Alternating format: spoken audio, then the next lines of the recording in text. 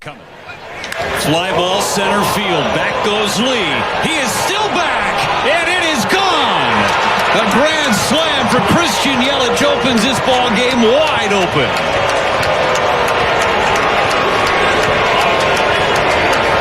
Home run number 5, and he goes dead central.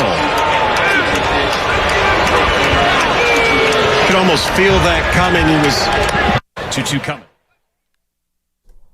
That sound courtesy of FanDuel Sports Network. I don't think that was Brian Anderson because he's been filling in for TNT doing the NBA action there, but it was the backup for the Brew Crew as they won 11-3 over the San Francisco Gigantes. Good morning, ladies and gentlemen, boys and girls. It's Spadoni. It's Shasky. We got Carter in the back. We got Sam. And we got action tonight. This week is insane. It honestly is. We got the draft tomorrow, but more importantly, we got game 2 between the Rockets and the Warriors in H-Town tonight. All coverage right here on 95.7 The Game all day long. I can't wait for that. We'll break down the Giants and also some 49ers news as OTAs began yesterday, Joe. And what do you know? Brock Purdy showed up. Fred Warner showed up.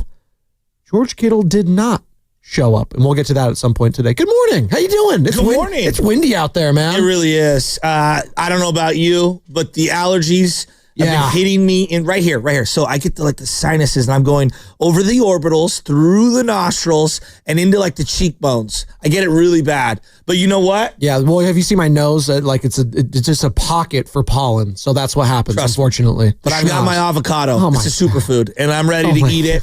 I already ate one half. I did a little emergency, got my emergency. Hey, it's Joe Shasky here for avocados. Exactly. I'm all about, steaming it out. I will say this, when I do get the bad sinuses, I'll wake up at 2 in the morning because the wind, right? The wind was just going crazy. I wake up, I go, oh my God, massive sinus headache.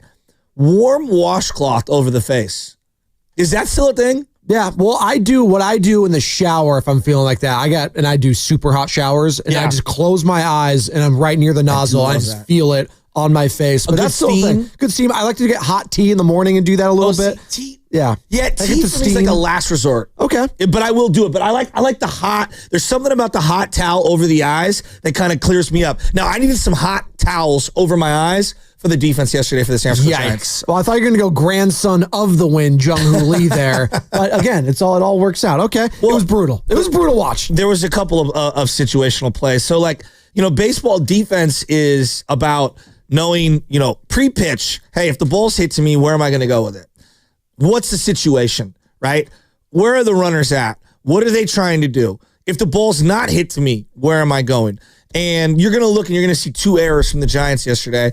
One from Patrick Bailey throwing one, which he just should never throw, and another one from Willie Adames. But they had multiple gaffes in this one. And a simple play like this, it's a runner on first, and there's a base hit to left field, and Ramos comes throwing to third, and you allow the back runner, who is Christian Yelich, to go basically from first to second because you're throwing 3, even though you have no chance of throwing out Jackson Churio. And now you take away the force play up the middle. And now you have 2 players in scoring position. Little things like that. Now, they've been really buttoned up in terms of playing pretty fundamental baseball. But I thought yesterday, Jordan Hicks should not have been on the hook for as bad of an outing as it might have looked if you were looking at the box score, because I thought there were a lot of little things that his defense didn't do, like that play by Ramos, that kind of sets you up for failure if you're a starting pitcher. Jordan Hicks yesterday, 5 innings, 8 hits, 5 earned runs, as you're alluding to, 5 Ks with 3 walks. He wasn't great. I don't want to pretend like he was great. Behind him, Willie Adames with a bad throwing error. Bailey had one. It was just not a great game overall. And those happen. It's a long season, man. Just sweep that one under the rug, come back today, and try to win this series, man. And you got one more after that. We got 12:45? Hey. Maybe I'll go out to the yard tomorrow. No, tomorrow I'm saying. We got 12:45 pitch. I might head out to the yard for my first game this year, Joe. Nice. I might do that. I hope it's not windy, though. If it's windy, I'm out. Yeah, I feel you on that. It's just... The Brewers are a team that I think everybody brings up the Tampa Bay Rays in terms of smartly run, good fundamental baseball team that competes every single year. And if you look at their payroll versus maybe their win total every year, they get great bang for the buck. They do. They've only, like, in my lifetime, really paid like a couple guys, Yelich being one of them. I think Ryan Braun, maybe a Ricky Weeks, back in the day, right? Churrio recently. Churrio, obviously, so like they identify their young talent early and try to keep those one guy. No doubt. That one guy that you can keep for a long time. They do that. And they're, like you said, they're always fundamentally sound. They're usually one and done in the playoffs, but they make the playoffs. Every year. Yeah. And look, that division is kind of like right now, it's an odd division. Yeah. But I want to give them credit. They play a really fun brand of baseball, and they've got a lot of good players. Contreras is a good player. Turang, the second baseman, is a really good player. And I'm watching that team, and I say to myself, like, there is something to be said for just being a smart, well-run organization. That you don't have to spend the most amount of money. But now, to your point, if you want to win big in the playoffs, having 3-4 deep at the pitching staff and being able to afford an injury and be able to buy a guy at the deadline, those things do matter. That is what separates the Dodgers and the Yankees from some of these other teams. And remember, Corbin Burns was their guy, right? And there was a whole like cheap moniker when he left. He just wanted to get paid, and then it went to arbitration, and there was bad blood between both of them. Eventually, he goes to the Orioles, and now he's with the Arizona Diamondbacks, obviously, but yeah, there's a lot baked into it. And I know Brewers particularly, they're trying to get like a new stadium, right? They're trying to get like the public's money for it. There's a whole thing laid into it. Was pretty relatively new. Well, that's the thing, right? 20 years? Well, remember when the Braves built their new stadium, and their other one was built like in 1993 or something. I was like, can I tell you what I'm out on? Yeah. I'm completely out on public funding of these stadiums. Now, I understand there's a happy medium. Like, for example, with the Warriors Stadium, did the city pay for certain infrastructure around the stadium? Of course they did, right? Do we create certain bonds and tax measures in this new quote-unquote entertainment district, which is where the Warriors Stadium is, to try to kind of subsidize some of this infrastructure, whether it's the BART platform, the Muni platforms, or some of the other things that are in the air? Of course, but like asking the public to put on a new roof or build an entire new stadium, I'm just so out on that. Well, I'm glad you brought up the Warriors and organizations, right? And trust me, we'll talk Giants, we'll talk Niners. We're talking all of it. We talked all of it yesterday, and it was quite refreshing. We're going to talk about all the teams today as well. 888-957-9570 is the number. And shout out to those watching on Twitch, Twitter, and YouTube. Brought to you by First NorCal Credit Union for a low-rate auto loan. Apply online or just ask for First NorCal financing at the dealer. And again, call or text the same number. And the Boxer and Gerson work injury attorneys text line is now open. We got Ryan Hollins, Rockets TV color analyst and 10-year NBA vet. Remember, used to see him on First Take. Yeah, he's good. At ESPN. No, he's got some good stuff. So we're going to talk to him at 6:50. What's the mindset for Houston heading into game 2? Because psychologically, like this is where I'm at with this game tonight. You win this game tonight if you're the Warriors. On paper, you can't win the series. I get that. But with the win, psychologically, the series is over. If you go up 2-0 and you're heading back to Chase Center, psychologically, if you're Houston, I just don't see a 1-4 out of the next 5 games. I just don't see that happening. Well, now, you could push it, and that would hurt the Warriors because rest is important for this team. But on paper, like you can't win it tonight. Psychologically, you can deal a massive blow tonight winning this game. And I think you're going to get the best fight out of any other game in this series tonight from Houston. They cannot be as bad as they were offensively the other night. They just can't be. No, they can't. And there's actually something very specific that I'm worried about. If I'm Houston, there's a specific thing that I would be calling for if I was Ime Udoka, and we'll get into it. Just ever so quickly on baseball and the Giants, they do need to think about their rotation here. And I'm looking at this team and what I thought would be like a strength of the roster. Logan Webb has been excellent. Pitched way better than the win-loss record. Verlander, I kind of wanted a little more. He's an old man. We'll see. He got screwed in the game on Sunday, so I'm hoping he can turn things around. Robbie Ray, I'm kind of up in the air on. This is a guy coming back from Tommy John. I have as many question marks as I have optimism. And then Landon Roop's been arguably their second best pitcher. And then Jordan Hicks yesterday. I think Jordan Hicks is a bullpen guy, personally. He's been okay. He's been okay as a starter. But I want to see Hayden Birdsong get into this rotation. And then the question now becomes, well, do you make a deal? Because you do have some guys in the minor leagues. We talked about first base yesterday. You do have some guys in the minor leagues that you could either elevate, like a Carson Whisenhunt, a Kyle Harrison, Or maybe you use them as a trade piece to get someone who is Major League ready. I don't know.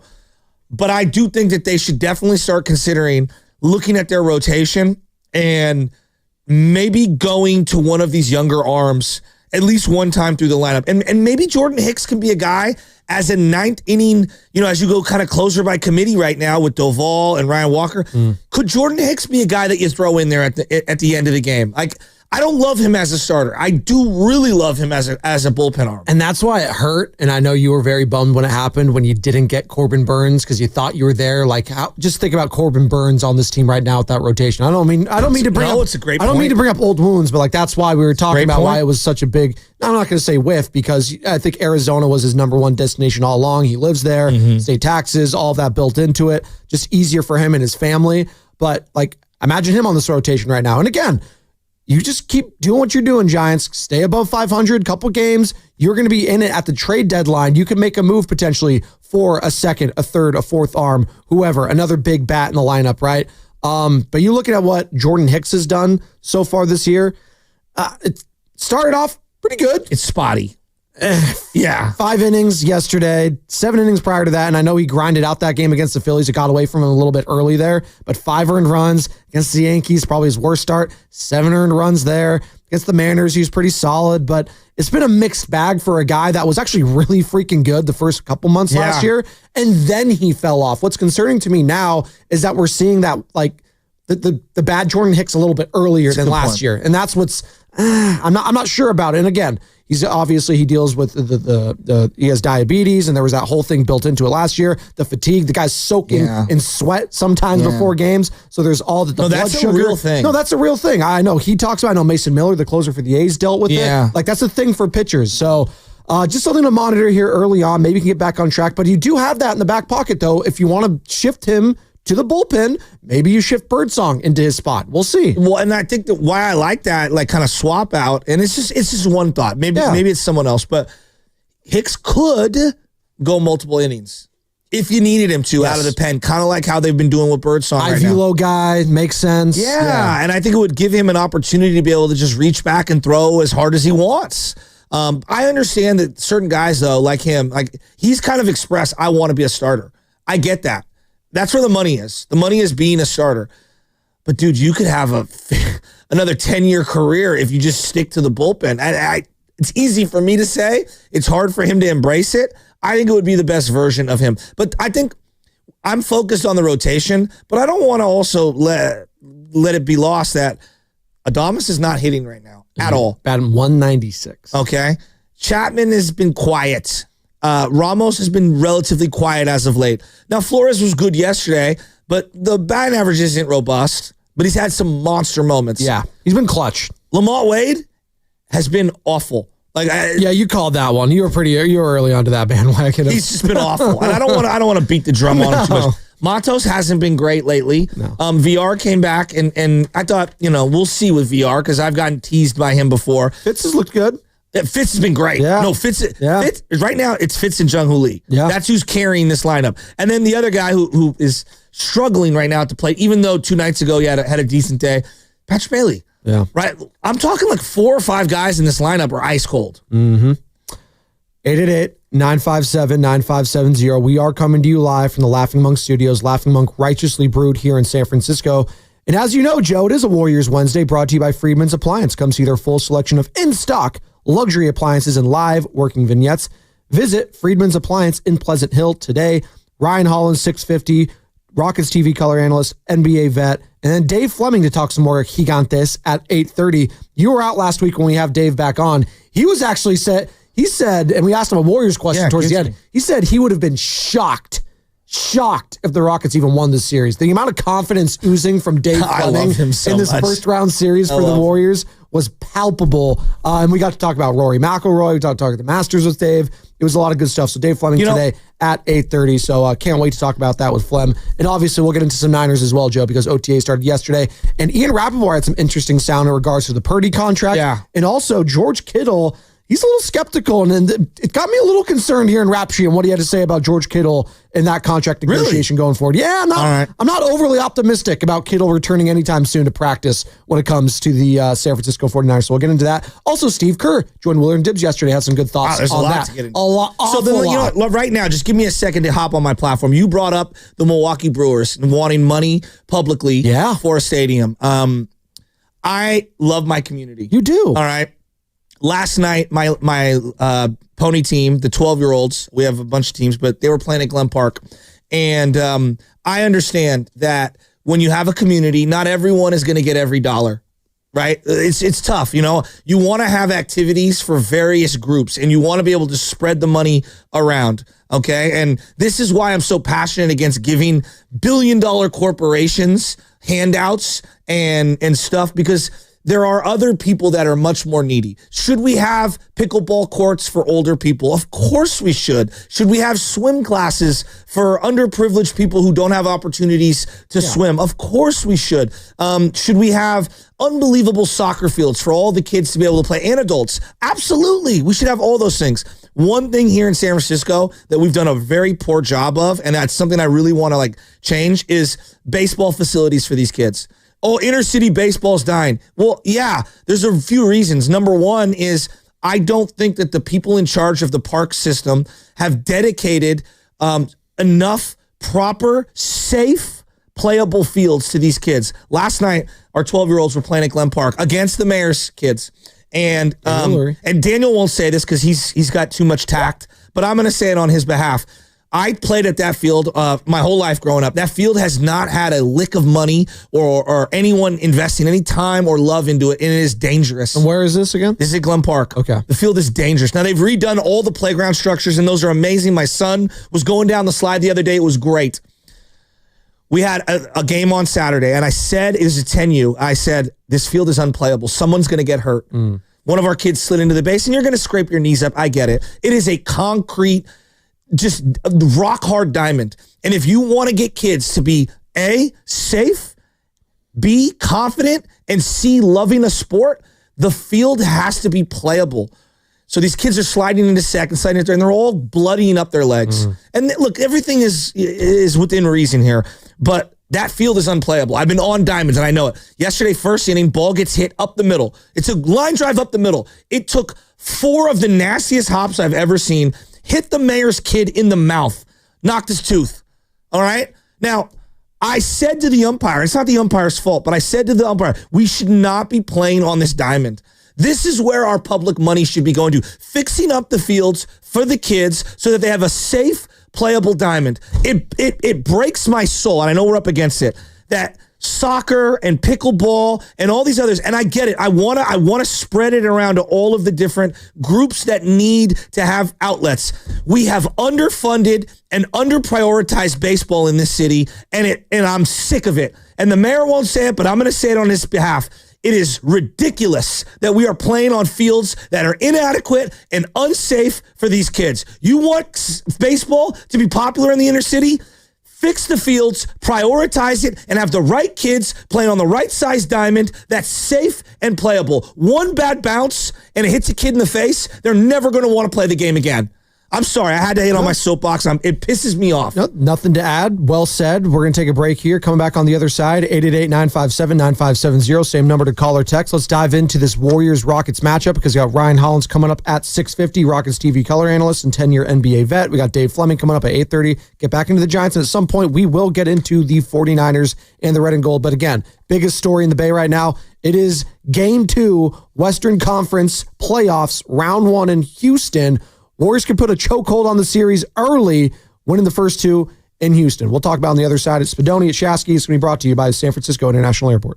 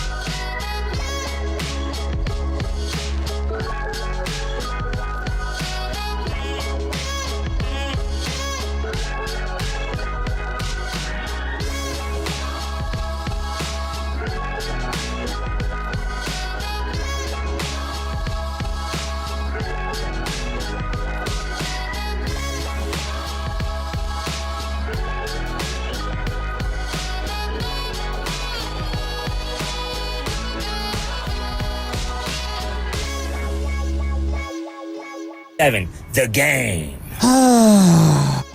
That's how Shasky felt after giving that soliloquy on updated facilities here in the Bay Area when it comes to our baseball teams. I loved it. Welcome in. It's a beautiful morning. A little windy, but it's going to be beautiful. It's okay. And we got a big game tonight. Joe, I don't know if you know this. Warriors-Rockets, 6:30 tonight. Coverage here on 95.7 The Game, leading up to the game, starting at 5:30 with Warriors Live. And obviously, the voice of the Warriors here for 95.7 The Game, Tim Roy on the call with the great Tom Tolbert. We'll be locked into that. We'll have all that reaction tomorrow. We got NFL draft reaction on Friday. We got Niners OTAs yesterday. We got the Giants getting clapped by the Brew Crew yesterday. There's a lot happening. We also had this drop towards the end of our show yesterday. I think it dropped during our Slater interview. It was the anonymous NBA player poll around the league. And you have these in every sport, right? Whether it's baseball, whether it's football, and obviously this one's going to be basketball related, but it's who's the most overrated player, who's the most underrated player, what's the best organization, who's the worst coach, who's the best coach, all that baked into it.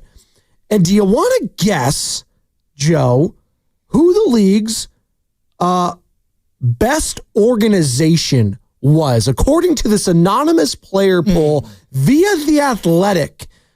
What is the league's best organization? 137. It's not the Knicks. It is not the New York Knicks. I don't think they got a vote. But 137 votes were cast from NBA players on the league's best organization. It's not. It's definitely. It's not the Heat. It's not going to be the Lakers. No, the Heat were up there though. They got 5.8%. I would say the Clippers, the Warriors. Nope, Clippers not there. Not Really? top 10. Warriors, you said? You said Yeah, Warriors? Warriors. That is the correct answer. Number one. They're number one? Number one. I haven't seen any of these players. That was loud. That was actually very loud. That was my bad. Yeah, I don't know. that was loud. I woke people up. You need to wake up right When now. I do that, when I'm on my phone in bed and the whatever video is way too loud, Michelle just elbows me. Well, hopefully it's the right Wow, video. they're the number one. Yeah. 21.9% of the 137 votes that came in voted the Golden State Warriors as the league's best organization. Number two was the Oklahoma City Thunder, 17.5%. And then the Boston Celtics, which makes sense, right?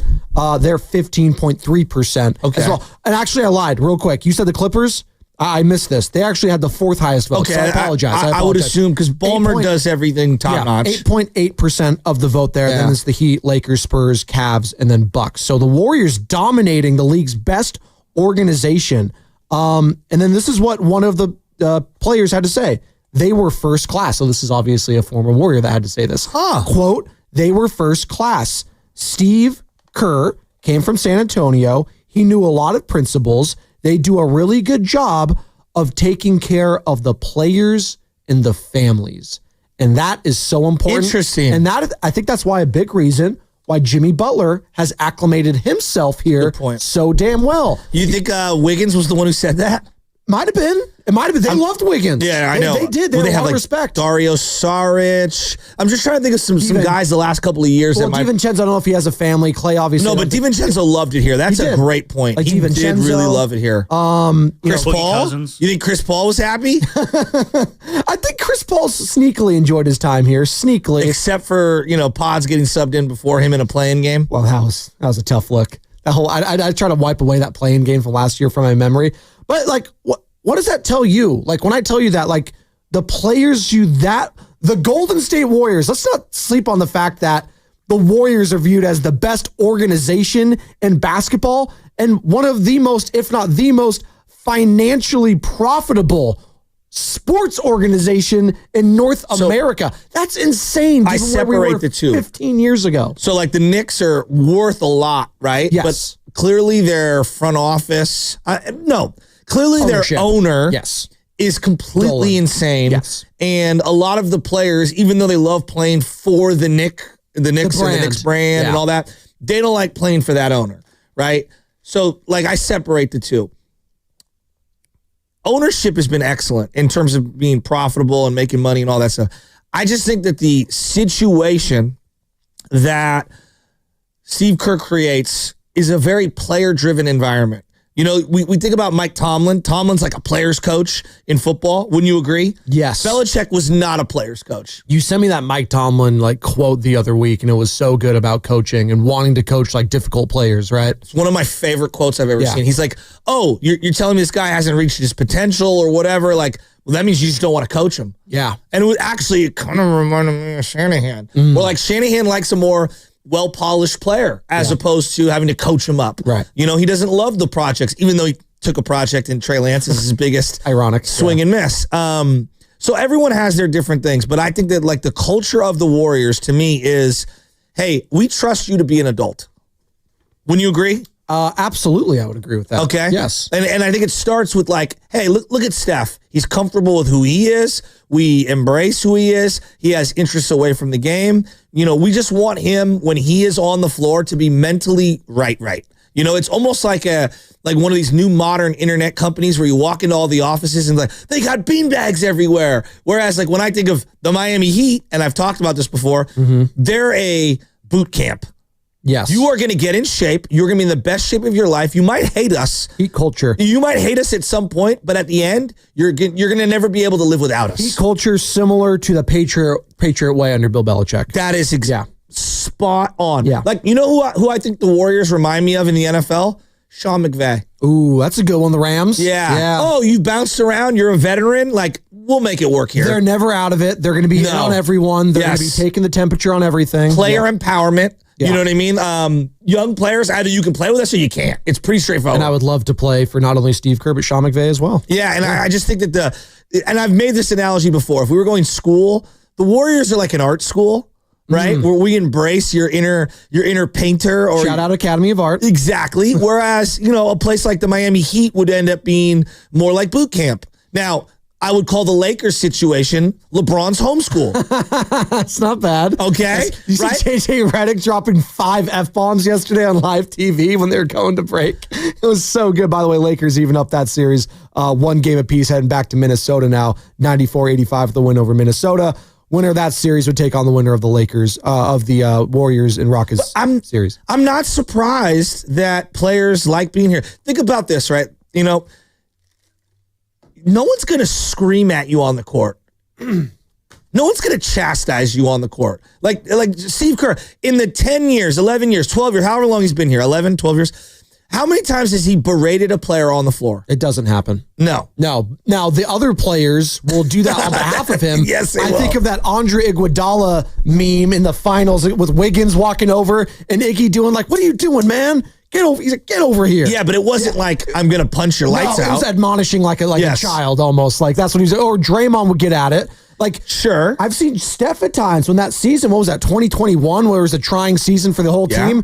That was the most I think I've seen Steph frustrated, is yelling at his teammates on the bench. But it wasn't. But it doesn't happen. Exactly. That's the one time I can come up with it. I mean, we're talking about 4 or 5 incidences in 11, 12 it's years. It's not Dwight Howard and Anthony Davis having to get separated game 1 of the season. Exactly. By the way, Warriors postseason coverage, Joe, is brought to you by the Agape Golf Tournament on Monday, April 28th at Stone Tree Golf Club, presented by Atco Pest Control. Steiny and Goo are going to be broadcasting live from 10 to 2. And if you want to play, go to 957thegame.com and click on the events tab to sign up. All proceeds will benefit the North Bay and Golden Gate Regional Centers, as well as the San Francisco Autism Society of the Bay Area. That is awesome. Shasky and I going to be playing next Monday. Willard and Dibs are as well. Cannot wait. So, I think the way the Warrior culture is right now, and especially if you're a guy who's, has a family and you've been in the league for a while, it's very player friendly. And I think because of Steph and Draymond and all that, you can do that. Let's say the Warriors were starting from scratch, right? And they had none of those players that I brought up. I'm not sure that culture would be perfect for a bunch of 20-year-olds. Yeah, no, it's a good point. I don't know if Steve Kerr could do that. I don't know. All he's known are veterans on his team. Sure. That's all he's known. That's all he's been a part of. And when he was a player, being a championship player, and obviously with the Bulls and Spurs, he was one of those younger guys. But even with the Bulls team, he was a journeyman prior to that. Yeah. He was bouncing around. So, no, it's a good point. If he was coaching, I'm just going to throw some names in. If he was coaching the Wizards currently, Well, okay, let's forget the Wizards. Let's go. Jordan Poole. Let's go like a younger, more fun.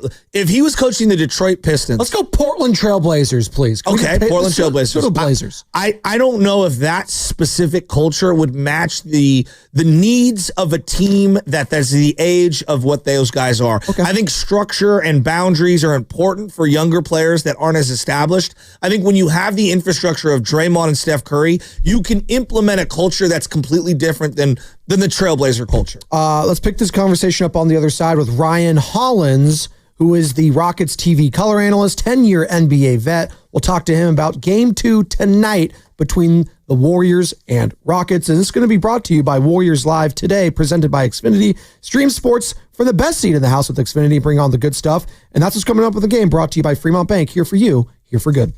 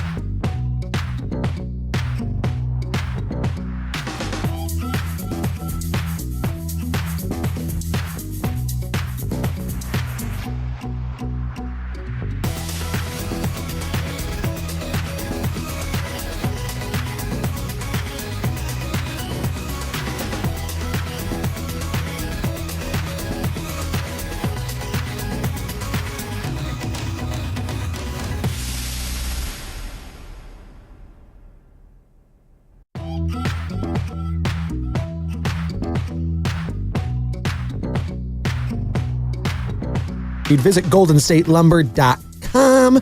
We got Ryan Hollins joining us here momentarily, Rockets TV color analyst, 10-year NBA vet.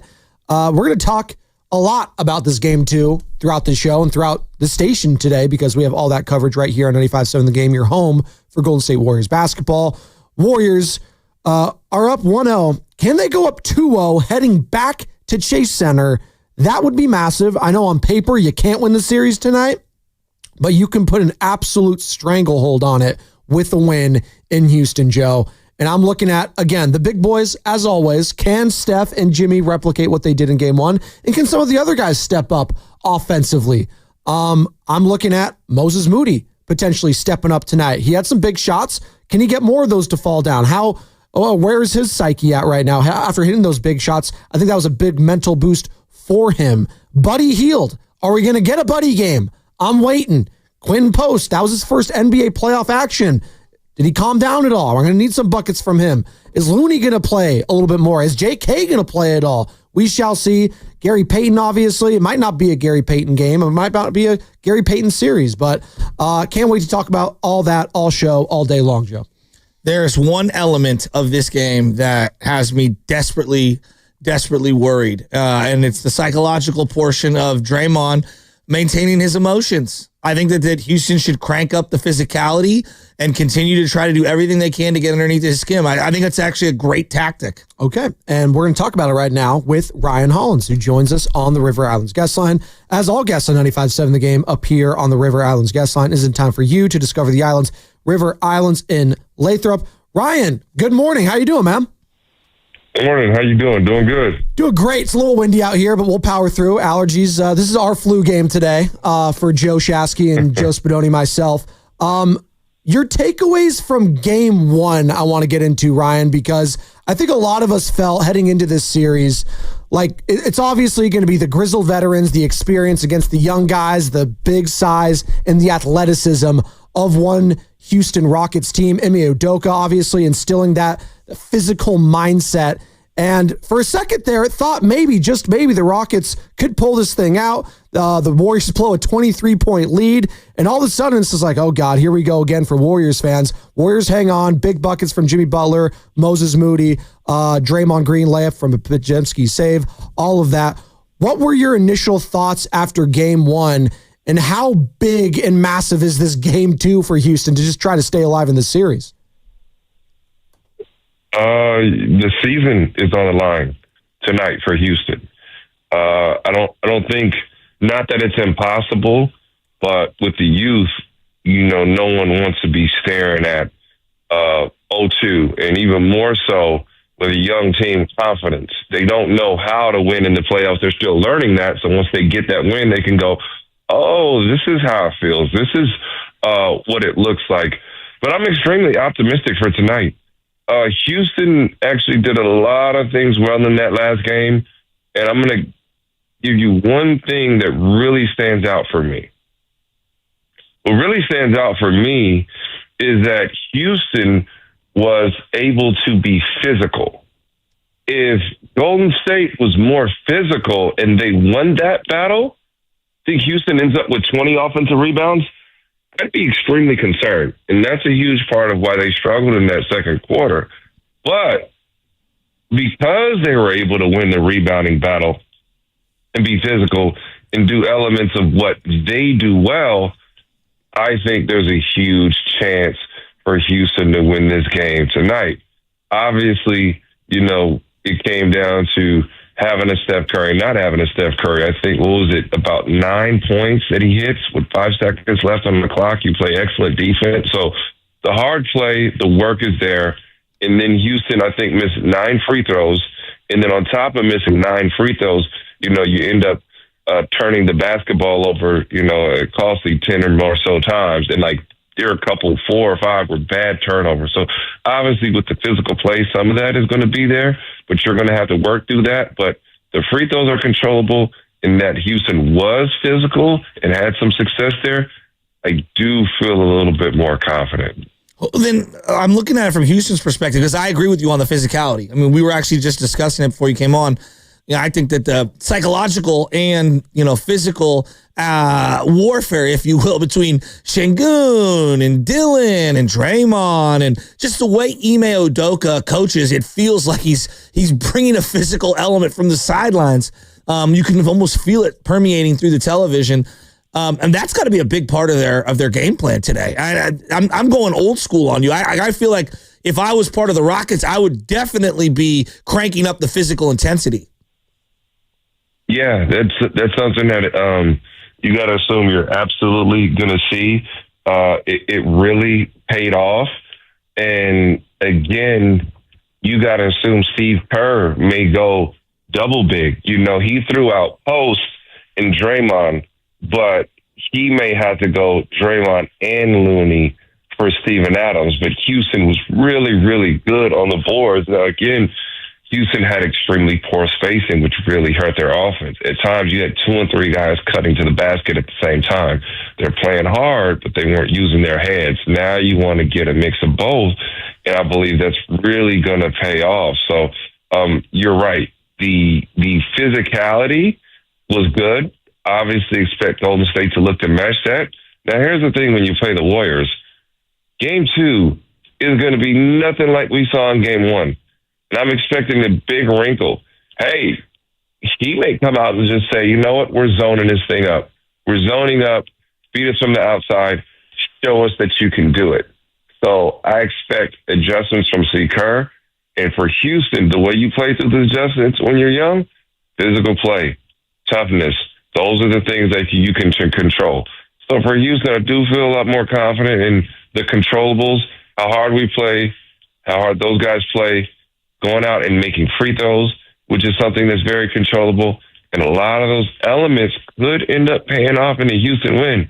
And at the end of the day, I'll throw this out from Golden State standpoint, that Jimmy Butler is really good. I think he's playing 40 minutes, and he's pacing himself through those 40 minutes.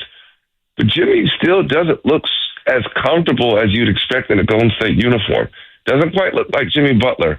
I don't think he has a problem deferring, but he's not the Jimmy that we've seen. Not to say that's not in there, but I don't know if they can win with him not being at 100%. Right now, he's at 80 to 90. There are moments where he takes over. Looks like he's looking to be more of a facilitator than scorer. And then kind of he's saying, hey, after everything's settled down, then I'll score the basketball. Definitely smart move to play through Steph. But I don't know if that's Jimmy being the best version of Jimmy. And we'll see what that looks like tonight. Now, Jimmy comes into play. I don't think that's something that that Houston's really quantified for. Talking with Ryan Hollins here on the Morning Roast, Bedoni and Chasky, Rockets TV color analyst, 10-year NBA vet. And Ryan, is it just as simple for the Rockets tonight? Can you just make some open shots, right? I mean, I saw Fred VanVleet. I think he's just still missed one. I saw the ball just skip past here over on Kearney. 4 of 19 for him, 2 of 13 from beyond the arc. Jalen Green, 3 of 15. I mean, is it as simple as just knocking down some shots? And from game 1 to that point, how much was that from the Warriors defense, and how much was that just on the Rockets just missing open looks? It was absolutely both. To knock down shots, you got to get open shots. And Houston's spacing was horrible. Golden State's one of the better defensive teams in the NBA. They do an unbelievable job of keeping the ball in front of them. And because they keep the ball in front of them, what happens is, it's really hard for you to manufacture offense. Now, Golden State, again, they're physical on the perimeter.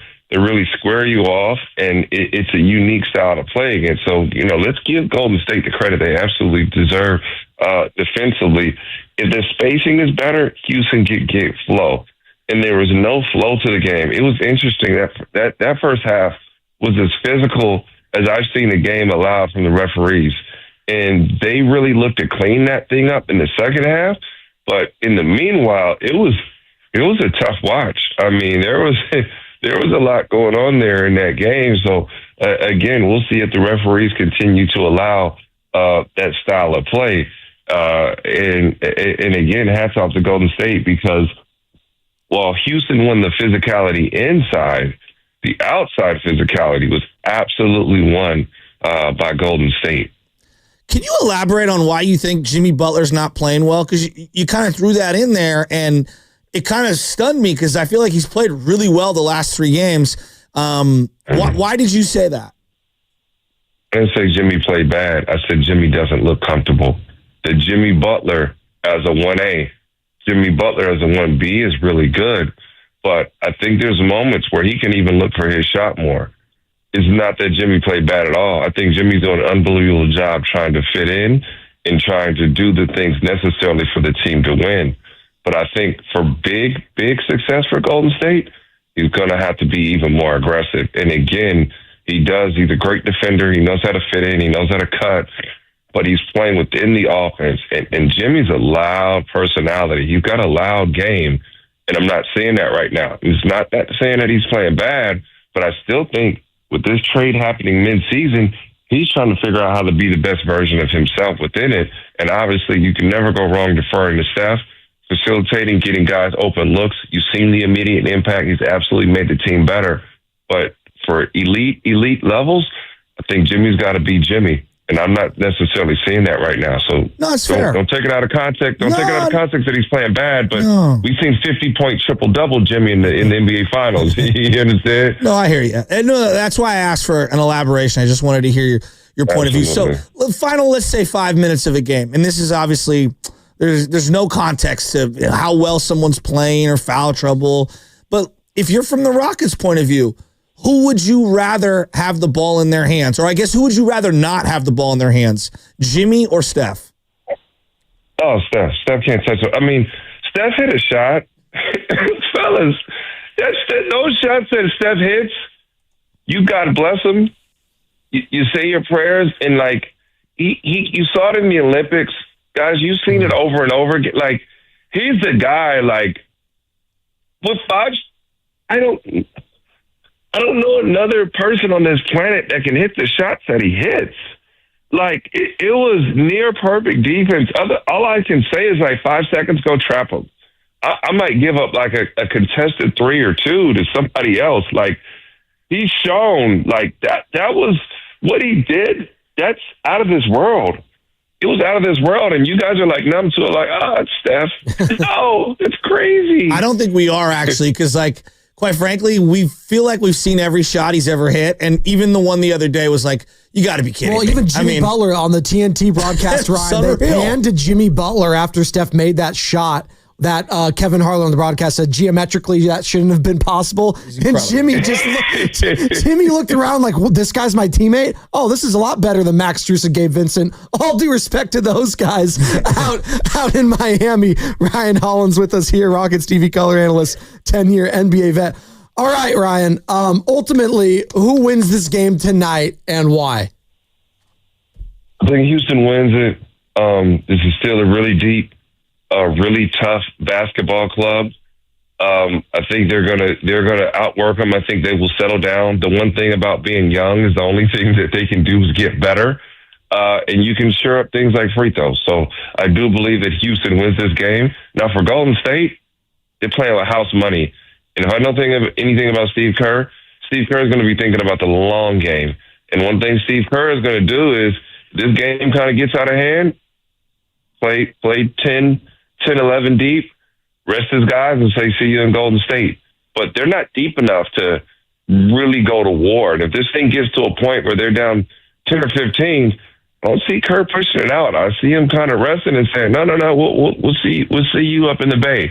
And I think there would be wisdom behind that. So there's a real potential that they could concede this. I don't want to say concede this game, but if it gets too far, he says, like I said, I'll see you later.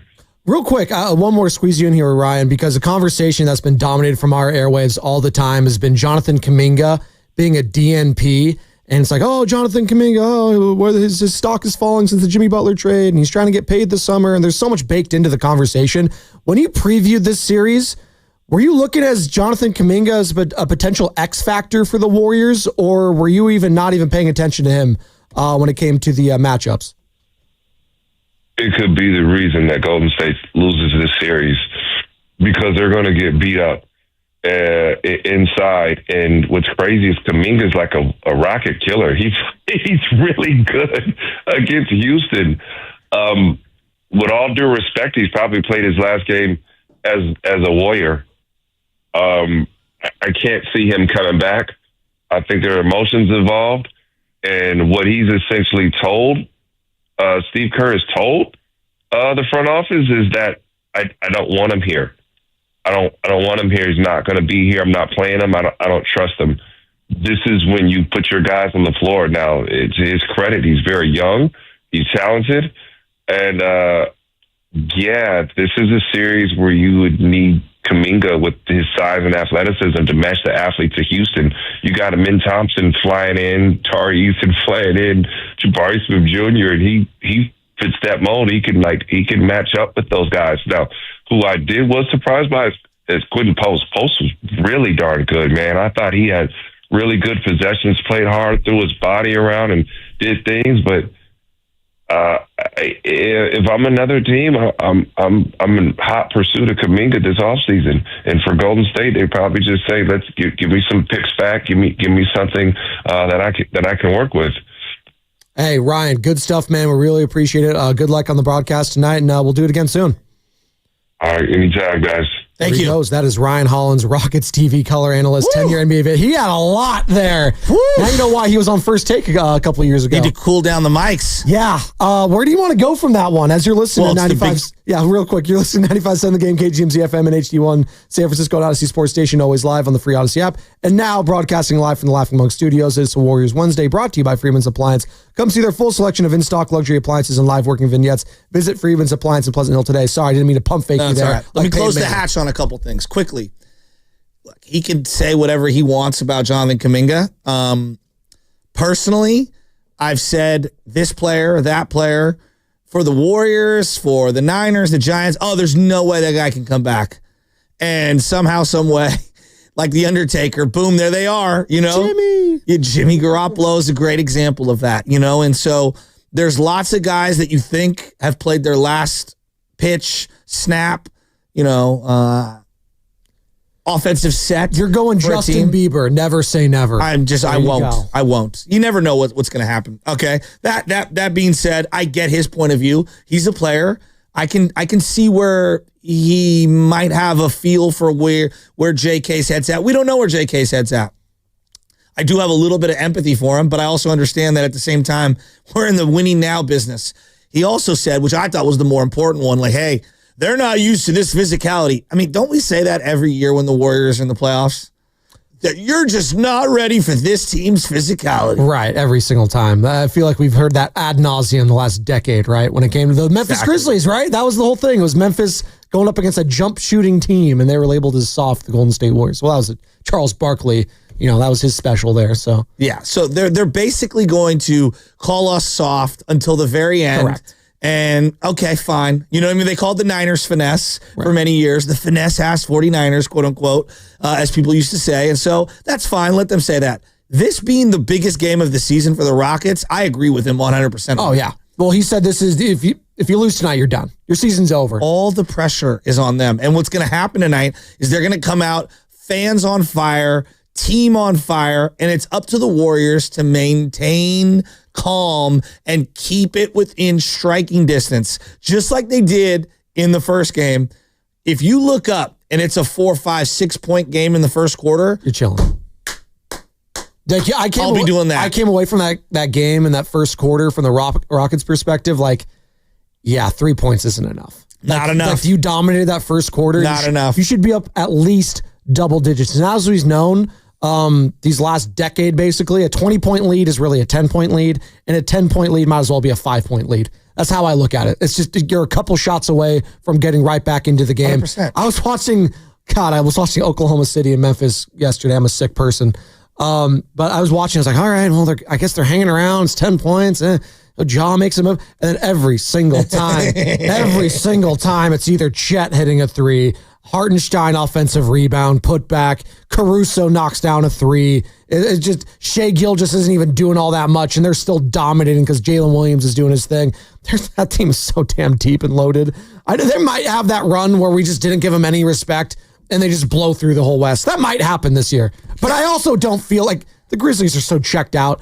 Poor Coach Tomas. That guy was thrown into the fire and is having no chance with that squad. They want to go to Cabo already. It really is interesting, though. When I hear people talk about the game one, The amount of people talking about the 9 missed free throws.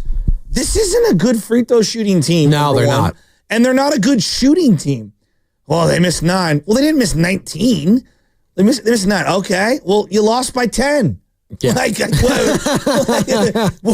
out math. But I mean, am I tripping? No, 6 of 29 from beyond the arc. How about that one? Can you Can you knock down a couple of threes, Fred VanVleet? 2 of 13. I mean, 2 of 13. You shot 6 more than the Warriors. They made the same amount of free throws. I don't know. I find it interesting that we've glommed onto. I mean, you just can't miss 9 free throws. So what? They're going to go 95%. Like the greatest free throw shooter of all time is Steph Curry. He's in the 90s. Yeah. Okay. So okay, even if they miss, let's just say they make 6 more free throws, you're still. I don't know. It's just. Going back to that Ryan Hollins interview, it was great. If you missed any of it, go to YouTube, go to the free Odyssey app. You can find it there. He's a little. Again, I don't want to put words in his mouth. Like. He doesn't think Jimmy Butler's at 100% yet, which is interesting. Do you think he's playing at 100% Jimmy Butler right now? What do you mean? Like health-wise or skill-wise? I don't know. Both. I think he's playing great. I think he's playing winning basketball. I do too. But so I thought that was very interesting that he even said that because he feels like he's still waiting, which I think is the big narrative, right? People are waiting to see playoff Jimmy from the Miami Heat days. When in reality, that's not who he is on this team anymore. But also, his teammates aren't Gabe Vincent and Max Strus and the Goran Dragic's of the world and Bam Adebayo, Duncan Robinson, Tyler Hero, Duncan Robinson. That's not this team anymore. I totally agree. It's got Stephen Curry, who's infinitely better than anything he's ever had in his entire career when it comes to teammates. I love Joel Embiid, who wasn't an MVP. Nothing close to what Stephen Curry is as it comes to a 1A or 1B. Pick the sport. When a player changes teams, their game alters a little. Yeah. Right? You know, it just does. Think about Peyton Manning. How many, when he went to Denver and he couldn't move as well, how many of those pistol formations did he go into, which you never saw prior to that? Well, you know what they are going from? They were going from Tim Tebow to Peyton Manning. I know. You cannot think of a more polar opposite offense when it comes to those two guys and shifting from one to the other. But that's what good organizations do and good coaching staffs do, is what Steve Kerr has done. And he's talking about leaning into the ISO ball a little bit more, being a little bit more uncomfortable with that. And that goes back to his playing days in Chicago Bulls. What do they do a lot? A lot of ISO ball with who? Michael freaking Jordan. Yeah, but not saying Mike is Jimmy. Everyone calm down. Although there is a rumor that he's his son. I did see I don't know if that is the most absurd rumor. Here, you know what? Do you want more from Jimmy? Ryan Hollins seems to think that there's more to Jimmy Butler. It's kind of surprising. 888-957-9570. Do you want even more from Jimmy heading into game 2? We'll get into that on the other side. My number one thing that I'm looking forward to, from the Rockets' point of view of what they absolutely have to do today. Joe Shasky's one big thing on the other side. And that's brought to you by Ceremony Ford. Employee pricing for all is on now at Ceremony Ford in Colma. You pay what we pay. No markups, no nonsense. Stop by Ceremony Boulevard or shop 24/7 at ceremonyford.com. Ceremony Ford, from America, for America.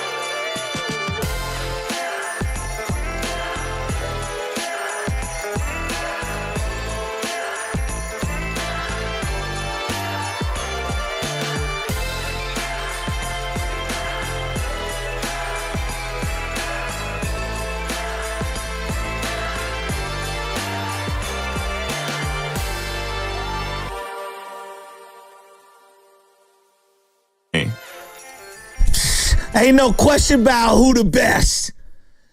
I'm ready for tonight. Are you? Hell yeah. Are you? Game 2? Are you Houston? Are you locked in? They might have a problem. Coming to you live from the Laughing Monk Studios, Laughing Monk, Righteously Bird in San Francisco. That is the voice of Joe Shasky. I'm Joe Spadoni. We're rocking and rolling. We just had a tremendous interview with Ryan Hollins, 10-year NBA vet, Rockets color TV analyst. He had a lot to say about the matchup tonight, must win for the Rockets if they have any hope in this series, which I all think we kind of knew, but to hear it from the Rockets' perspective, like they know how important this game is tonight. And if they get up to a big lead, can they hold it? And will the Warriors lay down at some point, as he was alluding to, if they feel like, you know what, let's rest, we're going back home, Chase. See, I think if you keep it around 10, 11, 12, like I feel pretty good if I'm the Warriors, even if they have that lead throughout. Like when push comes to shove, when things get tight in the fourth, who's taking those last couple minutes shots for Houston? Who? They don't know. Question. They don't know. But I think that's a great point. When I look at like as Oklahoma City is on my screen right now, it's really hard to get 3 or 4 stops in a row against a team like that. Yeah. Right. So when they get a lead on you, their offense almost becomes insurmountable. Yeah. When I look at a team like Houston, they go lots of times throughout the course of a game with 3 straight misses. Right. Yeah. And so that kind of plays into being able to fight back, even though the game may be like in the 80s or in the low 90s in terms of score.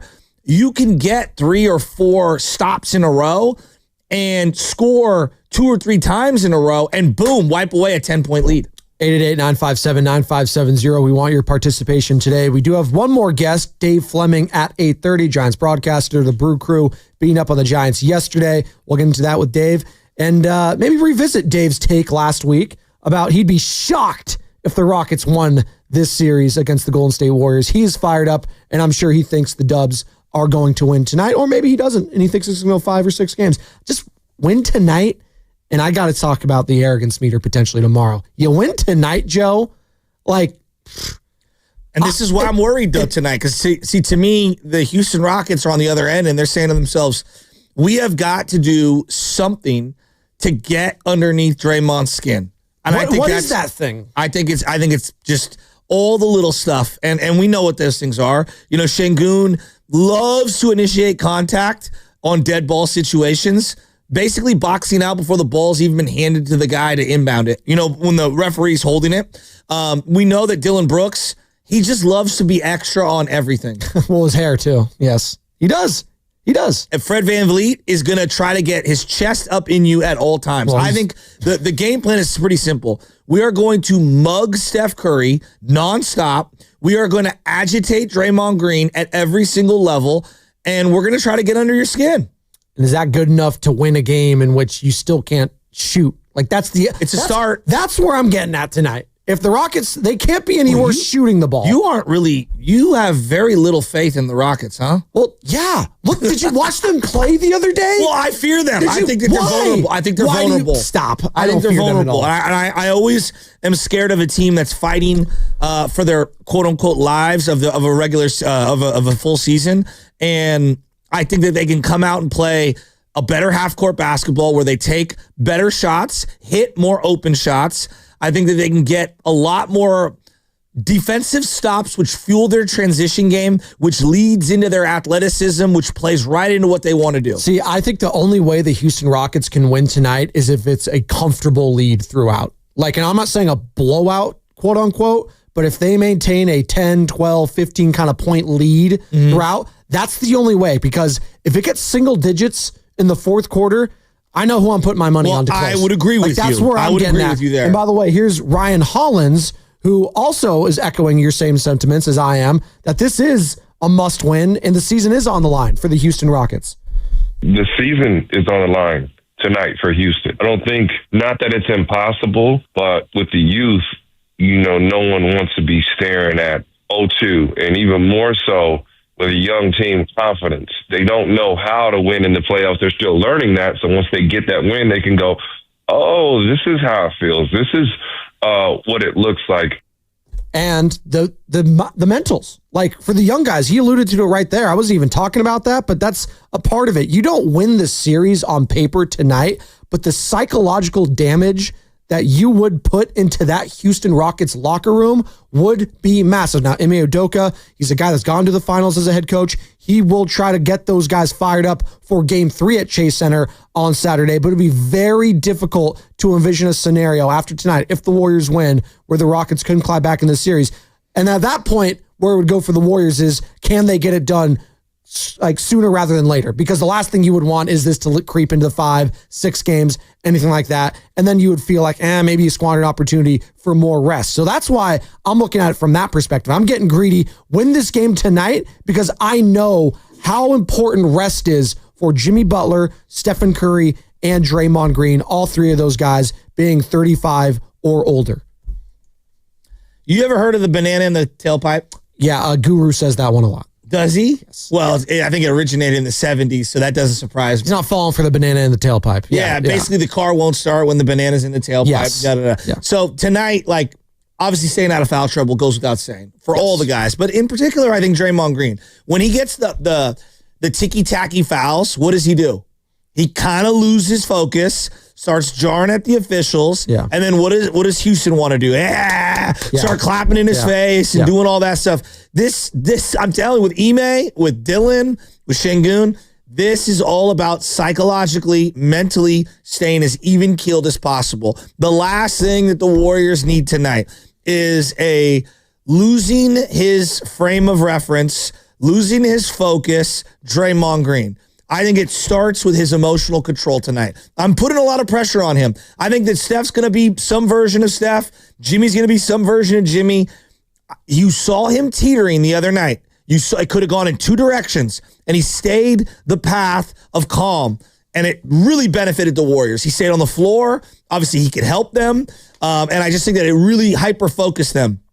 The last thing he needs to do is to agitate other guys on the other team and just go crossing the line and allow the fans and everybody in the refs to just get in his dome. I'm telling you, tonight is a big stepping stone for Draymond Green, proving to me all the stuff he said. I'm a changed man. I'm dedicated to just trying to win. Champion of change. Exactly. Tonight is a night, like, honestly, I'm being very sincere here. I think tonight can really dispel a lot of the, really, Draymond, have you changed? Like, don't be getting the banana in the tailpipe action tonight. Knowing you're going to get the Rockets' biggest punch tonight early on and throughout this game, who needs to step up for you tonight most, Dub Nation?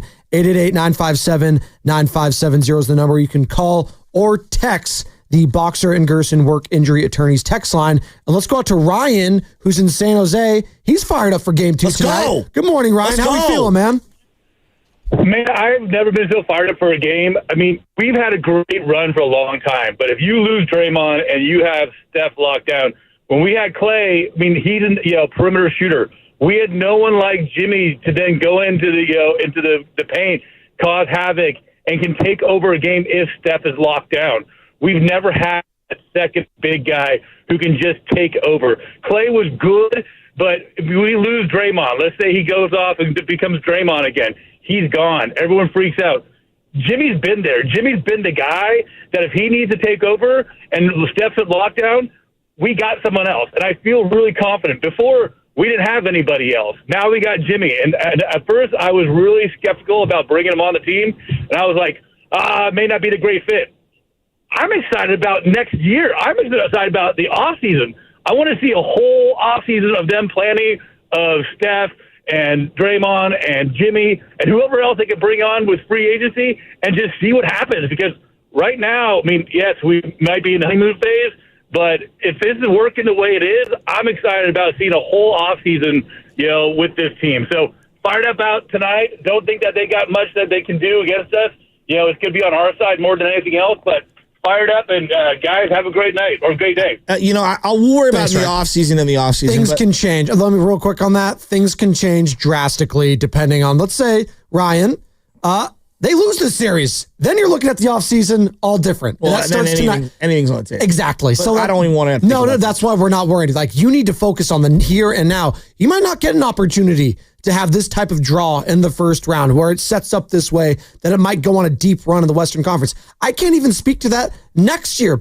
Who knows? Maybe you're a playing team again next year. I don't know what's going to happen. All I can worry about is right now, Joe, and tonight, and putting a stranglehold on this series if I'm the Warriors. And I know the Rockets are going to come out swinging, and I know I have Stephen Curry and Jimmy Butler. Now, am I going to get the games that they had the other night on Sunday? And we talked about that, and we did this exercise yesterday.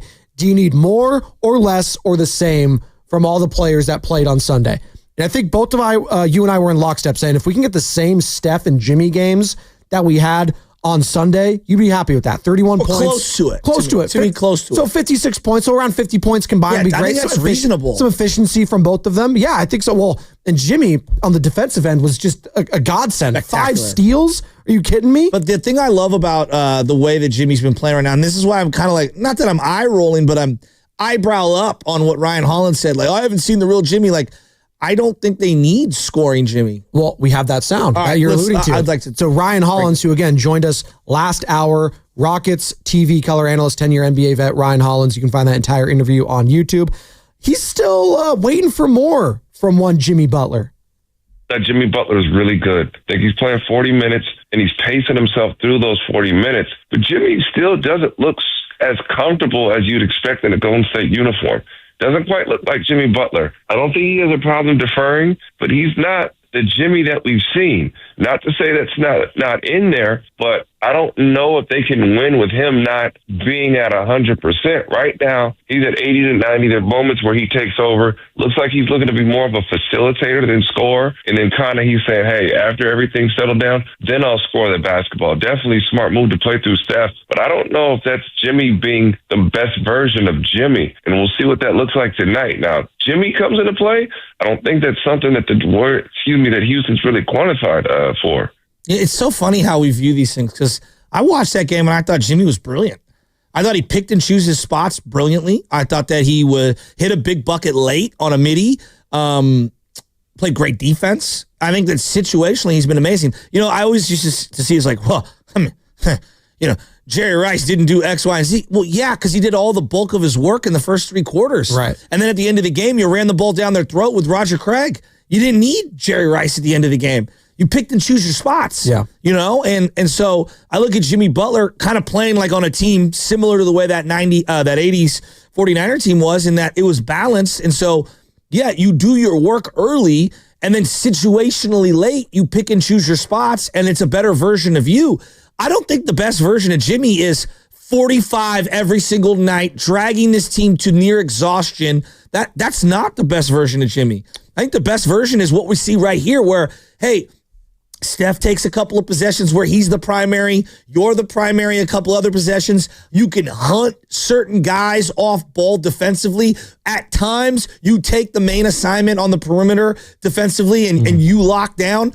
But I don't think wearing himself to the nub for all 48 minutes of a game is the best version of any player. No, you don't want that at all, because as much as we love playoff Jimmy and what he did with the Miami Heat, you saw it taking a toll on him in the finals, in the conference finals. The wear and tear is there, and then he's going to have some bad games because you know what? He's the only player on those Heat teams that was getting his own shot off anytime he wanted, and then he was forcing it. And because no one else was making the shot, he had to put it all on him. Now he's got Stephen Curry. Again, we have to get this out of our mindsets. And I'm not saying Ryan Hollins is doing this. This guy's played in the league for 10 years. He knows his stuff. But I do think there's some bias, and it's hard for us to separate the two. There's Miami Jimmy and there's Golden State Jimmy. There are different expectations for both of those players. In Miami, he was 1A. Yeah. In Golden State, he's 1B. He is. At times, he could be 1A, but he doesn't need to be that guy that he was in Miami. Won by 10 going away. They did. 25 points for him, 10 of 19, and it didn't feel like he was rushing or he was doing anything out of the ordinary. I thought he was brilliant. I thought he was controlled. I thought he was calm. And you followed up that question to him because you were a little like, really? Because I think he's been playing well. So this is your follow-up question to Ryan Hollins and how he responded on why he thinks Jimmy doesn't look quite comfortable yet in Golden State. The Jimmy Butler as a 1A, Jimmy Butler as a 1B is really good. But I think there's moments where he can even look for his shot more. It's not that Jimmy played bad at all. I think Jimmy's doing an unbelievable job trying to fit in and trying to do the things necessarily for the team to win. But I think for big success for Golden State, he's going to have to be even more aggressive. And again, he's a great defender. He knows how to fit in. He knows how to cut, but he's playing within the offense. And Jimmy's a loud personality. He's got a loud game, and I'm not saying that right now. It's not that saying that he's playing bad, but I still think with this trade happening mid-season, he's trying to figure out how to be the best version of himself within it. And obviously, you can never go wrong deferring to Steph, facilitating, getting guys open looks. You've seen the immediate impact. He's absolutely made the team better. But for elite levels, I think Jimmy's got to be Jimmy. And I'm not necessarily seeing that right now. I think another way to phrase it with what Ryan might be trying to say is, are we seeing the best version of Jimmy Butler right now? Is this the best version that we will see of Jimmy Butler in a Golden State Warriors uniform? Because I do think there's a little bit more he could do, and he still has moments to, like, this is game 2 we're on. Like, can we, like, relax a little bit? That was game 1 of round 1 of the NBA playoffs. There are still many, and I mean many moments still to happen in these playoffs, and we hope there are many more, because that means we're talking Warriors basketball for the next month or so. But I do think there is still more to Jimmy Butler, and there is a big Jimmy Butler game still to happen. And that was a big game in game 1, but even bigger than that, because there's going to be nights where Steph might not have it. We've seen it. Steph might not have it, and Jimmy's going to have to take over. Is this the best version we are seeing of Jimmy Butler right now? Or could he be better? I mean, there's 2 different questions. Like, are you more statistically prolific, or are you making more winning plays? Right? Because those are 2 separate things. Who? Let me ask you this.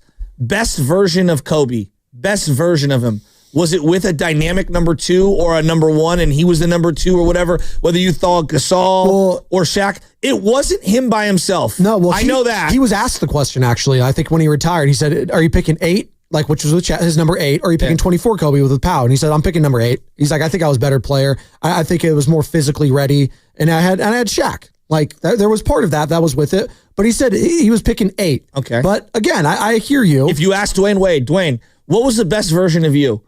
Was it when you were solo act, or was it when LeBron showed up and the 2 of you worked in tandem? Probably LeBron. Exactly. Because he heightened everything about him. In NBA, I don't know why we do these things where we're like, you're like, oh my God, for example, the game that when all the guys were hurt, right? KD got hurt and Clay was hurt, and Steph went for like 47 against the Toronto Raptors. Mm-hmm. Oh, wow, what an individually prolific game. And he was brilliant in that game. You ask him, would you rather do that, or would you rather have 30 and win by 10 going away like he did in game 1 against the Rockets? Right. I think almost every single player in the history of the game, outside of the selfish ones, would choose I'm more efficient, better version, got more left in the tank at the end of the game, and we win by 10 going away. I think people get so upset about super teams or tandems, and it's like, you need to do it by yourself. It's why we hold that Dirk Nowitzki run in such high regard for the Dallas Mavericks. It was Dirk. It was one of the great, and listen, he played with Jason Kidd, Sean Marion, Jason Terry, like they were, I know. It was like a who's who of some of the best players Tyson of that Chandler. Era. Yes, there was very good team. Even though they were old, they were really good. Yes, but it was the run, right? They got through the Lakers. They got through the Spurs, the Thunder, the Heatles. Kawhi did it alone. Exactly. I was like, no. Even though Marc Gasol, Lowry, Pascal Siakam. I mean, Fred VanVleet was really good. Yes, exactly. Yeah, there were other players that were really good. But we love to do that because I think what the Warriors did is when they got their quote-unquote super team and dominated the league, everyone else felt some type of way about it. So now we go hyper in the opposite direction. And there's... listen to what I'm about to say. There's people that probably believe if Jimmy Butler wins a title this year, people will hold those Heat runs that he had individually and not winning a title and those runs higher than winning a title with Golden State. Like, it sounds absurd. No, they're not. No, they will, because they're saying, well, he did it with not a lot of help. Like, that was Warriors incredible. Were like barely a 10 seed when he got here. I know. And he was a big reason. Like, he is probably going to be the reason. Him and Steph, if they do indeed win this thing, it's going to be 1A, 1B. It's going to be Jason Tatum, Jaylen Brown. It's like, who won the finals MVP? Joe, you name a champion, okay? I'm just telling you, that's what it's... No, I know. But you're right. And it's so dumb, the exercise. But you name me a champion that didn't have contributions from the others. There's none. There's not one. Like, everyone brings up the big three in Boston, right? That one title. Dude, me, as a local guy, Leon Poe. Like, if you just say that title, the first name that comes to my mind, Leon Poe. You know what's the second name that comes to my mind? And this is me, James Posey. That's a good one. Freaking awesome. I think of Rajon Rondo. Rajon Rondo, exactly. Might be the most underrated point guard in his era. Were any of those guys the best players on that? No, but they all had moments. They had moments in those games. You know what I mean? Like, Steph in 2022, which, let's go local, right? Steph in 2022. They don't win that without Clay. They don't win that without Otto Porter Jr. Yeah. They don't win that without Draymond and Looney and even Jordan Poole having moments. Yeah. Right? There's so many different guys. The elites had a moment. Exactly. So it's the first takery, and I bring up someone like Perkins, like the way that we talk about this game, basketball, disproportionately to how the game should be discussed versus the way the other sports. It honestly is a headache for me. And there's people I want to talk about. Greg Filmo. It really bugs me. It's like, come on, man. We've been watching this game forever. If you're a fan of the game, like, teams win and lose. Yes, of course, stars are going to carry the day. Teams win and lose. Listen, and Ryan Hollins is within his rights to talk about it. He didn't, and I want to be careful here because he didn't say Jimmy's playing bad. He did not say that at all. He says he's actually playing pretty well. I think he could be playing better. If Jimmy's going for 50-something, that means everything else on the floor is not working well. He's more of an aggressive mindset shooting the ball. It's like picking and shooting. I wanted another Jimmy ISO down the stretch when that game got a little close. That's a reasonable thing to say. Right. But I need Jimmy to score 58 in this game. No, that's ridiculous. I do not want that any scenario at all. That's predictable. Let's go to Filmo Mike. He has some thoughts on these Ryan Hollins, Jimmy comments. Filmo, what's how up, you doing? Filmo? I miss you, buddy. Hey, man. Ryan Hollins. Y'all ain't see that clip where Ryan Hollins got a messed up hairline? He did something. But, man, he don't even believe himself, man. So, with that being said, I don't like how he was talking about Jimmy Butler in regards to himself. Like, why does that matter? You know what I'm saying? It's almost like when Warrior fans be like, well, I want Steph to get it. I want the Warriors to get it. So I can care less if Jimmy Butler is, he's not at his optimal self, or the Warriors at their optimal self with Jimmy not being at their optimal self. Well, okay. Well, then if that's the case, well, I want that. I don't want Jimmy at his optimal self and the Warriors not at their optimal self. I want the exact opposite. So, I don't really care how Jimmy looks on that level. I care how the Warriors look. And I just feel like Ryan Hollins, he's kind of getting in his, he's trying to be loyal. I mean, he kind of got to do that. You can't go in there and you the person and be like, oh, I think the Warriors are going to win. I feel like if the Warriors don't pull it Minnesota Timberwolves, they can win the game. If they stick to the script, people say the Rockets didn't play that well. Well, the Warriors didn't play that well as well. The Warriors could have played better as well. So, if they just stay focused, I agree with you, Shasky, to a certain extent with Draymond. This is a game where I feel like Draymond could really, he could keep them in the game to the third quarter, and then Houston look up and it's like, oh, man, we got a dogfight again with them. And that's when they're going to start getting nervous. I totally agree. I completely agree with you. Thank you, Filmo. I'm looking up that hairline, by the way, Ryan Hollins. He did pull a Carlos Boozer at one point with the spray paint on top. I'm not mad at the guy. My hairline. What do they call that? Beijing, isn't it like Beijing ink or something? Well, I just call it the spray paint because that's what it looked like. But that's all right. It has a specific name. You know what? I'm not in a position to be complimenting or talking about other people's hair. I'm losing mine at the top. Right. It's not good. Look at Carter. I am too. It's all right. Sam's flexing on everyone back there with the golden locks. I've learned. I wouldn't know that feeling. I learned though, with the Walter Goggins, if you just grow your hair longer and longer, you could slick it over the bald spot. Thanks. It helps when you're a millionaire too, like Walton Goggins, but I won't get into that. But no, the point about I just want the Warriors to win. I feel the same way. And this whole thing about credit and it's just absurd. It's what we do now.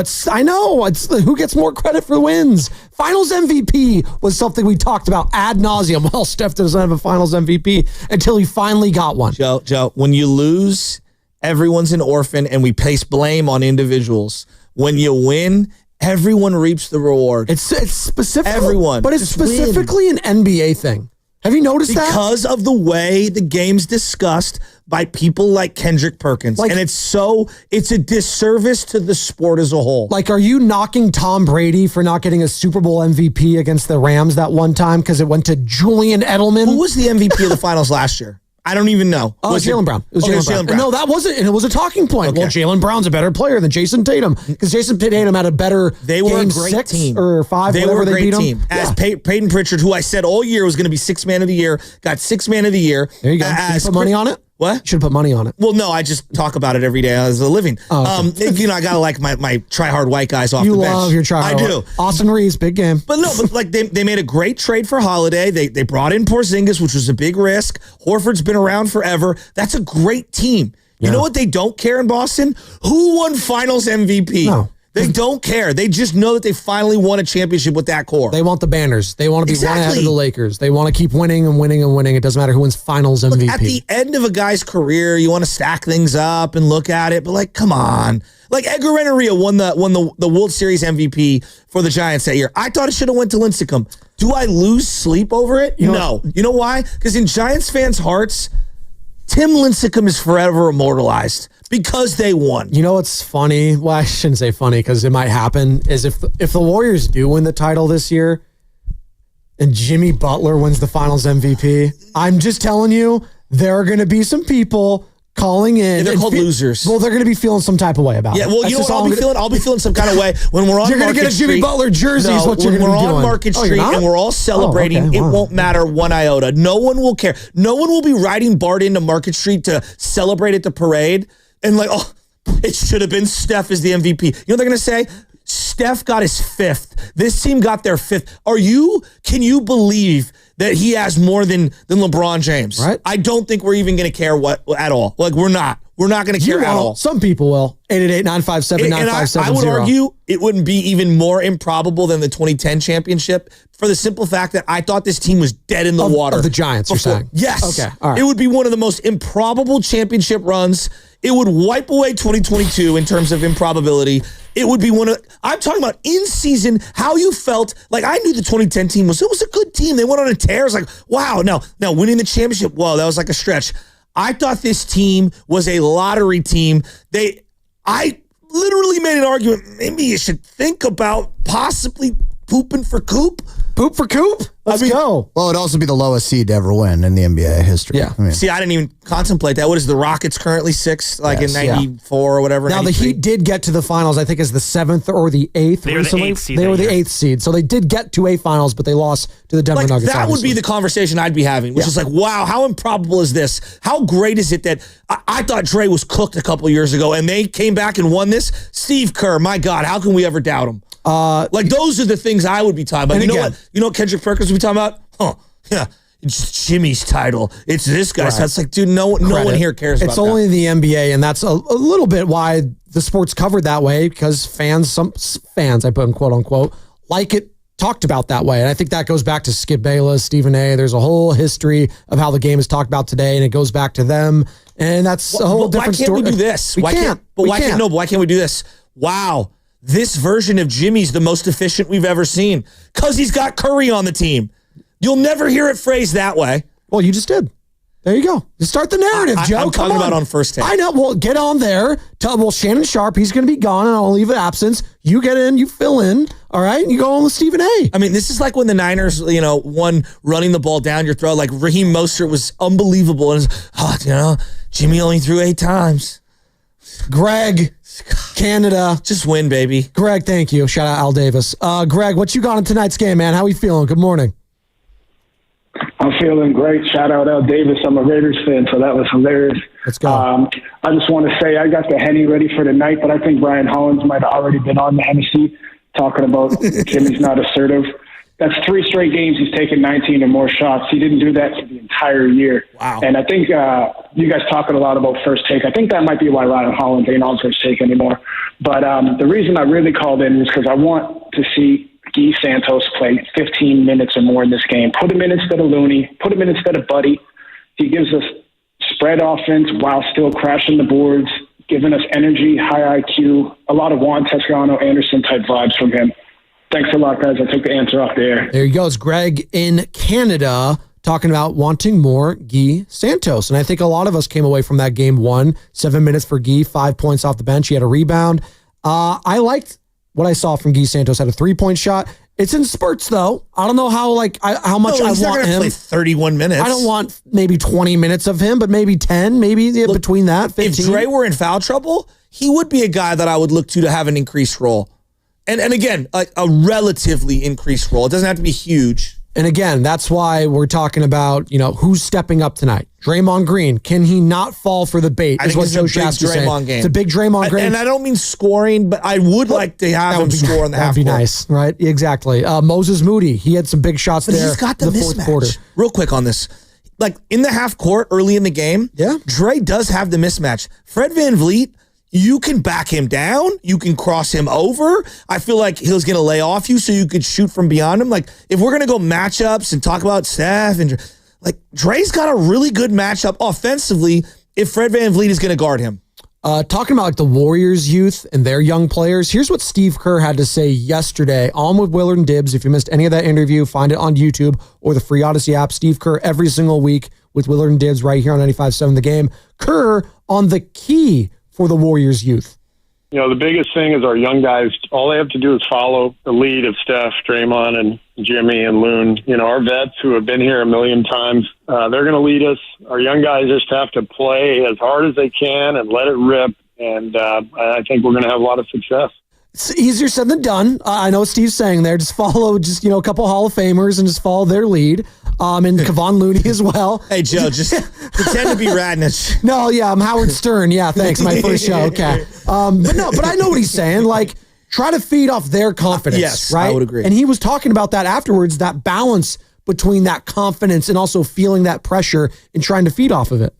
We feel the normal pressure, but I think we all feel confident and excited because it's also the most fun time of year. And really the key is to find that balance between, recognizing that, yes, it's important. Yes, it's the playoffs. Yes, there's a lot on the line. And, oh, by the way, it's a basketball game. Nobody's life is on the line. Nobody's health is on the line. This should be fun. And so you have to find that balance between the importance, but also the joy that comes with competing. And if you can, that's what Phil Jackson was. Honestly, he was the best I've ever been around in that regard. Just finding perspective and finding a really good place in which to thrive during the playoffs. That's what we're searching for. Zen master. There's this whole mental side of sports, which I believe is so real. We don't talk well enough about it, and we don't understand how to talk about it. And I think a lot of players, when they're struggling, struggle to find solutions and how to cope with it.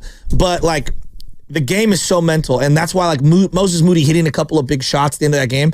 Now he's thinking positively for multiple days, and he's feeling good, and there's a pep in his step, and Pod's making a couple plays. These are young guys whose playoff confidence can be shattered or created by just hitting a couple of early buckets or making a couple of big plays. And you see this a lot, in these playoff series where, so-and-so is really scared of the moment. Right. Think of LeBron with J.J. Barea guarding him. And that it felt like the weight of the world was on. And we all knew LeBron was great. Yeah. Right? We all knew it. But you couldn't watch the final 3 or 4 minutes of that game. Why is LeBron just passing so quickly? Yep. Psychologically, something happened to him in that moment, right? And obviously, he eventually overcame those things. And now, I don't think of him in clutch moments like that. I think for Steph, there was a lot of stuff about clutch moments, which obviously feel ridiculous in retrospect. But these guys do feel it. These moments are different, and some deal with it better. Why was Derek Jeter a better player in the playoffs than he was in the regular season? You just rose to the moment, rose to the occasion. Right? Why was A-Rod not a better player in the playoffs? Say Kershaw, another one, right? Exactly. I don't know. They're Hall of Famers. I've seen it. I know who they are, but didn't rise to the moment. 2 guys, 3 really. Dave Stewart was better in the playoffs than he was in the regular season. He was great in the regular season. Yeah. Madison Bumgarner. Just go right down the list. Andy Pettit. There are some guys that just big shot Bob. Yep. Robert Horry. Just Steve Kerr, John Paxson, Jimmy Butler. There are certain guys, and that's why I do believe the psychology of sports is something that we don't have a firm grasp on how to discuss it, but it's a big factor. Well, and that's why we love, and I love when he references guys like Phil Jackson, who's obviously at the forefront of all that when it comes to the mentals of the player. And I think Phil was one of the first proponents of that when it comes to the mental side of sports and leaning into that, allowing guys and knowing what makes his players tick. And you know what? Either giving them some space or being hard on them. I look back, and obviously we're referencing this because Steve did, and Steve played for Phil Jackson. He played for probably the two best coaches in the history of the sport, Phil Jackson and Greg Popovich, and he instills a lot of the same philosophies from both those guys. And you look back on that 30 for 30 doc, right? The Jordan doc on Netflix and on ESPN, talking about, Dennis Rodman needing a weekend or a day in Vegas just because he needed to, because he was so uptight and wound up. He needed a release. You know what? Go do your thing. You're going to come back to practice. I don't care if you're hungover. And you know what Dennis Rodman did come back from Vegas? Outworked everyone while he was hungover.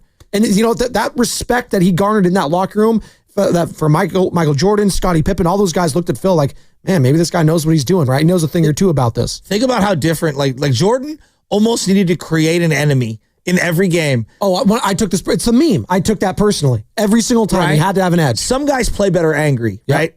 Some guys play better with happiness and joy, and I put Steph in that category. And he's just driven naturally, but I feel like an arm around them kind of a thing. It's like, hey man, you got this. He just plays better when he's happy. I think Pete Rose spoke to this. Obviously when he was a manager, but as a player, he's like, there's three different things you could do. I always say this. You could leave them alone. Yep. You could get on their ass. Kick them in the butt. Kick them in the butt. Or don't say anything or put your arm around him. Excuse me. They need a hug. They need a hug. Everybody's different. Or arm around him is what I was going to say. Yeah.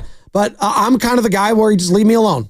I get it. I know what I did wrong, or you don't need to tell me anything. If you want to, that's fine, but you don't need to harp about it. Some people, you know what? You need to get on them. Like Phil Jackson, I said he was leaving Dennis Rodman alone.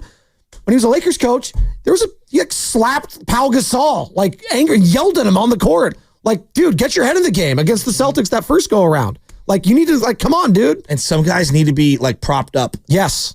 Emotionally, mentally, whatever, by their teammates. They need to gain that confidence. I remember Eric Spoelstra talking about Duncan Robinson. He's like, Duncan, if you don't shoot, there's no point in me playing you. Klay Thompson, I think, was one of those guys where it's like, you need to put their arm around him. That's a good one. You can't be going at him, we're up against it. We got to hit the injury report. Let's do it. Come on.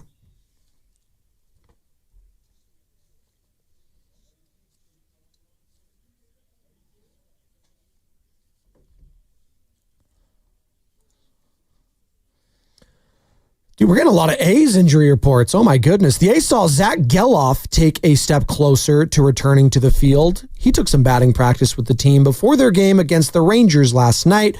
The hope is that by the end of the week, the A's will have an idea of when his rehab assignment can start. Geloff has missed the start of the season since undergoing surgery on the hamate bone in his right hand back on March 26th. The injury report was brought to you by Boxer & Gerson, Northern California's premier workers' compensation law firm, helping injured workers get their lives back for over 40 years. What's coming up in the game is brought to you by Fremont Bank, here for you, here for good. We'll get back to the Diamond at 8:30 with Dave Fleming, voice of your San Francisco Giants and R95.7 The Game Giants insider. We'll also get into the 49ers draft tomorrow. OTAs took place yesterday. Purdy showed up. All right. Fred Warner showed up. George Kittle did not show up. And John Lynch spoke about that yesterday. And also Ian Rappaport of NFL Network had some thoughts on that as well. Plus, we'll dive more into the series on the other side. Game 2 tonight. Houston Rockets, Golden State Warriors. It's Spinoni at Shasky's The Morning Roast, 95.7 The Game.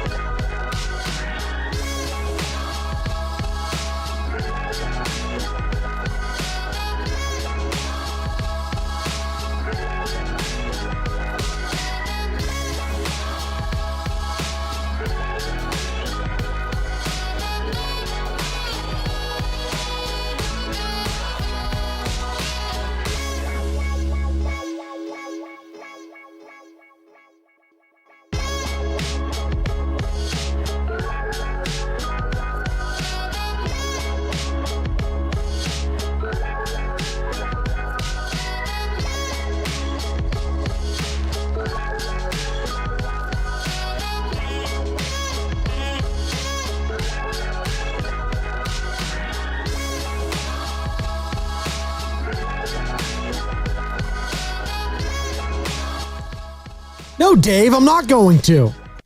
Dave Fleming, 8:30, going to be joining us. It is the Morning Roast, halfway home here on a hump day in the Bay. And it is a Warriors Wednesday, brought to you by Freeman's Appliance. Come see their full selection of in-stock luxury appliances and live working vignettes.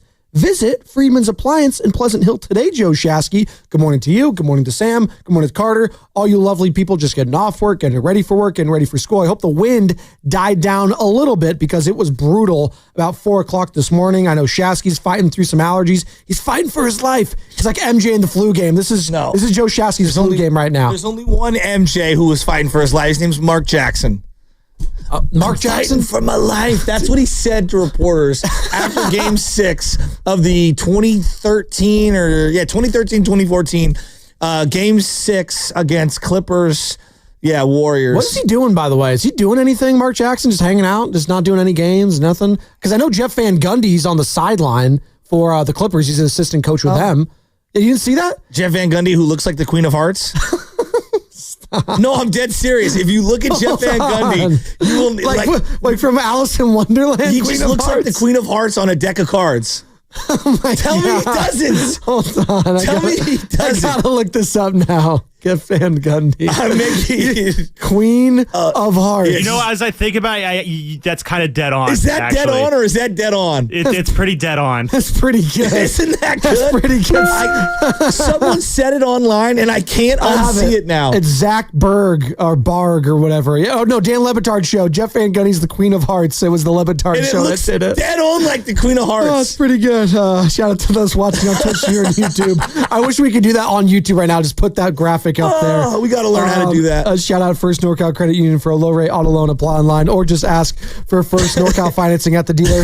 Coming to you live from the Laughing Monk Studios. Laughing Monk righteously brewed here in San Francisco. Shout out Sam Gadiri and the crew out at Laughing Monk. We got a massive game tonight though, Joe. Game 2, Rockets, Warriors. Tip off at 6:30 right here on 95.7 The Game. Coverage starts at 5:30 with Warriors Live. Cannot wait for all that action. And we got more action tomorrow because we're going to be reacting to the game, obviously, whether the Warriors win or lose. And then we got the NFL draft happening tomorrow. Who are the Niners going to pick at 11? They're going to trade up. They're going to trade back. The Giants, the Browns, they're open for business. Are they going to draft anyone with the 2 and 3 pick, respectively? And also, we've got reaction on Friday because I know we got Brian Baldinger joining us then. So much happening these next couple days. And it's so exciting, but it starts tonight. Warriors could put a chokehold on this series with a win. This is a big one for a variety of reasons, but I think it's all about like the hope. And if you allow them to win a game in this series, then you're giving them hope, and that's going to fuel their youthful kind of exuberance. You don't want that. You're saying you don't want a new hope stamp right it now. out. I want to stamp it out big time, and I think you're the Death Star right now. You're going to destroy everything. You don't want any plans to be leaked. I mean, this is a team right now that shout out Andor opened yesterday, season 2, which I'll be watching at some point today. But yeah, you don't want to give these young guys any kind of breathing room, and you don't want to let them crack the door open on the optimism and the hope. And so I think it starts with obviously not turning the ball over. You know, bad shots lead to big transition fuel outs where these guys are getting dunks and layups and their athleticism can be showcased. You don't want to have awful live ball turnovers. Same thing can happen. I would force this team into executing in the half court, and I would continue to go back to running lots of zone until they can prove that they can beat it. I would agree with that. 888-957-9570. Who needs to step up tonight? If you're getting the Jimmy Butler performances you got last game, or Stephen Curry's performance, or both of them, who else needs to step up? Who needs to have a big game for you tonight? And your X factor for tonight's game is what? 888-957-9570. Joe, I know you mentioned it might be Draymond Green. My X factor is Draymond Green. I think obviously him staying out of foul trouble, he's your best chance against Şengün just overall, but he's also your best defender, period. And I think that when you look at what they did in the closing stretches, Draymond's hands were all over it. Whether it was him actually making a play with his hands deflecting or him guarding someone so Jimmy can kind of be the free safety and the roamer and the guy that can step into the passing lanes. They need Draymond to stay out of foul trouble, and then psychologically they need him to be completely locked in and not play into the hands of the physicality of the Rockets and just getting into it shenanigan-wise with the officials. I said it going in. This series is a lot about the officials. And it's going to be very important for Draymond to just kind of bottle it up and not lose his mind. And I really do think that this team takes their cues from him. And when he kind of loses his emotional control, this team gives up a lot when he's off the floor. I'm looking at Steve Kerr tonight, and what I would tell Steve Kerr, ride the hot hand. Whoever's got it, ride that person. If it's a Buddy Hield performance tonight, and I know it sounds crazy, Buddy Hield has it going, ride the hot hand. If it's Guy Santos, ride the hot hand. If it's Quentin Post, maybe Quentin Post shows up tonight, ride the hot hand. I like that. That is what I want to see tonight from the Golden State Warriors. What do you want to see tonight? Same number to call or text the Boxer and Gerson work injury attorneys text line 888-957-9570. And Steve Kerr spoke to that yesterday with Willard and Dibbs on what they need to adjust in game 2. We watched the tape with the team today, with the staff yesterday. There were some obvious things that we have to improve upon, particularly our offensive execution. And so, in a situation like this, you feel good about the win, but you prepare for the force that's coming, and you tweak some things to try to improve your game. And that's the thing in all this. I know Phil and Mike referenced it. We've all referenced it. It's not like the Warriors played all that great, and they still won pretty comfortably towards the end of that game. I know they had, I know there's two sides of the same coin almost, right? It's glass half full, glass half empty. You blew a 23-point lead, but they had a 23-point lead in that game. That's baked into the equation. So, I know even if they're not their A game, that was like their B- game offensively, they could still win. Now, that baked into that was the Rockets' F- game offensively. That was awful. That's the fewest points they scored all season long, 85. I don't expect that to be baked into the equation, but what I do expect still to carry over from game 1, Joe, was that interior defense. Was that defense getting out on the perimeter? They were doing everything. It was Jimmy. It was Draymond at times. Hell, Stephen Curry. I know Jalen Green, he's not going to shoot that poorly, 3 of 15 overall, but credit Steph. When something like that happens, I'm going to give some credit to Stephen Curry, who was playing some on-ball defense in game 1. I actually think he will continue to struggle. I think really? I do. I think that he's in a slump right now. Well, no, against the Warriors, it's been a pretty big sample. He's had about 7 or 8 games against them, and it feels like he never really gets it going. He's a guy that's predictable. He's going to try to go to his right and going to go into the lane and crash into people. And I think if you're going to have the paint packed the way that the Warriors had in the last game, it's going to make it really difficult for him. And if you're basically saying, we dare you to shoot from the outside, if he doesn't hit a couple of shots, going back to the psychology and the confidence, he's not going to take a lot of those. He's a reluctant jump shooter at best. 888-957-9570. Let's go to the phones. Paul is in Hayward, wants to join in the conversation, previewing game 2 between the Rockets and Warriors tonight in Houston. Good morning, Paul. What you got, man? Good morning, guys. I'd like to talk about a possible role for Kuminga in this series. Oh, okay. And not as water boy. Okay, no, fair enough. Go ahead. I would like to see Kuminga go out and try to draw as many fouls as possible. And if Kuminga fouls out early, then Kuminga fouls out early. But at least he would get some of these guys in a little bit of foul trouble early, hopefully. Okay. That's all I got. Okay, that's Paul in Hayward. He wants to use the foul game. You're talking about the officials. Maybe bringing in Jonathan Kuminga in this series or in this game tonight might help with that. I'm not so sure that's what you need from him. That's what Jimmy's for. Well, that's what Jimmy's for, and that's also what, you would hope Stephen Curry gets some calls, right? Or you would hope Moses Moody or Brandon Podziemski get into the line. But yeah, I don't think that is the scenario you envision and why you would bring in Jonathan Kuminga. You would bring in Jonathan Kuminga because none of the other guys I mentioned off the bench are stepping up or doing a spark. Or a spark, right? Yeah, sort of a spark. You get down big maybe.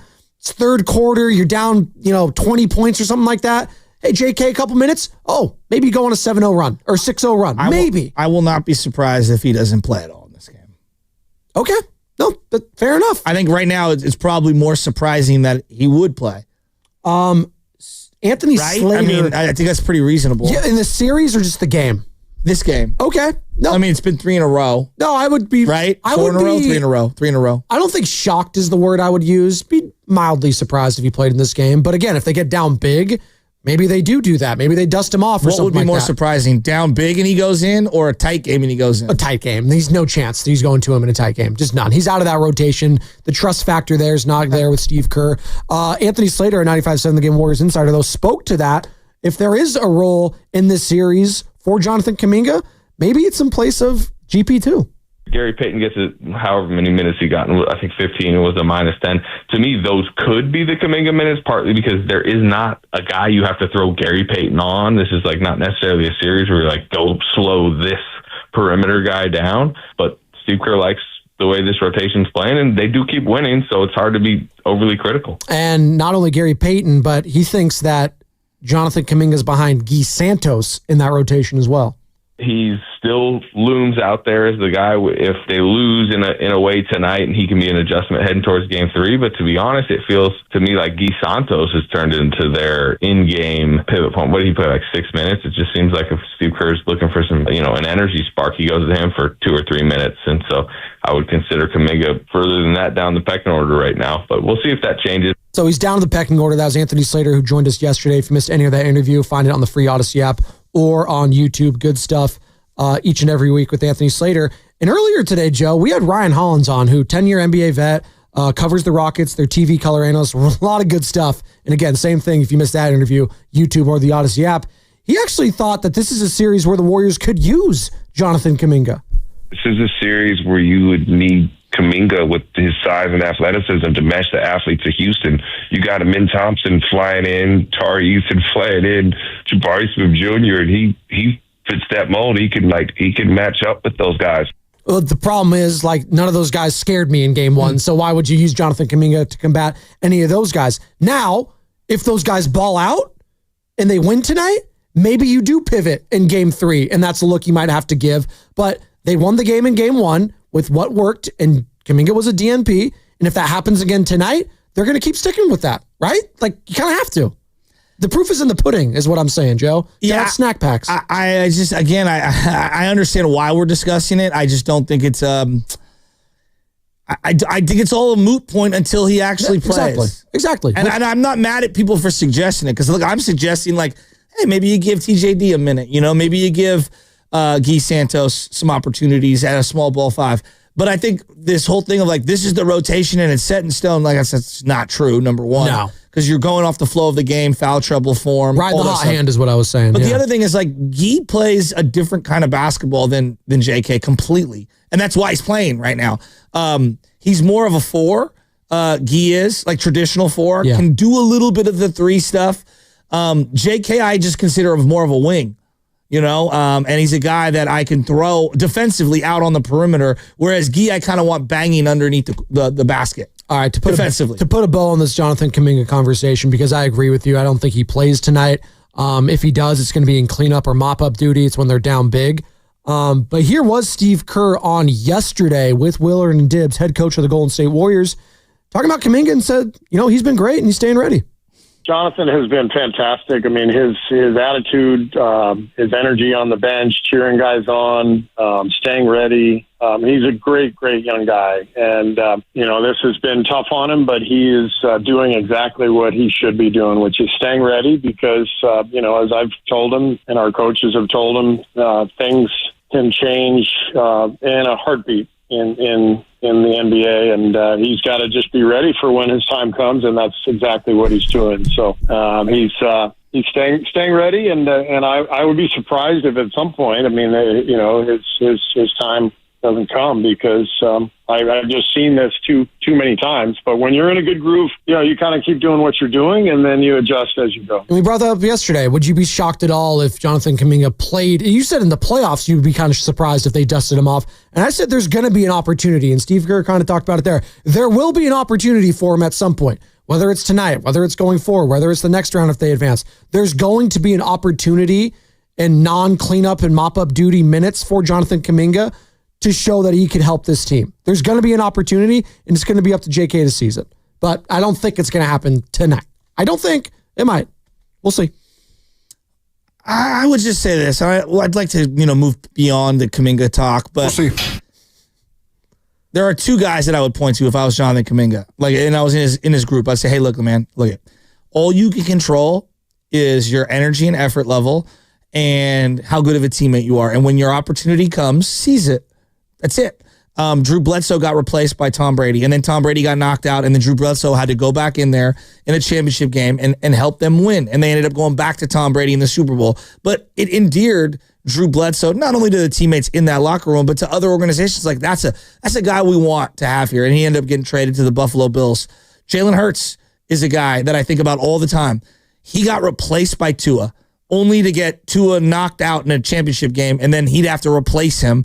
I mean, he was ready to go. And I think just the humility and seizing of the moment and all those things, that's how you take control of your career.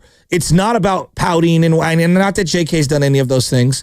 It's about taking advantage of your opportunities. And look at Brock Purdy, guys like that. So that's what I would say if I was like whispering sweet nothings into JK's ear. Moment. Just be ready for your moment. And when it arises, seize the moment, and it's all you can control. And they might not ever go back to you, but you know what? Take advantage of whatever opportunity you get. Because when I see someone like Guy out there, I do think that he understands that. Like, seize the moment. Take advantage of it. Shout out Ernesto de la Cruz in the movie Coco, Pixar, seize your moment, even though he's the bad guy. Uncle Gene is in Oakland, wants to join the conversation. Good morning, Uncle Gene. How are we feeling about tonight's game?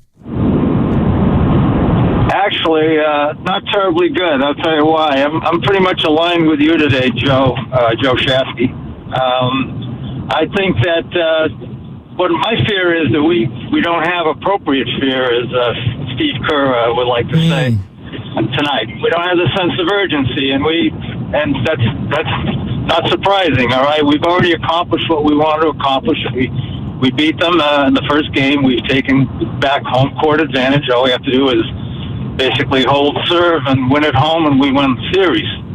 Meanwhile, they're desperate, okay? And they're a 50-win team. They're no joke. So I expect them to play better. I expect them to give us a really hard time, harder than the first game. I think we might see what transpired between the T-Wolves and the Lakers, okay? T-Wolves came out, established themselves, showed themselves to be the better team the first game, and they were getting rolled last night because LA came out desperate. Now they managed to get back in the game, make it respectable at the end.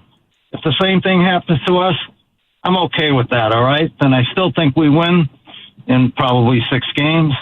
If we win tonight, that would be wonderful. Then it's a 4 to 5 game series. There you go. That's Gene Oakland. I'd actually be very disappointed if this goes 6 games because this team needs rest more than any other team in the playoffs remaining. Their 3 best players are 35 years and older. That's why I think this game tonight is massive. Well, it's not a must win, but it feels like a gotta have it, to quote Dan Dibley. Like, this is a gotta have it win for me because you know what? The difference, but no. I know, but he does this thing where like it can only be a must win if you're facing elimination, which I disagree with. I'm a P1 with all the stations or with all the different shows at the station. All right.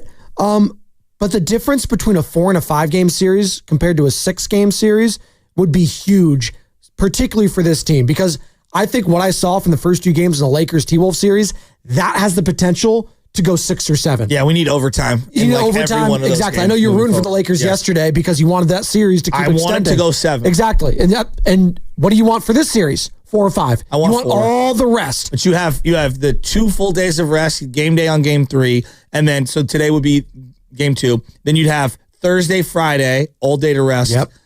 Saturday night would be the game. So you have multiple big chunks in between these first couple. I'll be disappointed if we're not up 3-0. I really will right now because I could see this team knows that they need to seize the moment. Would you be disappointed with a loss tonight, Dub Nation, or do you feel like they're playing with house money, 888-957-9570? Because I'd be disappointed. You have a chance to put a stranglehold on this series. The Warriors did not play their A game. I know Gene was saying he thinks they're going to come out sluggish or, the appropriate fear. No, I think there is appropriate fear. I think they're going to have their foot on the gas early on in this game. I would be surprised if they came out as sluggish as Minnesota did yesterday when the Lakers went up in that first quarter 34-15. I think we all kind of felt like, okay, this game's over. I know they made it respectable in the end, quote unquote, but the Lakers were in control for most of that game. Before we go to Dave Fleming here and we hit our break, let's go to Idris, who's in Hayward. He's feeling the urgency about this game too. Good morning, Idris. How we doing, man?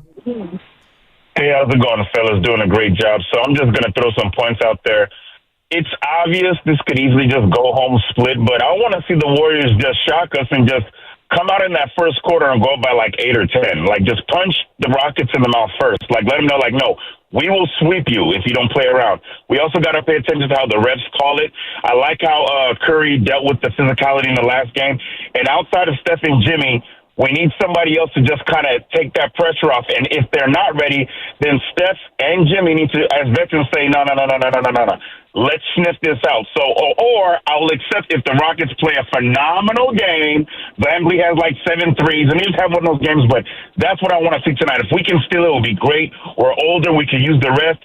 I don't want to see this go to 6 or 7 because we know we got to do it next round. That's all I got. God bless. There you go. 100% in agreement. Yep. Yeah, you want to take care of business tonight because on paper, you cannot win the series, but psychologically, you can all but win the series tonight. Going up 2-0 on the road and now heading back home to Chase Center. Yeah, it's going to be a tough place to play for the young Houston Rockets. We're going to take a quick break. Come on back on the other side. We'll go around the diamond with Dave Fleming. We'll get back into the Dubs as well, plus some Niners talk coming up in the next hour as well. John Lynch spoke to the media yesterday, voluntary OTAs. Brock Purdy showed up. Fred Warner showed up. George Kittle did not. What does that mean? We'll talk to John Lynch and hear what he had to say. And Ian Rappaport of NFL Network also had some interesting thoughts there. But first, Dave Fleming talking Giants on the other side. It's going to be brought to you by Frontier Ford.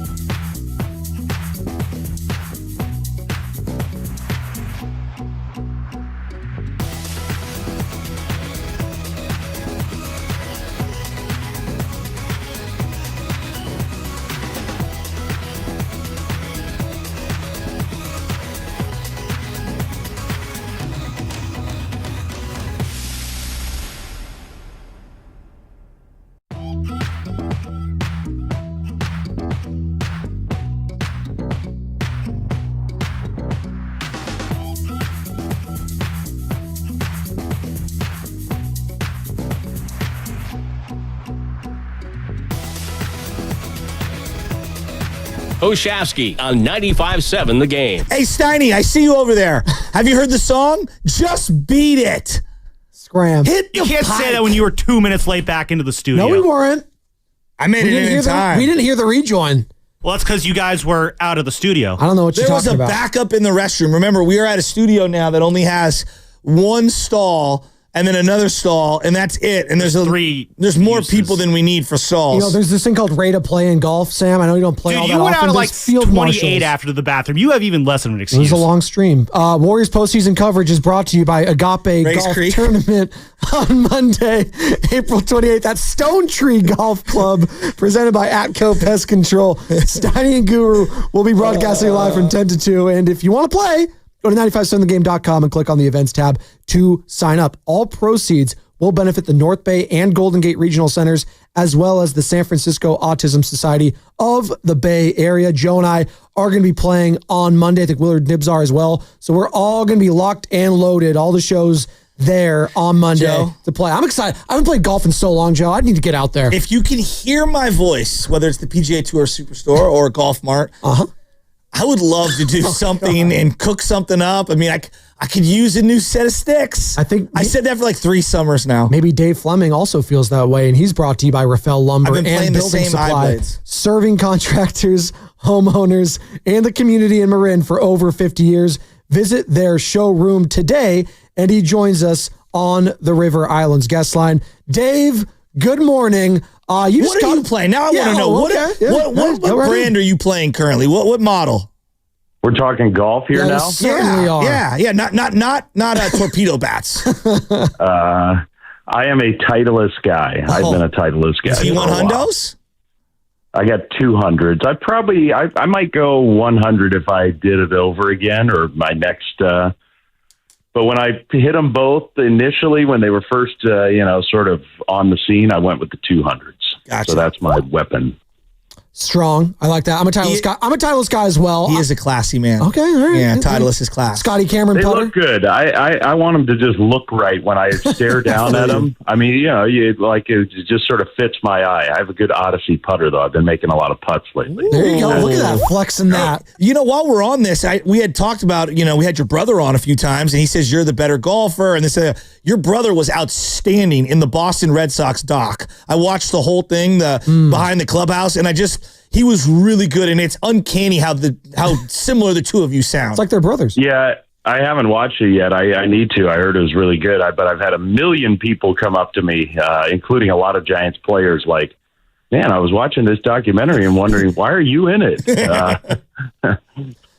Dave, talking about, we're laughing now, but unfortunately I was not laughing last night at Oracle Park, 11-3. It was a big win, obviously, on Monday, just losing 3 of 4, just getting that win psychologically, but then coming back, obviously some misplays, some errors, not helping Hicks. I think you look at the end of the game and the box score, it doesn't really do him justice. 5 innings pitched, 8 hits, 5 earned runs, 5 Ks. But, when it comes to Jordan Hicks and his struggles early on, we didn't really see it early on last year. That was what was baked into last year, right? It was him fading down the stretch. It was him being a full-time starter, him eventually going back to the bullpen is where he started his career. Now we're kind of seeing the opposite. He did have a good, strong game 1 of the year. Now it's been kind of a mixed bag. What are you seeing from Jordan Hicks, and could a move to the bullpen be in his future if he keeps this up?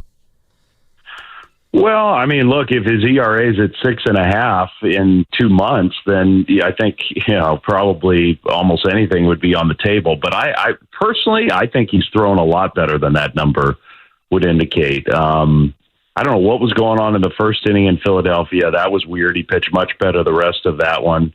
Last night, it's really hard to pin most of that on him. I mean, it wasn't just the 1 inning. It was the whole game. The Giants just, the first rally where they scored their first 3 runs, Ramos throws to the wrong bag, and you got to bring the infield in, and the ground ball gets through, and you never know. If you just throw it to second, maybe they don't score at all.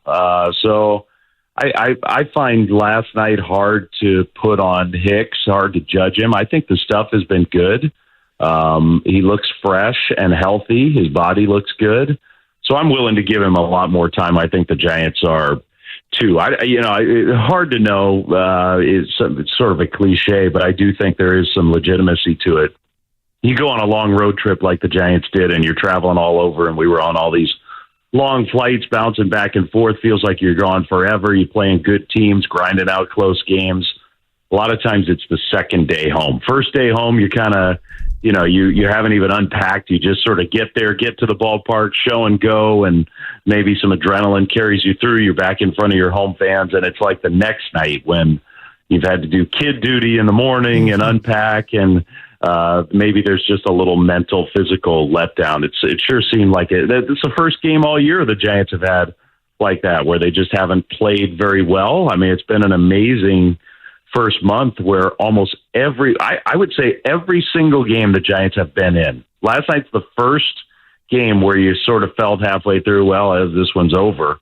We haven't felt that way one time. There was the one game at Yankee Stadium, but even that one, bad conditions, and even that one, Wilmer has some big hits, and they're, they at least have a shot in the late innings with a couple chances. Last night was an aberration. Real quick on that, Dave, as a broadcaster going deep behind the glass here with you, when you know the game's over halfway through, and baseball is so unique, right? Because you don't have the time clock on there. With basketball, it's going to be over with a certain amount of minutes. Same with football. But in baseball, do you relish those opportunities given every year? Because you got a handful of them, right? Or if you're on a bad team, there's going to be a lot more than a handful. Like, what do you pull out of your bag? Do you do what you talked about on the road trip, what you're doing at home? Like, the story, do you have stories baked into it if you know there's going to be a blowout, like heading into a game?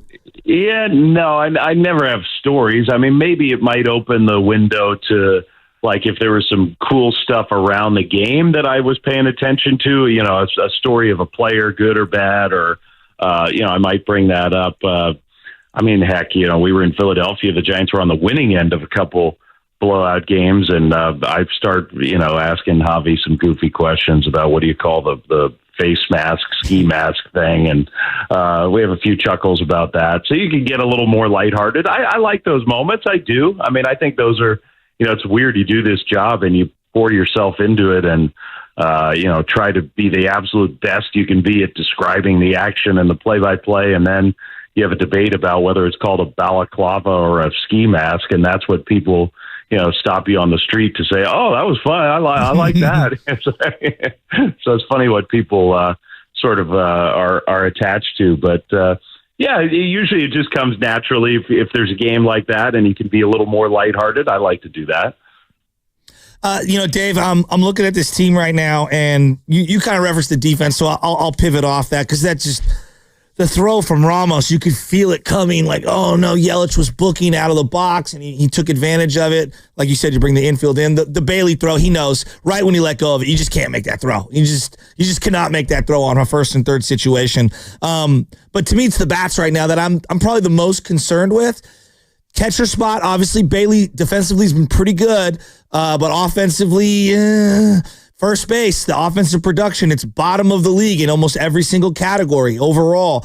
And now Casey Schmidt's got a 1 month oblique injury at minimum. And then I'm looking at also shortstop. I love Adames, but 5 extra base hits and almost 100 at bats right now. It feels like he's pressing a little. Which one of those 3 positions are you most concerned with in terms of offensive production? Well, I mean, look, they've all been, you're right to identify all 3 of those. I would say most concerned with, I think the one that they need the bounce back the most from, I put Adames in a different category. I mean, last year, I think when we were talking about this time, Matt Chapman's numbers were probably very similar to Adames's. And I just think sometimes when you come to a new place and there's a lot going on, it is hard. And Adames has talked about he's a slow starter. I mean, his at-bats have not been very good overall. They just haven't been. And he's got a long track record of being a lot better than this. So I am fully confident that once he feels a little more comfortable, we're going to see the real Willie Adames come out. Catcher is different. I mean, Patrick Bailey, I think is you can tell. I don't know that I've ever seen the body language for Patrick look this frustrated on the field on both sides. But the defense is the priority at that spot. First base is the spot where you got to get more offense. And I'm assuming that Lamont Wade is going to be, he's been a little unlucky. The numbers would bear that out. He probably should be hitting like 220 or 230 based on how hard he's hit the ball. Not great, but better than what it looks. But the Giants need a lot more offense from that spot, and it has to come from Lamont's going to have to be the guy, especially with Casey on the injured list. So I think he's the one that I wouldn't say worried or not worried, but I think he's the one where there's more urgency here to get that going because they do need. He's one of their few left-handed hitters, so they need more balance in their lineup, and they need production from that spot. Talking with Dave Fleming, Giants broadcaster and Giants insider here on 95.7 The Game. And Dave, going back to Sunday, obviously tough loss there. Chance to win the series. You blow it in the ninth. Ryan Walker, not his best stuff. Then come back and you get Camilo Duvall. You get a save. Nothing to see here when it comes to Camilo, Ryan Walker, the closer. Is it Ryan Walker still? Or, just one bad moment for Walker and you know what? He'll bounce back from it. Yeah, I mean, it's his first blown save since being the Giants closer. So it would be a pretty unnecessarily high bar if, okay, you blew one, you're out. Like, that sounds pretty ridiculous to me. He's done an awesome job since the Giants gave him that gig last year. The one thing worth watching, and I haven't talked to, Ryan says he feels fine, but he had the little back thing at the start of the year. And he pitched back-to-back nights, Saturday and then Sunday afternoon, and his stuff wasn't very good on Sunday. That would be the one thing that I would watch is there something going on that he's not fully disclosing that maybe is, making those back-to-backs a little more difficult, the recovery, the bounce back a little more. That would be, that could change the roles a little bit if for some reason he wasn't fully physically healthy. I think he's fine. But just because it was only a couple weeks ago where, he had a few days where he couldn't pitch because of that, that's the one thing that on Sunday I started to think, I wonder if he's a little tight or not feeling totally himself. That would be a little concerning, but I don't hear that from him or Bob Melvin. So I'm assuming he's fine. But I think that's the one thing with Walker to watch going forward is he going to need a little time to freshen up? Because otherwise, I think for now and for a good long while, that's his job. Yeah, I would agree with you for the time being. There's no doubt about it. And I'm looking at this team right now. Like, the defense in the outfield has actually been really good. I know Ramos didn't have a great play yesterday, but I think 9 times out of 10 he gets great jump on the ball. He's made a bunch of really running in catches where he instinctually has a great first step. Right field, we know Yaz is a heck of an outfielder, and he's having a great start to the season. But Jung-Hoo Lee, I mean, the Phillies were trying to test him. I don't know why they were tagging up on that play in that series. And then his bat to ball, he's been awesome. He's been so much fun to watch. And I'm really happy for him. He feels like he flew under the radar heading into the year. And I'm seeing everything I thought I was going to get and then some last year. And I know it's only been a month, but boy, it really feels like he fits. The fans love him. And he's playing great ball on both ends. Yeah, he is. He's playing great. It's been, really, really fun to watch because he's just a delightful guy. He's totally bought into being the best version of himself. I mean, this is a super dedicated athlete who he wants to be the best player he can be, period. Like, he's everything you want in terms of the makeup and all that stuff. And he's played at a really high level. It is going to be interesting. I think you're already seeing here, the Brewers are attacking him a little differently than most teams have. And so it's going to be, the talent level is there, but this is the cat and mouse of this sport at this level is he is now going to be approached differently. Pitchers are going to be more careful with him. It's going to be a whole new world for him. It took 3 weeks for him to establish himself as a star level player, and now it's going to be different for him, and it is going to be a challenge. He's up to it, and I think he will make those counter adjustments because he's really a talented baseball player. But I love the way that he loves how much the fans are into him. He loves playing in this city, in this ballpark. He gets along beautiful. I mean, it's so fun to watch him interact with his teammates. Everybody down there really likes him. There is a chance, we don't want to get ahead of ourselves, but there's a chance the Giants really found, almost like a franchise leading talent in this guy. And because he can do a lot of different things, because he can run the bases and play defense at a premium position and post, he's a durable guy. He wants to be out there. Now that'll be another, just one aside. I mean, that'll be another thing. Bob Melvin is going to want to give him some days off here. And he's given him, I think, 2 so far. And I think he's going to want to regularly try to manage that just to this is a different workload in MLB. And his season was cut short last year. And I think he's going to want to keep him fresh. No, it's no doubt about that. And the fans are already gravitating towards Jung Hoo Lee. That's for sure. Dave, huge pitching matchup tonight. Freddie Peralta, Logan Webb. Cannot wait for that one. 2 of the best in the National League. Freddie Peralta coming in with a 1.91 ERA. Logan having some bad luck as of late. Some Matt Cain games, if you will. 2.40 ERA, but he's doing his thing. He's a stud. He'll be there all season long. So can't wait for that. Real quick, though, before we let you go, NFL draft tomorrow. All right, you know your college basketball very well. You know your baseball, but you also know your college football pretty damn well too, Dave. Any slam dunks for Dave Fleming tomorrow? Can't miss guys, whether it's the Ashton Genties, whether it's the Cam Wards, Armand Membus. Who's in Dave Fleming's can't miss prospects? Put your Mel Kiper Jr. hat on, Dave. But it's definitely not. I mean, maybe Armand Membu is a can't miss, but he's not on my can't miss list. I'm not a Mel Kiper. Yeah, Genty's going to be a good player. I still, if it were me, I'm not taking a running back unless Christian McCaffrey was a different thing. But I just in the NFL, that's not how I would build my team personally. Can't miss guys. I love the tight end at Penn State. I think he's an excellent player. Tyler Warren, yeah.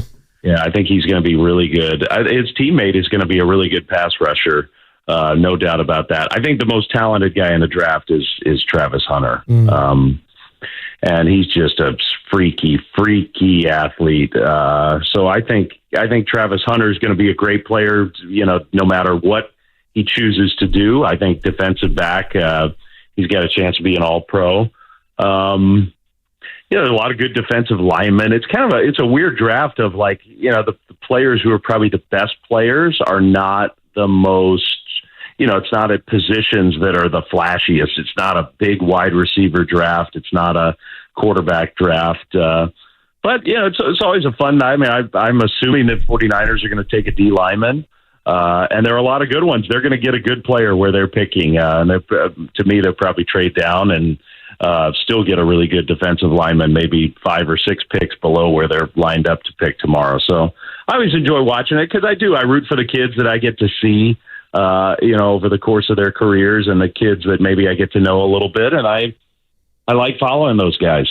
No, totally. Dave, did you call any Colorado Buffalo games last few years? I did. Yeah. Shador Sanders, he going to translate to the next level? I'm not 100% sold on Shador. He likes to backpedal a lot in the NFL. That does not go over well. It's just hard to judge. He didn't get a lot of support, in some ways at Colorado. He had a lot of skill support, not a lot of big guy support. He can spin it. I mean, and he's a tough kid, really tough kid. But I'm not sold on Shador as a franchise quarterback. I could be wrong. I'm sold on Dave Fleming as our franchise quarterback here at 95.7 The Game. Dave, we appreciate it, man. Good stuff here, and we'll talk to you next week.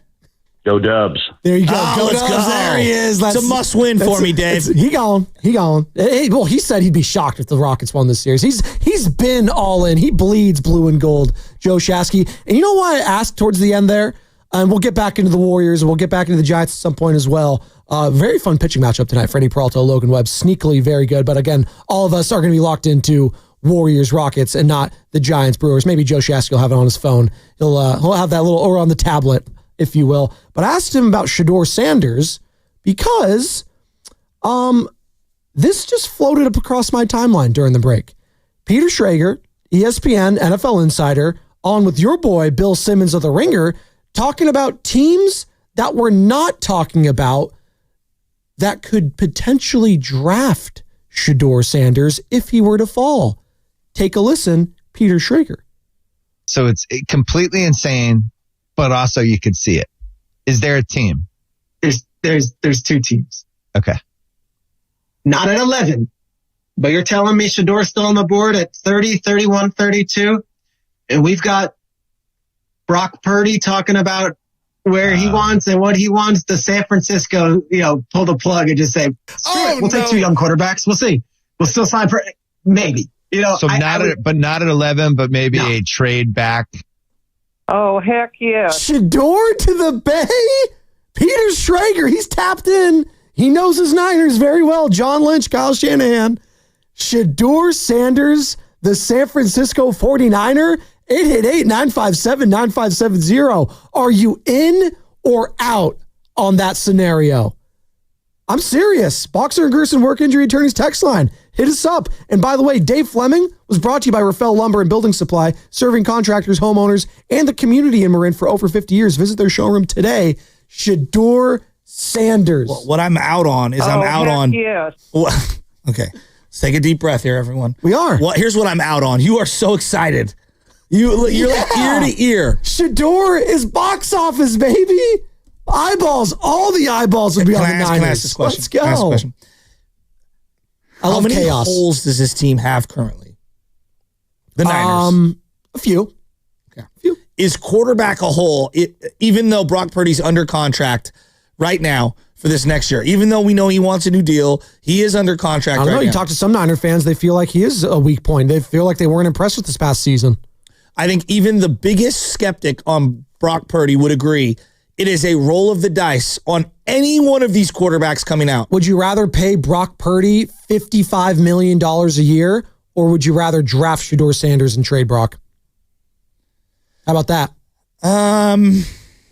Because that would be the scenario. What am I getting back for Brock? I think is part of it. Late first round pick next year. I'm very lukewarm on Shador in general, just because I have a thought about what my quarterback, how he should operate, act, etc. in terms of you are the face of a corporation, right? And you can't come into the locker room, blasting Rolexes and whatnot if you can't prove that you can't play. I mean, I think that's a little overblown, don't you? We do this every single year when it comes to the character assassination. Rolex while playing. That's fine. That's his thing. He has the celebration. That's fine. Like, if you're winning, that's fine. Like, that program and culture was horrible. The offensive line he played up with, I should say, was horrible. Let's talk about the Titans. If the Titans knew for a fact that Cam Ward would be as good right now as Brock Purdy, they would take that in a heartbeat. Now, they want him to be better, obviously. I'm drafting him to be better than Brock Purdy. Would they not take that right now? If they knew on the front, hey, you're going to get guaranteed he'll be as good as what Brock Purdy is right now. Yes, but there's a whole lot baked into that because the Niners roster is not as good as what Brock Purdy has had, and the coaching staff, I'm just asking you if the overall production. Sure, when I would you take see, that. All these other quarterbacks flaming out, Zach Wilson, Justin Fields, Trey Lance, Trevor Lawrence, you know what I mean? I'm looking at it this way. For as skeptical as I am on Brock Purdy making $55 million a year guaranteed, that I don't love that. I also acknowledge it is a humongous risk with any of these quarterbacks. I thought Caleb was can't miss, but pretty close to he's going to be, that's a sure bet he's going to be really good. He showed flashes last year. He's a rookie, but I think a lot of us still don't know if he's good. We still don't know, but I think he showed flashes, and I thought that coaching staff around him was putrid. But maybe it's just the Chicago Bears, and that franchise is a losing franchise for most of my life, and it is what it is. I thought he was also can't miss. I had the Bears make the playoffs last year, which seems laughable at this point. But again, Jane Daniels, another guy. I know you were high on him when he came out. He was a Heisman Trophy winner out of LSU, but the frame scared a lot of people. And again, we're talking about it. Why are we talking about it? Well, because Brock Purdy still hasn't signed his contract, although he showed up to OTAs yesterday without a new contract. And John Lynch spoke about what that meant to him and the organization. Just that's Brock. He's a pro, and he's he's a very clear-minded and not going to let other people influence what he should be doing, and that's one thing everybody I think respects about Brock. He's done a lot for this organization, and we're grateful for him, and looking forward to having him as our quarterback for a long time. And there you go. And Brock Purdy, he showed up. Fred Warner showed up. Both those guys wanting new contracts. Another guy that wants a new contract is George Kittle. He did not show up. And this is the latest from Diana Rossini of The Athletic. Kittle wants to become the NFL's highest paid tight end per source, to surpassing Trey McBride. And if you pull up Trey McBride on Spotrac right now, he signed a 4-year, $76 million What are the contract, guarantees? $43 million guaranteed. I'd give it to Kittle yesterday. 19 a year. There are two players on this team who, to me, even though I know they're probably on the backside of their career, the back nine, and there's tremendous risk with any player that you extend in the NFL, Fred Warner and George Kittle, they've earned their money. They're in a lost year. These guys brought everything that they possibly could. When the last 4 years of every single person sitting out, not playing and not doing this, not doing that, like these guys have every reason to pack it up last year, and they didn't. These are tone-setting franchise pillars that you just have to reward. The way he was speaking to the media last year is what really drove home to me just how iconic he is as a San Francisco 49er and why he probably should be a 49er for life. Yes. The whole Devondre Campbell situation and him speaking about leadership and showing up and stepping up as a leader after that game, where there was a lot of players like who didn't want to touch it. They're like, I don't know what happened. I don't know. No, George is like, no, I know what happened. Guy quit. We're not about that. And that's not what we stand for here in San Francisco. And in a lost year, he was a shining spot. Him and Fred Warner, who both want new contracts, probably going to be rewarded as they should. But again, going to be older. How's that body going to age? Like you're talking about a 4-year contract again. The number of years is always, it's finicky because as we know, it's not like Major League Baseball. It's not like basketball. The contracts don't really mean a whole hell of a lot. The guarantees mean a lot. So Trey McBride having 43 of that guaranteed. What's it going to be for Kittle? That's what we got to wait and see. But again, we're talking Kittle. We're talking about the Niners potentially picking Shador Sanders if he falls in the late round. He's not saying 11. We're not saying 11, but if he falls and slides to the end of the first round, do you draft a quarterback? 888-957-9570. Oscar in Stockton wants to talk about that and the Warriors who have a massive game tonight. I know you're out on it, Joe. Well, it's just to me, like, what are we doing? Like, is Brock your guy or not? Well, I don't know. Is he your guy? Well, I mean, how many years in a row are we going to do this quarterback thing? I mean, you're the one talking about not paying him over $50 million a year. So clearly, you have Mac Jones as a backup, fine. Like, I'd rather have Shador than Mac Jones, if that's what you're asking. I mean, we haven't even seen Shador throw an NFL pass. And I know, and I've seen Mac Jones. That's what I'm saying. I know what I got with Mac Jones. I'd go with the unknown Shador.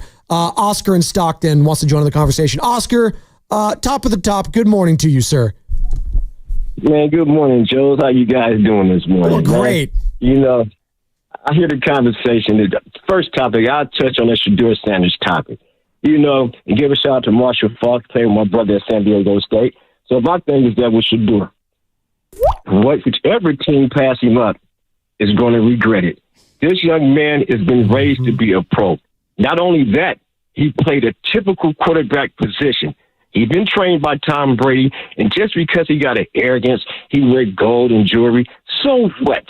So what? He got the swag because he can back it up. And if you guys want to pay Brock Purdy $55 million a year, okay, there go your franchise, straight up. And you talking about Mac Jones? Mac Jones can't compete with Shador Sanders, so I want everybody to pass him up. So the team that get him is going to be that's going to be the team that's going to surpass the rest of these teams. I'm telling you off the top. So with that saying, yeah, I know he's not going to the Raiders, but if he go to the 49ers, you guys, hey, you guys are a win-win-win situation. But with that, I'm with the Warriors situation today, man, because I'm out here in Stockton. Somebody stole my flag off my car, but I got another. I have backup. So people don't understand the impact of Steph Curry. I'm tired of everybody keep on talking about Steph Curry is not a point guard. He's a point guard because if you're watching the ball game, when he moves without the ball, the whole team watches him. That's why we got so many backdoor cuts and so many open jump shots. And tonight, people are going to watch Pazimski, Moody, Post. All the young guys are going to step up, and we're going to go 2-0. I'm tired of ESPN and all the rest of these talk shows talking about Curry and the Warriors and Steve Kerr. You know what? They got to stand up, man. We got to represent and have a strong back, man. The Warriors are not overlooking the Houston Rockets. We're going to go up 2-0, and we're on our way to the next round. I'm not going to say championship, but that's our goal. So everybody stand up, man. So Shador Sanders, yeah. The NFL draft is later on. That's good and dandy, but we talking about the Warriors today. I'm tired of everybody trying to disrespect the Golden State Warriors, man. Stand up, Bay Area. Let's go. I'm pumped up today on a hump day Wednesday. You guys have a good day, Joe. I listen to you guys all day, every day, 95.7 The Game. Hey. Dude, that's a walk-off right there. That was strong to end that call on a hump day. He's all in on Shador Sanders, and everyone's going to be regretting passing on him as you're listening to 95.7 The Game, KGMZ FM and HD1 San Francisco, and Odyssey Sports Station, always live on the free Odyssey app, now broadcasting live from the Laughing Monk Studios. And you heard it from Oscar. I want to make sure that I'm clear here. I want to make sure I'm Warriors clear. Wednesday, brought to you by Freeman's Appliance. Come see their full selection of in-stock luxury appliances and live working vignettes. Visit Freeman's Appliance in Pleasant Hill today. Now you can. What do you want? All right, so we're now done with Brock. And didn't say that. We're trading him away. Didn't say we were done with him. We said the price point we might be done with him. And if we can pay Shador Sanders less for similar production, maybe you think about it. You don't even believe what you're saying. You're smiling. I'm just smiling. You're back literally at you. ear to ear. Because this is great. This is maybe like, tell me, the talk show host in you, Joe Shasky, would not be loving They'd Shador sell Sanders. a ton of jerseys. There's no doubt about it. Would be box office here. I think it would be one of the riskiest things they've ever trading away Brock right now, right, and not paying him, and then going back and taking Shador Sanders. It would be filled with risk. Filled with risk. Of course, it'd be one of the riskiest picks since the Trey Lance one, which blew up in their face. Obviously, yeah, right. It did. But again, what came out of that? You got Brock Purdy, so it worked out. And now you got Brock Purdy now, and a lot of Niner fans. We should take two quarterbacks then, not just Shador. Take somebody in the seventh too, just to be sure. Hey, well, you know what? The Atlanta Falcons did it last year. Michael Penix, Kirk Cousins, not the same situation. If the but I'm just saying, Falcons are doing it, you know it's a good move. Hey, they were playing for a playoff spot. You laughed. Spadoni, I could get 10 guys here in this building, and we can compete for a playoff spot in the NFC South. You have no opportunity to laugh at the Falcons if you're a Niners fan right now. The Falcons had an opportunity to actually make the playoffs last year. In the NFC South. It doesn't matter. The Niners have been infinitely. The Niners. Yeah, but you're laughing. Don't say or say if the Falcons are doing it's a good please, move. Hey, turn off the mic, please. I will not. No. You cannot sit here and laugh at the Falcons when you missed the playoffs last year. That's me laughing at the Falcons. No, you are the Niners who just missed the playoffs entirely. Why are you better than Atlanta? The Falcons would not trade. No. I mean, the Niners would not trade places with the Falcons over the last 5 years. That's fine. I'd actually. Michael Penix as the future quarterback for me, I might like that a little bit more. We'll see. Look. I can be skeptical about paying him $55 or $60 million, but I can also acknowledge, like, Brock has won some big time playoff games. Sure. Some big games. Like, I like Michael Penix as a player. I do. Pay I like him the Penix. money. He's a good quarterback. We'll see how some of these guys play in the playoffs. You can't have it both ways and say, I like Brock Purdy. He's won some big games, but I don't want to pay him over $40 million a year. Like, this is what it pays to play in the NFL. This is what happens when you're car shopping or house shopping. It's like, hey, I really like this vehicle. I like this home. I just don't love that sticker price, right? Like, we can be reasonable about these things, right? Like, there's nuance to it. But to say, like, some drafted player who we admit is a roll of the dice, there are no locks. Like, if there were locks, then Chicago would have took Jaden Daniels last year. This time last year, you felt like Brock Purdy was a lock. How much did your opinion change from him after this past year? Yeah, but that doesn't mean that I want to get rid of him. I'm asking, how much did your opinion of Brock Purdy change this past year? I've lost a lot of confidence in him. That being said, I still think he's the right guy. You know, what's the price point? Like, if he's saying take it or leave it at 65, well, then that's a different story. We'll have that conversation. But, like, trade him away and then go draft Shador Sanders, which is just a straight-up dice roll. Real quick, why are we talking about that? Peter Schrager, Bill Simmons, The Ringer Podcast, talking about teams that may potentially pick Shador Sanders late in the draft if he were to fall. So it's completely insane, but also you could see it. Is there a team? There's two teams. Okay. Not at 11, but you're telling me Shador's still on the board at 30, 31, 32, and we've got Brock Purdy talking about where he wants and what he wants. The San Francisco, pull the plug and just say, screw it. We'll take two young quarterbacks. We'll see. We'll still sign for maybe. So not at 11, but maybe a trade back. There you go. It'd be insane, but you can kind of see it. And that was it. 888-957-9570. I'm going to call it what it is. Like, if they end up doing something similar to that, like, the clock has started for all of them. Like, if you don't look, I'm just like the magnitude of this is of not paying Purdy. He's solid at minimum. He's solid. Like, we can haggle over a couple bucks here, a couple bucks there, and that's fair. But if you just trade him and then you try to draft somebody else, we can all acknowledge, like, all right, you're in trouble. Shador better be a superstar. He better be better than Brock almost immediately. You mentioned, which is, it's not fair, but it is what it is. If you're considering doing that, the franchise tag has to be in play. There you go. Great call. Ian Rappaport. Meaning that the contracts are so far apart. Exactly. No, Purdy needs to be franchised. He was franchised like Kirk Cousins back in the day. Yes. Yeah, with Washington. I mean, this just sounds like an insane conversation. No, it is insane. Well, that was what insane, but you can kind of see it, right? That's what they were talking about. Ian Rappaport on where the Purdy contract negotiations are. Well, let's start with the Brock Purdy situation. Him showing up today was a positive development for the 49ers. It doesn't necessarily mean that negotiations are close. Doesn't mean that a deal is imminent, but it does mean, to my understanding, that at least the conversations are going well enough that Brock Purdy felt compelled to show up. And you're right. You mentioned it. Coming into this thing, he's going to be one of the higher paid quarterbacks. No doubt going to be a $50 million per year quarterback. It's just, where does he slot in that $50 million? There's a big range between, let's say, 50 and Josh Allen and Jordan Love and so many others who are at the 55 mark, let alone Dak Prescott, which is 60. But the fact that Brock Purdy can sort of avoid the distraction of it, show up, that is a very good sign. That's a very good sign. Juxtapose that with what's going on with George Kittle, who did not show up yesterday for OTAs. George Kittle's situation is a little more challenging to me. Looking for his third contract, still one of the best tight ends in the NFL. The fact that Trey McBride just became the highest paid tight end in the NFL makes me wonder if George Kittle, and certainly his play has warranted it, George Kittle wants to surpass that. And do the 49ers do that on a third contract? They have had not a ton of progress yet. He is not there, and definitely one of the bigger questions for the 49ers this offseason. And draft is tomorrow. I love that Purdy showed up because to me, there's a big difference between for a quarterback of just not showing up at all and holding out and just being there. That tells me, like, in good faith, whether real or not, it feels like he wants to be a Niner, which is great. And it feels like they're closer than anticipated. If he doesn't show up, just the way I perceive it is, wow, they're really far apart. Kittle, I don't care about Kittle, not showing up. Kittle has been there through thick and thin. I think his resume kind of speaks for itself. I'm questioning whether a Lamar Jackson would have done what Brock Purdy just did. Like, would Lamar Jackson or Joe Burrow or guys like that? I believe Burrow was a hold-in. Was he a hold-in? Yeah, I believe. But Jackson was not. Yeah, I don't think Lamar showed up. And again, like, to each their own. This is negotiation. So, like, had he not shown up yesterday, I would have understood, like, the negotiation aspect.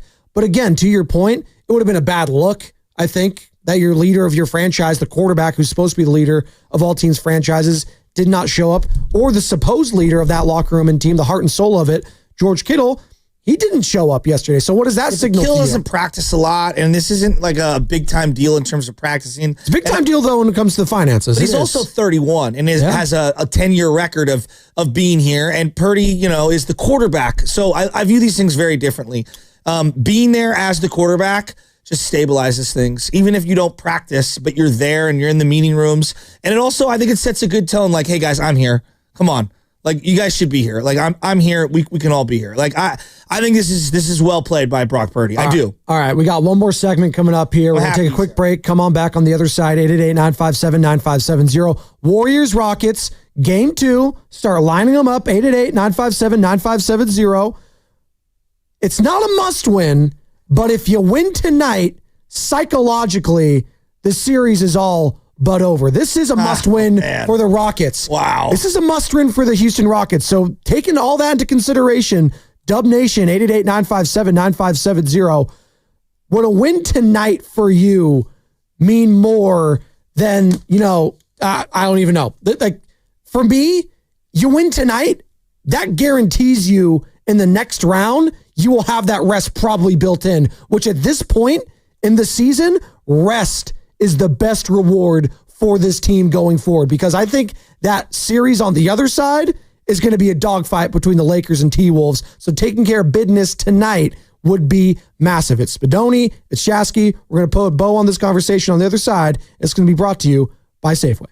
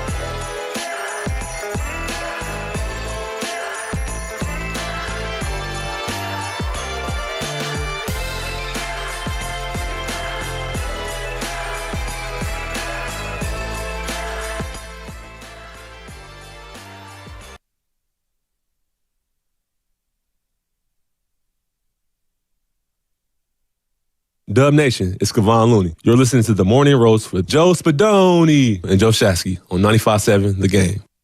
Love a block party. Not mad about that. I love me some Zion I, Don't Lose Your Head. This is the song we were referencing the other day, Joe. It's the beat.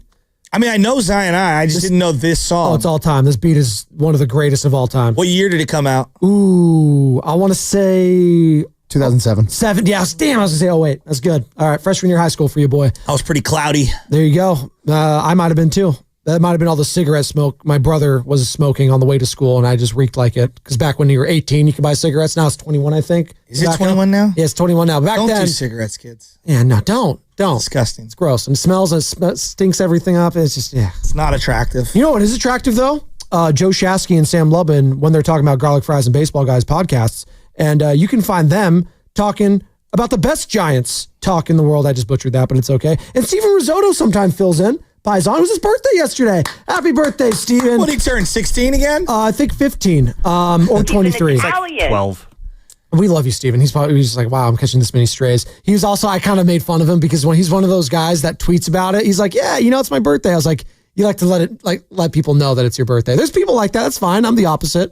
I don't let anyone know it's my birthday unless someone else brings it up. And it's okay. Some people want to toot their own horn. That's fine. Catch the latest episode where Lubman and Shasky talk about the biggest holes in the Giants lineup and what options the Giants have to turn in the 9th inning. Subscribe today wherever you listen to podcasts. And also Dave Fleming talked about that. So I think we're overreacting about Ryan Walker and his blown save and the Camilo Duvall getting the save the day after. He did say something about his back, though, that actually kind of had me concerned, and his rest and his availability going forward. And if you missed any of that interview with Dave Fleming, find it on the Odyssey app or on YouTube, where we are streaming right now. Joe, game 2 tonight. We got one more segment. I want to hear from the people. 888-957-9570. Do what we did with game 1. Who wins and why? I think this is a huge potential momentum game tonight, one way or the other. If the Rockets win, they got hope. Warriors win, no hope for Houston. None. Zero. Zilch. Night. See you later. That's where I'm looking at it tonight. So if you start off fast and keep this thing within single digits in the fourth quarter, I like the Warriors to pull out a win. You just got a hand-delivered coffee, by the way? Yeah, there's nothing better than the 9 o'clock hand-delivered coffee by my 6'8" bodyguard, Carter. Must be nice. Look at what you got. Well, come on. I got don't be shy. Phil's coffee. It's delicious, but I like all coffee. You're roasting on the morning roast with some Phil's. That's fine. They're very strong in their coffee. What do you do to your coffee? What do you mean what I do? I drink it. Smart ass. What is your options? A little cream, a little oat milk. What kind or of something. cream? Okay, oat milk. It doesn't matter. Like I prefer non-dairy now. Okay, the tummy doesn't really, settle well with Joey's it. tum hurts. I told you I'm a big forager guy. It's got 3 ingredients: salt, oats, water. Forager? Forager is not Folgers. No, Forager is the oat milk that I prefer. Okay, fair enough. So there you go. I think it's an elite brand. All right. And never iced, always hot. Now my son drinks Horizon organic milk like all the time. Oh, you got to go organic. He loves the whole good milk stuff. always. All the vitamin Ds. Dude, I smashed a lot of vitamin Ds. I smashed like 2 donuts yesterday and like a glass of whole milk before bed. It's the best. It's probably why I didn't sleep very well last night. It's probably the reason why it was not a great time for me out there. When we were kids growing up, like we would drink, I'm not kidding, an entire gallon of milk a day in the Shasky house. No, my mom had to buy 2 full gallons when she'd go to Costco because, I'm one of 10 siblings and that's all we would drink. So there you go. Whole milk.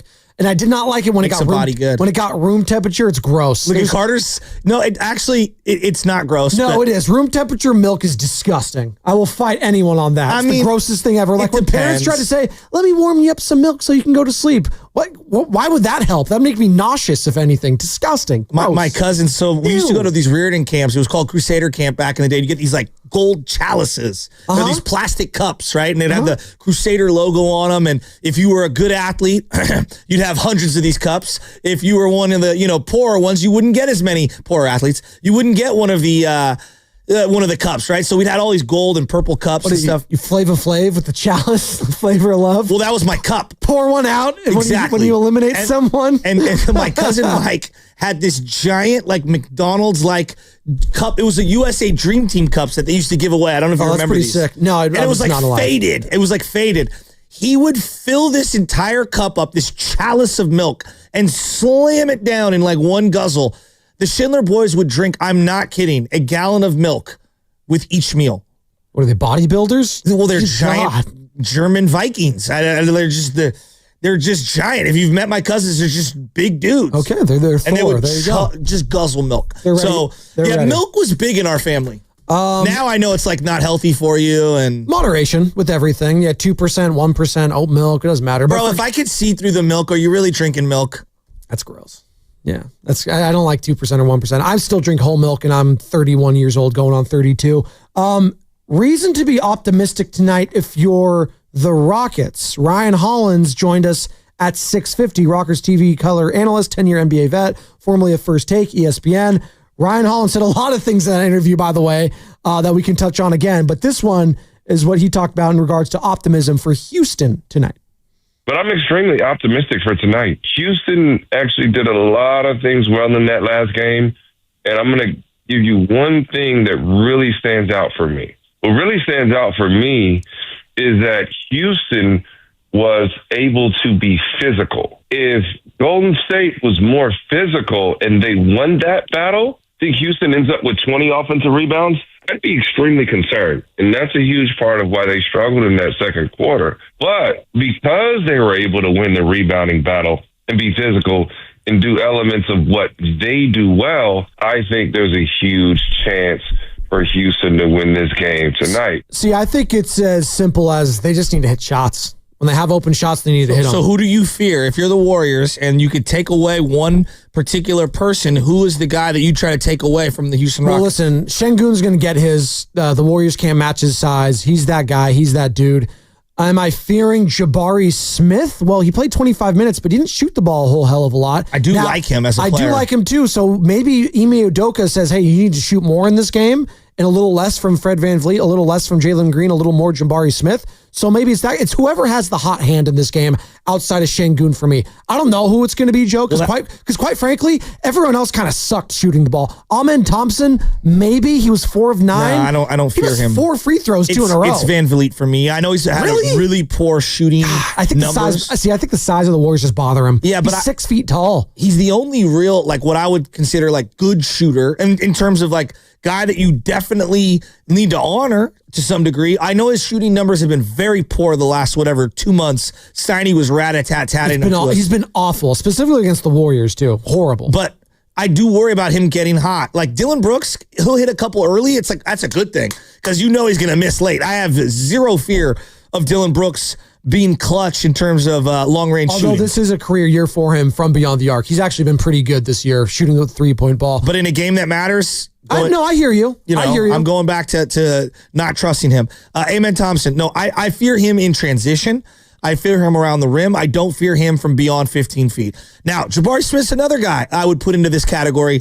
I think you're going to see a lot more of him. The other guy that we haven't brought up is Tari Eason. He was bad. He was, but shooting the ball. I worry about him a lot. I think he's an X factor for them. I thought he was bad shooting the ball. Defensively, I thought he was flying all over the place, but they had a lot of bad and knuckleheaded turnovers. Jabari Smith was one of those guys who, although he shot the ball well, he had 4 turnovers. Like, that can't happen. That's why he's going to keep his minutes probably down in this game. Do we see anyone? Do we see a Reed Shepherd, right? Do we see something like that? Do we see an adjustment there? Steve Kerr talked to Willard and Dibbs yesterday, Joe, and he says he doesn't expect massive changes from the Rockets in game 2.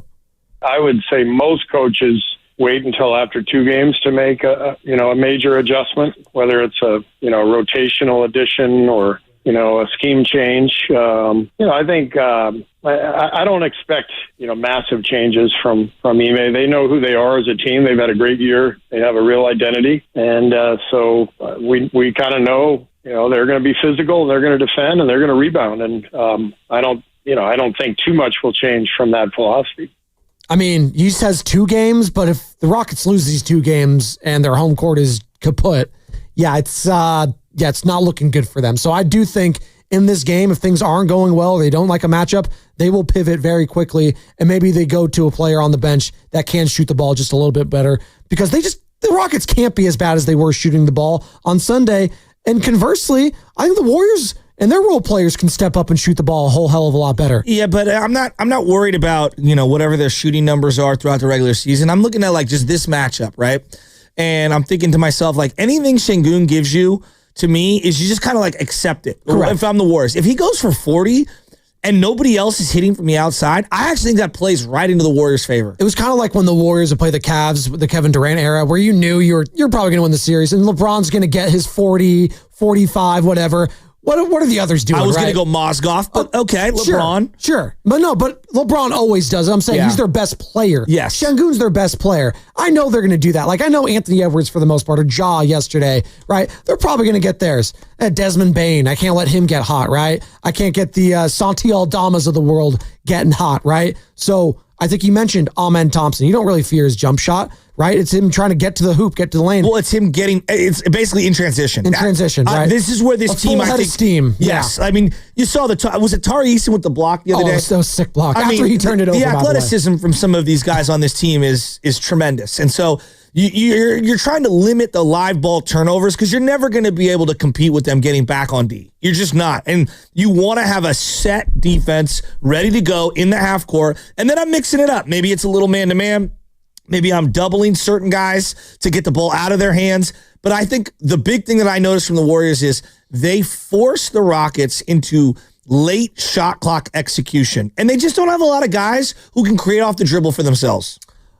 A player that's interesting for me, and while he's not a great offensive, you don't look at this guy to shoot or score a lot, but he was super effective. He was the only player that was a plus category in the plus minus for the Rockets on Sunday. By the way, could you guess? Steven Adams. There you go, right there. Steven Adams was a +4, and he played 20 minutes for them, 3 of 4. He had 5 offensive rebounds and 12 boards. Here's what I would do with him, though. If he catches the ball, hack him. Yep. Make him shoot free throws. I would rather 0 for 2. Hack a Shaq. He might have shot hacking at him. The worst free throw I've ever I said that in the chat. He clanked it to the side, didn't hit the rim, barely grazed the backboard. I almost would rather airball than miss that bad. It was awful. I mean, it was so bad. Honestly, he's the only NBA player in the league that I might take our audience over in the what do you call it? The knockout tournament. You would even take my jump shot over him. So bad. There you go. Hey, he has to consider shooting. I made it to the finals, people. My ball went in. It might look ugly. It went in. Okay, Joe? Hey, I made it to the finals. Where'd you go in that knockout tournament? I was knocked out immediately. Thank you. Moses Moody, by the way. We haven't played any of this. I love how this is like a referendum on my athleticism. Well, no, it's not. Just letting people know that some people are built. Where did you grow up, punk? Some people are built for the free throw line at big moments, like Sasha Vujacic, Game 7 of the NBA Finals, soaking wet off the bench. Didn't play a whole game. Comes in. Say the name Sasha Vujacic. I think of him with the thin little headband, the soccer flailing. God, he drove me nuts. Moses Moody said something yesterday, and he was on with Steiny and Evan filling in for Goo. Goo back today, by the way. But Steiny and Evan yesterday, Moses Moody joined them, and this is what he had to say about the Warriors and their chances over Houston. I think we can score better than them in the half court. Definitely, they bring a lot of pressure. So as long as we can control the ball, limit turnovers, when it comes down to it, I think we're a better team. So the more that we can use that and not let them just play fast and get outlets, then I think it'll be better for us. We're a better team, is what he said there. We're a better team. In the words of Burner, it sounded like there were seashells clicking in the background of that phone call. FBI were the feds listening to Moody? FBI was tapping in. Agent Harris from The Sopranos tapping in there. What was going on there? Yeah, it was not a great connection there. But hopefully the connection is better. And that was on what show? That was on Steiny and Goo yesterday. They get all the good guests. Well, not the best lines though. Clearly there. It is a trip, and I'm going to tell Guru this when I see him. I love him dearly, and I know. Look, we all have things going on. Are you taking a shot at Goo right now? He's the anti-Cal Ripken of this station. Come on, he was going through some serious stuff, and come on.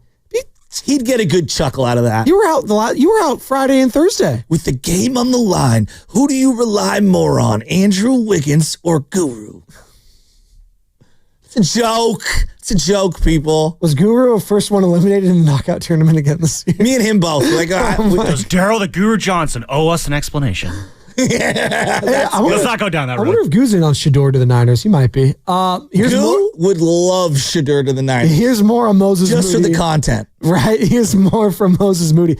Real quick, did you like him saying we're a better team than the Rockets? Like, outwardly, he just said that we're a better team than them. Yeah, but I don't think he meant it in a disrespectful way. Well, is there any other way to say it than just saying we're a better team? Like, I think athlete belief is a different thing than we think they're not good at all. Like that's a completely different thing. Like, would he have said that if they're going up against the Lakers next round is what I'm saying? I don't know if he would have said that. Like, it's like the Rockets feels like we could talk about the Rockets because they haven't shown then they're proven anything in this league, right? We're a better team than them, right? But why are you looking at me like I'm just saying?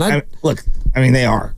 Okay, all right. And they're going to go out and they're going to prove it. Well, then they should tonight and go up 2-0 is what I'm saying. I didn't think it was some malicious thing. No, I was just asking how would you feel about that as a fan, you guys saying like that. I don't mind. And Moses Moody is such like an old soul and like he's so calculated, such a smart player. And he's like really his personality has shined a lot on the court, I feel like this year, because we've seen finally a happy, consistent Moses Moody on the court. That's why I think those shots today in the fourth quarter are huge. So huge for the mentals for him. And I know Anthony Slater, he mentioned yesterday, he's like, yeah, Moses Moody, he's played in the playoffs before. Remember, he had to take over for Wiggins, who got hurt in that Lakers series. I was like, yeah, but it's different starting. It always is, right? It's always different starting than coming off the bench. There's a mindset there that is different. There is a different weight on your shoulders early on in that game, and you find out if you're ready to be that key contributor. And I thought late in that game, he showed why he was. By the way, this one was great. More from Moses Moody talking about some of those crazy Curry shots that Ryan Hollins was mentioning. Kevin Harlan on the call saying geometrically that should not be possible. Well, you just expect it now at this point if you're Moses Moody. It's sad to say it's really become kind of normal around here to see it so much, and it's still amazing. The same thing I've been watching since I was in middle school, but in the heat of the game, in the midst of it, you just happy you win those games, and then you can unpack it a little bit later. It's become kind of normal just to see Steph do the things that he does, which is insane. And will we have more crazy Stephen Curry shots tonight? He had so many in that game. Maybe he doesn't. That's just kind of how things happen, right?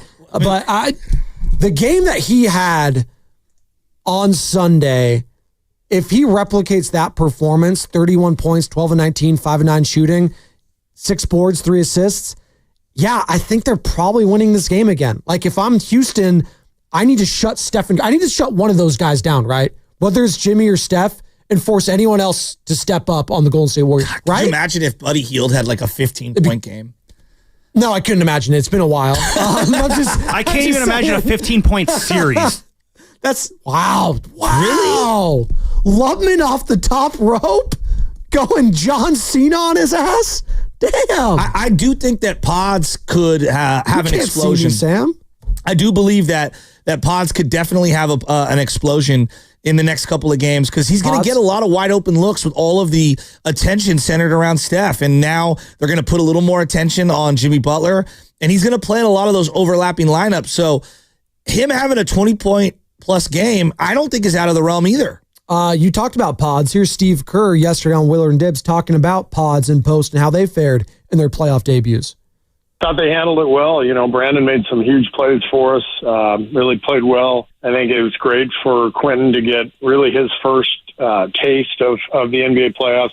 Brandon, has played 2 years now, so he's got a lot more experience than Quentin. Played in the play-in last year. But for both guys, it felt like the last couple of weeks have already been the playoffs, and the Memphis game is absolutely a playoff game, whether they want to call it that or not. So, I don't know. I just think that young players need that experience. They need to feel that vibe, and these last few games have been really good for both guys. I'm with them on like some of these games that aren't titled playoffs because they're at the end of the year. They were playoff games. Yeah. Because you were fighting for your life, essentially, and your season. No. So I 100% agree with him. Quentin Post, he's an interesting one tonight because I do think he could be a key factor in the series. He just has knockdown shots. Can he knock down some shots early, get some confidence early in this game? And that's what it comes down to, that word. Quiet the crowd. Quiet the crowd. And again, they were pretty quiet for most of that game. Most of that game, they were pretty damn quiet. And I think they're going to know. If it's the second half and it's, Warriors up by 6, 7, 8, you're going to feel the tension in that fourth quarter. What is it? Lemon booty, what Bonte likes to say? Yeah, a lot of tight butts in that arena. What is it called? Lemon booty is looming large? Lemon booty is looming large. Yeah, puckering up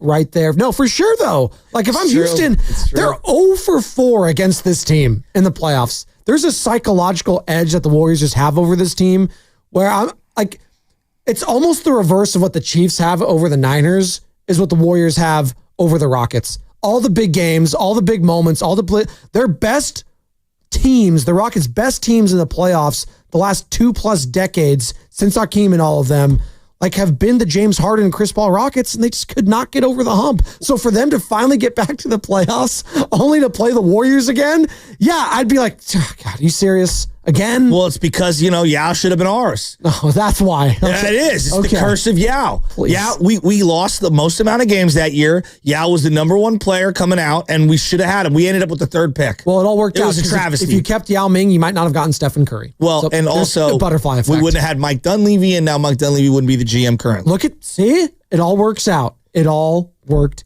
out. Steve Kerr, more on him talking about the whole Curry stopper notion that Amen Thompson was supposed to be. It's kind of laughable. He sees everything. He hears everything. He just has the right sense of how to motivate himself, and how to play at the best of his ability when the best is needed. I mean, it's a brilliant quality that only the very best competitors share, and Steph has it. There is no blank stopper when it comes to superstar athletes. There's no Kawhi stopper. There's no Jokic stopper. There's no Curry, LeBron, Luka stopper. Like, none of these guys have stoppers to them. You can try to make it more difficult for them, and try to efficiency wise and try to get in their face and try to get in their domes. They might have a game here or there where it's like, all right, it wasn't their best, but you're not stopping them ultimately from getting what they want. That's just what the great ones do. The top 10 players in the history of the sport, that's what they do. And Stephen Curry's no different than any of those guys. He might look different. He might be smaller in stature than comparison to all those other guys, but he can get his shot off whenever he wants still. Yeah, the days of holding a guy to 8 points or whatever is more about that particular offensive player's given night than it is about the defense. Correct. But that being said, your inefficiency aspect is 100% real. Think about Luka Doncic versus Wiggins a couple years back. Yeah. They just made him work for everything. Yep. Right? They made him work for everything. And even though his numbers looked good, if you watch the games, it was very inefficient, and it felt like every pass he made to a teammate was like, please do something with this. Right. Because I can't do much. Well, I looked at that Luka game against the Warriors a couple weeks ago, right? Where it's just like, wow, that was one of the worst games I've seen Luka Doncic play in quite some time. And again, you chalked that one up and the Warriors won and Pods had that game. And then I watched Luka last night just absolutely dominating Rudy Gobert. Things change. The great ones, they'll find a way to win when it matters most. I remember when Dellavedova was considered the Steph stopper. Deli! It was the worst. It was just the absolute most ridiculous thing I've ever seen. The original Deli Boy, Dellavedova? Come on. That's good. How's Deli Boy feel about this series, by the way? He's locked in? Deli Boy thinks that this is going to be short and quick. Okay, I do too. Yeah. I predicted sweep. And if they win tonight, I think a lot more people are going to start coming over to my aisle. Win tonight, the series psychologically is all but over. On paper, he's still got a couple games to go, but psychologically, Houston cannot recover from the loss tonight. I just wonder what Ime Udoka is got in store to just kind of generate some offense for them, especially if they're going to be in that zone. What is their counter? Is it personnel? Is it attacking a certain guy? They try to go at Steph, and Steph held his own. I mean, is it a cop-out just to say what I've been saying? It's just knocking down shots when you're open to do so. And they were pressing a lot in that game. They don't have a lot of good shooters. Well, that's the problem, right? And the guys that were good shooters, or we think are good shooters, were DNPs, like the Reed Shepherds of the world, right? Cam Whitmore, but they're young players. Again, but aren't all the Rockets players making their debut, basically? So then what's the difference between a rookie and a non-rookie, right? Amen Thompson is a rookie. He's playing 33 minutes, right? Van Vliet, Dillon, and Steven Adams have a pretty good chunk of playoff. A lot. I'd say a lot. Yeah. Playoff experience. Yes, they do. And those are three guys that are in their top 7, 8 that are, going to play a lot. But that's where it's difficult when your top 3 guys that you can lean on when it comes to experience aren't very good shooters. And they're not your best players. And they're not your best players. That's tough. That's why. Who is their best player? Şengün. You think he's their best player? He's their best player. He's their all-star. He's their best player. He's the one. Okay, I would agree. He's the one that's going to get, as I was just mentioning, you can make it more difficult for him. But Şengün's going to get some buckets. He'll get a double-double at least. Now, the efficiency is what you can mess with. The efficiency, absolutely. I don't want 11 of 18. And I thought they did a good job on the glass against him and not fouling. He only 3 of 4 from the line. He didn't get to the line a bunch. That's what I don't want to see again tonight. Now, they did get to the line, but they were 11 of 20. Again, not a good shooting team when they get to the line. And you said hacking Adams, that's fine. If he's in the paint and you're pods, make him hit some if you're free throws. pods or something, Moody and the size of there, just smack his arm. And to me, I would continue to go single coverage against Şengün and not double him because just anything he gets is fine. He's not going to go for 50 in a game and completely control the tempo and dominate that way. I would let him get his 25 to 35. And just the key for me is when he does miss, you got to rebound. So if one of these guys, let's say Rockets and their game plan is tonight, Joe, they go, all right, Steph or Jimmy, one of these guys is not beating us. One of them, we've got to just completely shut down. All right. Who for you on the scoring end needs to step up the most outside of those two guys in order to win tonight? Outside of Steph, outside of Jimmy, who's going to be that guy for you that you're looking at to pick it up? I'm looking at Pods because Pods has been quietly their third or fourth best player every game. He was their third leading scorer. Yeah, I think Pods is not a name that people are going to bring up, but he gets a lot of opportunities to get the floater going. He gets a lot of like kind of unorthodox multiple hand finishes around the rim. Mm-hmm. He's going to get wide open 3-point looks. He's going to have the ball in his hands a lot. He initiates a lot of offense, typically is one of your highest plus-minus guys, so he's involved in a lot of positive contributions on the floor. I think Pods is the guy who I think can, because if he's getting 5-6 assists and he's scoring like 15, 16, 17 points, he's involved in almost 30 points of production. Can I get a little bit more from Draymond Green? I'm with you on Pods there. Can I get just double-digit points? When Draymond Green, what's the stat? When Draymond Green scores like at least 10 points, the Warriors have like a 75%, 80% winning percentage. Like really good, something like that. I'm paraphrasing here, but can I get a little bit more from Draymond on the offensive end? I know he's dealing with a load when it comes to Steven Adams of the world, when it comes to the Alperen Şengüns of the world. That's a lot for anyone, let alone an undersized big, if you will, in Draymond Green. So I know what he's going to give me defensively. Can I get a little bit more offensively? And Moses Moody to that point. Can I get a little bit more from him? I thought those were two big buckets in the fourth quarter for him, picking and choosing his spots smartly. The three-point shot still isn't there for him. 1 of 4 on Sunday. Can he get that up early? You know my number. Early. It's 45 for those other guys. The Buddy Hield, Gee, Quentin Post, Moody now, GP2, like 45 is the number for me. And if you're going there, so Moody, like Pod, like you had Pod separate from those guys. Pods is going to be separate. Moody had 7 points. Gee Santos 5. That's 12 points there. Buddy 2, right? That's 14 points. And then Gary Payton, that's 21 points. It's probably not going to be good enough tonight. No. That's not going to be good enough. And then tonight. Gee, what he score 7? He had 5. He had 5 points. So that was baked into it. Yeah. So, I mean, like I'm telling you, like 45 is a solid number for all those extras. So you could throw Looney in there as well. But they all need like Moody, GP2, Looney, Gee, Buddy Hield. Like I know it's an aggressive number, but that's what I'm looking for. Buddy buckets. God, could he have a game? I mean, could you even throw Draymond in there now? Well, that's what I'm saying. Like Draymond, I would like to just, because for a stretch there, I know you were all in on Draymond as the scorer. And he quieted down. He's cooled off. I think his legs were exhausted. No, he's tired. Like absolutely. That's not anymore though. You can't. That's not an excuse. It's not an excuse anymore. But it's all the more reason why you should try to win this game and go all out to win this game tonight. I don't want to hear anything, they're playing with house money. I don't want that mindset at all. No. I do not want, that's the last thing I want to hear tonight. In the second half, I'd be very disappointed. Me too. I think you have to take advantage and step on their throats. The last thing you want is 3 days of confidence building as they head into Chase. And then what happens, they just win one at Chase. The next thing you know. Yep, no, that's the last thing I want in this series. It is this series in particular, because that's why I didn't want the Lakers or the Timberwolves or the Clippers, Nuggets, any of those teams in the round one, because I think any of those series would have at least have gone 6 games. I looked at that Rockets match and said, man, you know what? I think you might be able to beat this team maybe in 5 games. At best, maybe 4 if you're playing on all, firing on all cylinders. So that's why it'd be so huge to finish things off tonight. Realistically, if you win tonight, I don't see any scenario where the Rockets win the series, but you do not want them pushing to 6. And if they win tonight, I can absolutely see that baked into the equation. I don't want that, Joe. I don't want that smoke. Rest is so important for all these guys. I know they're not going to say it. I know they're not going to say, going up 6 games. Oh, yeah, we'll be fine. No. They're thinking in the back of their minds, hey, if we win tonight, we can finish this thing off, kick our feet up, watch the end of that Lakers T-Wolves series. That would be gravy. Now, Anthony Slater talked about whether we underestimated or overestimated the Houston Rockets. Anthony Slater, who covers the Warriors right here on 95.7 The Game. It's a little bit of both, I think. Yeah, I mean, look, their problem was their half-court offense, 21st ranked in the league this year. They're a terror in transition. They do, 22 offensive rebounds is a lot, but that's not outrageous for the Rockets. They were easily the top offensive rebounding team in the league this year, so they're going to keep doing that. They didn't turn the Warriors over enough, at least live ball-wise, right? A lot of the Warriors turnovers were just like pass out of bounds or some stuff like that. And even when they did turn them over, their lack of offense didn't allow them to take advantage of it. But, the Warriors still are struggling to score against the Rockets. That's 2 straight games they haven't got to 100 points themselves.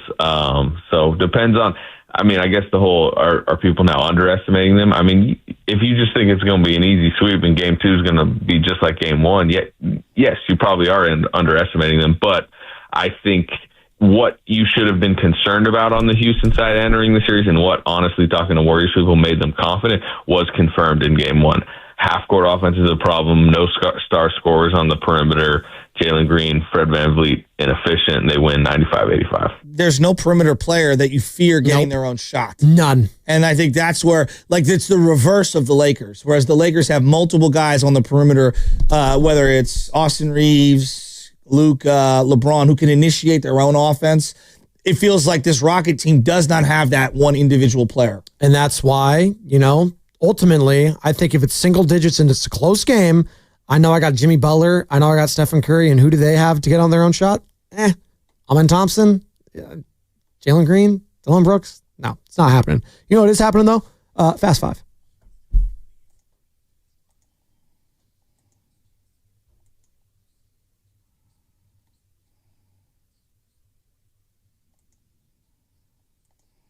All right.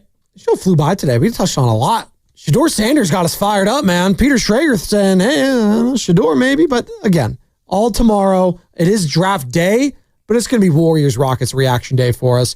Will they go up 2-0, Joe Shasky? So I just want to make sure we're clear. The guy who penned the phrase, I'd take Brock over Josh Allen, now a year later is, I was making sure that Whoa. I did not say I'd take him over all the teams. I said the 49ers, what they do best. I prefer Brock Purdy this season over Josh Allen because he limits the turnovers. And you know what happened to Josh Allen in the playoffs that year? He turned the ball over. Just letting you know. Sounds like Brock Purdy's actually been to Super Bowls too. He's a more accomplished player than Josh Allen. Tonight's going to be another example of Jimmy Butler. Here's my final thought. You're going to see Jimmy Butler go for 25, 8, and 8 tonight. And I do think the others are all going to step up. Draymond, QP, whatever combinations that you're looking at. The magic number is 100, people, right? If I can get over 50 from the combined Steph and Jimmy Butler, then I need another 45 or so, and I've done this all year, but I need to get that from whoever, Buddy, GP2, Moody, Quinn Post, Looney, and I'll throw Draymond Green in there. Before I had Pods, I took Draymond out of that equation. Now I'll throw Draymond Green in there. About 45, that's the sweet spot, because that means they're going to be around 100 points. It's first to 100 against this team. I don't think the Rockets can consistently score over 100 against our defense. I'm taking the Warriors tonight, and we're going to come back tomorrow morning, and we're going to be celebrating like it's 2022, baby. Let's go. You're going to be locking in? All right, lock in, Dub Nation. Shasky likes him tonight. What you got, Carter? Magic number for me is 18. And 18 is the amount of points I think Pods needs to have tonight, minimum, for the Warriors to win. I think he's got to have a good game. I like that number. I expect, obviously, the two big dudes, Jimmy and Steph, to come ready to play, but it's going to be on the role players tonight. What's the over-under on Pods? Let me go to that right now. DraftKings Sportsbook. Pulling it up right now, Carter. By the way, Warriors 3-point dogs tonight. I wouldn't want it any other way. It's going to be 16. Let me go. Player points. You're going to guess. You probably already looked at this, you liar. You're not guessing. I didn't. It's going to be 13. There you go. 13. This team plays like against Memphis. Memphis is giving up 117 a game. They're scoring like 120 a game. The pace is different. Against this Rocket team, if you're going to go zone, they're going to be in a lot of late shot clock situations, which means you're not going to get as many possessions. That's what I'm telling you, man. The number for me is the magic number, first to 100. Jalen Green's at plus 110 for 20 or more points. Yeah, I'm not touching that at all. Gross. Ugh. Jimmy Butler, by the way, 24 points or more, minus 110. Stephen Curry, 30 plus is at plus 155. 54 for them combined. I'm probably between the two, I would be higher on Jimmy Butler's over at 24 points is probably what I would go with. What is Sam Lubman going with today, though? That's the real question. I'm going with the return of one Bryce Eldridge. Carter, if you could, please. His face winds up and throws. Eldridge swings and hits it in the air, deep right. Lampy's backing. Lampy is at the fence, and that is gone. In his first at bat of 2025, Bryce Eldridge goes deep, picks up right where he left off last year, and this game is tied 1-1. Love hearing that on the Richmond Flying Squirrels TV network. Not sure who's on the call for that, but I have no idea where that ball landed. I don't care. I want to see Bryce Eldridge up. You know who else is excited to see Bryce Eldridge potentially get called up soon? It's one Bob Melvin. All right, we'll get him here now. You didn't see where it landed. I don't need to. That was Bob Melvin pregame yesterday when asked about the Bryce Eldridge home run. So, yeah, things percolating a little bit on the Bryce Eldridge front. Friend of the program, Bob Melvin, here on the Morning Roast. Remember that? Mm-hmm. My final thought is, Warriors going up 2-0 tonight, baby. Lock it in, Carter. Lock it in. Yay! Get a stranglehold on this series. Kick your feet up. Come back. Go up 3-0 on Saturday. Sweep this team. And then you got all the rest in the world, and you can watch the T-Wolves and Lakers claw at each other and put up bricks like they were yesterday. Good God. The shooting performances in some of these Western Conference games has been putrid. The only team really shooting that well is Oklahoma City Thunder. Maybe just maybe we're all sleeping on them. But did you notice what happened yesterday? We are sleeping on them. Mm-hmm. There was a filing to add some consonants to LeBron James's name. It's 2.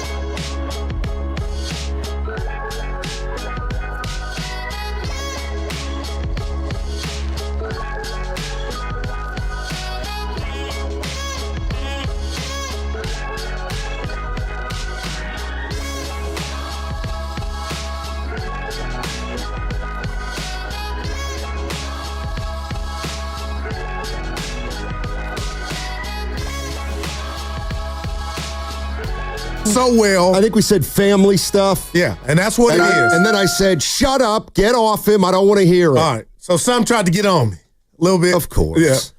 But I love my job. I love you. I love Evan. I love the station. I love what the Warriors are doing, Stoney. We got game Did two. they have a game already? No, they got one tonight. I rewatched the game where I was at watching, and give me some. Okay. Did you get?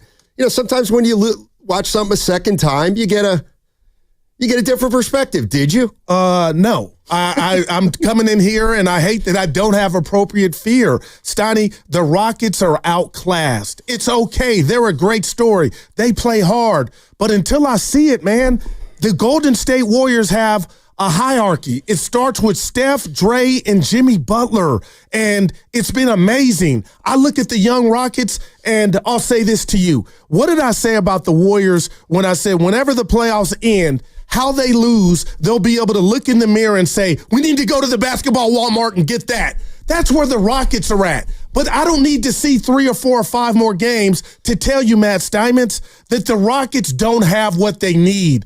That guy on the offensive end that can turn that great defense into points. And I just think they're outclassed. And the Warriors didn't play a perfect game. And they got out-rebounded by, 22? But they still won because they have an identity. The Rockets don't. And, Stoney, that's what's going to be the death of the Rockets. Well, I would disagree with your very last point. And good morning. I would disagree with your very last point that the Rockets don't have an identity. I think they do have an identity. They may not have an offensive go-to guy, but they do have an identity, and it's defense, and it's hustle, and it's physicality. I would also can I offer a little caution? Yeah, no, go ahead. I know I think we gotta be very careful after one game. I think it's got to be very careful. I'm watching the Lakers last night. Okay, talk to me. I watched. They didn't look good game one, and they come back yesterday and even the series. Luka's depressed. Why? He didn't want to leave Dallas, but go ahead.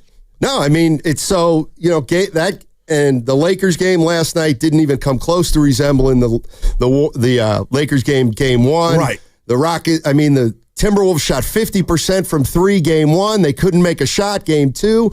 Stuff happens is all I'm saying.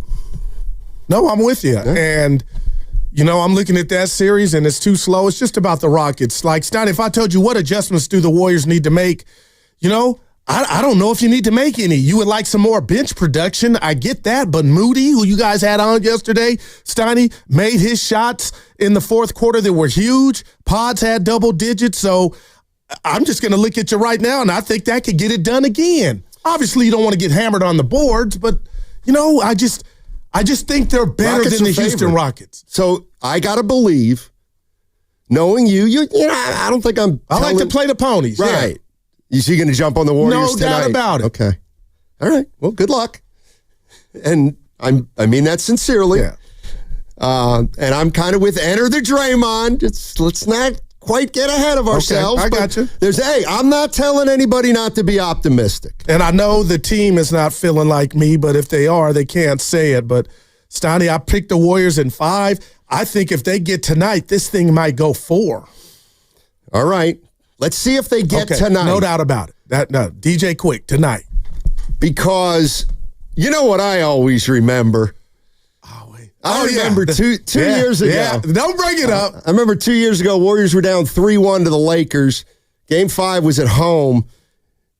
And people were saying, hey, I tell you what, don't let the Warriors win Game 5.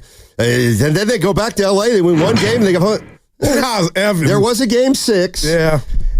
And the Warriors were never in it. Yeah. All right. But that falls under hope. Real quick, Snotty, I thought you were going to when we said, and Windler thinks you were the only one singing that day, that Friday. And don't stop believing. Dude! And we sung it all show, and they got their ass kicked at home by the Kings. That's where I thought you were going. No. All right. So, when I was a young boy, I played some tennis. And I used to play with a kid named Drew Gilfillan. He's too old. And he was significantly better than me. Anyway, we were playing tennis.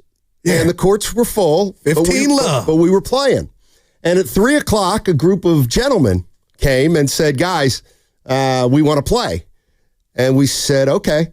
And, so you guys got to get off. Oh, wow. And we were like, well, all right. And they're like, it's after a certain time, it's adults only, or adults have preference. We just say, okay. And we left. And I'll never forget this gentleman named Ron Limpus. What a name. And Ron said to Drew and I, Ron said to Drew and I, he said, you did the right thing because they do have first dibs on that, but I want you youngsters to understand something. You always have the right to question. You always have the right to question. If you don't understand something, it's okay to ask questions. Ask why something's happening. Now, with the spirit of that in mind, I'm going to question a belief that I believe is pervasive among Warriors fans. I'm all ears. And it's this. Because I'm listening yesterday, and there's just so much talk about physicality, clutching and grabbing, manhandling. All those words are being used. All right? And the assumption, Goo, is if officials let them play, it hurts the Warriors. And I'm here to tell you, I disagree. I flat out disagree that a certain kind of whistle puts the Warriors at a disadvantage. And here's why. If a game is if teams are allowed to play and physicality is a big part of the game will still go to the players with more skill and more ability to execute and more decisive than the other team. Yeah. And for every time Steph Curry may get clutched or grabbed, you must acknowledge that on the other end, Draymond Green benefits in a monster way from allowing that same physicality. Because Draymond Green is a player who gets away with a lot of physicality. And I'm not here to hate on Draymond. I'm here to tell you that the two players right now, I'm here to tell you that the three players right now on the Warriors, Curry, Butler, and Green, actually are better than the Rocket players when it comes to physicality. Jimmy Butler can play through contact. Hello. He loves contact. If he's not getting to the line, chances are he still might be finishing. And if they're not giving Jimmy Butler calls and they're not giving the Rockets the same, the Rockets are being held to the same standard, the same whistle, Butler's going to kind of win the battle because he's better at playing physically. Similarly with Steph, we've seen this for years and years and years. Take a look at Steph right now. The guy is put together. He's strong as hell. Like, he is benefiting on defense when he guards Jalen Green because he's stronger than Jalen Green. Yep.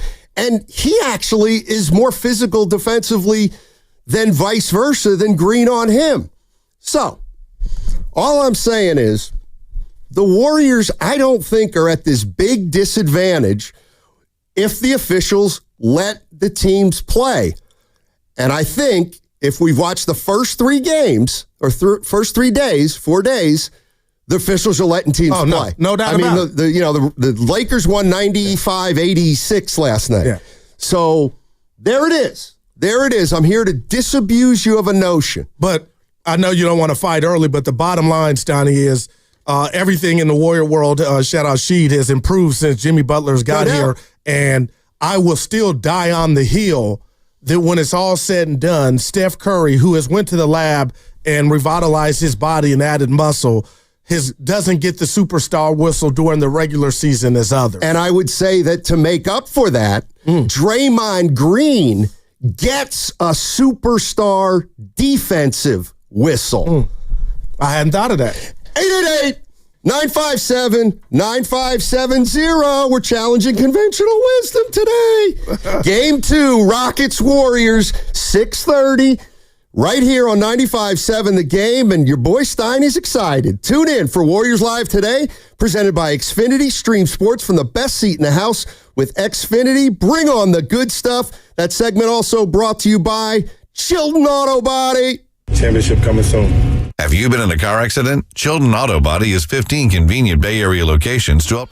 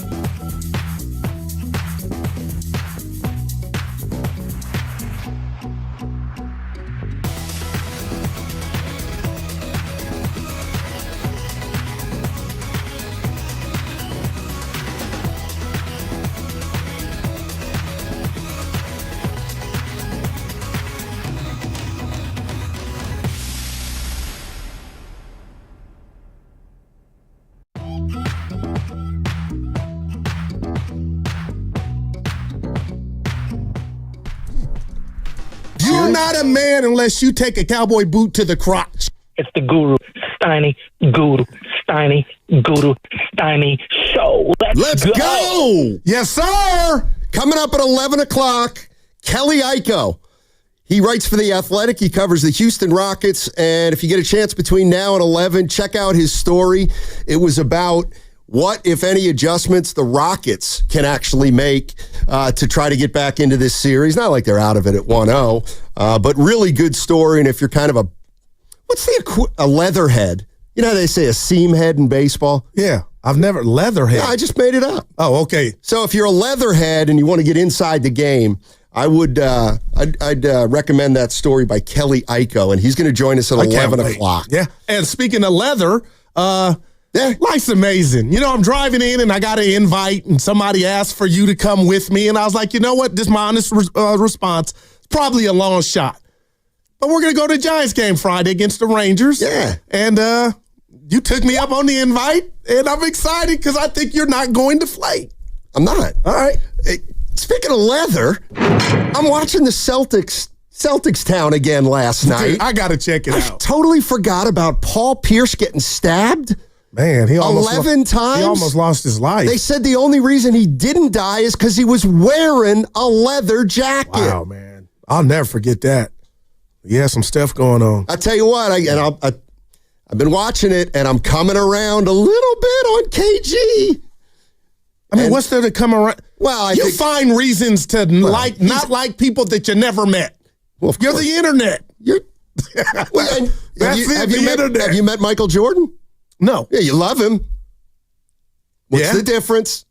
So anyway, the propaganda ensues. You know, I'm starting to realize that this Kevin Garnett is he's a legitimate lunatic. And he left it all out there, all 48, every damn game. Yeah. All right. So we're talking Warriors-Rockets game 2 tonight, 6:30 tip-off. And, you know, I was thinking about it this way. You know how I all feel about officiating. Fine. Your dad was a ref. You can't. But the reality is you cannot ignore the fact that the officiating is different in the playoffs. I like it that way. Do you? Denver Clippers? It's like football. I am totally on board with something B.J. Armstrong said. Oh. And he said he's enjoying these playoffs more than he's enjoyed playoffs in decades. Wow. And I agree. I think I love the way the game. I watched the whole Lakers-Minnesota game last night. It is physical, Stein. I thought was it a great game? I don't know, but it was a great game to watch. And, you know, the Warriors are going to be involved in that. And the other thing is, look, it's universal. I understand people think Curry gets hammered, but, you know, I'm listening to my guy Chris Finch last night saying, hey, how'd Julius Randle play? And he said, Julius was great tonight. He did an unbelievable job of playing through all the fouling and all the fouls. You know, so everybody does it. It's part of the game, so we may as well talk about it a little. If we can do it responsibly, I'm willing. But my point is this. I think the idea that physicality hurts the Warriors is overblown. That's my main premise today. Yeah, and you know, I'm going to be honest and keep it real, Steiny. Yeah. The Steph Curry thing, I don't think he gets enough credit for going to the lab and being able to put it on the floor and finish and use that backboard like a Kyrie Irving. I don't think that gets talked about enough. He has improved that and almost mastered it to add that to his offensive repertoire. But with that said, I've never gone Warrior-wide in regard to, oh my gosh, where is the whistle? Because let's be honest, the Warriors don't have a lot of guys like that outside of, you know, when Jordan Poole was here getting to the free throw line. But now that you got Jimmy and I'm watching the playoffs, I love it. And I came in here and gave Houston credit, Steiny. You know, I don't feel like they were going for those pump fakes for Jimmy Butler, but for him to only go to the charity stripe in game 1 6 times, I'm like, kudos. And Jimmy knowing, I don't know if you recognize this, Steiny, I got to go up and shoot this thing because these youngsters ain't falling for it. So we saw him shoot more with that mid-range and that turnaround fadeaway. He hit him, but he knew what time it was. Like, I don't think I'm going to get bailed out 18 to 20 times. It may happen in these playoffs because they're calling it, they're letting stuff go. And I love it. So I started to ask myself the question, well, if Jimmy Butler is legitimately better in the playoffs, how come? How come? He's more aggressive. And he must be more physical. 19 shots game one. And he must thrive in the playoff atmosphere and the way the physicality is amped up. So, listen, the other thing about Curry is the chef with the grabbing and the clutching is, you always talk about going to the lab. He has been in the lab for 16 years, lifting weights, getting stronger. Remember when he came into the league? He was scrawny. You see those videos of him? It's like, wow. So, he's a big boy. Yeah. He's a lot stronger than Jalen Green. And the reality is, the more I think about it, if the game turns physical, it might not benefit Steph Curry, but that doesn't benefit any perimeter player. Wow. But I'm maintaining that Curry, he deals with it as well or better than anybody that I've seen in terms of the physicality and taking advantage of it. All right, so there you have it. That'll do it for me today. Oh, no, I'm just kidding. All right, here we go. Let's start out the show with, I don't want to introduce him.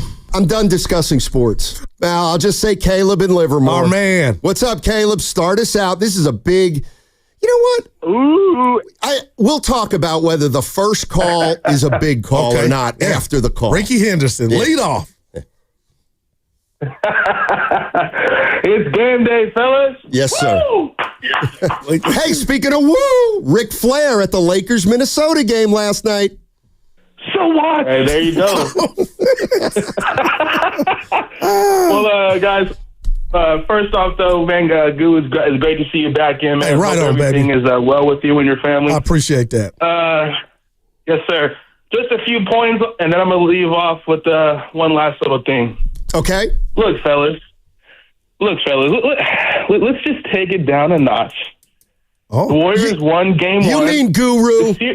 Now, be fair. I'm listening, Caleb. Go ahead, fair. baby. You mean Guru? Well, Friday, I don't know. Guru's a Laker fan, so I don't know. I'm going to give you one.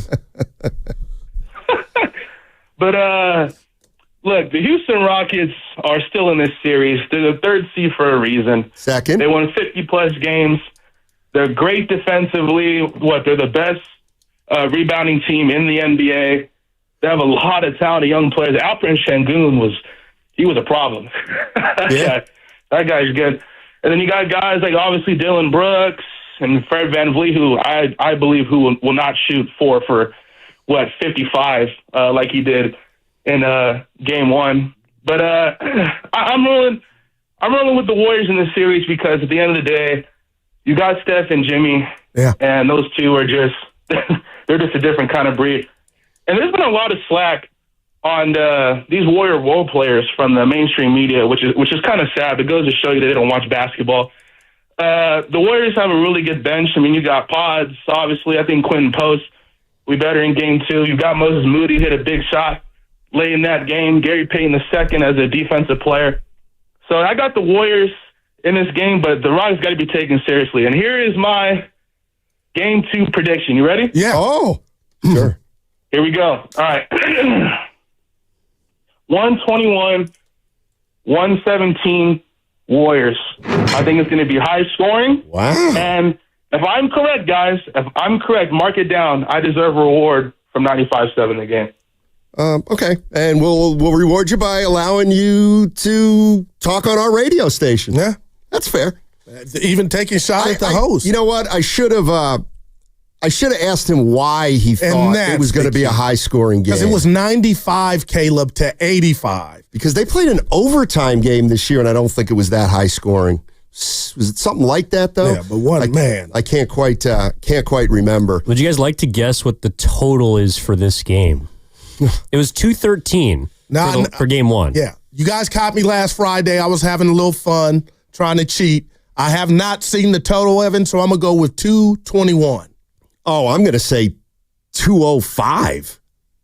You haven't looked at this, have you? No. Oh, it's God. 205.5. Yeah, I don't And I would never know that number. But if it was 211 and it didn't even come close. Go check him for cheating. I'm going to give it to him. Yeah, I see, that's one where I wish I would have said 104. But I am with Caleb that 204. I like the over in tonight's game. And we're going to ask you why. Yeah, how come?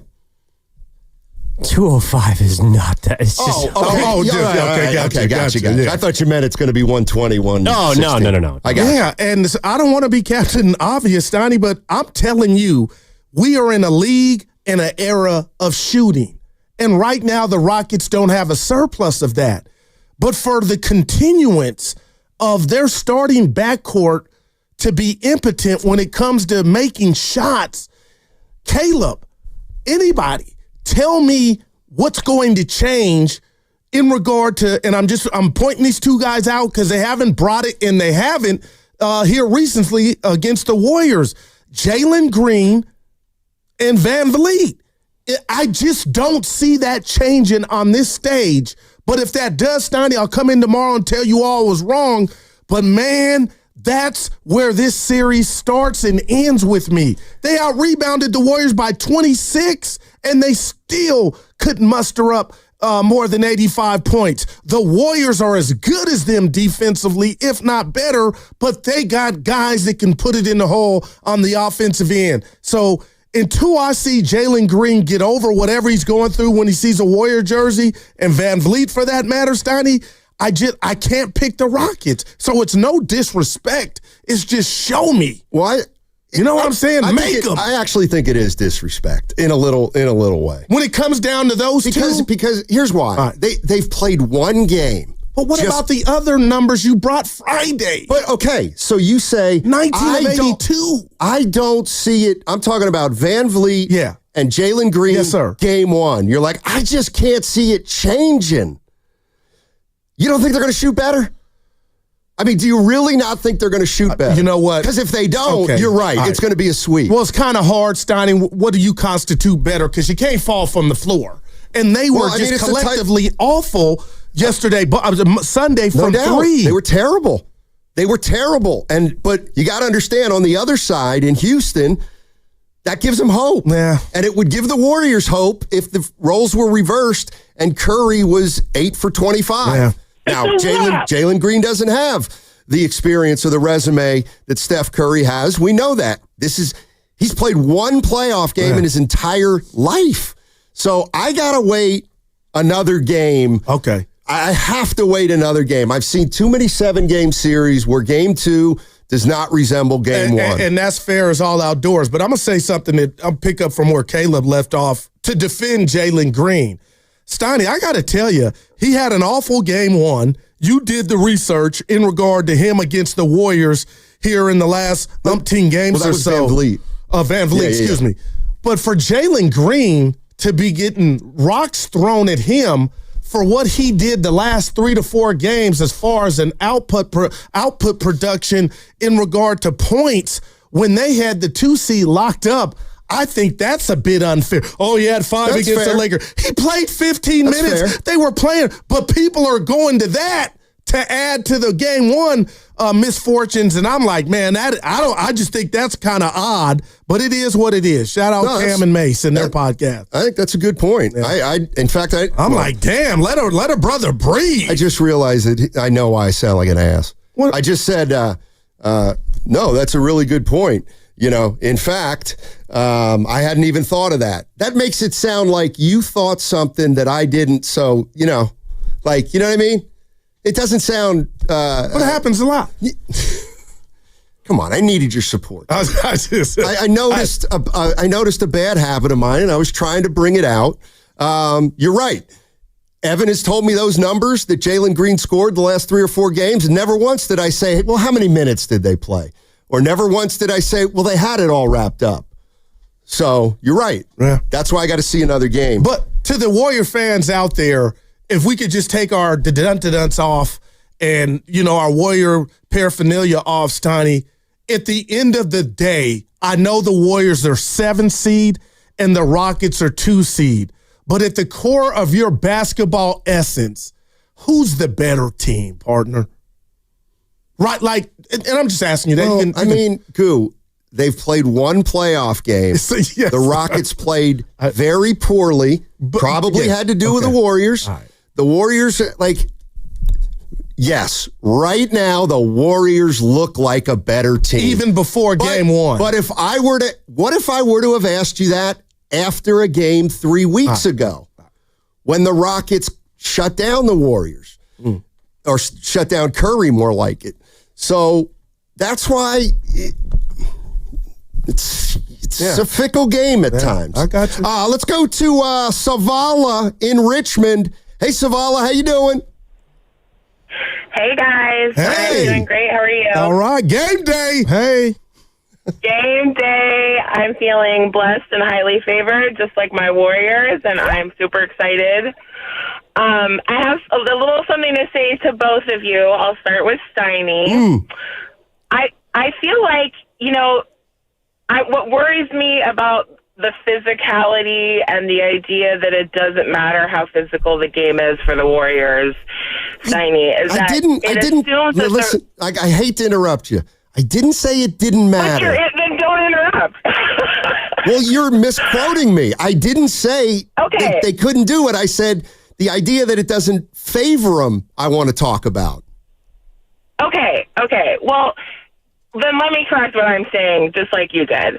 What worries me is the idea that these games might come down to the last few minutes and a few points.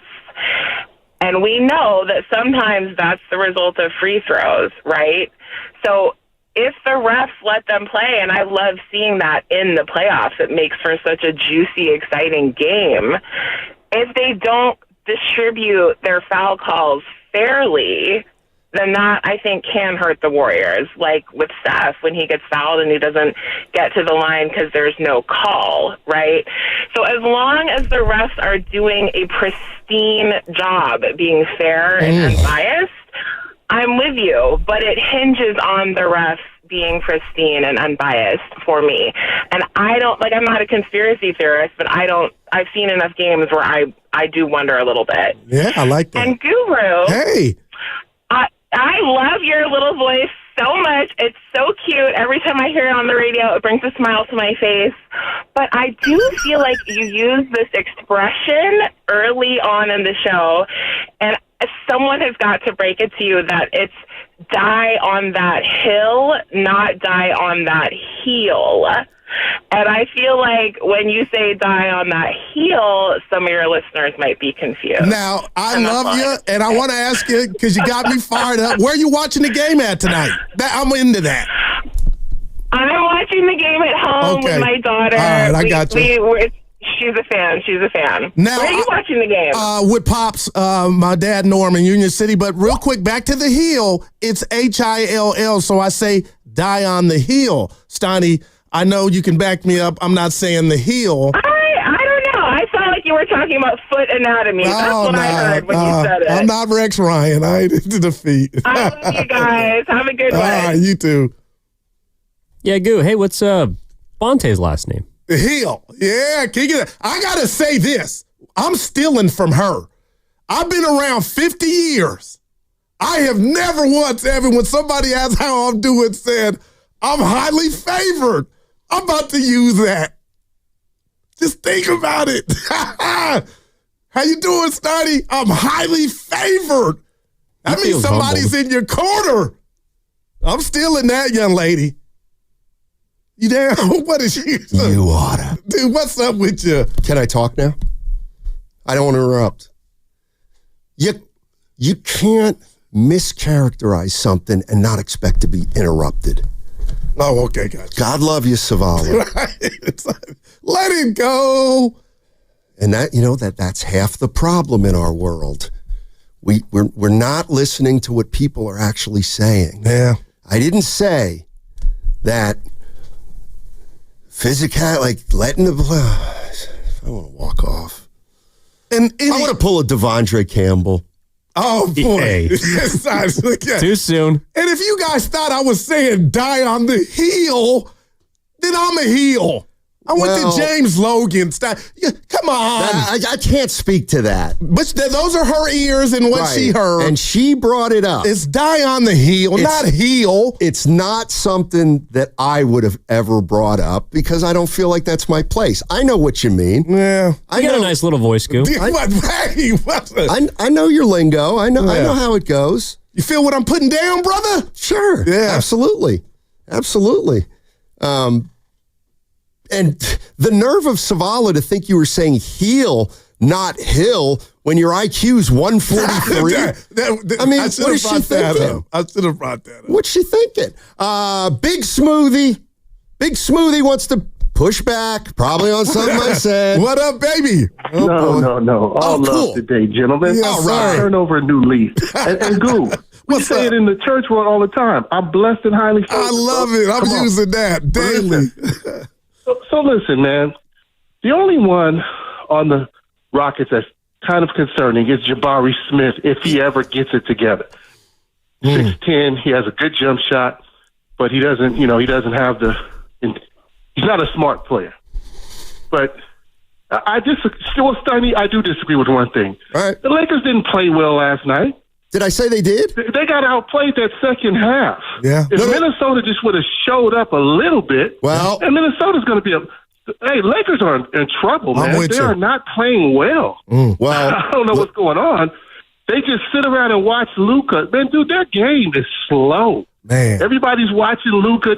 The Lakers are in trouble. You heard it here first. The Lakers are not winning this series. Smoothie, I'm with you. I'm with you, man. Smooth. I think LeBron might be a little gimpy, man. Something is going on. They are not playing well. I know they won that game, but man, Minnesota sleepwalked. They were sleepwalking to the first half. I'm telling you. I'm gonna fight you on that one, Big Smoothie, but I'm gonna let you have the last word.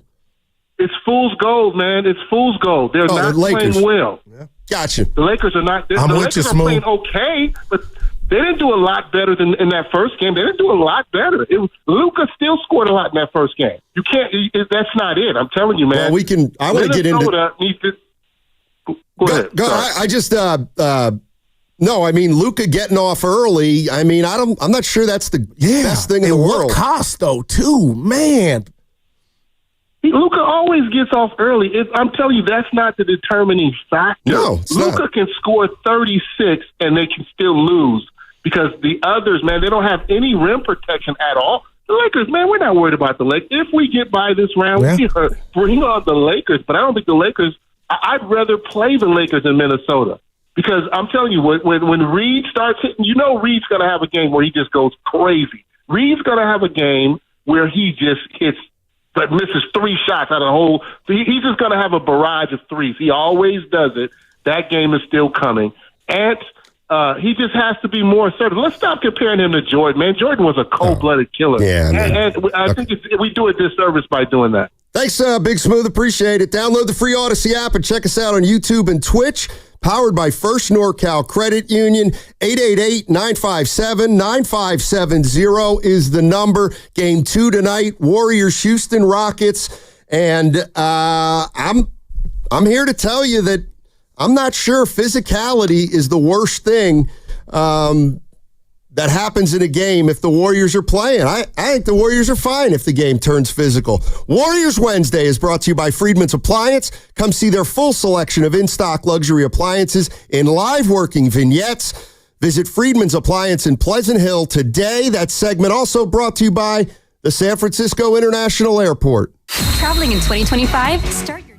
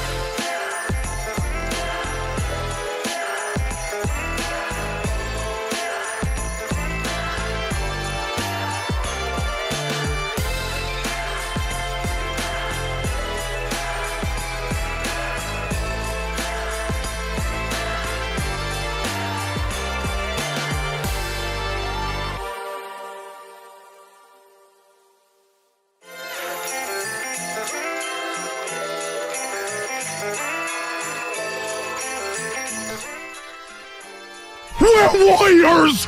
I'm tired of getting pushed around! Kick your ass! Hey, it's Moses Moody with the Golden State Warriors. Now back to Steiny and Guru. Ain't nobody kick around the Warriors. Well, not yet. Hey, you had Moody yesterday while I was out. How was he? He was terrific. Delivered. He was terrific. What's that? I thought the connection was a little sketch, but he was great. But you guys have been around him before. No, I know he was great. What do you mean the connection? The sound. Oh, the sound. Well, it could have been a little better. I think it was Raymond's cell phone. I thought it was the Motorola didn't work well. Boy, Ray. Kelly Aiko coming up in 10 minutes. Can't wait. And he writes for The Athletic. He covers the Houston Rockets, and he had a great story today about what, if anything, the Rockets can do adjustment-wise. And it centers on Amin Thompson, and we'll get into that with him when he gets on here at 11. Go ahead. No, go ahead. Do you have a problem with me rewatching that game? I won't tell you how many times. And looking at the Rockets to where I feel like they let one get away because, Steiny, I felt like the pace of the game was that you couldn't draw it up perfect. I don't know what the pace was of that game. Like, I know the score was low. But do you think it was a half-court game? Yeah, it was supposed to muck it up. They went to the free throw line more than the Warriors, had 6 more free throw attempts. And you know what I mean? Like, they were supposed to, shout out Şengün, but they were supposed to goon it out. And I thought it kind of went that way. By the way, let me correct myself right off the bat. It's Kelly Aiko. Oh, Aiko. Aiko of The Athletic. Thank you, Evan. I appreciate that. I got to push back on something that Big Smoothie said. This is kind of, sometimes I do have a little bit of a problem with this. Okay. Timberwolves win game 1, and then they get beat last night. The Warriors won game 1. It's possible they could get beat tonight. It's within the realm of possibility. But when you say the Minnesota Timberwolves didn't show up, I got to tell you, I think that is so unbelievably wrong, and I'll tell you why. If you watch that game. I'll watch in its entirety. How many tough shots does Luka make in the first 4 minutes? He banks in a three-pointer from straight away, and he makes 2 or 3 other plays that are just great Luka plays. The Minnesota Timberwolves were in foul trouble. And to me, when you're in foul trouble, that's over-aggressiveness. It's not showing up.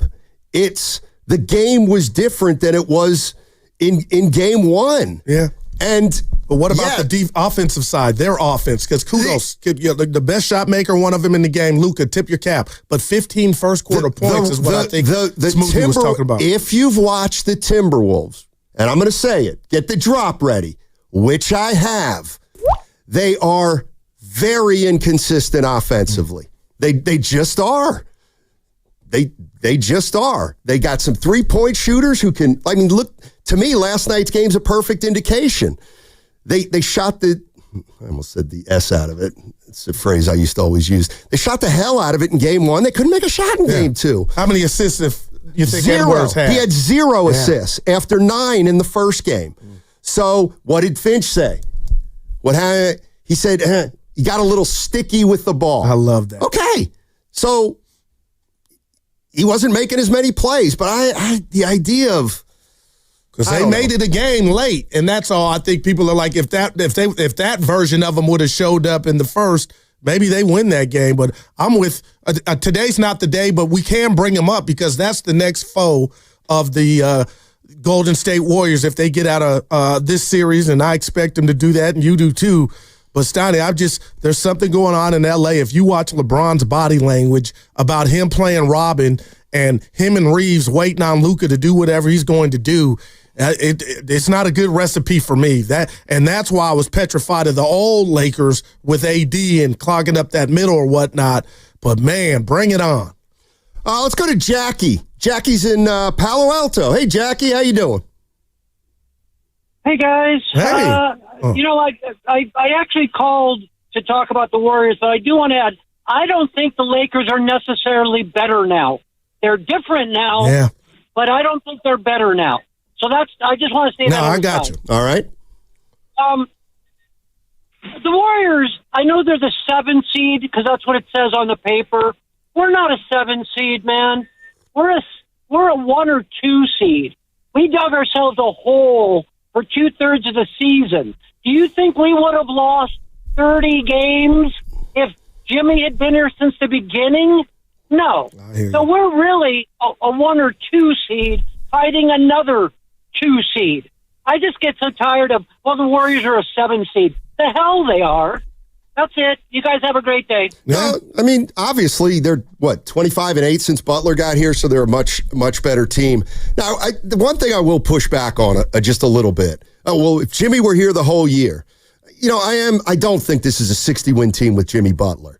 And the reason I don't is because, and maybe we'll find out next year, but let's say the Warriors are really good next year at the start of the season with Butler. They start 20-9. Yeah. Like, at that point, they're going to start to manage the season. You know what I mean? They couldn't manage this season. They got behind. They got to 25 and 26, and Butler got here, and then they had to get moving right away. Yeah. But I do think if they establish something early next year with Butler and Draymond and Steph, they'd pace themselves a little more. Yes, and then they'll kind of wait till the end, and they'll look at the standings, and they'll say, "Oh, we're at 5. I don't know. We're at 5. Yeah. We can definitely get to 4 to get the home court, or maybe even 3, like they did in 2022. Exactly. Top 3 seed. Exactly. But I get what he's saying, and I kind of just said it to you, Steiny. I get the numbers are what they are, and we know this season's been a metamorphosis or whatnot. But man, I hate them going into this game this confident, and the Warriors are going to handle their business. But I can't wait to have our guest on just to see how the Rockets are feeling. Yeah, and the other thing is, the Warriors I agree, they're not a traditional 7 seed. Well, especially. But I'm not like the other. I got to wait on the Rockets being the worst 2 seed in history also. Like, that's kind of what I mean. I can look at the Warriors objectively and say, well, they're a better team with Jimmy Butler. So, yeah, they're probably not a 7. I don't want to get into a fight over whether they're 1, 2, 3, or 4. But, right, they're a hell of a 7 seed. There's no doubt. But I don't know that the Rockets are a terrible 4 seed after one game. That's all I'm saying. I know they're inexperienced, and that's not going to go away. So there we go. By the way, Kelly Eco coming up in 5 minutes. He writes for The Athletic, covers the Houston Rockets, and he is down in Houston. We're going to talk to him about the way Houston's feeling. If they feel like they can still... What do you mean? See, I hate it. I fall into the trap, too. See if Houston can still... It's like they lost one game. Can still what, Steiny? See if the Rockets are confident in game 2. That's the way to say it. But you can be confident all day or not. Can they win the game? But what I'm saying is I hate even leaning into, could the Rockets possibly get back into they're in the series. They're down 1-0. Not a series. And to their credit. It's not a series until somebody wins on the road. Oh, never mind. Let's go to Carlito in Alameda. What's up, Carlito? Hello, gentlemen. Yeah. Hello, gentlemen. What's up, baby? Listen, I'm thrilled for the Warriors. I'm just gonna say this. I don't know if you guys have noticed this. I love Pods. The kid is doing good, but he gets a little tight late in games. That's something Jordan Poole did not have. He was a killer. That's something that he's got to work on. Thank you, guys. Now, let me ask both you guys this. Yeah. Do you think Pods gets tight, or does he get loose? I don't think he gets tight. Yeah, I'm going to go loose before I go tight. I think he's overconfident. And what about, again, another one? We kind of seen it, Steiny, wasn't a playoff game where he just has so much energy. He goes up there to on a missed shot to tap it to Draymond. Like those was in the crunch time. That was a big play. Like, big play. Man, my man called him tight. Don't put that jacket on him yet. It's funny because he said most people think Pods might be a little too aggressive. Well, he's cocky. That's half the battle. I just can't get over real quick. What's that? Highly favored. The only time I ever used that was when I'm gambling. But now, Evan, highly favored, baby. Got a new meaning. Yeah. Yeah, it's a religious thing. I'm looking. The boys had Steve Kerr on yesterday. It was great. Yeah, I listened to it. I listened to it all too. Yeah, they interviewed Steve Kerr yesterday. I'm kidding. It was great as always. Kerr on. Hey, massive changes coming. I would say most coaches wait until after 2 games to make a major adjustment, whether it's a rotational addition or a scheme change. I think I don't expect massive changes from Ime. They know who they are as a team. They've had a great year. They have a real identity, and so we kind of know they're going to be physical, and they're going to defend, and they're going to rebound. And I don't think too much will change from that philosophy. Now, Goo, you weren't here yesterday. Talk to him. But the one thing I did say, we were talking about adjustments and what can the Rockets really do. And I thought to myself, well, why would they really make any adjustments? They shot terribly.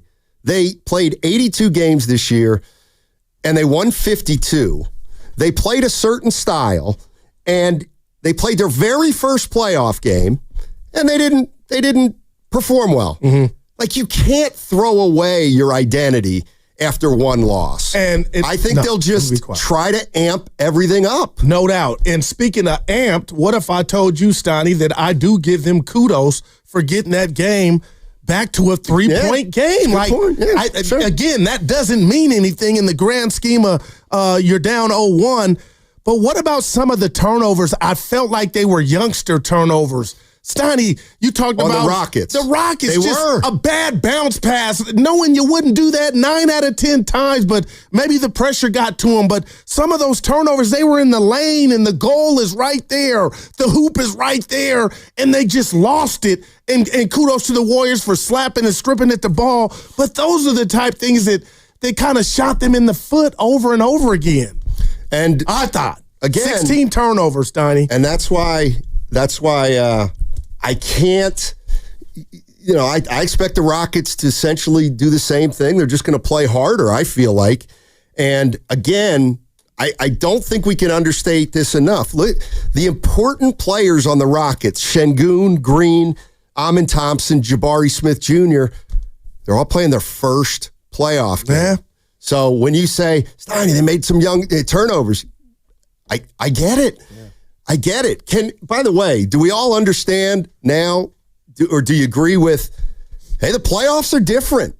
Oh, like it's incredible. I love it, and I do too. I feel like it's always been like that, Steiny. So when you brought up that nug about the refs are letting it go, again, not to talk about the rest of the league, but watch what's going on. It feels like a Western Conference Finals when I'm watching the Clippers in Denver play through that contact, and I think I like it. I know I like it. Well, I'm watching the Lakers T-Wolves last night, and Edwards gets to the rim, and he can't finish, and it looks like there's a lot of traffic in there, and it feels like they call that in the regular season. Ticky-tack. But they didn't. Yeah. But similarly, Luka's got a guy on his side, and he's shouldering and faking and looking for contact and getting a little, but he's not getting that call as much anymore.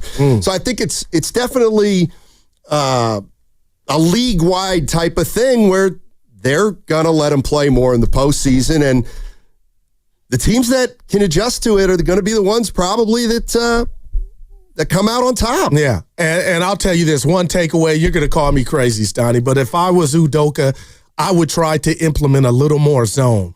And the reason you say, why would you do that when a team has the likes of Steph Curry? When I analyze and look at the Warriors, I don't feel like without Klay Thompson, I'm not afraid of their outside shooting. But then it becomes a Dr. Phil game. Okay, you're so good at shooting. We know that, Steph. All right, let's see you do it uncontested or lightweight contested. Jimmy Butler, we're going to pack the paint. Okay, we know you don't like to shoot threes, But you know what I mean? Like, just do something different if you're the Rockets, because the Warriors' action, when Steph Curry gets like Walter Payton or McCaffrey and those back cuts, like, Steiny, you talked about it. The 3-pointers are like 4-pointers, the way he hits them. But even those, when they just, whoever it is, Dre or Jimmy Butler waiting for Steph to do what he does, it's like those are, to me, demoralizing. And in a zone, you kind of could take that away at different times, not the whole game, obviously, Steiny, and be like, you know what, tip of the cap, you made it, because we talked about it. I don't know how confident I am in the Warriors shooting as a whole, but Houston, I don't feel like did a lot of that in game one of, now Curry missed his first 3 and then figured it out. I'm going to go to the basket the next 5 or 7 shots, but I'm just thinking like, Udoka, do what they did to you, because the Warriors went zone at times against the Rockets. Well, here's what I would say to that, and I'm not saying you're wrong or they shouldn't switch up defenses, but again, the Rockets are at their best when they play man-to-man defense, and a lot of times you go to zone to protect, maybe foul trouble, or you use it when you're fatigued, and I just have a feeling, I may be wrong, but I got to believe Udoka does not want to go to zone because, zones can make you a little passive defensively. Like you start thinking about, well, I just have to guard an area rather than a man, and it just changes your aggressive approach. And since they have such an aggressive approach on defense, I wonder if he really wants to go play zone or and then the problem with zone is you better know where Steph is, and it's a young team. And maybe if they didn't play a lot of zone in the regular season, we can ask Kelly Eco that one when we finally get him. He's probably a shoot-around right now. I wonder how much zone they played during the regular season, but if they didn't play a lot of it, zones can be terrible if you don't practice them also. But, switching up the defense is... Because the Warriors did it. They threw everything at I felt like they threw everything at them but the kitchen sink. Yeah, no, the Warriors did, but, that's... Like, the Warriors can do that because they're so experienced and they're kind of tied together. And the Rockets are still a young team getting to know each other. 888-957-9570 is the number. We're efforting Kelly Eco of The Athletic. He covers the Houston Rockets, and obviously the Rockets and Warriors are shooting around today, so he's probably got other duties. So we'll get him at some point in the show, but it doesn't look like it's going to be right now. So right now would be a great place to jump in and join the conversation about the Golden State Warriors. And Game 2 tonight in Houston, you can hear it all right here on 95.7, the game at 6:30. Yeah. Kind of talking about what kind of game favors the Warriors, what kind of game favors the Rockets. And I am a little confused. Do you want if you're the Warriors, you want to play up-tempo against the Rockets? No. Because I believe that's where those thoroughbreds, as I call them, Stoney, that they're not thinking. Okay. You don't have them in that half court. They're using all their length, speed, jumping ability. It's open gym. And that's what I think, that's where they play best. That's where they show best, the Rockets. That's me. See, I think the Warriors, believe it or not, can play anyway against this particular team. Because to me... I can't wait to hear the because. To me, even if it's up and down, yes, that favors athletes, and it favors the Rockets tangibly on the court. But the Warriors are still a better decision-making team. Man, that's real, man. What I'm saying is, I don't know what's best for the Rockets. I do know they'd probably like to avoid playing in the half court as much as possible. Man. So that means they've got to turn the Warriors over. So if they turn the Warriors over, then the game's probably going to get a little faster. But that's something the Warriors can control if they take care of the ball, and I feel like largely they did that in the first game. No doubt, Stotty. What? How many turnovers the first game? 10 or 11? 11. Yeah. 11. Let's go to Cade in San Francisco. Hey, Cade, how you doing? Pretty good. How are you, man? Doing well, thanks. All right, so I'm with you on this one. If they apply pressure, it's going to affect our offense, and we will figure out our offense. No problem. But them being physical is going to make us also physical, and we are going to be defensively physical, and we'll have a lot of on-ball pressure. And so they are going to suffer. So unless they shoot, they're not going to win. They can apply as much pressure as they want. Unless they shoot, they're not going to win. Appreciate the call. I kind of agree with you. Man. Like the way I look at it, and when I say physicality, I'm talking about everything. Perimeter, inside, outside, everything. If I were to say to you, who's the best inside player in this series? Şengün. No doubt. Well, guess what? At 26. Physicality works in your favor against Şengün. Right, gotcha. Especially with Draymond Green. No doubt. So, this is it may hurt Steph Curry a little bit, but it's going to help Draymond Green on the other end. And, the other thing about letting them play is, okay, you're not getting to the line as much, but neither are they, and you ain't getting into foul trouble if they're letting them play. So if they're letting them play, I think that's good news for guys like Draymond Green and, anybody else who's like a D Santos. Man. He doesn't play enough to foul out anyway. Even Jimmy, though. Exactly. Jimmy Curry, Butler. for that matter. Jimmy Butler. You talked about him amping up that physique, Steiny. He does not. And he talked about it the other day. He does not. I forget who he was talking to, but he just talked about he has to do his part on defense. And for the most part, outside of the Clippers and, you got guys like Kawhi. We ain't talked about him, but Kawhi and Harden, it is what Evan it is. And I talked about him yesterday. Okay, but man, it's incredible. On our thread. Yes. He's unreal. He's unreal. Well, I'm out. What are you out about? He cited your thread. Personal thread. Go ahead. You took a shot at us yesterday. That's right. I'm in the hospital thinking about it. By the way, I got to tell you something. I said go text E on your personal thread. Get out of here. But I got one with Spadoni, so there it is. I'm gonna drop off those. Spadoni, I think. Yeah, dude. And I'll tell you why. Is the Wolves were down 18. Or no, the Wolves. I guess they got it to 13 when I got it to 11. All right, 11. All right. And Goose says what I always say after a Wolves win: Wolves howling. And I look up and I'm like, I text Goo, they're down 18. Right.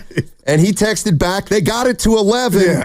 But then you know what you said? Yeah, I do. You said it felt vigorous. You said F off. And I felt like, wait a minute. Yeah, now that's... I don't need it in my life. I felt like we went from playful to angry. Yeah, but it's just... And then what did I do? Then I texted back something very conciliatory. Yeah, you did. Because that's who I am. And I had a long day dealing with the That's what I figured. But no, when I read your text, I see your face, and you're just Wolves howling, Steiny. It's 55-37. Well, I texted game 1, Wolves are howling when they're up 20, and you're like mad at me. Wolves don't howl during the game. Never. The Wolves wait until the final horn to ever do their howling. Oh. That's my pack, and that's what we do as Wolves. Oh, all right, 888-957-9570 is the number. I'm asking Warrior fans about the idea of the officiating, allowing physicality, allowing them to, quote, let them play. And I'm just questioning whether I don't necessarily think that puts the Warriors at a disadvantage. In fact, I think in some cases, it'll help the Golden State Warriors. 888-957-9570 is the number. Warriors postseason coverage is brought to you by the Agape Golf Tournament, which is on Monday, April 28th at Stone Tree Golf Club, presented by Atco Pest Control. I'll be there along with Guru, and we'll be broadcasting 10 to 2. If you want to play, go to 957thegame.com and click on the events tab to sign up. All proceeds will benefit the North Bay Golden Gate Regional Centers, as well as the San Francisco Autism Society of the Bay Area. What's coming up next on The Game is brought to you by Fremont Bank. Here for you, here for good. Steiny, you're off, bro.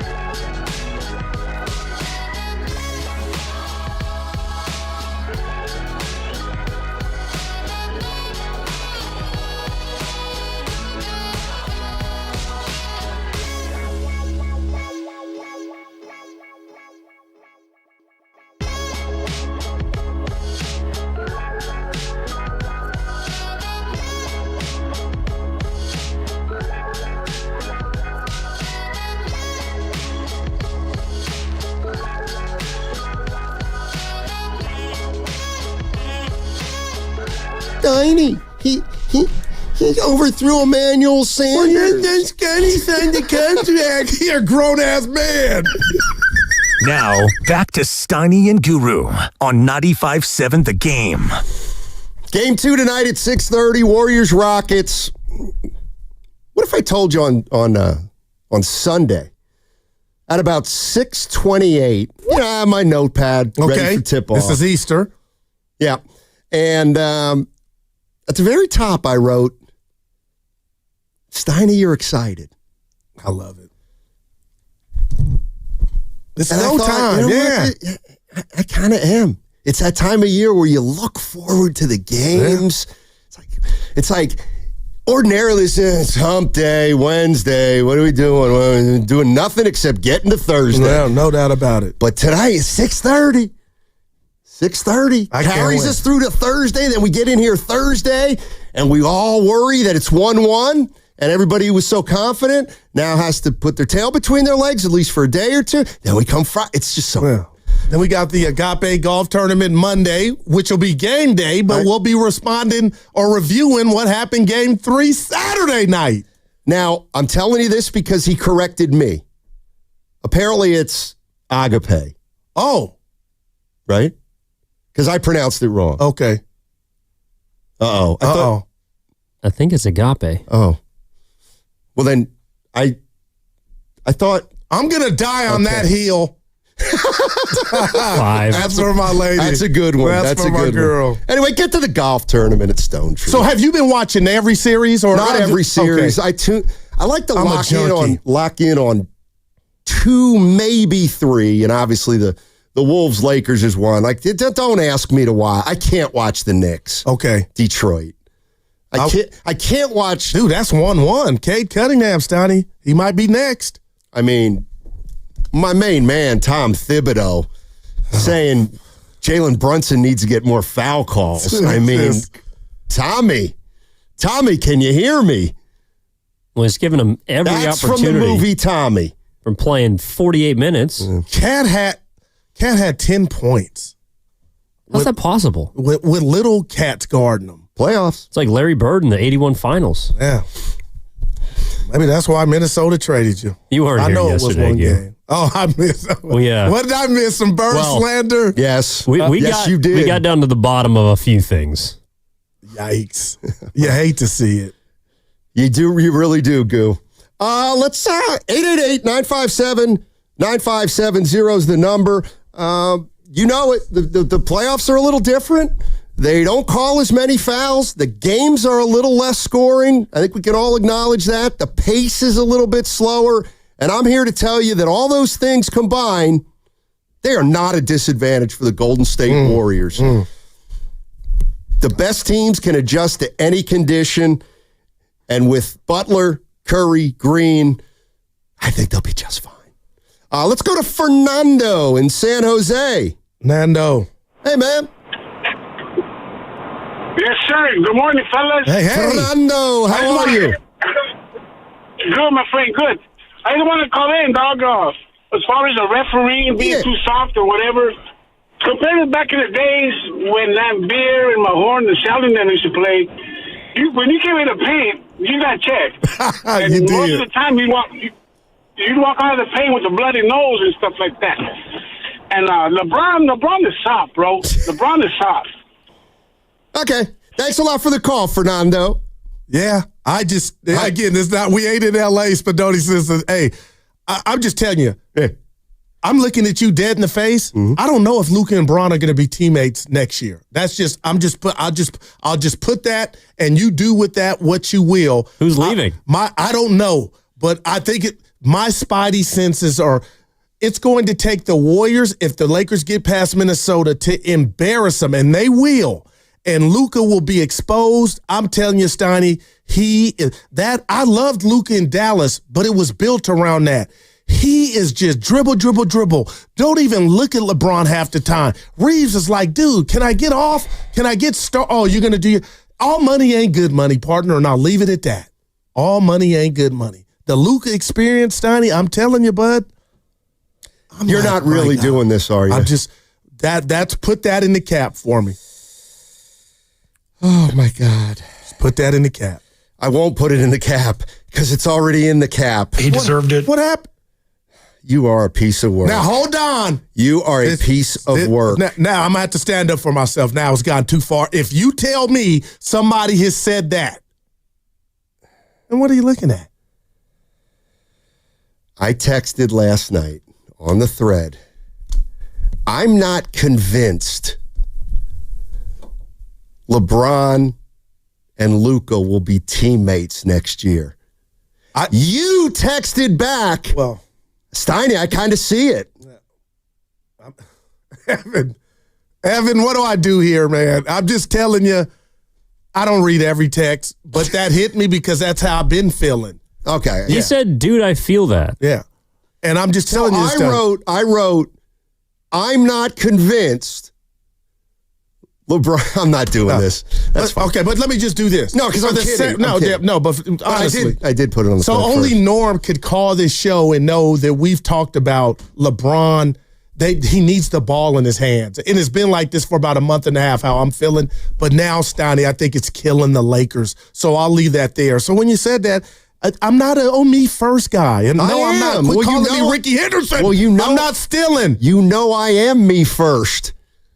So I it's like I'm I'm not. No, I am me first. So I got the text thread with my dad to tell you that's been a discussion of ours for months. Nah, I don't think so. No, come on, man. Norm. So I would just steal that and act like you didn't text that. I'm not that guy. You just were.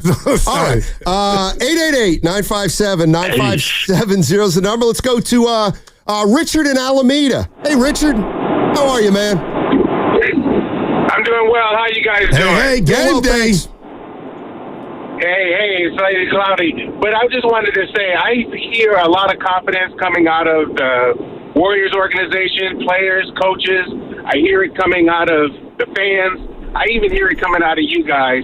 But right now, I think Vegas has Houston up. And the question that I have to ask is, and Steiny, I think you kind of alluded to it just a little bit earlier, if the Warriors lose tonight, what did the Rockets do and the Warriors not do? And what does that portend for the rest of this series, as well as your confidence in the Warriors in this series? I mean, Houston's got to win tonight, I feel like, to stay attached in the series. I mean, but he's asking how. What would they have to do? I think they just have to play better and shoot better. That's got to come in. Oh, God, yeah. They got to come in. You need to break. But, no, I mean, it's not rocket science. The Rockets don't want to go back to San Francisco having lost 2 home games. So, they win this game tonight, if they can win this game, and I guess I understand they're favored.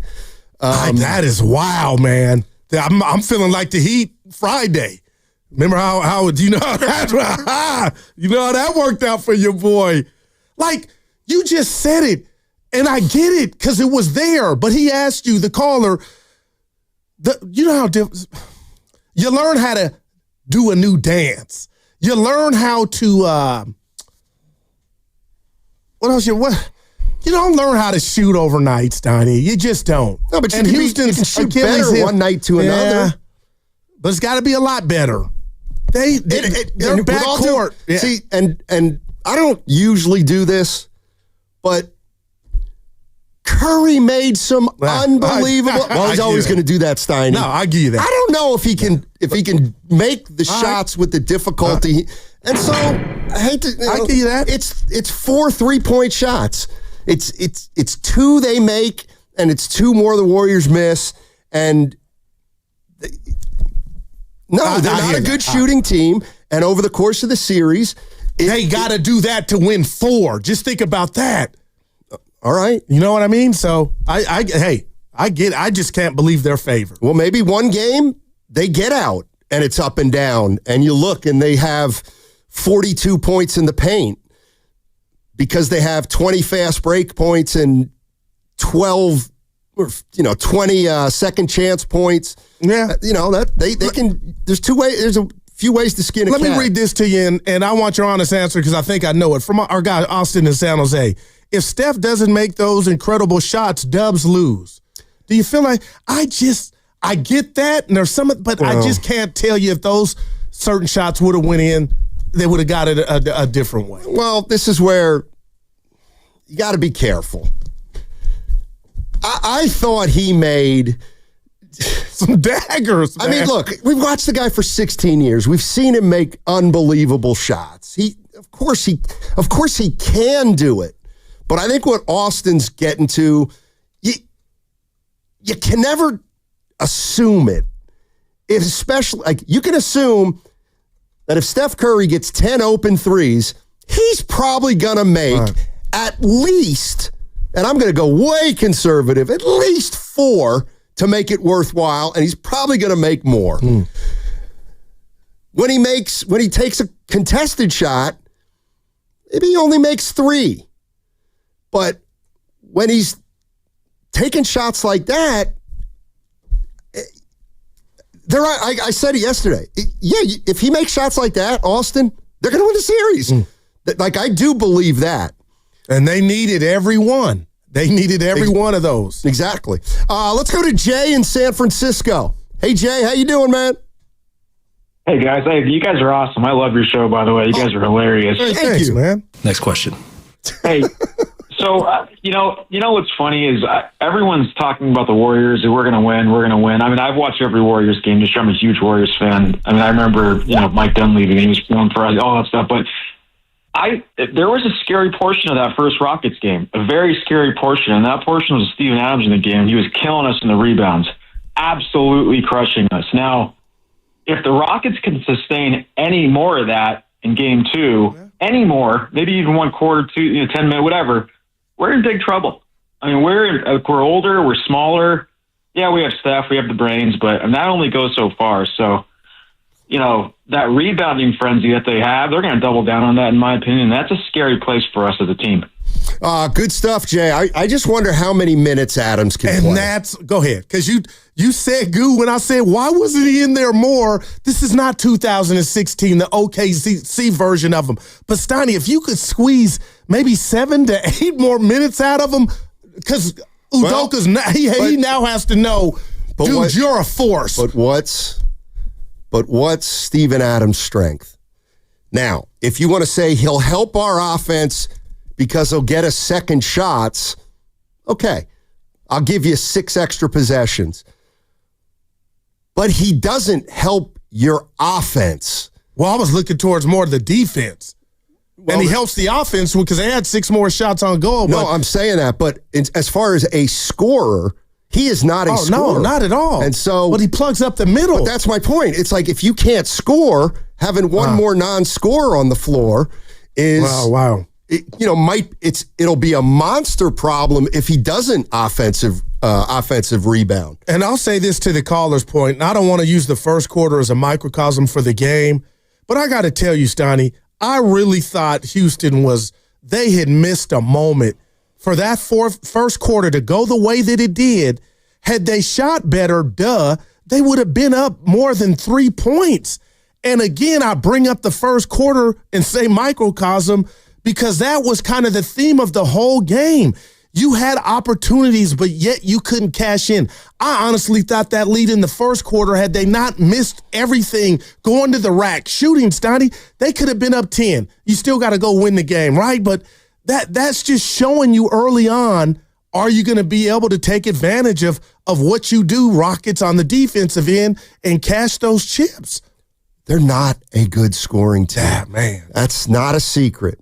So it's hard for them to go on an extended run, though they have an ability to do it because they can get a lot of stops in a row, but they're not like the Warriors who, in the span of 5 possessions, score 4 times, and 3 of them are threes by Curry. Man. And, that's the other thing against the Rockets. If they go bone dry, I mean, a 7-0 run hurts them. Yeah, if the scores are going to be low, I mean, a 7-0 run or a 9-0 run by the Warriors, it's like a 15-0 run in a regular game. Here's why I'm not, here's why I got to watch game 2, see what happens. I'm looking at the games this year. They played now 6 times. The Warriors won 4. First game, overtime. Warriors win 127-121. That's the game where the Warriors came back from 30? Yeah. Okay. So, I'm sorry, the Rockets came back from 30, right? Yeah, no Curry that game. Okay. Yeah. Nevertheless, the Rockets came back from 30 against the Warriors. Okay. So just put that into the equation. All right, next game. 91-90 Rockets. Tough, hard-fought game. Rockets win. What's the next game? The next game is... right before All-Star break. Okay, and that was the game. It was an outlier, but the Warriors won solid, right? They won that game very solid. Houston came back and got it to 4, but okay, right. They lost. Then we had the game here at Chase where the Rockets played terrific. They won by 13. I'm forgetting the game, but what I'm getting at is, the Warriors had a 23-point lead against the Rockets. Rockets came back from 23 to cut it to 3. I mean, you know how I feel about leads. I think they're going to evaporate in the playoffs. All I'm getting at is the Warriors have not dominated the Houston Rockets. They've had great stretches for sure, but they haven't dominated them. And so that's why I'm a little reluctant to start talking about a sweep and to start talking about the Rockets are done. That's all. Yeah, and I'll put respect on the Rockets' name, but like you said, any team, Stoney, for that matter, if scoring is an issue, you're going to have more than just a hell of a problem trying to win 4 of 7 against this Warrior team. The reason I think the Warriors are going to win this series is because I think on paper and obviously the Warriors are a better basketball team. Right. When I look at the Timberwolves and the Lakers, I don't know really who the better basketball team is. Yeah. But I think we can all agree, basketball-wise, the Warriors are a better team than the Rockets right now. I echo that. That's why I picked them in 5. Yeah. By the way, are you serious? You watched a lot of TV last night? Yeah, man, all day. Okay. I told you where I was you at. You watched the TNT stuff? Oh, yeah. I'm not in. It's gone too far. The Guru, this is why I love you. No, seriously. Now, you know what? And I like to laugh and joke. I have it written down, but clearly you feel it too. Is that where we're at? Take it. Listen, I'm with you. Ernie, and I think Ernie was embarrassed, and he's probably years past embarrassed. I love it, and I love me some Shaq, Barkley, and Kenny. But if it's the internet, I feel like controlling what's now coming through the idiot box, and that's the TV, Stoney. Okay, he walked off. He had to go number 2, but how sophomoric is that? Right. And then they bring back the porta potty to bring it back to life again. And I'm like, guys, I got a remote in my hand. If I wanted that type of humor, I could go Alfred E. Newman, Madman. What is going on? So I switched to NBA TV for Mr. Guru's Gripes. I love to laugh, Stoney. I had to switch to that to give me some serious basketball talk. I think they've killed Kenny Smith on that show. He can't even get his takes off anymore because everything is a shtick. And those are my guys. And I like to laugh with the best of them. No, you do. But to walk off Shaq. So Evan I thought it was pretty funny. Evan was. Well, hold on. On a private thread between. I didn't reply, Evan, because I was like, I don't know. We don't have a private thread. Don't do it now. You got your private thread with Steiny. Anyway, Evan was at the Giants game last night with his father. They had a great time. Well, so I saw a lot of runs. I don't know if Evan saw the TNT show, but clearly saw it from a day or two ago when Shaq left the set to go to the men's room. Oh, God. Okay? Yeah. Well, all last night, it was bathroom humor. It was. You know that I like that though. Evan. No. Like the Grand Central Station here at the office. Like that stuff's funny. But never on air. It's not. We talk about it. It's funny when it's clever. They weren't being clever. That's all, Snotty. Talk to me. They were just like, okay, I gotta go to the bathroom. And to milk 2 shows out of it. Oh, man. I'm glad, Guru, you're on my side. Carlos Gito saying, guys, you sound like 2 grumpy old men. That was hilarious. Maybe the first part, Snotty, day 1. I agree. But resurrected. I'm like, what are we doing? Did you really want them to spend an hour breaking down a 20-point blowout from the Thunder? Or the fact that Minnesota apparently couldn't hit a shot? Or the series that was over before it evidently began in Milwaukee? It's better than boo-boo, Evan.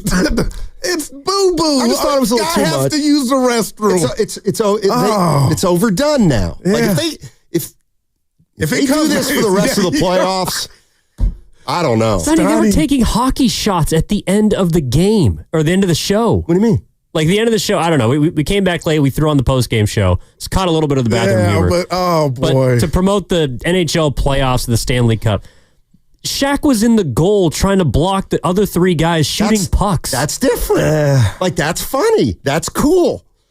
But it's not basketball. Yeah. No, it doesn't. I don't. It's not the non-basketball. It's the subject non-basketball that you dwelled on. Yeah. That's all, Evan. And you know I got funny bones. But I just was... That hurt me, Stoney. Oh, God. I'm like, it's the playoffs. Now, this is a great one to have Goo on your side. No doubt on this one. I was like, damn. Not they're running out of material, but is that what it's come to? That's pull my all, finger. Evan. Yeah, pull it. And then pull my finger? Is that your kind of this Stoney? And then I thought they dropped the ball, so if we're going to go down the Benny Hill route, let's hear Shaq in the restroom. You know what I mean? And they didn't go that far, but maybe that's part 3. That's my show, but Stoney, I was out, man.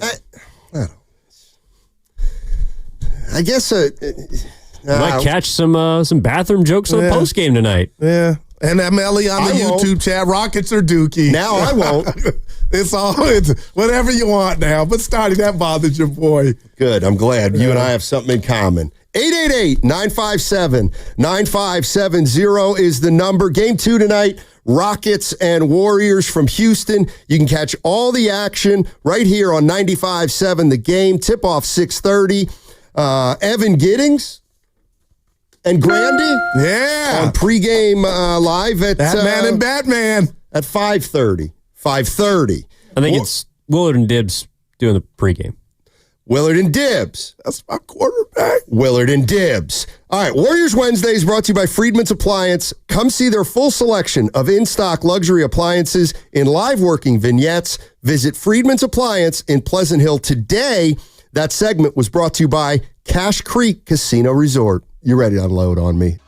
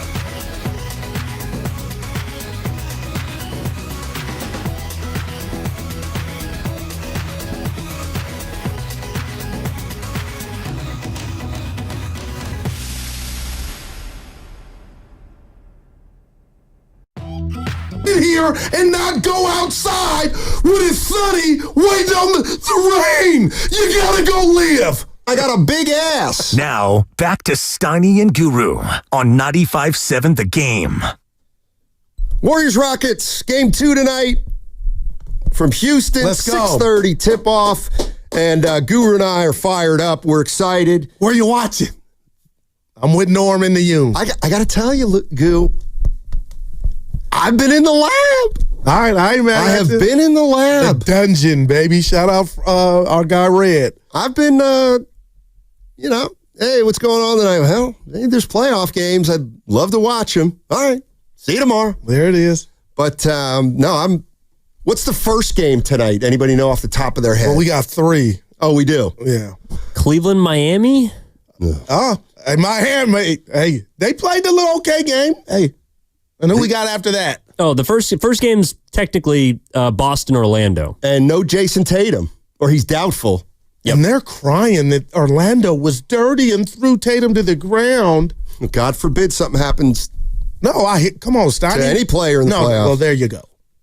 So, I don't want to start anything because I was out yesterday, but I got to ask now because if I had $1 for every text or YouTube chatter that's mentioned Evan bodying you on Bird yesterday. Oh, my God. That had to be, because, this is you when I'm out. Hey, Evan, how's it going? The world's so great. Actually. Hey, the theme of yesterday was the truth. No. I don't think it was Bird so much as Curry's Portland game. Oh, yeah. You were at that game. Exactly. And so I almost wanted them to cut it to show you how to shut me up. What happened? So I went into a long story about somebody suggested something. We were on the phone and somebody suggested something just outlandish. Okay. Just outlandish. And I said, well, I really don't try to make a fool out of somebody like that. I'm like Steve Kerr that way. But anyway, I said, so somebody suggested something crazy. And I said, well, I got to tell you, the one thing I always remember is that one game against Portland that year I can't remember. Remember, I'm back. Remember, Steph, we had a caller that said, hey, why don't they just not play Steph in the first half and then play him in the second half to keep his minutes at a reasonable rate? That's too and long. I said, well, thanks. Okay. And I was like, well, that's, not going to do that. I mean, that's not really. So I then go say, and then you know what happened? Curry doesn't play in the first half against Portland, and what I thought was an outlandish idea was actually right, and da-da-da, and da-da-da, and I am on point, and Evan goes, yeah, Curry played in the first half of that game. And I remember Evan saying he was at that game. Well, he was. So how did that go over? Oh, I know you were sick. Oh, yeah. I mean, I played it up, and it was funny. I just had to tell him, it's like, I just want to let you know that everything you just said was wrong. This is sad how my mind He said works. It was like the deposition I gave on the car accident that I absolutely got every detail wrong in. Now, I need to get a life. I got to believe that bled over into Willard and Dibbs. Did they get a piece of, did they know that happened or no? No, they don't listen. Okay. No, they had something else. Okay. Yeah, they, I got the Odyssey. Yeah, my guys, Dylan Brooks and Kawhi Leonard, and yeah, they. My guys. Yeah, I got you. Yeah, no, it didn't come up on the crossover. I get your drift. Oh boy, sports, man. Oh my goodness gracious! Hey, you know what? Here's another thing I love, and I guarantee you we'll get some details on it. So I get somebody passed along a note to me. So Amin Thompson and Ausar. Yeah. They're from San Leandro. No, that blew me away. So a guy texts me and says, hey, if you want to, I'll tell you who knows all about the Thompson twins. Lou Ritchie. O'Dowd. Bishop O'Dowd's coach. And I said, how? And he said, apparently they were really close to going to Bishop O'Dowd, but they went somewhere in Florida, I believe. Okay. Wasn't it a prep school in Florida? Yeah, I think so. Okay. So I got to believe there's somebody out there that, can fill in a few of the details about Amon and Asar Thompson being from the Bay. And I got to believe they would have won a state title. Yeah. No doubt, they're close. Anyway, so I was just thinking, when Amon comes back here for game 3, it'll be like coming home. And I guess they went to they went to school in San Leandro till what? 9th or 10th grade, something like that? Yeah, this came up during All-Star Weekend because Amon was on one of the Rising Stars team. And so in the scrum, there were some people asking him like, hey, it was like to go practice at the Oracle Arena, Oakland Coliseum. And he was like, they used to grow up coming to games. Like he watched Steph play there essentially. So right. They are Bay Boys. Yeah, and I love that. Bay Boys. Now, I'll just say this. I'll take it. DNA is incredible. Like, that's the doc I want to watch. Just like Bosa and his brother. What about him? That's your older brother, but both of you guys are in the NFL playing defense. The twins. Do you know how hard it is for the mom and dad to conceive? You have 2 kids, Billy and Bobby, and they both grow up and go to the NBA. That's just the Barry brothers. Just Rick Barry's kids. There was one Tiger Woods. That's it. But it's incredible. I had 3 kids. None of them went pro. But damn, that's the lottery of DNA, man, is all I'm trying to tell you. Serena and Venus. You know what's funny? Is that I think about that a lot too, but I think of it from a completely different way. Please explain. There's no doubt. There's no doubt. Serena and Venus were both great tennis players. Steph and his brother. But I'm amazed at how a brother and a sister, or a sister and a sister, or a brother and a brother can be completely different. Well, personality-wise and interest-wise. Let's say you have 2 daughters and one's into soccer. Yeah. Then the next one's into theater. Yeah. And you're like, wait a minute, where'd that come from? That's what Well, Seth and for example, Steph they're kind of the same. But we don't know Seth that. I know he spent some time here. Okay. I think Venus and Serena, they're both great. They were both great tennis players. I do feel like they're completely different. And that's how you would think it is human nature. That's how it would be. Like, we got a love for tennis, but our other interests are going to be different. Yeah, how'd that work for Michael Jordan's son? Mark, it didn't work, and we understand Why do you think? There is no why. He wasn't blessed with what his dad had.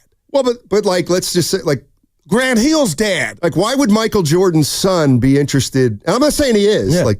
Yeah. He's doing some other stuff.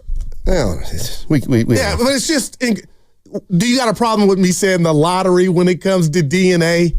Well, what about someone like Joakim Noah? Like, his father was a all-world tennis player, but Joakim is an NBA player. Yeah, gotcha. So the genetics manifested itself differently. Yeah, but for the Bosas to have 2 sons and they both be badasses on defense. No, not on third down, but... Well, let me ask you this because but that's incredible, man.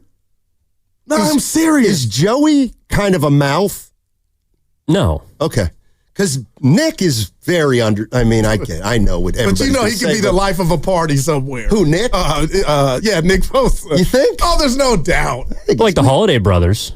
Carter brought those guys up. That's a good call. Aaron, Drew, Justin? Yeah.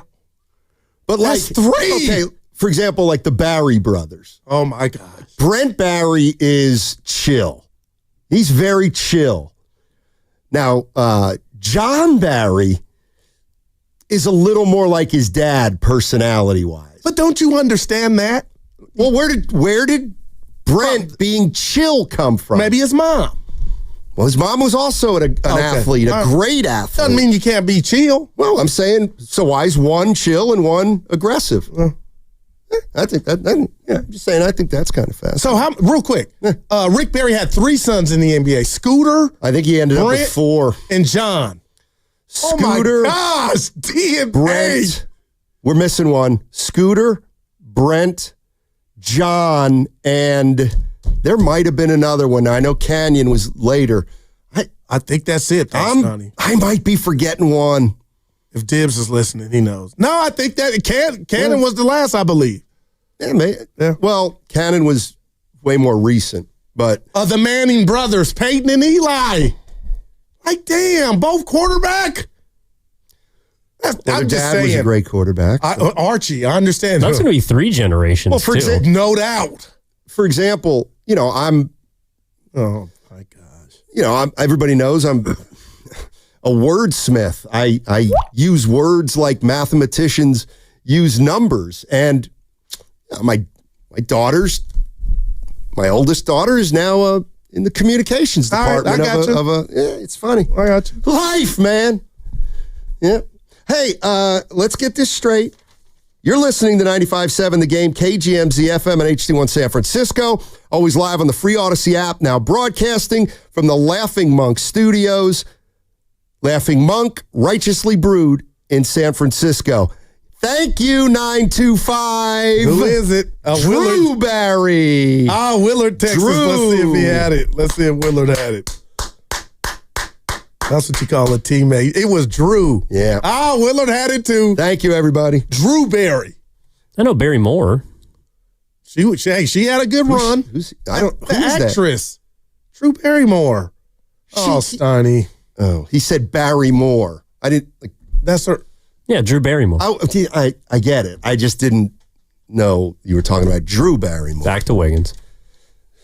Hey, by the way, Evan came in today, and I realized he said one thing, and I realized, you know what? I probably don't belong in this generation. I'll be the first to admit, I don't know how to fan. I don't know how to fan. Not a shock to anybody. I'll be honest with you. So Evan comes in, and he goes, I look at him, and he goes, lost a heartbreaker last night, huh? Oh, man. Talking about the Timberwolves. And I'm like, poking at you early. I'm like, okay, yeah, they got beat. Yeah, it's sticking it to me a little bit. And then I went back to my childhood, and I realized I'm not like you. I'm not like you all. But you are. No, I'm not. Yeah, I'll tell you why. I'll tell you why. Ask me who my best friend was in high school. Who was your best friend in high school, Scotty? I had 2. Who were Al Ciervo, but the other, my other best friend was Stan Kazawa. Okay. So Kazawa. Not real. Sound like a Seinfeld character. Absolutely real. All right, go ahead. So I loved Bird.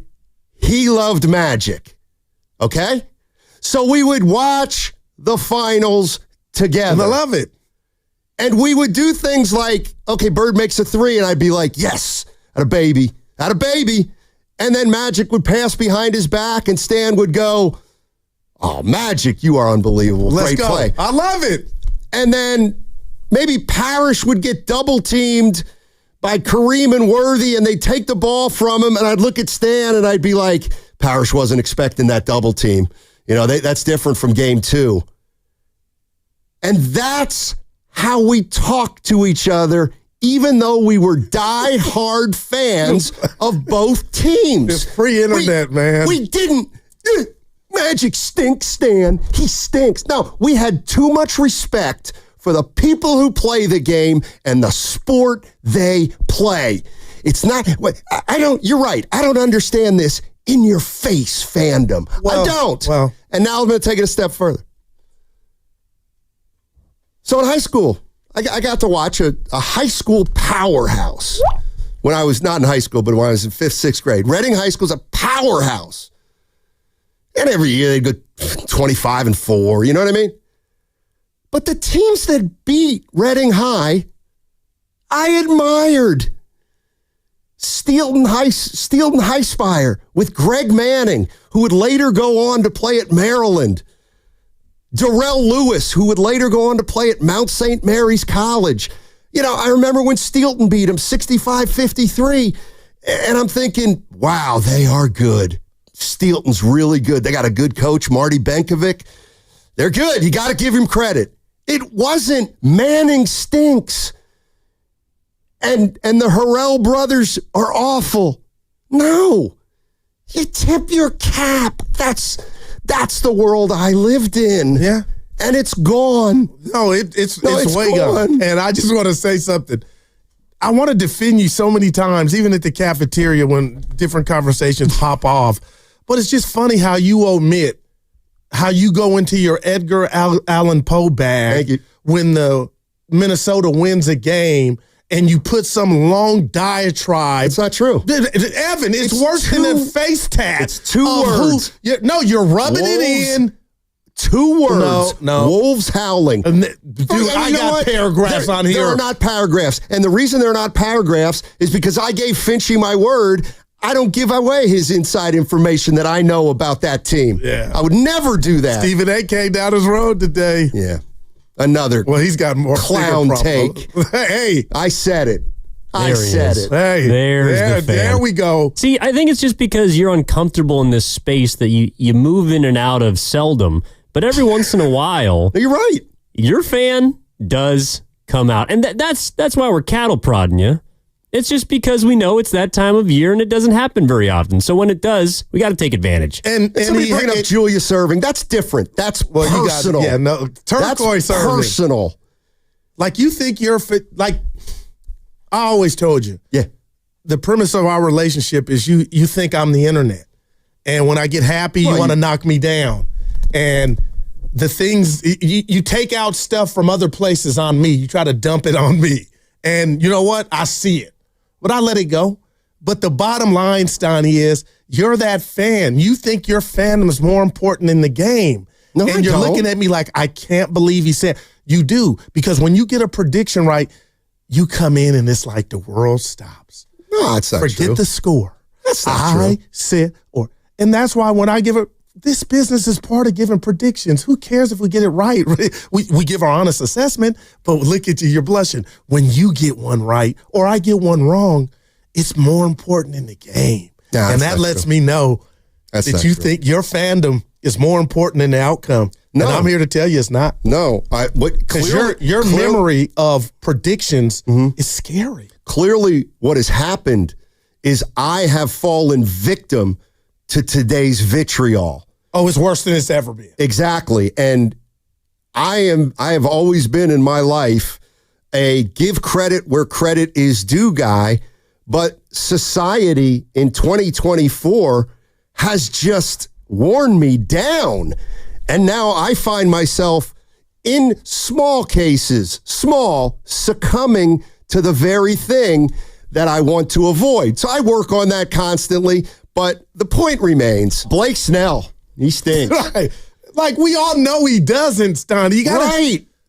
So that's shtick. Okay. But I've done that all my life. Should I stop saying it? No. Should I stop saying Curry stinks? I just want you to stop saying it. To do that with others. I do. If I'm watching the Cowboys and Dak throws interception at the end of the game with 5 seconds left and they're at the 5-yard line, and I say Dak's a bum. That's too strong. But you know I don't mean he's because a bum. I'm literal. He's not a bum. Well, you're in trouble then. Just say Steiny, I don't think he's the great. But it's why you retired from Twitter. Exactly. I go, what's wrong? What happened? And you were what? I mean, if you want me to be honest. What'd they say? Like, if you want me to be honest. It's a cesspool of negativity. Right, and that's why I'm a better fan than everybody else. You're right. You got to have a team. You got one. I have one. He's got a lot. And that's not true. It just depends on who's on the particular team. I tend to gravitate to players. And then when I start watching a player I like, I take their team. Dalton Connect, for example. But you left him as soon as he went to L.A. That's because he didn't play. Well, he was ready to be a Charlotte fan. No, I wasn't. He put up numbers. I actually wasn't. But anyway. You're a Warriors fan tonight. We know it. I just want to be would you say that? Because you'd like them to win. And it's good for business. I'd like him to win the series. And go to the finals. I don't want him to sweep. I think that's where this thing is headed. I'm gentlemen. And I'm not, I don't play. I don't have a jersey, But Stoney, I'm with Willard, man, when he said They just are not buttoned up. They don't have the offense to scare me. And I'm just saying. I get it, man. Can you let 2 games play? Just let them play 2. Right. But I'm hammering with everything I got from that Miami bet Friday on the Warriors tonight. How Vegas is trying to trick us into thinking the Rockets are favored? Not highly favored. That's a 9. Oh, I'm a little late to the party. Savala. Anyway, let's be kinder to each other, people. And when the Rockets knock the Warriors off tonight, I'm not coming in here tomorrow like you saying, "Oh, Steiny, Curry. I mean, I don't think he can get it done. This team's in trouble. No, I thought they were going to sweep." I wouldn't. I'll tell you what, Pods. I didn't realize he. What's going on with Pods? Stop. And I'll say, well, he's a rookie, and it's his second game, and he's not. That's true. This is his first playoff, though. First playoff. I don't know how much you talked about this guy. I got to ask. Yeah. Because I just think it's over. And I'm not saying that because I'm happy. I've waved the white flag. But do you think we see JK tonight? Has that crossed your mind at all? Let's just keep it real. It's funny you say that. And it's funny you say that. Because I did bring this up yesterday, but I had to bring it up in a confined time period, like right now, because we're going to a break soon. Yeah, right. I did say, you know what? With the Warriors up 1-0, already having taken home court advantage, it's a 7-game series. Tonight, I wouldn't be shocked if he plays tonight. Can't do it. Now, That's it's a just me. 7-game series on paper. But, Stoney, this thing could be over in 4. Steve Kerr, forget me. Forget me. Great interview yesterday. I'm an idiot. But I'll play what Steve Kerr said about a lot of things yesterday. And he was great with Willard and Dibbs, no doubt about it. So, yeah. But yes, this guy. Who you got? What you got? Don't let him get to you. No. It's just, what time is it? 12:11. Stay away from the Jackals. Yeah. What they say? No, nothing. It's just, I guess. I'm trying to find it. I'm an acquired taste, clearly. Oh, boy. That you are. And real quick, do you talk to your 2 best friends in high school? Because I do. Yeah, keep in touch with them a little Facebook bit. friends? Yeah, exactly. I'm shocked. My boy Al Sirvo's a great artist, like painter. Oh, wow. You know what? Maybe I'll give out his website. Maybe you buy a piece. I have. All right, now that's I bought a $600 piece from him. Come on. I swear to God. What is it? It's going to sound... You're going to make fun of it. I'm not. I just say what it is. I'll say it on the other side, and I know I usually don't like to make predictions. Did you put it in the dojo? But Guru's going to make fun. What's the dojo? Your man cave. No, it's in the kitchen. It's a big piece. Oh, wow. Mm-hmm. Probably flowers. That one? Flowers. Yeah. Yeah. Hey, oh, my God. What's coming up on the game is... All I Steiny's can do on is the laugh, brink. man. What's coming up on the game is brought to you by Fremont Bank. Here for you, here for good. Warriors postseason coverage is brought to you by the Agape Golf Tournament. It's on Monday, April 28th at Stone Tree Golf Club, presented by Atco Pest Control. Steiny and Guru, that's me and Goo. We will be there broadcasting live, normal time, 10 to 2. And if you want to play, go to 957thegame.com, click on the events tab, and you can just sign up there. All proceeds benefit the North Bay and Golden Gate regional centers, as well as the San Francisco Autism Society of the Bay Area. If I were president, I swear to God, heaven. Hey, Daryl the Guru Johnson, and I'm here with Ray.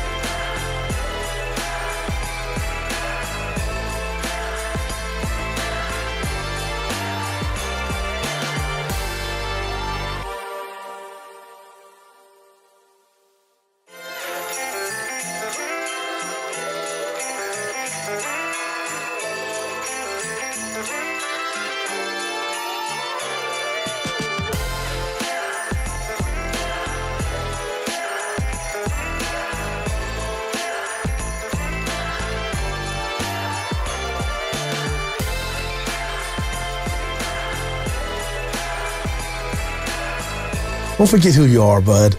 I've forgotten who I am. No. It's more of an oral experiment. Now back to Steiny and Guru.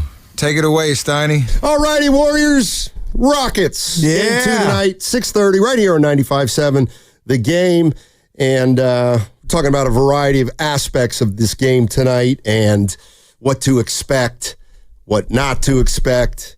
And there is no doubt there's a big percentage of Warrior fans feeling real good about not only where the Warriors are at now, but what they can do. Yep, and I'm working with one. I predicted Western Conference Finals. I've never felt like I want to erase that and put finals now. That's just where I'm at. You can, but you won't. Well, I Go ahead. No, see what happens tonight.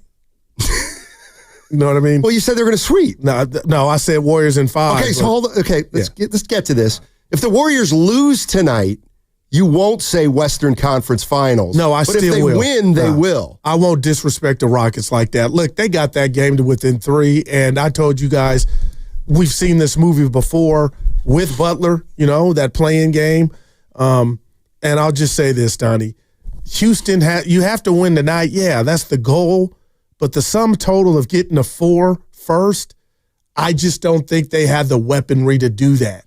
And in this series, and that's that to me. That's fair. But what's so funny is I'm not saying you jinx Van Vliet with the 19 for 82.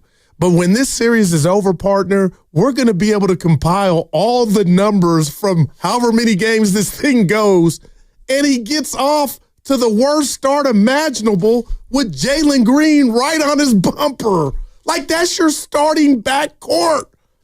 You know what? I'll come out. I know that's so, Guru, thank you for stating it, but it's a make or miss league. Raymond Ritter. Yeah, it's a make, and we got guys that can make it more so than the Rockets. I'm going to double back on this. I do feel like you're disrespecting the Rockets. And I don't want to. In what way? I'll tell you, because you're talking about a sweep after one game. You're talking about Western Conference Finals, which assumes that they're going to win this series. And listen, if you want, and I'll say this to Willard too. I feel like Willard's disrespected the Rockets. And you know what? You guys may be right. But me, I am way more careful than that. But that's not the intent. I think it's more confidence in the Warriors. Well, but all I'm saying is I would wait to disrespect a team until you got it really in hand. That's all. I'm just very conservative that way. But no, I think the Rockets, I give them a chance. They're a good story, man. It's one of these things where they're cute. See, that's disrespect. No, I tried to do did you try to do that? Yeah, we just say that. I mean, if hypothetically, if the Rockets could duplicate the game they played, the last game of the season, and we come in here tomorrow and it's like, wow, the Rockets just beat the Warriors 100-90. Then and I get it, but I get it. People are like, that's not going to happen. It's not going to happen. But we see it happen. Yeah. We see it happen too frequently that I just would never say a series is over after one game. And this is so funny you bring that up because you're the writer amongst us, right? And you talk about headlines and we talk about themes throughout sports. And I'm excited for the draft. #random tomorrow, the NFL draft, Stoney. I truly am. And we got sports, the Giants, everything. But the reason I bring up the Rockets is I don't think we need to see another game before they know what they need to go do to be true contenders. And that you'll be right. Well, Guru, there's 3 games left. This series is not over.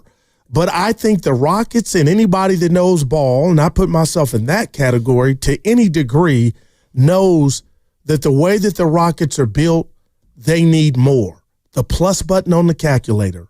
And that more could come in a guy like a Kevin Durant. Somebody that has the ability to say, get out my way, I'm going to get us a bucket. And I think we've already seen enough in this series with what the Rockets don't have. I don't think X's and O's, the greatest of them all, the Lord Savior, Jesus. Really? Stoney, they really don't. They're bringing, what's the thing to a gunfight? You're bringing a, what is it, Evan? A knife. A knife to a gunfight.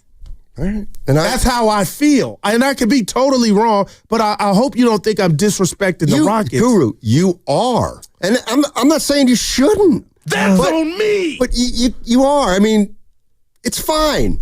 But would you admit Houston's offense is a little inept? Of course. And would you, like, how about this? Okay, and that would ain't you acknowledge that the Warriors veterans are pretty old?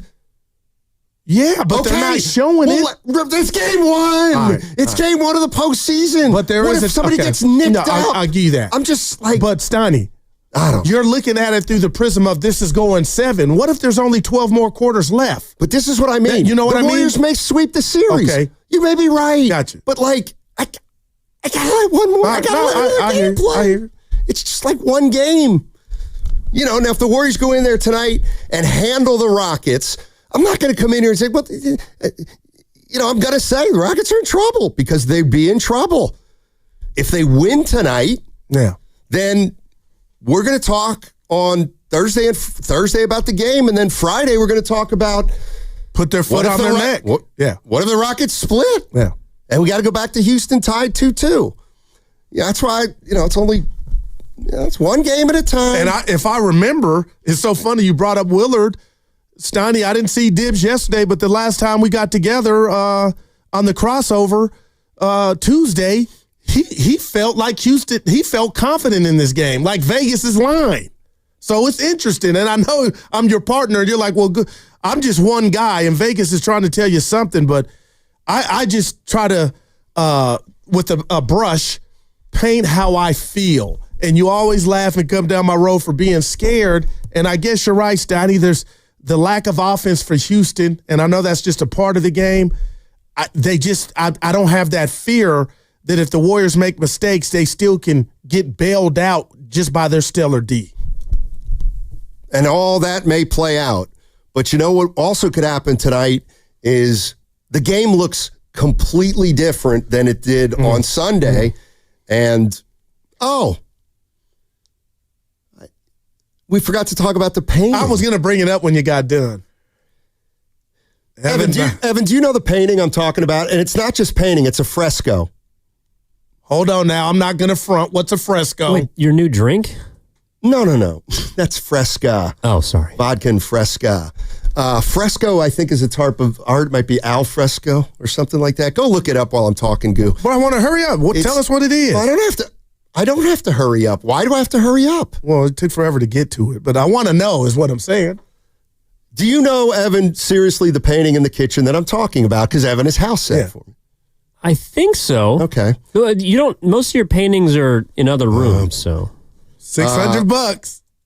It was $600, but hold on. I didn't know that. It's got to be flowers if it's in the kitchen. Fresco painting. All right. Fresco painting is a technique where pigments are applied to wet plaster, creating a durable and lasting mural. Okay. What's the definition of a picture? But go ahead. No, it's not. It's not, Goo. It's a different kind. Okay. Oh boy. He's going to make fun. It's a fresco painting of an Adirondack chair on a beach.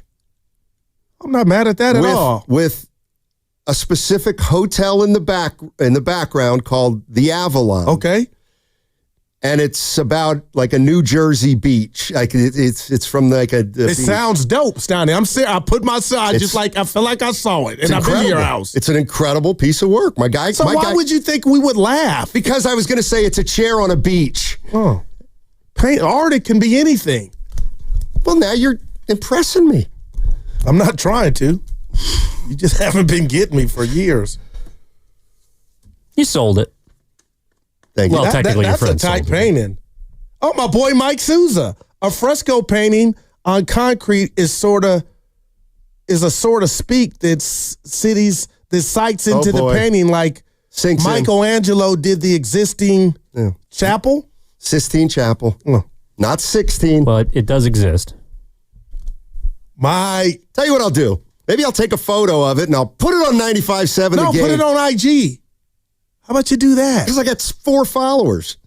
It's your fault. I don't even know my account name. All right. Okay. Let's go to Tony in Oakland. What's up, Tony? How you doing, my man? Hey, what's up, fellas? How we doing this afternoon? Talk to us, Tony. You always bring it, baby. All right, so I usually agree with Steinmetz, but right now, Steinmetz, I can't agree with you, bro. It's not disrespect when it's right. What Willard and Guru have been saying is true. The Houston Rockets are a good team. It's a good story, but They're what not have they hold really on. done? They're not a good team. No, he said they are a good team. Oh, okay. Yeah. No, they are a good team. Okay. I'm saying, but what have they really done where we have to really truly respect them like that? I mean, if I was the Warriors, I would disrespect them as much as they can tonight, man. Put the foot on their throat. Let the whole entire league know, hey, yeah, we were the 7th seed, but just like a previous caller said, we're not playing like it. I mean, the most that the Warriors do have to adjust to is the refs, like you guys were stating. If the refs are not giving us calls, hey, let's adjust to that. I mean, other than that, there's not truly that much adjustments that they can do. Where the Houston Rockets, the Warriors really have to respect the Houston Rockets. They can't really shoot the ball. I mean, you guys been saying it this whole week that Fred VanVleet can't shoot, and he's supposedly their best shooter, and their second best shooter is Dylan Brooks. I mean, Dylan Brooks was known for his defense, and now we're talking about his 3-point percentage like it's something we truly have to respect. You don't have to respect that because it's not real. Well, Tony, it's not consecutive. Tony, I would say you better respect Dylan Brooks from 3 because he shot over 40%, and he got you beat the last week of the regular season. He was 10 for 13. Yeah, but it's the playoffs, Steiny. This is a whole different game now. I mean, yeah, they can run up and down and play aggressive like you were saying. You can't outgoon Draymond Green and Jimmy Butler. There's no way that this young Houston Rockets team is going to outgoon these guys. I mean, pause for that, but you know, it's just not going to happen. I don't see it happening. Yeah, they can win tonight, which will be good for them. That will give them some confidence. But going back to Golden State, I don't see it happening, man. I mean, I'm not predicting. I'm going to state that right now. I'm not predicting them to sweep. And I'm not predicting. Guru has been talking. It can. Go ahead. What was that? Go ahead. I interrupted. Go ahead. No, I'm not predicting a sweep, but it could happen that we could sweep them because it's there. It's there for the taking. Like the first caller was saying, we don't really have to respect Houston. All we have to do is respect if they make their shots. We just got to tighten up on defense and play our game, really. All right. And I agree. Okay. And you're saying I'm not predicting a sweep, and I'm not here predicting the Rockets are going to win the series. I'm just saying, as the fossil that I am and the basketball fan I am, I know that sometimes we jump to conclusions after one game. Facts. And things, yes, you guys are all right about the Rockets look like they're too young. Their offense isn't good enough. You know what? Let me see it for 2 games. Let me see it for 2 games. And I get it. And he kind of said it to you too, Steiny. You know, when you brought up the game that I watched a few times, who cares? The last time the Rockets were in town that Sunday and beat Golden State, I felt like if that meant something, the Rockets are going to grab my attention and win game 1 Sunday. They tried. And no doubt.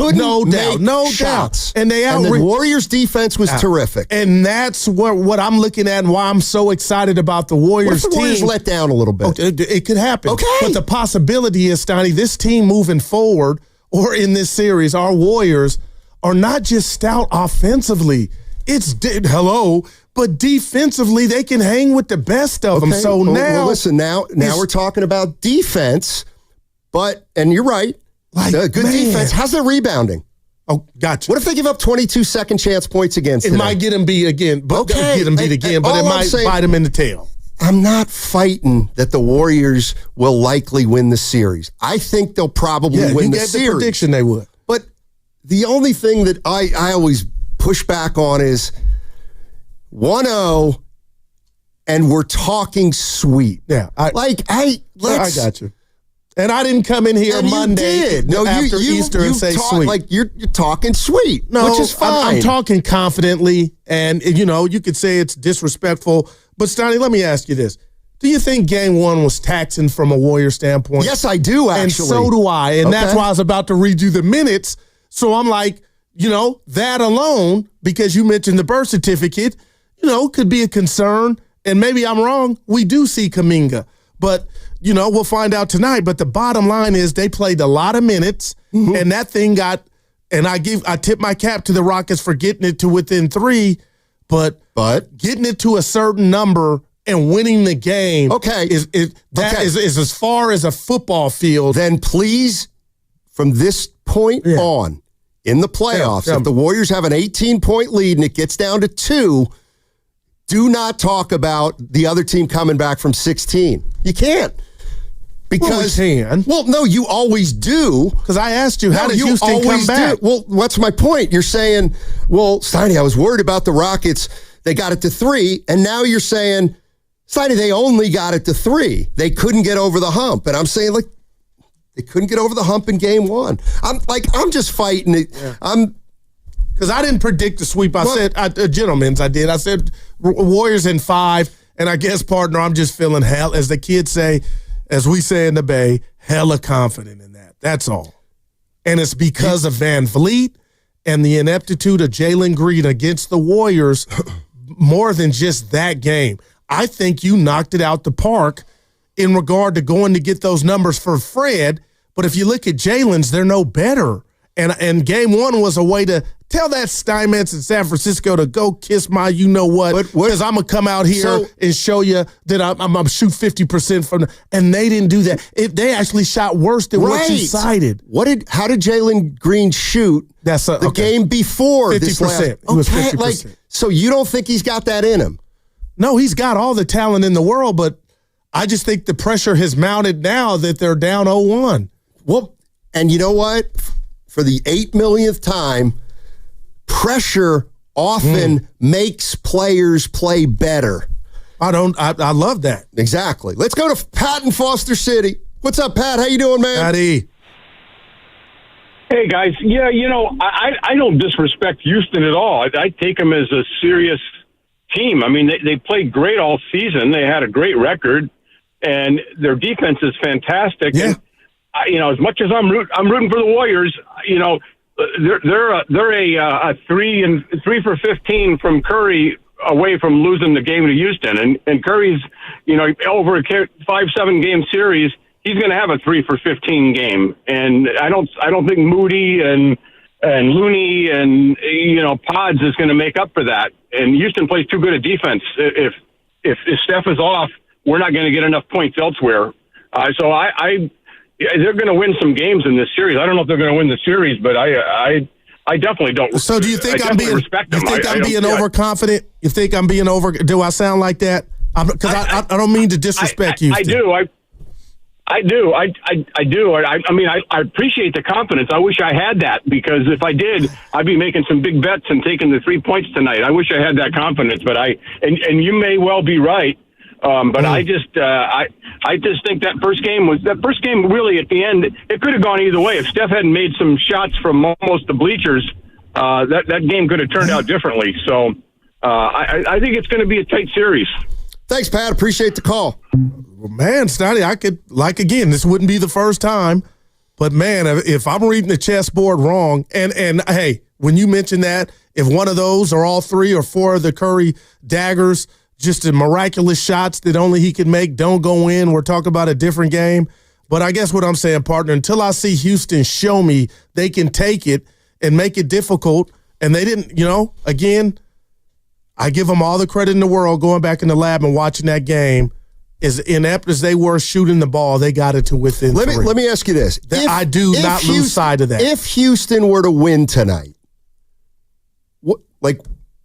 I would be surprised. Okay, but what about tomorrow? What will you be saying tomorrow? The chess would still be out, because then I would, and tell me what you think.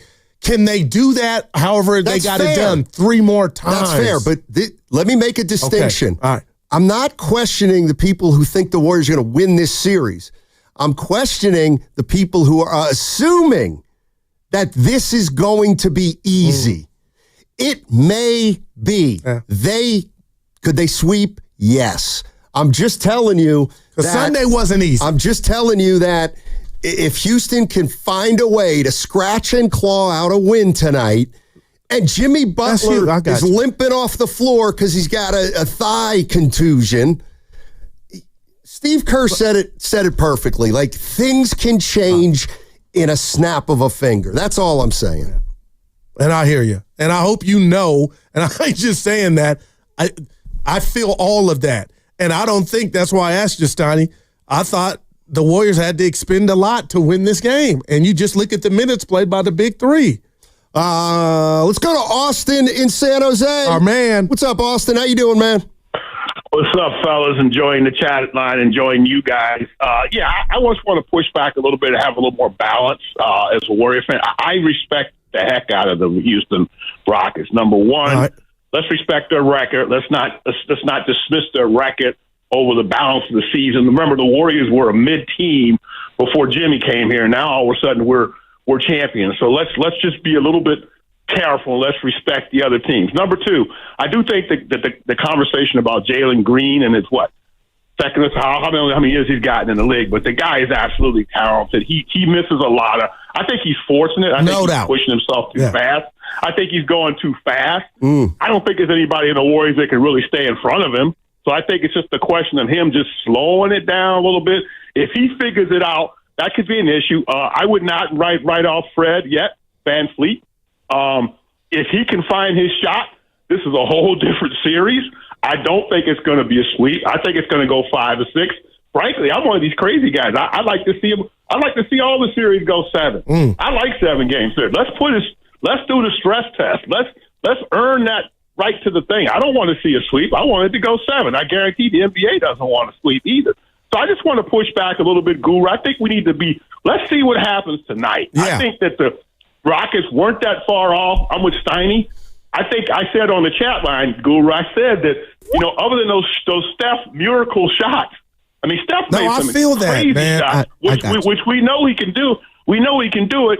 But the question is, over a 7-game series, and that's why 7-game series are so enticing, is that there's a chance for adjustment. And if you think Udoka and his staff is not going to make adjustments, you're not respecting their coaching staff. So I think it's going to be a tight series. Right, I know we're up against it. Houston could win tonight. But Austin, Steiny started this. Everything you said is spot on. But I'm telling you, I'm ready to put some money in this for VanVleet to start hitting his shot. If that happens, everything you guys said is right. But man, I just really think that ship has left the dock on the numbers that Steiny compiled and shared with us before this game Sunday. And now you're telling me it's going to start falling? It could, but I highly doubt it, Steiny. I just really do. Warriors Wednesday is brought to you by Friedman's Appliance. Come see their full selection of in-stock luxury appliances in live working vignettes. Visit Friedman's Appliance in Pleasant Hill today. That segment brought to you by Chilton Auto Body. Have you been in a car accident? Chilton Auto Body is 15 convenient Bay Area locations.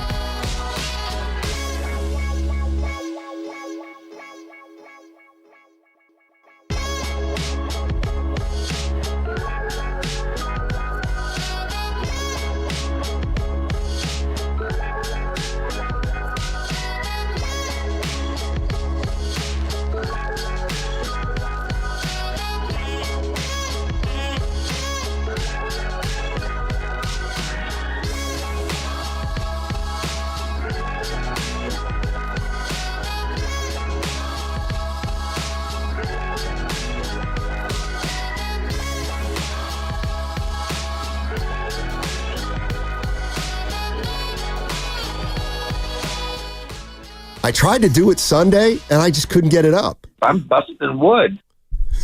Now, back to Steiny and Guru on 95.7 The Game. All righty, game 2 tonight in Houston, 6:30. 6:30 tip-off, all right here on 95.7 The Game. Let's go. And get it all started with a 6:30 pregame show with Willard and Dib. 5:30 pregame. My man. Warriors Live from 5:30 to 6, then Tim Roy takes it over. He got it. We were talking about this, and I forgot to go to the sound, but I'm going to be honest with you. We have given it a break for a little while, and we've hammered a lot of other subjects. And because it's new, it becomes relevant. Kerr was on with Willard and Dibbs yesterday, and they got around to Kuminga. Oh, I can't wait. Who has now had 3 straight DNP CDs. Is that right? 3 or 4? 82nd and 83rd It could game. be 4 tonight. Yep. It could be, but here's what Steve Kerr said, and we can discuss. Jonathan has been fantastic. I mean, his attitude, his energy on the bench, cheering guys on, staying ready. He's a great, great young guy. And, this has been tough on him, but he is doing exactly what he should be doing, which is staying ready because, as I've told him and our coaches have told him, things can change in a heartbeat in the NBA, and he's got to just be ready for when his time comes, and that's exactly what he's doing. So he's staying ready, and I would be surprised if at some point, his time doesn't come because I've just seen this too many times. But when you're in a good groove, you kind of keep doing what you're doing, and then you adjust as you go. And that's what life's about. Yeah, that was Mick Cronin. That's a great answer by Steve Kerr. What do you give me for this? If we do see Kuminga, and here I go, one of my old adages, Donnie, this will be the most difficult basketball he'll ever have played in a Warrior uniform. Okay, sure. To process if Kerr's right and just pick up like the 3 DMPs have not happened. You say what to that? I say I always try to look at. I might not even put you through that if I were a coach. Well, I try to look at it from all perspectives, and quite frankly, I could see another scenario in which Jonathan, it's going to be hard for him to do. I agree, but if I'm Jonathan Kuminga and I get in, I'm just going nuts. All right, I'm just going to play as hard as I can for as long as I can, and see if I can make an impact, and then let the results, let the chips fall where they may, if you will. Did Coach Kerr, I was at the hospital all day yesterday, Sonny, did he say he made a mistake playing Butler 42 minutes? Yeah, he did. And I'm looking at that right now. Basically what happened was Jimmy Butler gets a break in the middle of every quarter. Okay. And they were rolling in the third quarter, the Warriors. And so because they were rolling, he didn't take Butler out in the third quarter. And he thought he felt it later in the game. Yeah. And it got him out of their normal rotation, which I got to look, but I wouldn't doubt if that's when Looney was playing with post, if Butler wasn't in the game. And that's probably something Steve wants to avoid. Okay. Let's go to Scott in Pleasanton. Scotty. Hey, Scott, how you doing, man? Good, guys. Steiny, good. Thanks for having me on the call. I got 3 things. One, hey, Steiny, it was good to see you upbeat today, positive. Don't let Guru and Evan bring you down, brother. No, you stay positive. It's all good. You are not a fanboy, okay? It's all good. Okay, Thank man. you, brother. Wow. The other thing is, the second one is, the Warriors want to be in this game. It's going to be tough. This is going to be hardcore, very physical game. They've got to limit the turnovers. It's going to come down to turnovers. They've got to play lockdown defense like they did before, and there's 3 young guys who've really got to shoot the ball better.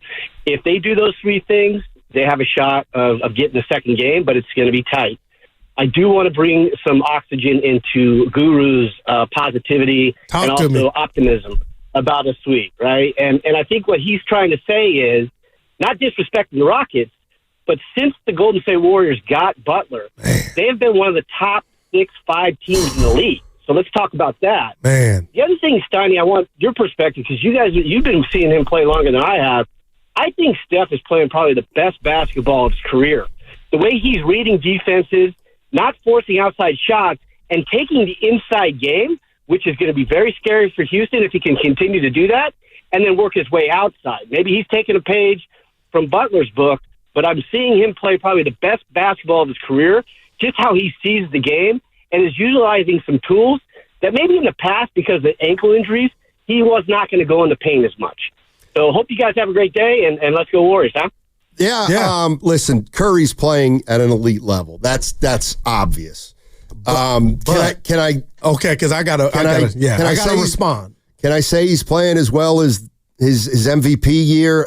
You know, I would say probably not. However, he might be playing his most efficient basketball right now, where he's making his shots count. But again, well, he is shooting 65% in the playoffs right now. Exactly. Nice. So again, we're just dealing with one game, and when people say, "Is he playing the best game?" And yeah, he's playing great, but didn't he have 8 turnovers recently? But yes, he's playing great. He's playing at an unbelievable level. And I will say this: the one thing, and I can't believe I'm saying this, but the one thing he's using to his advantage right now is his size and his strength. He is no longer this scrawny guy, and it helps him offensively when teams clutch and grab, and it helps him defensively hold his position against quicker guys. That's how they won in 2022, I believe. He was using his body, his new body. Yeah. And I got to say this, a man with 3 kids, Evan, this might even sound, a man with 3 kids and a wife sitting up here saying I'm one of the biggest Curry fans. But I'm going to do this because Chef knows I love him. I can never say he's playing the best of his career and ignore the fear and the sleepless nights I had when it came to Warrior basketball pre-Jimmy. And that wasn't all Steph's fault, but the bottom line is the production had fallen off for his standards. So Jimmy coming to town has given us and Steph the Durant effect, but I can't ignore what we were watching and the little doubt and the calls, because there were a lot about, do we trade this guy because this ship is going down? So I can never as excited, and I'm not trying to take the caller's joy, but Steiny, I'll still never get over the pre-Jimmy, Steph, and the Warriors. And to be one game under 500 when they picked them up, I believe, 26-27, and to what it is now is incredible. But I think the caller needs to give a lot of that new Steph Curry love to Jimmy Butler, too. Yeah, Butler helped, man, no doubt. He's helped Draymond. He's helped Moody, everybody. Kerr, like he's helped everybody. Not everybody. Oh, my God. Now that's a 9. Evan, it might be a 10. The one guy. And you're right, man. Not everybody. Yeah. Ace in the hole. Let's go to Eric in San Francisco. How you doing, Eric? What's going on? Eric. Doing fine. How are all of you doing? Doing well, thank you. Oh, that's good. Well, the Warriors had just a great win on the road. It's the Rockets, game 1. Couldn't ask for anything better than that. And I think they have a great chance to win this series. What do you guys think? Go ahead, Stoney. I'm with you. Yeah, I think the Warriors.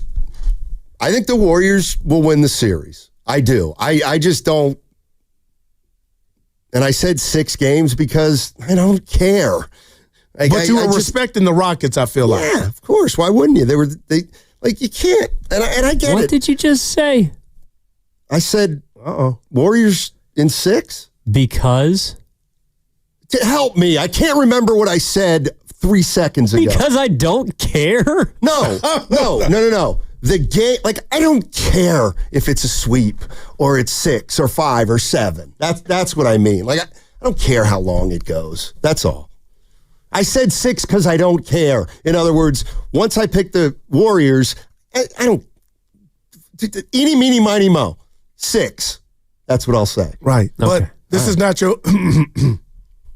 You good? Shout out Dave Fleming. He was on today, Odyssey app. What did he say? 7 and 8 in their last 15. Says they need a short. No, I'm just kidding. New shortstop. Dude, last night got a. Hey, This is why I'm wrong and I jumped to conclusions, Evan, Steiny. Mm-hmm. Those uniforms I bashed when I saw online, they're now growing on your boy. Yeah. The way that they hit with the white pants and the lights, Evan, they're growing up. Willard told me, just take a deep breath. You know what? And they got these new socks, too, like the Jung-Hoo Lee stance socks. They're pretty swaggy. Yeah, but everybody's saw got Grand Slam yesterday. Jump to conclusions. Be the first to rip something. But be honest, if you text me a shirt. I told you I liked it. And I said, oh, it's a nice shirt, it's okay. And then I see it on you.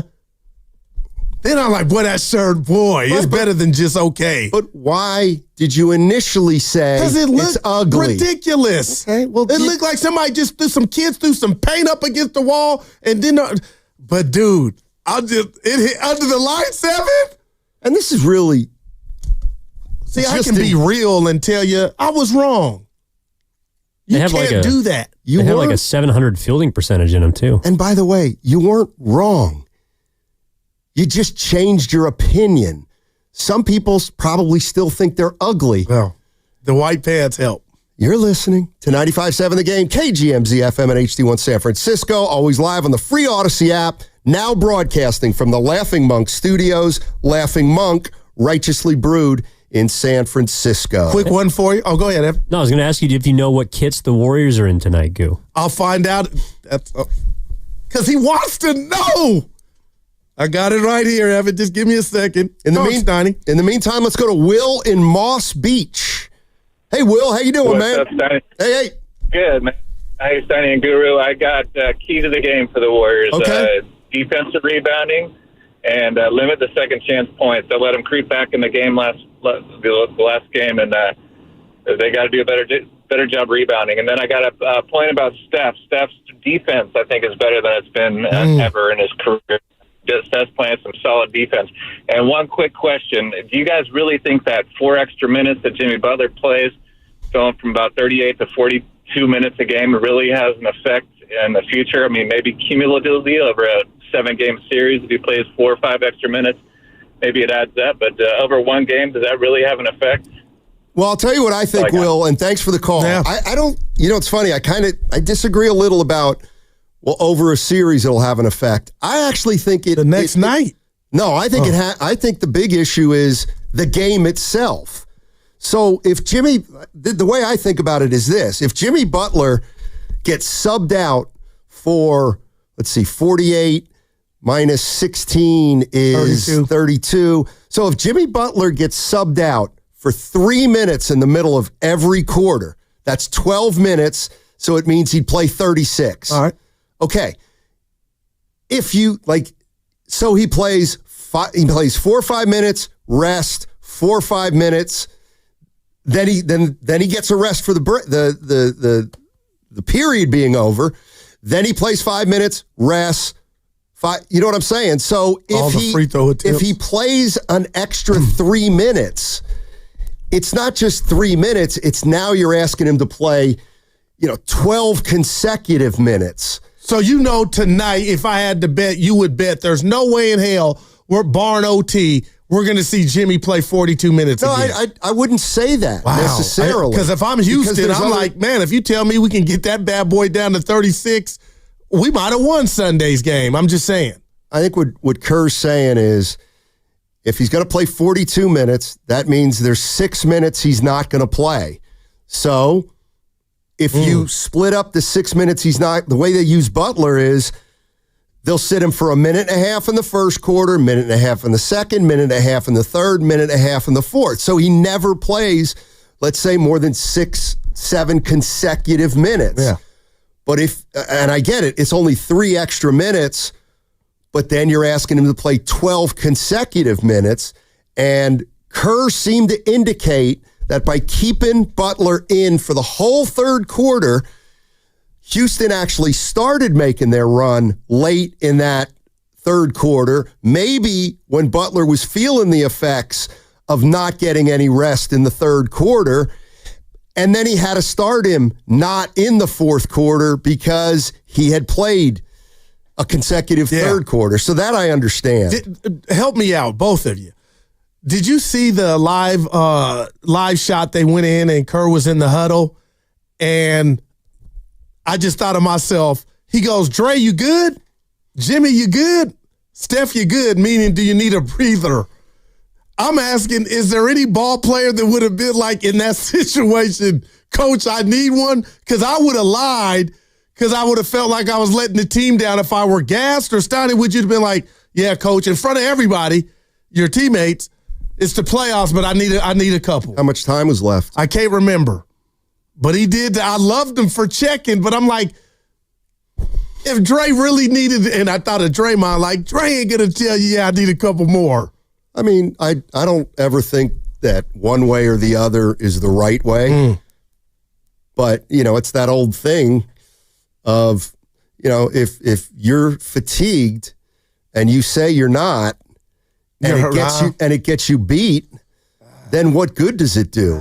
But if you say, give me a few minutes, then you're a quitter. And then you're not a gamer. Or you're not in shape. Who knows? Yeah. But to answer your question, call it the fist. The fist. Give the fist to the coach means get me out. I'm tired. A little disappointed. Uniforms will be the same as Sunday. Rockets in their home red. Oh, lock it up. In their standard blue. No, Warriors 1-0. Yeah. Giants 0-2 in those new threads. City edition. City Connect. Same thing. I love it. I appreciate that. There was one thing. Oh, somebody was asking about the young guys in this series. And here's what Steve Kerr had to say about it. Here's how did Pods and Post do in their playoff debut? Thought they handled it well. Brandon made some huge plays for us, really played well. I think it was great for Quentin to get really his first taste of the NBA playoffs. Brandon, has played 2 years now, so he's got a lot more experience than Quentin. Played in the play-in last year. But for both guys, it felt like the last couple of weeks have already been the playoffs, and the Memphis game is absolutely a playoff game, whether they want to call it that or not. So, I don't know. I just think that young players need that experience. They need to feel that vibe, and these last few games have been really good for both guys. All right, so ask me how they played, partner. Who's Pods and Moody? No, he's talking about Pods and Post. Okay, Pods and Post. Because, Moody, he considers more of a veteran than those other guys. Well, how'd Post and Pods play? Can you lump them together? No, because Pods has more responsibility, and in 35 minutes, he was no punk. I didn't see him getting beat off the dribble. I didn't see Houston taking advantage of him. And Steiny, I saw him getting charges. He was the Pods that got him to this point to where, they trust you to be who you are and to hoist up 13 shots. Yeah, you hit 5 of them, 3 of 8 from deep, but a team high plus 17. I thought he did well for his first damn playoff game. And Post was not bad, Stein. He didn't make a bucket, but 12 minutes out there. Here's what I always talk to him. Here's what I always think. 5 for 13. That's not great. Yeah, he's 5 for 12. It's 5 for 12. Because he threw one up at the end. Well, I don't even know if he did that. But why? Well, then he was 5 for 11 because he took a 90-footer, and then you know what? On the play that he tips the ball, and Draymond that scores, does not count. It counts as a miss. Oh yeah, it counts as a rebound and then a miss. All right, so he was 5. So I got you. Yeah. You learn something new every day. So Dre was really 1 of 5. They got him 2 of 5. He had a layup. Well, then how come when Draymond tips it out of the paint to someone, it's just like a controlled tip, but he doesn't get the rebound? You know what? That one, from what I understand, is like an official scorer's discretion. Wow. But I bet it has something to do with it wasn't controlled. And what they're probably saying with Pods is he actually controlled that and was trying to tip it in. That's the only thing I can imagine. Because he damn sure wasn't trying to do what he did, even though that was good luck Warriors. Yeah, he was trying to tip it in.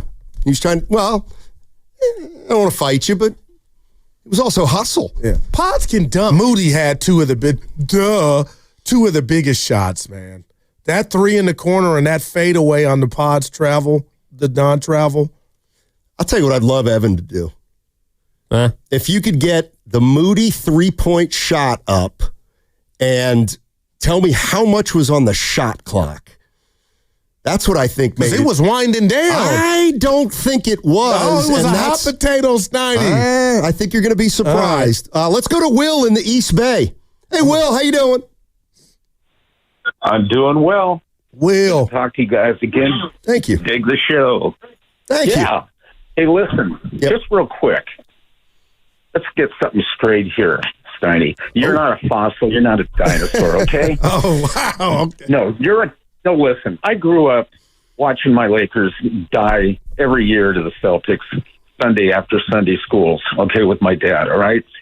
Out of college, had the pleasure of watching the Lakers and the Celtics go out in the 80s, okay? You're just a true fan of the game who likes to be in a certain place with his friends, rooting for the players, okay? You're not one of these, after the fact fanboys that likes to twist the knife in his friends, Like Guru. And I mean that. No, I appreciate that. Thanks, Will. Yeah. What do you think's going to happen tonight, Will? Oh. I didn't do that, Will. Sorry. Well, and there it is. But he's got your information you requested. Yeah. You're going to be surprised. Hey, Evan, when Moody made that 3 in the corner, how much was it? The fadeaway. No, I'm talking about the 3 in the corner. Oh, I was talking about the fadeaway. No, you weren't. How much was on the shot clock when Moody made his corner 3? First of all, apologies, Will. My bad. I was doing some research. The number was 14. 14 on the shot clock. Yeah, but that's not when he traveled. He traveled when he gave it to Moody for the fadeaway, his first two I'm not sure. I'm not sure you're understanding what I'm getting at. What I'm getting at is the Moody 3 was very early in the shot clock. So that tells me he shot it with confidence. Usually, I mean, they had 14 on the clock, and it was a good shot. It was. But there was a contend late, and, it's the kind of shot that looking back at it, if he misses, you're probably going to say that was too quick. That's all I'm saying. And did you guys reference that with him yesterday, the big shots? Yeah, of course. What do you think? I got you. My God. He said it was just another shot. Yeah. The good ones think like that. But yeah, I mean, it was a 4-point game with 2:25 left when he shot it. Yep. Like, the game is not over by any means, even though. And if you miss that, and they go the other. Exactly. He 2 times it got down to 4, and 2 times Moody hit shots. Once to put him up 6, once to put him up 7. The second one put him up 7, and it was not quite a dagger, but almost. All right, 888-957-9570 is the number. What's coming up on the game is brought to you by Fremont Bank. Here for you, here for good. What's good, Bay Area? Bonte Hill here, and I got to let you in on one of those deals that's too good to pass up. My family at Ceremony Ford is making...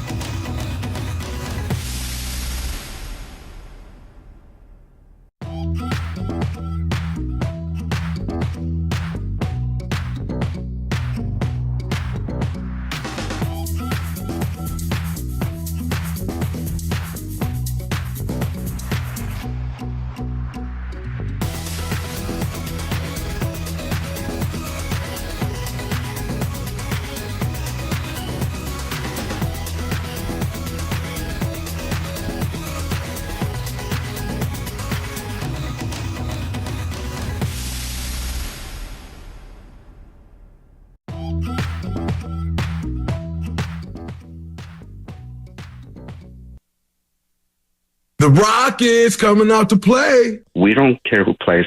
We just like the challenge. Now, back to Steiny and Guru on 95.7 The Game.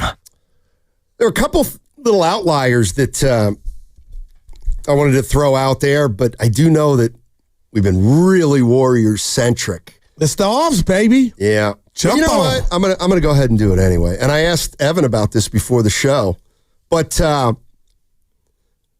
you feeling about? No, it was face to face. Just checking. What do you think of Faith Kipyegon? Faith Kipyegon. That would be. I don't. Do you think that in the grand scheme of things, 70 years is a long time? No doubt. It Yes, is. Yes, sir. That's the wrong answer. I'm just kidding. If I died at 70, yeah. No. No. Like within the a scope of 70-year humanity. period. A 70-year period of time. No. Yeah. Okay. Yeah. So it's not that long, Okay, really. gotcha. All right. Okay. You know what? You know who she is? No. She's a runner. You know what she's going to try to do in June? From where?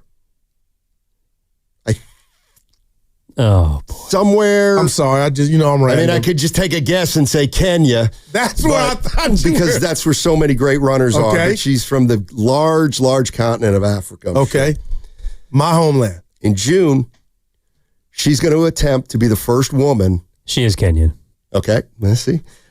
She's going to attempt to be the first woman to break the 4-minute mile barrier. Damn. And that's held by a man, I'm assuming, right now. Well, yeah. First woman. For context, the first man who ever ran a 4-minute mile was Roger Bannister, now Sir Roger Bannister, and he did it in 1954, 70 years ago. Man. I just find that interesting. I got to tell you. Like, why hasn't that been eclipsed? No.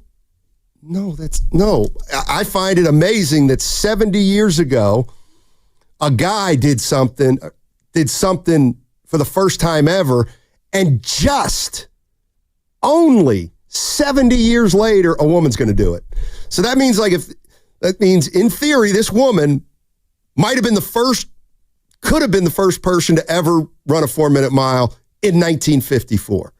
Yeah, well, I got you. The idea is it blows me away how fast things just move. Well, how long did Kareem have the all-time scoring record? I know it wasn't 70, but how many years would you, if you had to guess, before Braun eclipsed it? Because he did it against Denver, right? I remember. Yeah, Would you say 30? A little more. Whenever I'll get it. How about I use my computer? But he probably broke it. I want to say, and then I'm talking had it for a about. while. I'm more talking about the limits you can push humans to. That's all right.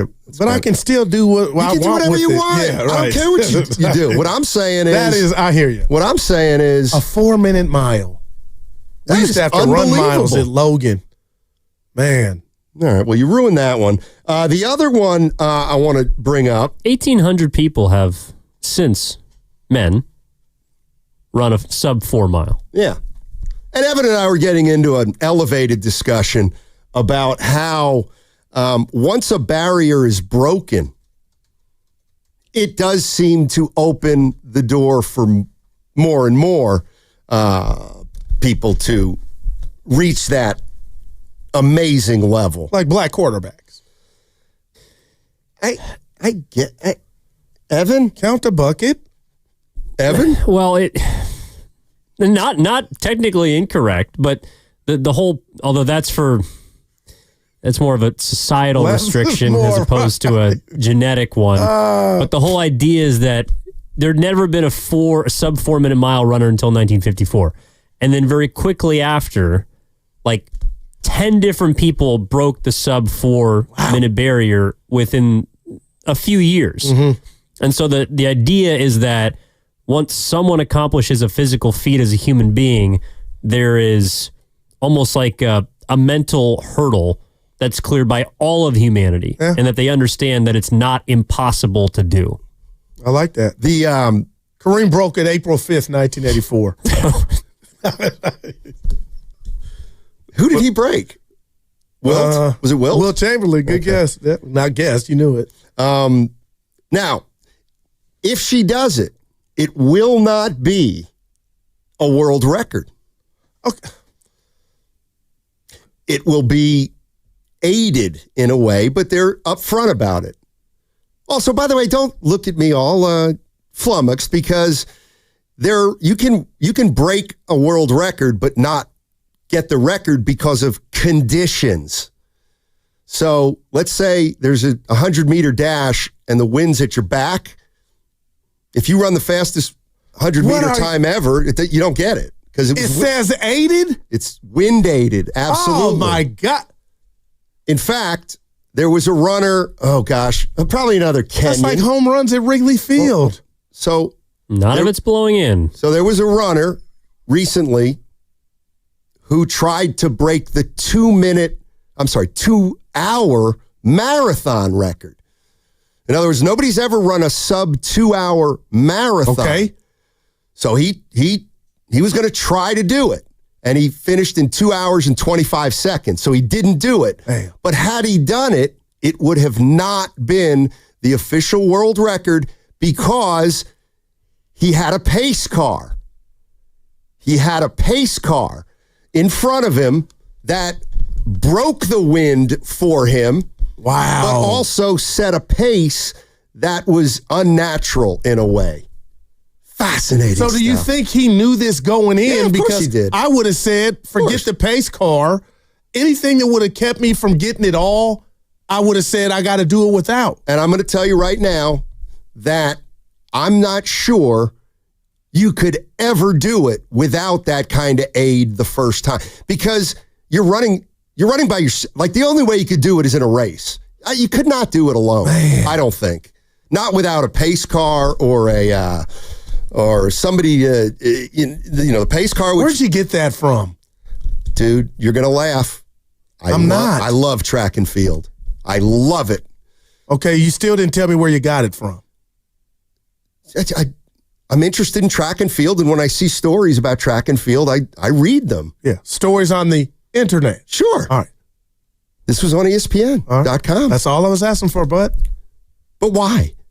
Because I'm random like that. I was like, where did you come across that for you to say, and I love that. I don't like that's the pace. You're not going to get it because of this. But if she does it, she may not have the world record, but she'll be able to say, I'm the first woman to ever run a 4-minute mile. So there you go. Yeah, I like that. How about this? Evan, God, I love our show. 408, to add more context to the discussion, the first female to run a sub 5-minute mile was just 23 days after Bannister ran his 4-minute mile. Count the bucket. Which would be exactly what Evan was talking about. You don't want to talk more track and field, do you? I ran track. What was your fastest mile? Now, be careful here. Because Logan had a hell of a track team. Or 100. Let's just change the subject. 14.3 seconds. Because I can't win. When you guys set me up like this, no, please. I lose. Triple jump. You know what? I got to be honest with you, Goo. I know you're going to get mad. I don't see you as a 100-meter guy. I don't see you as a 200-meter guy. The 400 meters is a tough, I would never do that. That's too long. I'm going straight for the hundo. Carl Lewis, baby. There's no way. Ben Johnson. You're not, I can tell by your build, you're not a sprinter. 50 years old. Yeah, but I've seen photos. In your prime. Dude, I was skinny face and chiseled, man. What are you talking about? The other thing is, if we go through the events, 400, I don't see you either. I wouldn't do it. 800 meters, they call the hardest, most difficult race, so you wouldn't do that, clearly. All right. Then there's the 1600. I had actually pegged Goo for a hurdles guy. You ever seen maybe. You ever seen Chase? Bob Gibson on the mound? Live? I asked you a question. Doesn't smile, Evan. Dude, I was born in 1994. But you've seen pictures of him on the mound. Yes. Dave Stewart. I was that guy. Struck I out don't know 14. what that means. I struck out 14. We're talking about track and field. No, I'm talking about pitching. You said you ran track, though. I did it all. What was the event? I was wide receiver, number 88 for Logan. What event did you do? Junior on JV, but I still played. Did you do in track and field? I didn't play. Goo, they're in the same season, though. I didn't run track. Oh. We had to do the mile for PE, and I came under 5 minutes. Okay.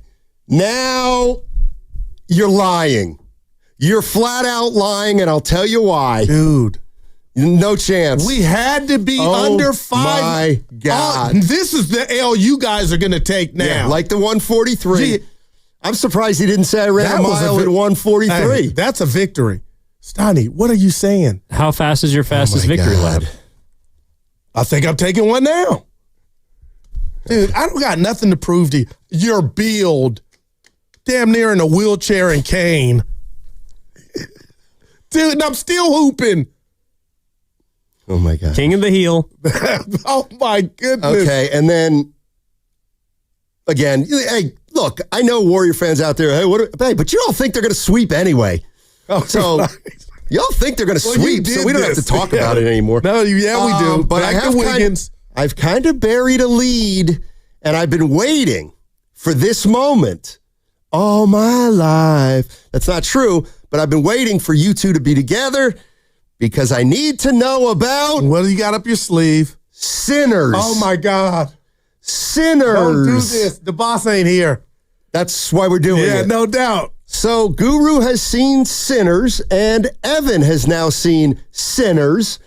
And I have actually read a lot about Sinners on the internet and have found it to be very, what's the word? Polarizing might not be the right word, but I've seen rave reviews, and I've seen awful reviews, and I've seen everything. Jason Whitlock. I've seen everything, not just him. I've seen everything in between. And that's what life's about. And so I've got two guys here who have seen it.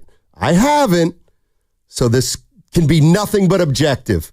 Who wants to go first? Evan, you go first. All right. Because he hasn't told me what he thought. Okay. Well, I did tell Steiny before the show that while I think it's a really good movie, all right, and it's so good that I want him to see it because I want his opinion on it. No doubt. Because I value his opinion, and I value yours too. Yeah. I don't think he'd like it. From knowing Steiny, I don't think he would like it because there is a lot going on. Yeah. It is, I think, beautifully shot. In written. Louisiana. Mississippi. Yeah. Louisiana too. Oh, it was filmed there? Yeah. Oh, okay. Well, yeah, but it's set in Mississippi in the 1930s. Oh, and I think it does a great job at emphasizing the power of oral tradition, music, and sound, and how that reverberates through generations through the prism of a vampire movie. So it's kind of, it's a little complicated, and that's for that reason I don't think Steiny would enjoy it. Yeah. Well, Guru, take your time. Because you saw it. Yeah. No, the one thing I did see about it is there's a lot going on. There's a lot of different stuff going on, and it might not be easy to keep track of it all. But go ahead, Guru, you. So, like Evan, the missus is not into anything vampire-ish, so it was kind of hard to get her in the theater, but we got her there. Okay. And I was lightweight right behind her because I'm not into that vampire, the blood type of stuff. But that was part of what this movie was about. And being that I have Southern ties with both parents being from Mississippi and Bullard, Texas, the cinematography just hit me in the cardiac muscle because just from that vantage point, the setting, what I saw hit me in so many ways that I wasn't ready for. I was on board. But then when Michael B. Jordan, I don't want to ruin it, played basically two people at the same time. Okay. That is something I wasn't used to, and I thought he knocked it out the park. And then you talk about the others in regard to the cast. Delroy Lindo, Evan. Oh, I love him. He's from Oakland. And all these other great actors and actresses that I wasn't familiar with their work, I thought they knocked it out the park. Some that I was. So I'm in the theater for the first time in a long time not wanting the movie to end. We're getting closer to it, this is where it's going. But I was so captivated for my Guru reasons that, Evan, I had to double back and see it again. And it was like I saw it for the first time. So Coogler did that, and so did a lot of other people. But, Evan, I can't with words describe how good of a movie it was, man. Sonny, do you know who Buddy Guy is? Yes. He's in it. Great drummer, right? Blues musician. Yeah. Okay, musician. But one of the last standing blues musicians. Man.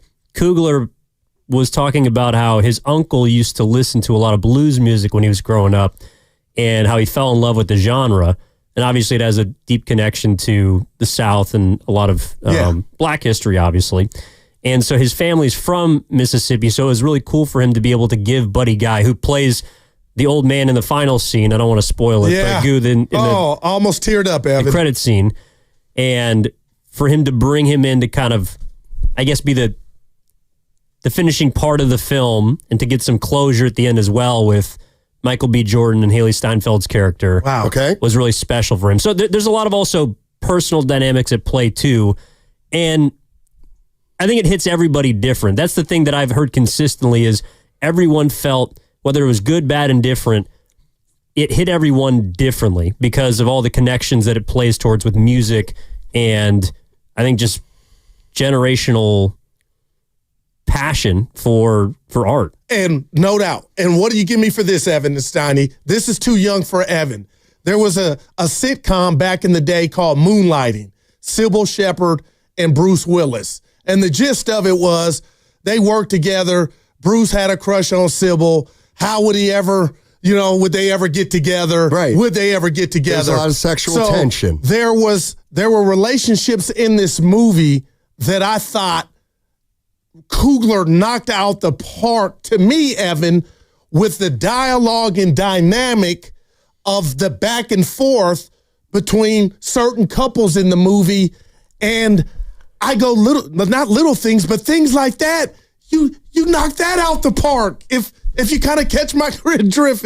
Yeah, there's a lot of societal issues that he was able to attack or wrestle with because of the dealings of the two twins and how they're sort of the same side of the different side of the same coin, and their relationships are able to dive into that. So I thought it was really, really good. And let me reset because 925 says, what are you all talking about? We're talking about the movie Sinners. Yes. Ryan Coogler's latest. Guru saw it. Evan saw it. I didn't see it. It also sounds to me like there's not one way you can describe it. Wow. Like you could, when I hear vampire movie, I'd say I'm out. That's an oversimplification. Right, yes. Exactly. Yes. Exactly. Okay. I thought it was very interesting he used the vampire genre to deliver his message. But the way that he used vampires in their community, so to speak, was probably the most unique twist on the vampire genre I've ever seen. Because usually it's just very straightforward. And I'm out. Now it is gory, you said. Yes. Yeah. And actually it's a common thing in a lot of his movies. It's very action-packed and there's a big fight scene at the end and whatnot, but it doesn't take away from, I think the beauty overall of the film. Evan, real quick, do you think it's fair, because you and Steiny kind of buffed me like, Goo, it's new film season, but Michael B. Jordan up for an Oscar for his roles in this film. Am I doing too much? I know it's early, but that's how great of a job I thought he did playing two people. Yeah, I'm not sure if he'll get nominated or not, and I don't know for which character because he played two, but I think it's interesting that it's a blockbuster. It's a summer blockbuster. That's when these movies come out. 60 million over a weekend. And grossing, and moving up. And So the fact that it was, as artistic as it was, and it's his kind of like baby in a way, because it is, I think it's an original script, but it's also a summer blockbuster. So I don't know if it's an award-winning film, but it definitely is going to be one of the movies, I think, associated with 2025. Yeah. All right. And I appreciate you, Stoney, because everybody didn't love it. How about that? No, I could tell. Okay. I could tell it's the reviews and the opinions have been all over the board. Right. I'll think about it. How about that? Yeah. I will think about it. I bet in a couple weeks you can order it on your TV. They got it. The movies are coming to the TV damn fast. I mean, in all seriousness, it sounds like it's a movie that's better in the theater. Yeah, I watched it IMAX. Especially if cinematography is a part of it. Okay. Man. Oh, yeah, that's right. The Warriors. Warriors play tonight. Everybody, Warrior fans feeling good. I loaded up on that doesn't thing. work that way. Plus 145. I know it ain't about the ponies, but I seen what I seen, and I think the Warriors are going to come back to the Bay up 2-0 for Saturday night showdown. Well, Steiny, the last time Guru gave away free money, he was correct. That is correct. Watching sinners. So do you feel as strongly tonight as you did about the Heat? A notch less. Looks like overtime tonight. Because that game went OT. My rep is on the line. And here's what I'll concede. Look, the Warriors win tonight. They got control. Yeah, and at that point, the sweep talk to me isn't out of the isn't out of the realm of possibility. What about Kuminga tonight? Just say yes or no. Don't tell me something. Yes or no, do we see him? I'm saying no. I'm gonna say every question. Every question he asked me, I swear to God, my answer's I don't know. I don't know everything. I don't know what to base it on. I don't know if Butler's gonna get hurt. But okay, I'll take a guess. I'll take a wild stab at it. No. So now tomorrow, when he has 20 points, people get, you didn't even think he was going to play, that's what you're fearful of, and I think you put too much on it. Nobody's going to. They know I asked you. They know what context that came. I have no idea whether Jonathan Kuminga is going to play or not. Yeah. Now, what I do know is Willard and Dibbs are coming up on the other side, and I made a prediction about the way this crossover may go down, and we will. We'll see. Hey, 510. What happened? He says, like I said, Steiny's not into black culture. Right. Yeah, I'll tell you what. What do you say? You and me face off in an exam about the Black Panthers. I'll put you to bed. Oh, boy. I'll put you to bed. I live in Oakland. All right. Warriors Wednesday is brought to you by Friedman's Appliance. Come see their full selection of in-stock luxury appliances and live working vignettes. Visit Friedman's Appliance in Pleasant Hill today. That segment brought to you by Safeway. And I came under 5 minutes. Head to Safeway this week for this amazing deal.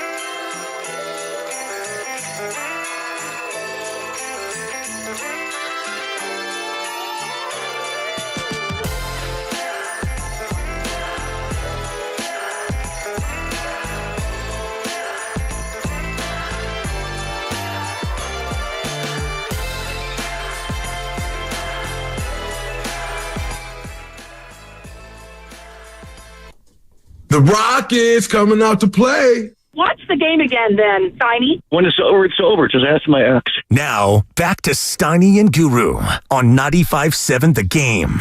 Alrighty, the crossover is brought to you by Abundant Life Weight Loss. They know the secret to losing up to 1 pound of fat every day. Go to AbundantLifeWeightLoss.com.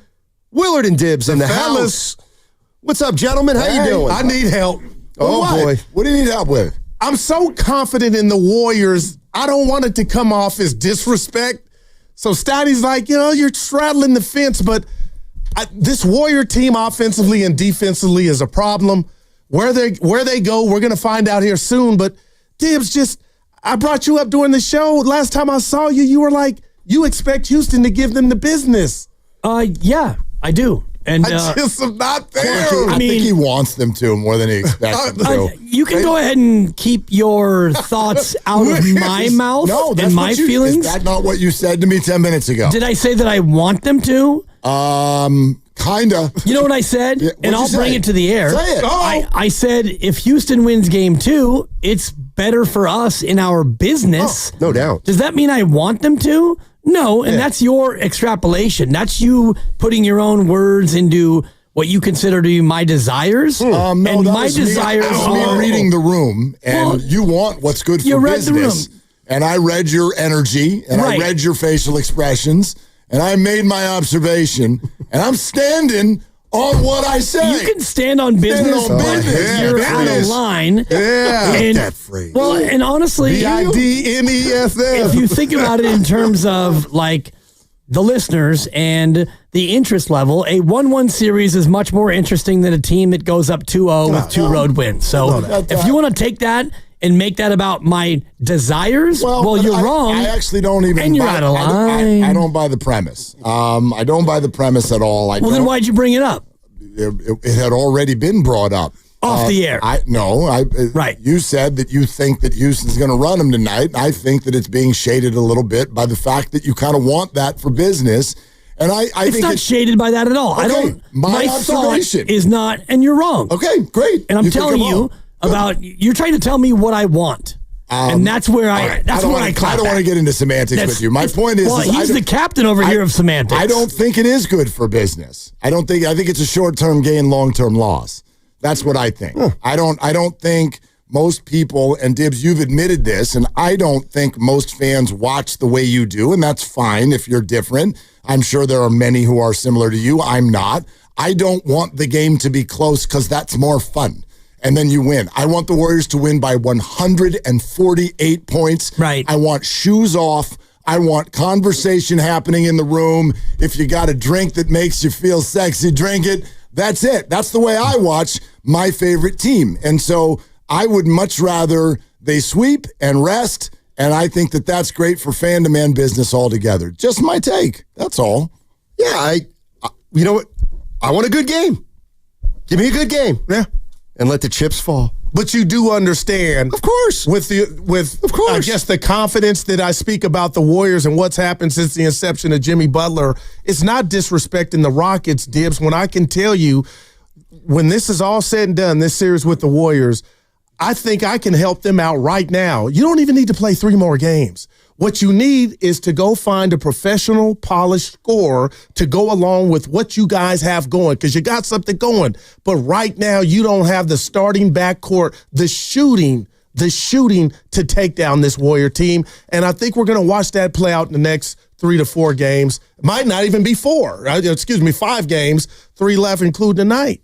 Probably not. And, we did it yesterday, and we talked about the anatomy of a Rocket win and how the Rockets go about winning a game against Golden State. And a lot of it is where you have to have a good shooting night by your standards, which is not a great shooting night. And, you shot 48% when you beat them 106-96. And that was a game where Dylan Brooks was good. He didn't shoot the 3 a lot. Jalen Green was okay. Yeah, Jalen Green was 9 of 17. I'm sorry, 9 of 19. You'll take that. Yeah, that qualifies as a good shooting game. So if the Rockets shoot it well, that is one way to win. And the other way to win is by limiting Steph Curry to 3 points, which, by the way, was in the same game. And so that doesn't happen very often. And, if you limit Steph and 3 points is dramatic. If you shoot it well and you limit Steph, can you do that in 2 different games? Maybe. Well, that's 2 wins. What about the other 2 wins you possibly need? I don't know if there are enough blueprints for the Rockets to win 4 games. And, I mean, I don't usually do this, but you know what the difference in the game was? 2 Curry circus shots and 2 Fred VanVleet misses from 3. Like, if you want to boil it down like that. Now, there was obviously a ton more that went into this game.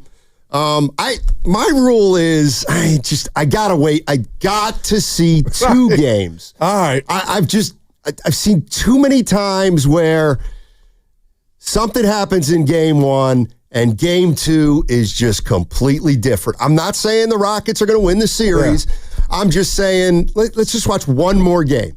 One more game. And you know what? Because you know what? If the Warriors win, then we could talk about a sweep.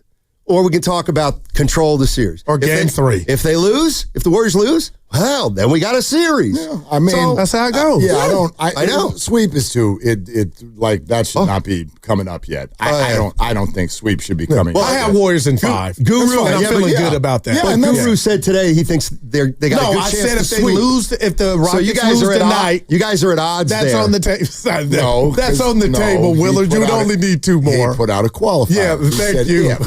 That's what he said. He said, but I actually heard. I was still there. That's what I did, Will. Anyway, it's too early for the word sweep, but then we're also allowed to throw stuff out there and be wrong. Like that's the business. So like I'm not worried about that. I'll throw something. I'm gonna save it for the start of our show. Okay. But it's gonna just at least help explain my quote unquote overconfidence. Overconfidence doesn't bother me. We're going to look at this bracket in a very different light. Man. Oh boy. Because I was loving what I watched last night between Minnie and the Lakers from a Warriors standpoint. And I told you oh boy. Man. Well, that one looked a lot different, right? Which one? Game 2. Their game 2 looked a lot different. Yes, it did. Looked a lot different. There were a lot of Lakers holding different body parts that had been hurt. And had that game been 3 more minutes longer, there's no telling what would have popped off. I mean, maybe. Luka this, Luka that. Yeah. That ain't the way. It's a Laker cover. And OKC also the cover. Yep. Your boy Nostradamus 2-0 yesterday. You know. Make it 3-0. We had the Pacers too. Yeah, we did. Yeah. That was all you, but that was one that was kind of nice. Kind of nice to watch where, I mean, Milwaukee and your guy, Mock Rivers, maybe we could have a mock-off before. It's a mock-off. I mean, there was a poll on The Athletic about most overrated coaches in the association, and Mock was pretty high on that list. That list was sickening. And another indication. Why, because Finchie was on there? No, he wasn't on there. Stephen A. He was also receiving votes. Also receiving votes? So was Steve Kerr. No. Really? He got a vote. It's par for the course. One weirdo. It's par for the course. Players don't know what they're talking about. 3 of the top 5 had won titles. Budenholzer, Nick Nurse, and Doc Rivers. They're in the top 5 of overrated coaches. They've all won titles. All right. Okay, that's fine. That's fine. Maybe you win a title and they think it doesn't matter. And so, because it doesn't matter, we don't care that they reached the pinnacle of their profession. Nevertheless. We move on. I like it. And if you you talk about Mock, Doc Rivers, he is one of only 5 coaches who have more playoff wins than Steve Kerr all time. Doc Rivers is one of them. There are 4 others. Phil Jackson. Yeah, Phil Jackson. Larry Brown. Can we get the sound effect? Sorry, Granny. It's just for effect. Phil Jackson gets the ding. He's number 1, 229 all time. Larry Brown, I'm sorry, buzzer. Yeah, he didn't coach in the NBA long enough. He's tied with Steve Kerr with 100. Wow. He does not have more than Steve Kerr. Number 2, number 3. George Karl. We got to go Red Auerbach. Red Auerbach, incorrect. He's got 99. They didn't play a lot of playoff games. No. There's only 3 teams in the league. Pat Riley. Pat Riley's number 2 with 171. Chuck Daly. Goo, you may want to take a playoff. He's got 75. Rest in peace. You're missing our guy, Pop. Goo, 1 for 4. We'll call you Matt Chapman. Yeah. You're missing the guy who's number Paid 5. $25 a year for that. There's only one more coach. Wait, who do we get so far? Jackson's 1. Pop. Riley's 2. Riley. Pop is 3. I gave you Doc Rivers, which was part of the bit. Thanks for that. You're welcome. That's a Look 4. at him. Number 5, all time with 110 playoff wins. The only other coach with more playoff wins than we got to fire Steve Kerr. Come on, guys. The guy who comes to mind, I don't think is right. Don Nelson? Oh, boy. Yeah. Wow. Hold on. He's tied with Chuck Daly. Okay. That's not a terrible This one is as obvious as the nose on your gorgeous 60-year-old face. Oh. He's your favorite. You got a crush on this man. Oh, man. Oh. This is Mick gonna hurt. Cronin? Okay. Turn his mic off, too. His bit's already gone on long enough. Oh, time for the legal. Eric Spoelstra. Oh. You love Spo. Big game tonight. Man. Wow, I wouldn't have thought, man. I like the Heat tonight. Me too. I like the Heat. Oh, Getting you do? 12? Oh, yeah. Please. Now I like them less. You're listening to 95.7 Oh, I'm The kidding. Game, KGMZ FM, HD1 San fire. Francisco. Always live on the free Odyssey app. Now broadcasting from the Laughing Monk Studios. Laughing Monk, righteously brewed in Frisco. I had the Yankees, bud, this morning. Yeah. There's a sniff. Yeah. There's a sniff. Bud. That's classic. Yeah. A Wednesday baseball sniff. Yeah. That's I great. was watching with So- me all. I guess I'll invite, I'll invite an opinion. Okay. I always like to ask, did you hear any of the show? Yes.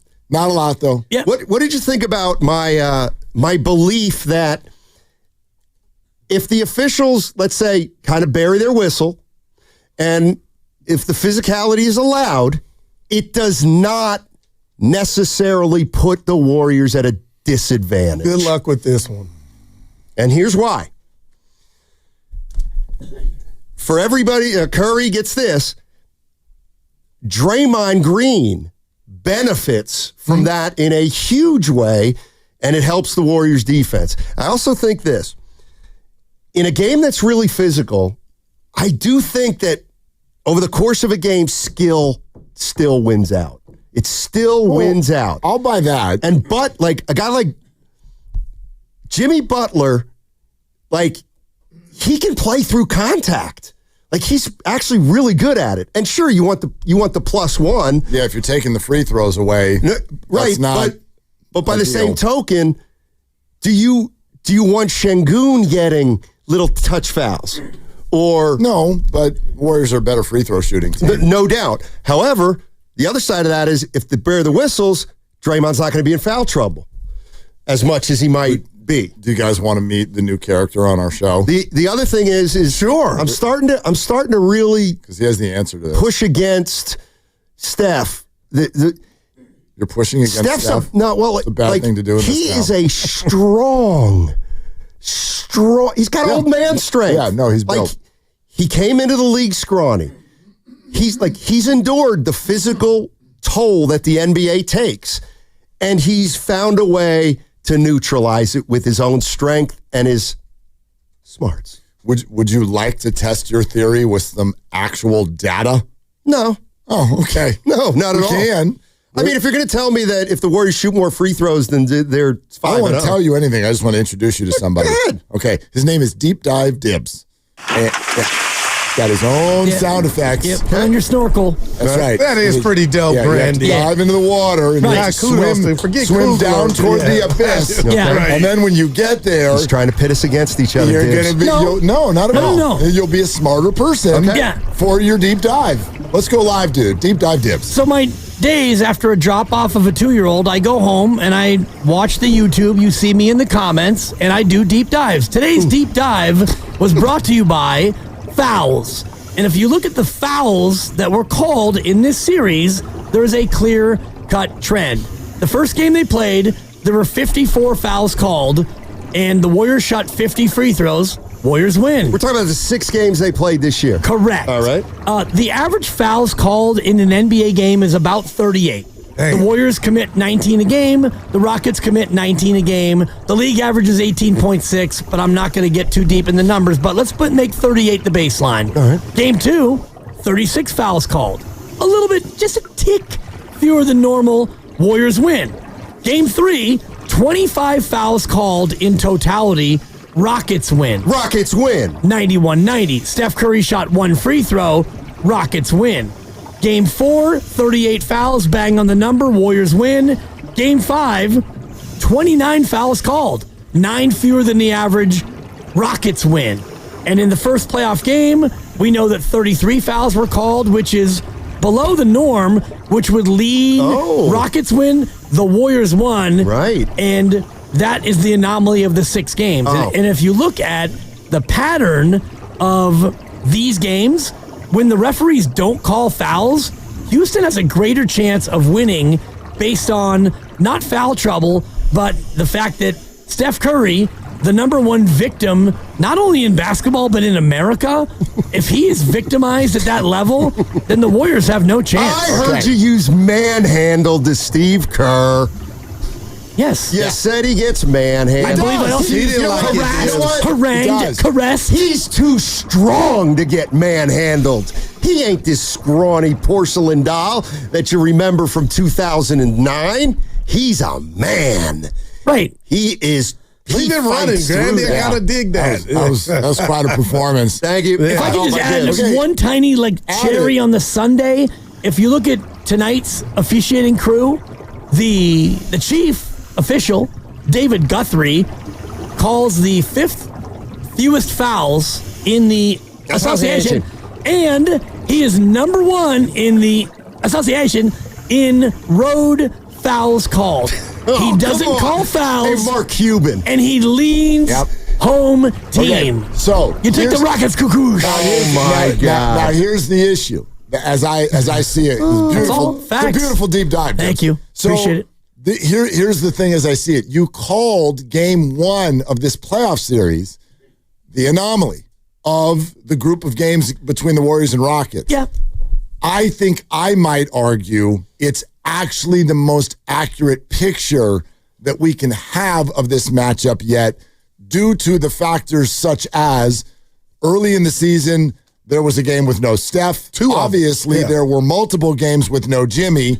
The first time Jimmy played against the Rockets sat their guys in the second half.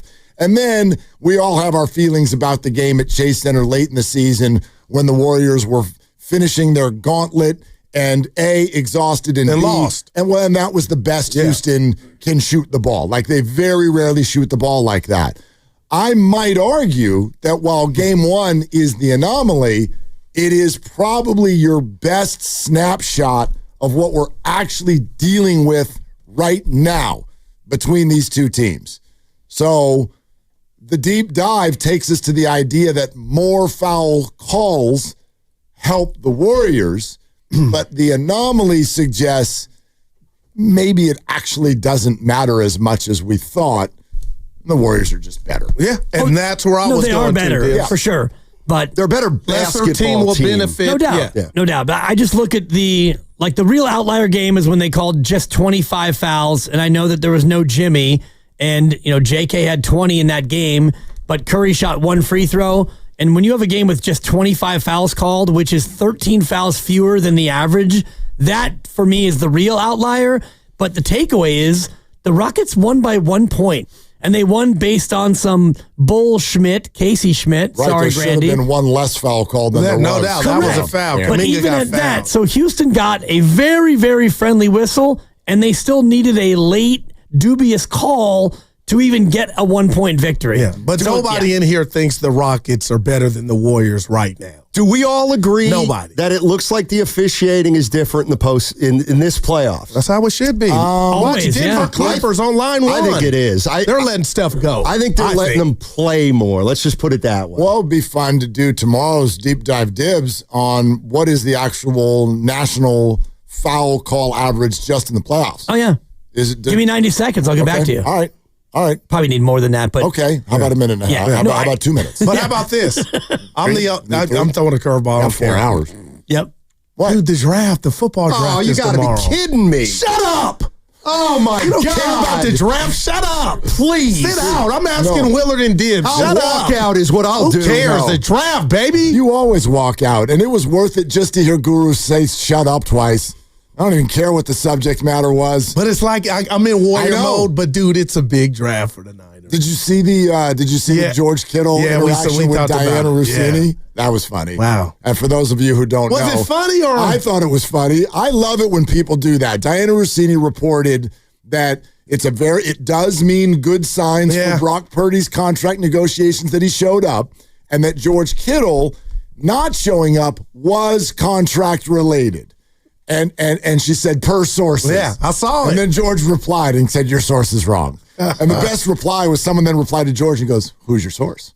That was pretty good. Yeah, so anyway, and look, people say whatever they want to say, but yeah, look, market by market, this is how things sound and feel. I think there are obviously tons of markets in America right now who are not talking basketball. Posa needs help. We are not talking football right now. This is like it feels very, very quiet for the day before the NFL draft. But they'll get a pass rusher at number 11. Yeah. And then people will be like, who's this guy? And then, and then Friday will happen. Anything else? Anything else? He's talking to you, Goo. Shut up! Always a fun game.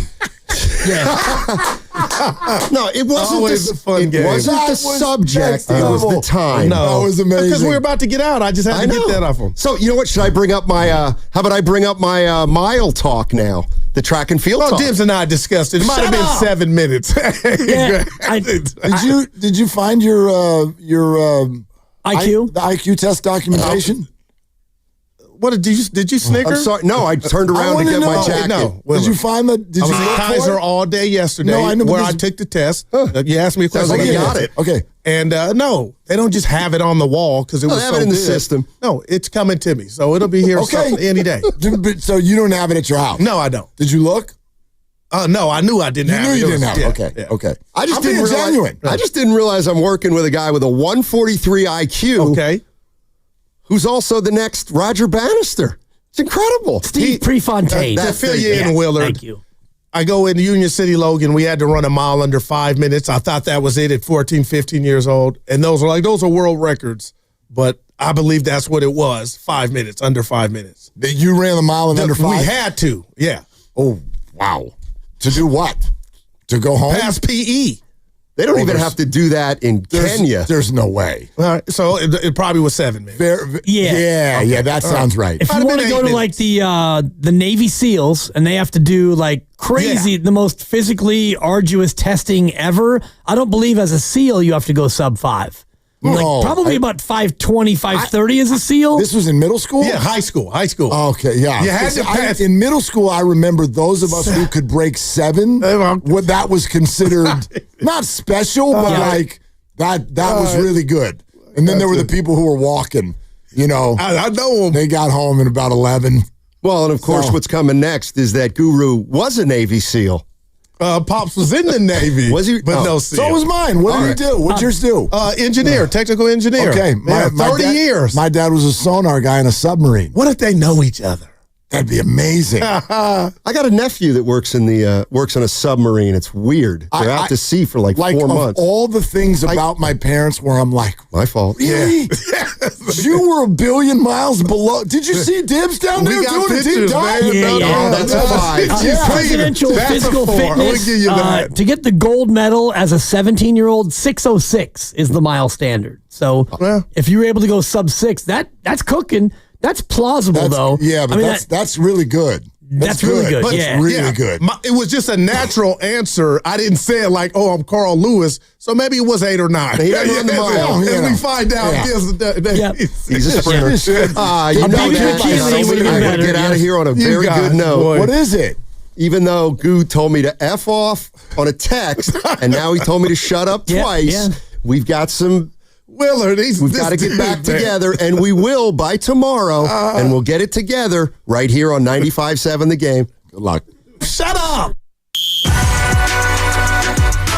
Are they the smartest show in the Bay Area? You guys are an intellectual feast for the smart sports fan in the Bay Area. Wow. You're pretty much the smartest guys on the radio. I agree. Good Lord, how big is your ego? Are they the funniest show in the Bay Area? Give it a laugh. Come on. You're a funny guy. Come on. Give me a laugh. You are funny, dude. Hit that S again. Are they the coolest show in the Bay Area? And no white boys. They cool. That's what people are saying. You guys are phenomenal. This is one of the most perfect ways that I could end my day, getting the chance to talk to Mr. Mark and Dan, you know. We'll let you be the judge. Oh. All I know is it's a couple of Bay Area boys talking sports. I know nothing. Thanks. It's Willard and Dibs on 95.7 The Game. Game night. Let's go. It's game night. Game 2. We're going to take this thing right up to the start. We even get to do a little Warriors Live today. We didn't even mention who's on the show. We've got an incredible list of voices coming on the show today. It's going to start with Kalina Azubuike. Buki is on. Yep. Remember the montage we played yesterday of Rockets announcers being like, oh, for crying out loud with the Steph threes. That guy is his name is Craig Ackerman, and he's going to be on the show today, and so is Monty Poole. So just a line of people who are in Houston and cover these teams coming up today as we get you ready for game number 2. And I absolutely believe, with all willingness to be wrong, that the Golden State Warriors will also win this basketball game tonight. And I wonder if we could look at this bracket just a little bit differently. I want to throw something at you, and I'll let the audience know right now, I did not tell Dibs I was going to do this. So I want to throw something at you right now. It starts with a premise, though. The premise is, especially because Deep Dive Dibs, who has been working hard this week, Deep Dive Dibs has done a lot of historical references. 7 versus a 2. Oh, yeah? And who wins game 1 and when you win game 1 on the road and such. Do you buy this premise that the Golden State Warriors we're watching right now were actually born the first week of February? And that's the team that we're watching right now. Do you buy that as a premise? I'd buy it to the extent that this team is different than the team that went 12-3 and then promptly went, 20-26 or whatever the numbers were. Right. They were amazing early, and then they were really mediocre, and they actually were kind of secretly subpar. No doubt. And then they got Jimmy, and then they became a different team. So to that extent, in your premise, I'll allow it. Okay. I'm like a judge, and the opposition objected, and I said overrule because I want to hear it. I'm very, very excited that you accepted my premise. I am hoping that the majority of you listening, and I want to repeat it because I know it's easy to tune people out when they're talking.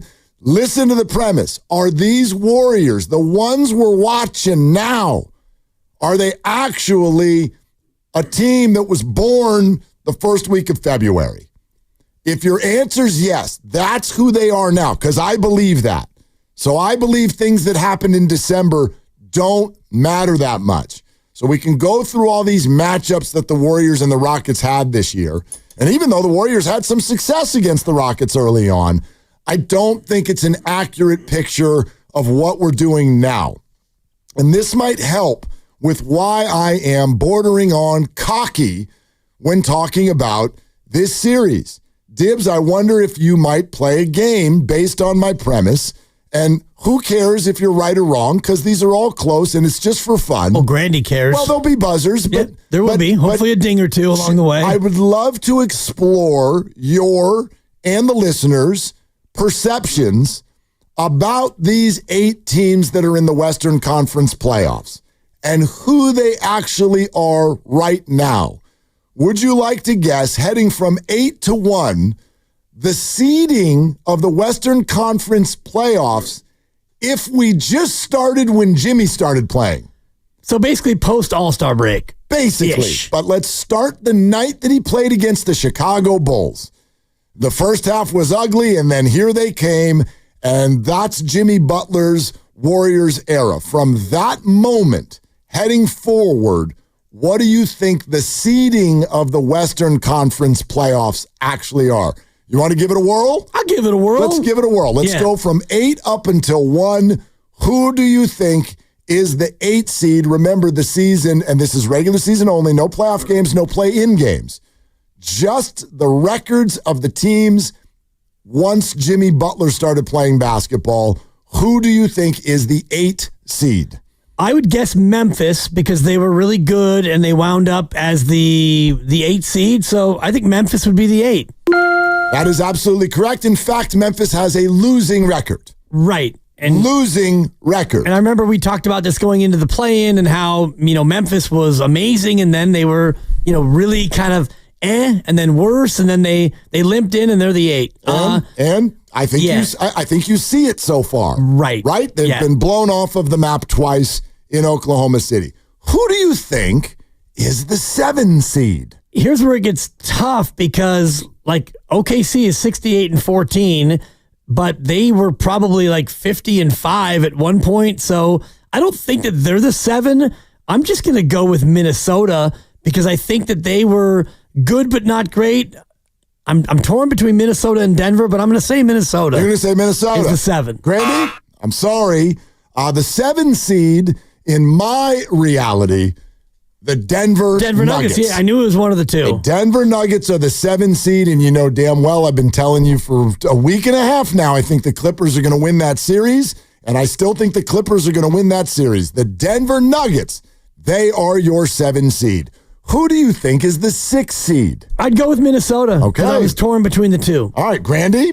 The Los Angeles Lakers. Yeah, that's my other candidate. The Lakers are the 6 seed in my reality that doesn't actually exist. Right. The Los Angeles Lakers are your 6 seed. Would you like to take a gander at the 5 seed? I'm pot committed on the Timberwolves, so I'm going to stay with Minnesota. Grandy, I'm sorry. It Minnesota? is. Ready for this one now. Houston. The Houston Rockets. That's the 5 seed.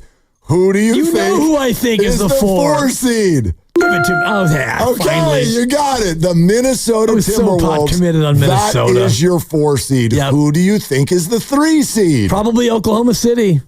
Grandy? No. It's the Clippers. It's the Los Angeles Clippers. Well, I know the Warriors are 1, so who do you think OKC would be the 2. Grandy? No, I'm sorry. Holy it is shnikes. The Golden State Warriors are the 2 seed. Close, though. What does that leave for you there? Who's the 1 seed, Dibs? I would have to say the Sacramento Kings, okay, Mark. Buzzman, it's the Oklahoma.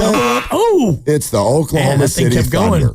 Okay, so I want to repeat that what's for the you. record difference between OKC and the Warriors? If you have it, I do have it. Give me a moment. I know it's really, really close because the Warriors were amazing. Yes, here is the actual difference. The Oklahoma City Thunder 27-5. Okay, the Warriors at 23-8. 23-8. Oklahoma City 27-5.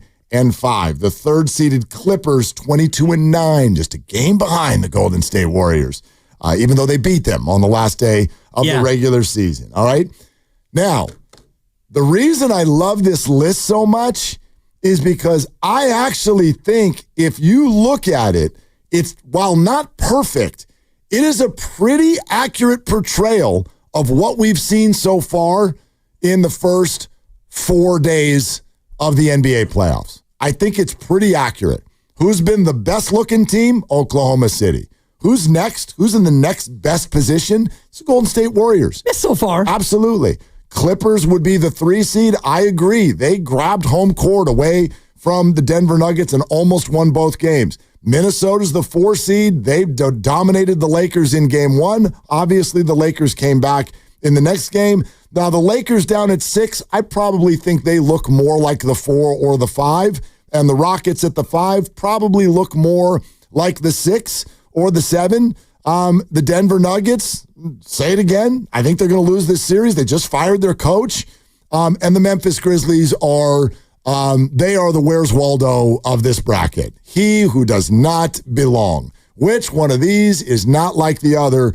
Raise your hand. It's the Memphis Grizzlies. You don't belong here, and you're going to get absolutely unceremoniously knocked out of this thing 5 games max. And we kind of knew that, which is why we all thought that the win over Memphis was so big, and Steve Kerr said as much. Now, would the Warriors be doing this against OKC, I think that they'd be faring better. They might still be down 2-0. Oh, very possible. And they might have lost game 1 by 50 based on the short rest, but I do think game 2 would have been a different story. And Memphis is just not good enough, and they're not ready. So that just leads to what Steve had said, and you said it as well. It wasn't a must-win against Memphis, but it kind of was because, you get Houston winnable, you're the favorite, and now you're up 1-0, or you get OKC, travel spot, short rest. They're really, really good with 68 wins, so if it wasn't a must-win, it was as damn close to one as you could possibly ask for. No doubt. So when we look at it maybe through this lens, because I believe that's who the Warriors are right now, maybe it helps people see I'm not looking at a 7 seed. I'm not watching a 7 seed. In my reality, the Warriors are the 2. They're the 2. And Houston is much closer to the 7. The only difference in this is that they had to start on the road. That's the only difference. And they've been a very good road team all year. They're veterans. They've been around the block a billion times. I don't think they're bothered by the road. I don't think they care, and we saw that on Sunday night. Now, Houston will play desperately tonight, and they are definitely a quality team. And so if the Rockets are going to do something in this series, then they'll win tonight. And they very well might. They very well might. But my confidence will not be shaken either way. And I'll be to the level of snickering if the Warriors actually win this game tonight. But that's why I sound the way I sound this week. To me, the Warriors are the 2 seed in the Western Conference, not the 7. And that's a good way to look at it as far as what this team has been since Jimmy Butler. And a lot of it is momentum based. And we can look at the games they played when they had Jimmy Butler, and Houston came in and beat the Warriors by 10 in that game. And we can look at why, and for me, the why is multitude. It's one, the Warriors were at the end of a gauntlet, and Memphis shot better than they have in the other 5 games that these two teams have played. And I don't want to harp on the whistle too much, but on that night, there were 29 total fouls called, which is 9 fewer than the norm in an NBA game. And I do think that a more physical game with physicality allowed, I think that favors Houston more than it favors the Warriors because, A, the Warriors are better at the foul line, and B, if you can manhandle the Warriors star, like if you want to manhandle Dylan Brooks, fine. Dylan Brooks loves to be manhandled, exactly. Right? And you can manhandle anybody, and Şengün is still going to get to the foul line. And if you are allowed to manhandle Steph Curry, you have a bigger advantage on the Warriors than the likewise. I buy what you're saying. I think it moves the needle in their direction. I don't know if it gives them the overall edge in the game, but it moves the needle in their direction. I'll buy it. What do y'all think? Do you buy my premise that the Warriors are actually the 2 seed? If you think about it through that lens. 888-957-9570. We are excited to go take your phone calls immediately coming up next. Those of you on hold, please stay right there. We are coming to you immediately. 888-957-9570. And your best chance to get in is to get in now because Kalena Azubuike at 3, Craig Ackerman at 3:30, Monty Poole at 4 as we get ready for Game 2 tonight. It's Warriors Wednesday, and it's brought to you by Freedman's Appliance. Come see their full selection of in-stock luxury appliances and live working vignettes. Visit Freedman's Appliance in Pleasant Hill today. This is Willard and Dibbs.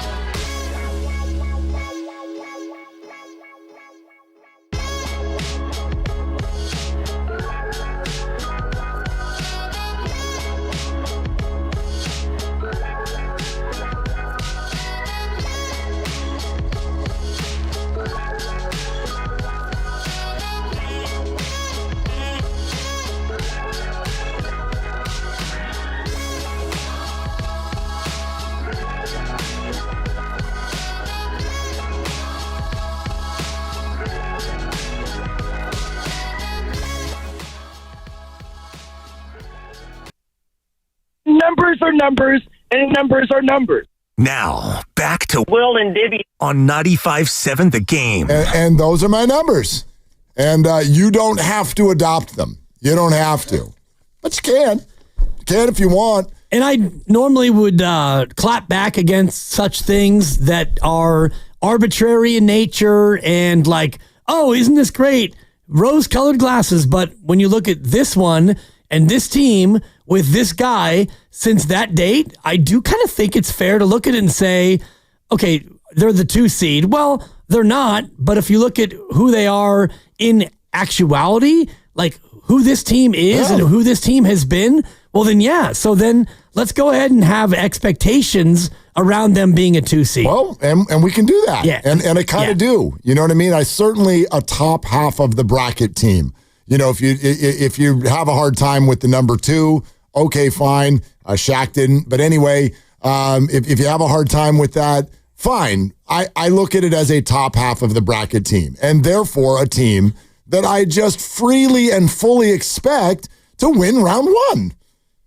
Absolutely. No, agreed. I expect them to win round 1. There's no hesitation about that whatsoever. And even if you put it out to round 2, and if it's Minnesota, who I think you had as the 4 seed. That's correct. Because I remember I guessed them as the 7, the 6, and the 5. I was wrong thrice. And then a lot of buzzers in that bit, which I'm okay with. Yeah, that's a hard thing to start pulling those out of nowhere. It is, and I kind of had it close in my own mind, but if Minnesota's the 4 and I think the Lakers were the 5 I think they're the 6. or the 6, whatever it was, since they got Jimmy Butler, the Warriors have been better than their potential, and I say potential because I'm not looking past Houston.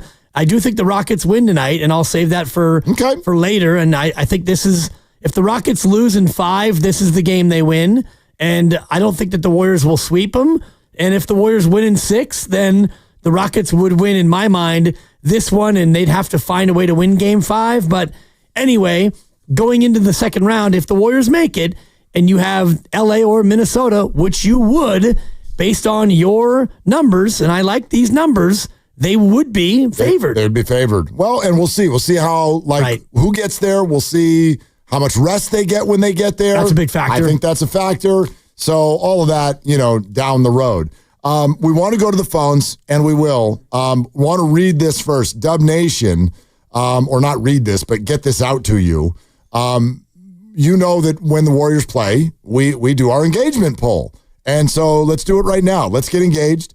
Before every game, you want to vote in our Engaging Dub Nation poll. We put it on 95.7 The Game's Twitter page. It's all brought to you by Shane Co., your friend and jeweler, where you'll find the Bay Area's best selection of unique engagement rings and their unmatched free lifetime warranty. Visit shaneco.com today. Very simple one based on the conversation we're having. Are Warrior fans getting overconfident as we head into Game 2? Yes or no? So head over to Twitter, 95.7 The Game's Twitter feed, and vote. Are Warrior fans right now, in the wake of a Game 1 victory, overconfident? Yes or no? Wow, that's a great question. Thank you. Actually, you all came up with it, so good job. Yeah. Yeah, no is the answer. I agree. I would vote no. No, if you want to talk about the Warriors sweeping Houston, then that to me is a little bit of an overconfident stance. And I mean, they're allowed to sweep Houston. Houston can't sweep the Warriors, and that is accurate. And if the Warriors win this game, then the sweep is still intact. I do think that you look at a Houston team that has the ability to score a lot of points. If you look at all 82 of their games, and I didn't watch all 82, but there were games when they scored 130, 135, and 140. And watching them play against the Warriors, I'm having a hard time believing that actually happened. But it happened a bunch of times where they got a lot of points and they were able to score a bunch of points. And so Houston has that in their bag, kind of. They do. I just actually, we'll go to the calls, and then I want to tell you something that Amen Thompson said today in practice to the media that to me suggests that exactly what many of us predicted would happen, which is that the Rockets are they're too much in their head, which is an example of inexperience. You've never been to the playoffs before. The Warriors have. They know exactly what you're doing, and you don't. You just don't. It's not a rip. I don't know how you can know what you're doing when you've never done it before. They've never won a playoff game before, all of these starters, right, except for Van Vliet. But Brooks too, but you know what I'm talking about. The guys who are supposed Green. to. Yeah, the guys who are supposed to, the core of the team, they're all brand new. They've never won a playoff game before. And so what I heard today was an example of somebody searching and guessing for answers. But let's hear from the listeners. Let's go to Karen in San Ramon. Hi, Karen. Thank you for calling. Hi, how are you? What's up? Hey, I listen to you guys daily, and I'm doing great. I'm a longtime Warriors fan, but born a Laker fan, believe it or not. Whoa. Transplant. I know, but I'm a transplant and total local diehard now. And I just agree with you that the team has recently found themselves with Butler on the team, and they are going to win first round. No doubt. I think I'd like to. How long did the process take when you had to go to rehab and get rid of your Lakers fandom? It took some time, but Yeah. not that long. I've been a Bay Area local now longer than I was for in LA. So probably 22. Well, I didn't move up here until after college, so it didn't take that much time. But I'd say probably 10 years. Okay, 10 years. beautiful. Was there like an intervention where a bunch of family friends came over and they made a circle around you and they were all wearing Warrior hats and shirts? Did that happen in your life? No. I mean, the reality is, I was born and raised in Los Angeles, so, in the entertainment, LA, Magic Johnson era, huge Laker Dodger fan, but I'm a full-on convert now of Giants, 49ers, and Warriors. I literally hated them all growing up. Oh, I love it. Karen, welcome to the rebellion, and we're glad. Thank you. Yes, glad to rid yourself of the dark side. Thank you for calling, Karen. Yeah, exactly. No, of course. Thanks so much. All right, there goes Karen. She used to have an aimless life, and now everything is wonderful. It's great. Yeah. And she is fulfilled, Warrior fan, and that's great. And now you can fully enjoy this. And what's neat about the NBA playoffs is when your team is not playing, you get to pick a side. And I know that you're doing a little bit of the dibble-dabble on the wagering, and you've done quite well. And we're doing all right. And I'm kind of like, gravy training off that, not financially, but emotionally. And so I'm pulling for you. But when the Lakers play, it's fun to be a fan of whomever they are playing. Yes, and I've actually stayed away from. I've not done anything financially with that series. Yep. Because I know the same way I haven't done anything with the Warriors series. If I've got any kind of emotional pull going on, I use that as a demerit with regard to should I or should I not dive into that game? Because my rooting interests get all skewed. I don't want to. Last night, I kind of agreed with you. I was like, yeah, the Lakers are probably going to win this game, but I don't want to root for that. Right. So just leave it alone. Austin Reeves for 3. Yeah. And you're pumping your fist. And you're like, what am I? Seriously. What am I doing? Put the kids to bed, and then you're sitting in a room by yourself rooting for the Lakers, and you stop and look at yourself, and you're like, what has happened to my... Luka gets bumped, and you're screaming out, that's a foul. I mean, that's gross. Right? We're going to put a visor on and sweat and just be life will have gone awry. I don't want to do that.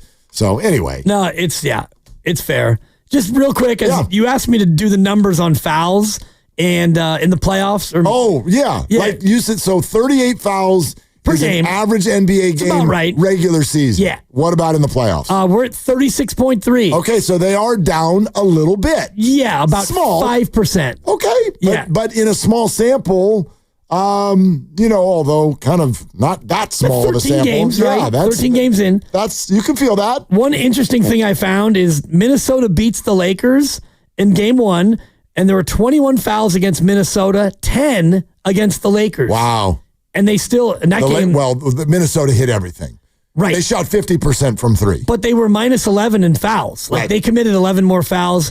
Game 2, which was last night, 46 fouls in the game. How many on Minnesota? I didn't write it down, but I would imagine it was slightly skewed LA's way. Well, I mean, how many people need to call up and talk about the Laker whistle? We've heard, and I don't mean from fans, I mean from actual people who work in the NBA. Right. I can tell you right now, free throws. Yeah, 24 against LA, 22 against Minnesota. Okay. And free throws were almost even. Oh, yeah, Minnesota actually shot more. The nature of the whistle, like the Lakers benefited in this just quick glance at more whistles, and I do think that the Warriors are kind of in that same camp. Yeah. Also, one last postscript before we go back to the phones. These numbers are skewed by the OKC series because, there's not a lot of calls that you need to make in a game that's a 53-point blowout. Well, because they're dunking at the other end, and there's no Grizzlies even on that side of the court. Right. It's an absolute...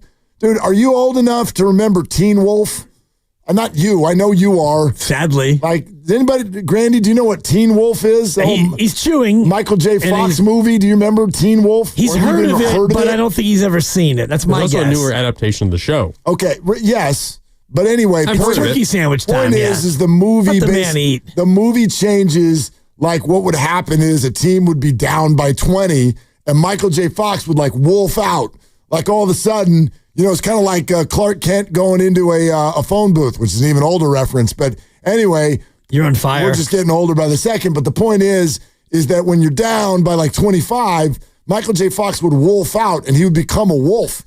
And then he'd go back out on the basketball court, and he would like literally score the next 30 points of the game by himself and bring his team back to victory. That's called wolfing out. And it's when you just go like you're the only player on the floor, and the people you're playing against, rather, they're just diving for you and missing and everything like you see in the movies. That's what the Thunder Grizzlies series looks like. It looks like OKC wolfed out, and Memphis is just, they're the Washington Generals. They have they've got nothing to say about these games whatsoever. They're blowouts at the end of one quarter every time. Yep.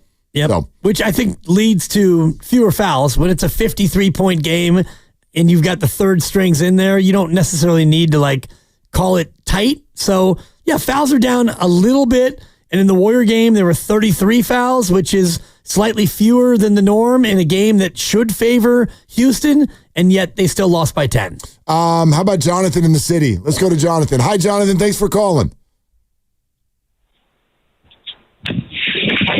Jonathan!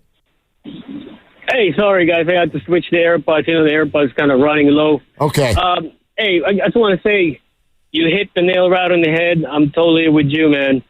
Since the arrival of Jimmy, the Jimmy effect, took care of two things that used to be my biggest pet peeve watching Warrior games, is that they don't shoot enough free throws, and their turnover is just too much. It's closer to the number 20 than to 10. Real quick on game 2, if they use the same formula, balance attack on offense, ground game and air attack both, they should win this game. I mean, I don't want to sound too overconfident, but if you got a young team in experience and feeling a little bit of desperation sensation, it's not a good mix. So go Warriors. Okay, Jonathan. Yeah, that's right. Cash him out one time. I can tell you exactly what the Rockets are going to try to do tonight. And there's two things I'd like to say about this. Number one, this is Amen Thompson making a rookie mistake. This is a rookie mistake. You don't go to reporters and tell them how you're going to approach game 2 differently so that the Golden State Warriors can hear you. It doesn't really matter because I know the Warriors would have been ready for this anyway. But I also think that this is a snapshot of a young Rockets team searching for answers in the playoffs. He said today to the assembled media at Houston's shoot-around that the Rockets may have listened too much to the noise going into game 1, and the noise was telling them that games slow down in the playoffs. They listened to that too much and maybe ended up purposefully playing a slower game, and that's not what they want to do. They'd like to speed it up, and he believes that if they commit to it, they can do that. All right. So, A, you just told the Warriors what your main new goal is. B, I don't think the Warriors are going to be surprised by that. But C, you're searching. You're searching. You're the 2 seed, not my 2 seed, but you're the 2 seed. And after game 1, we're already doing we got beat by the noise There were people talking, and we listened to them, which made us change our game plan. But now we're going to change it back. And we like, come on, man. Like, this is not a good sign for the Houston Rockets. The Warriors know this. They know that if they don't turn it over and they get back on defense, they're going to make you set up in a half-court offense, and you're not very good at it. They know this. So you can commit to it all you want. I'd love to see them actually execute it. Yeah, they can execute it if they make shots. And we always talk about this being a make or miss league, and it's especially more that as a case when you don't have as many possessions. And I'm looking at the pace, and he talked about them playing faster, and the Warriors and Rockets played the exact same pace, 88.2, which is about 10% slower than they both played in the regular year. And Steve Kerr actually said it to us when we had him on yesterday about pace and how, it was a much slower game, but the playoffs are always going to be slower. And so if it is a slower game and the Warriors then have fewer possessions, and if they turn it over fewer times, then you're going to limit the amount of damage that Houston can do against you in an open floor and in a broken floor. So does Houston really want to get up and down against Golden State and get into that kind of game? I don't think so. You don't shoot it as well, and you can't defend as well when it's going to be up and down. Well, so for Houston, I think that a slower pace is the only way they can win. Well, I think what he's saying is they want to get to the rim, right? We're tall, we're athletic, we can't shoot. So how are we going to beat them? Yeah, get to the rim. Get to the rim. And you do that in transition. The problem is again, the Warriors are a phenomenal defensive team. Again, especially my two-seeded Golden State Warriors. They're a phenomenal defensive team. They're a top 3 defensive team since Jimmy Butler arrived. So they're smart, they're good, and they know they know how to try to prevent that. And again, it's turnovers and missed bad shots that lead to transition buckets in the other direction. So keep doing what you're doing, which is be mature and limit the turnovers. And if you do that, I just don't see many nights where Houston will beat you. Maybe they have a good shooting night tonight. They're certainly capable of it. Yeah. But I'd bet against it. It's going to happen way less than 50% of the time. Right. So anyway. It's probably going to happen maybe 33% of the time. So if you play 6 games and Houston shoots it great twice, that doesn't mean that they win both games. That means in those 2 of the 6, they have a good chance to win. And if you add in the other elements of Steph Curry gets shut down, which has happened, and or the Warriors turn it over a bunch, which happened twice this year.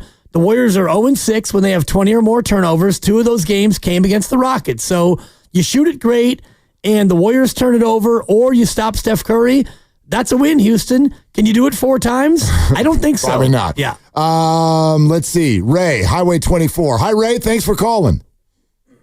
Hi. How you guys doing? It's been a while. I was just wondering, what do you think? You know how they say, a team has to peak on its way into the playoffs? It's the best to be playing your best basketball at the end of the season. I'm not really sure if I agree with your numbers 100% because I'm not sure if we were playing our best basketball. Now that Jimmy is aggressive, now that he was trying to score, we might have another gear. This might be the peak. Still don't think we've seen what the Warriors can do with this lineup because we haven't seen Jimmy purposely try to get 30 yet.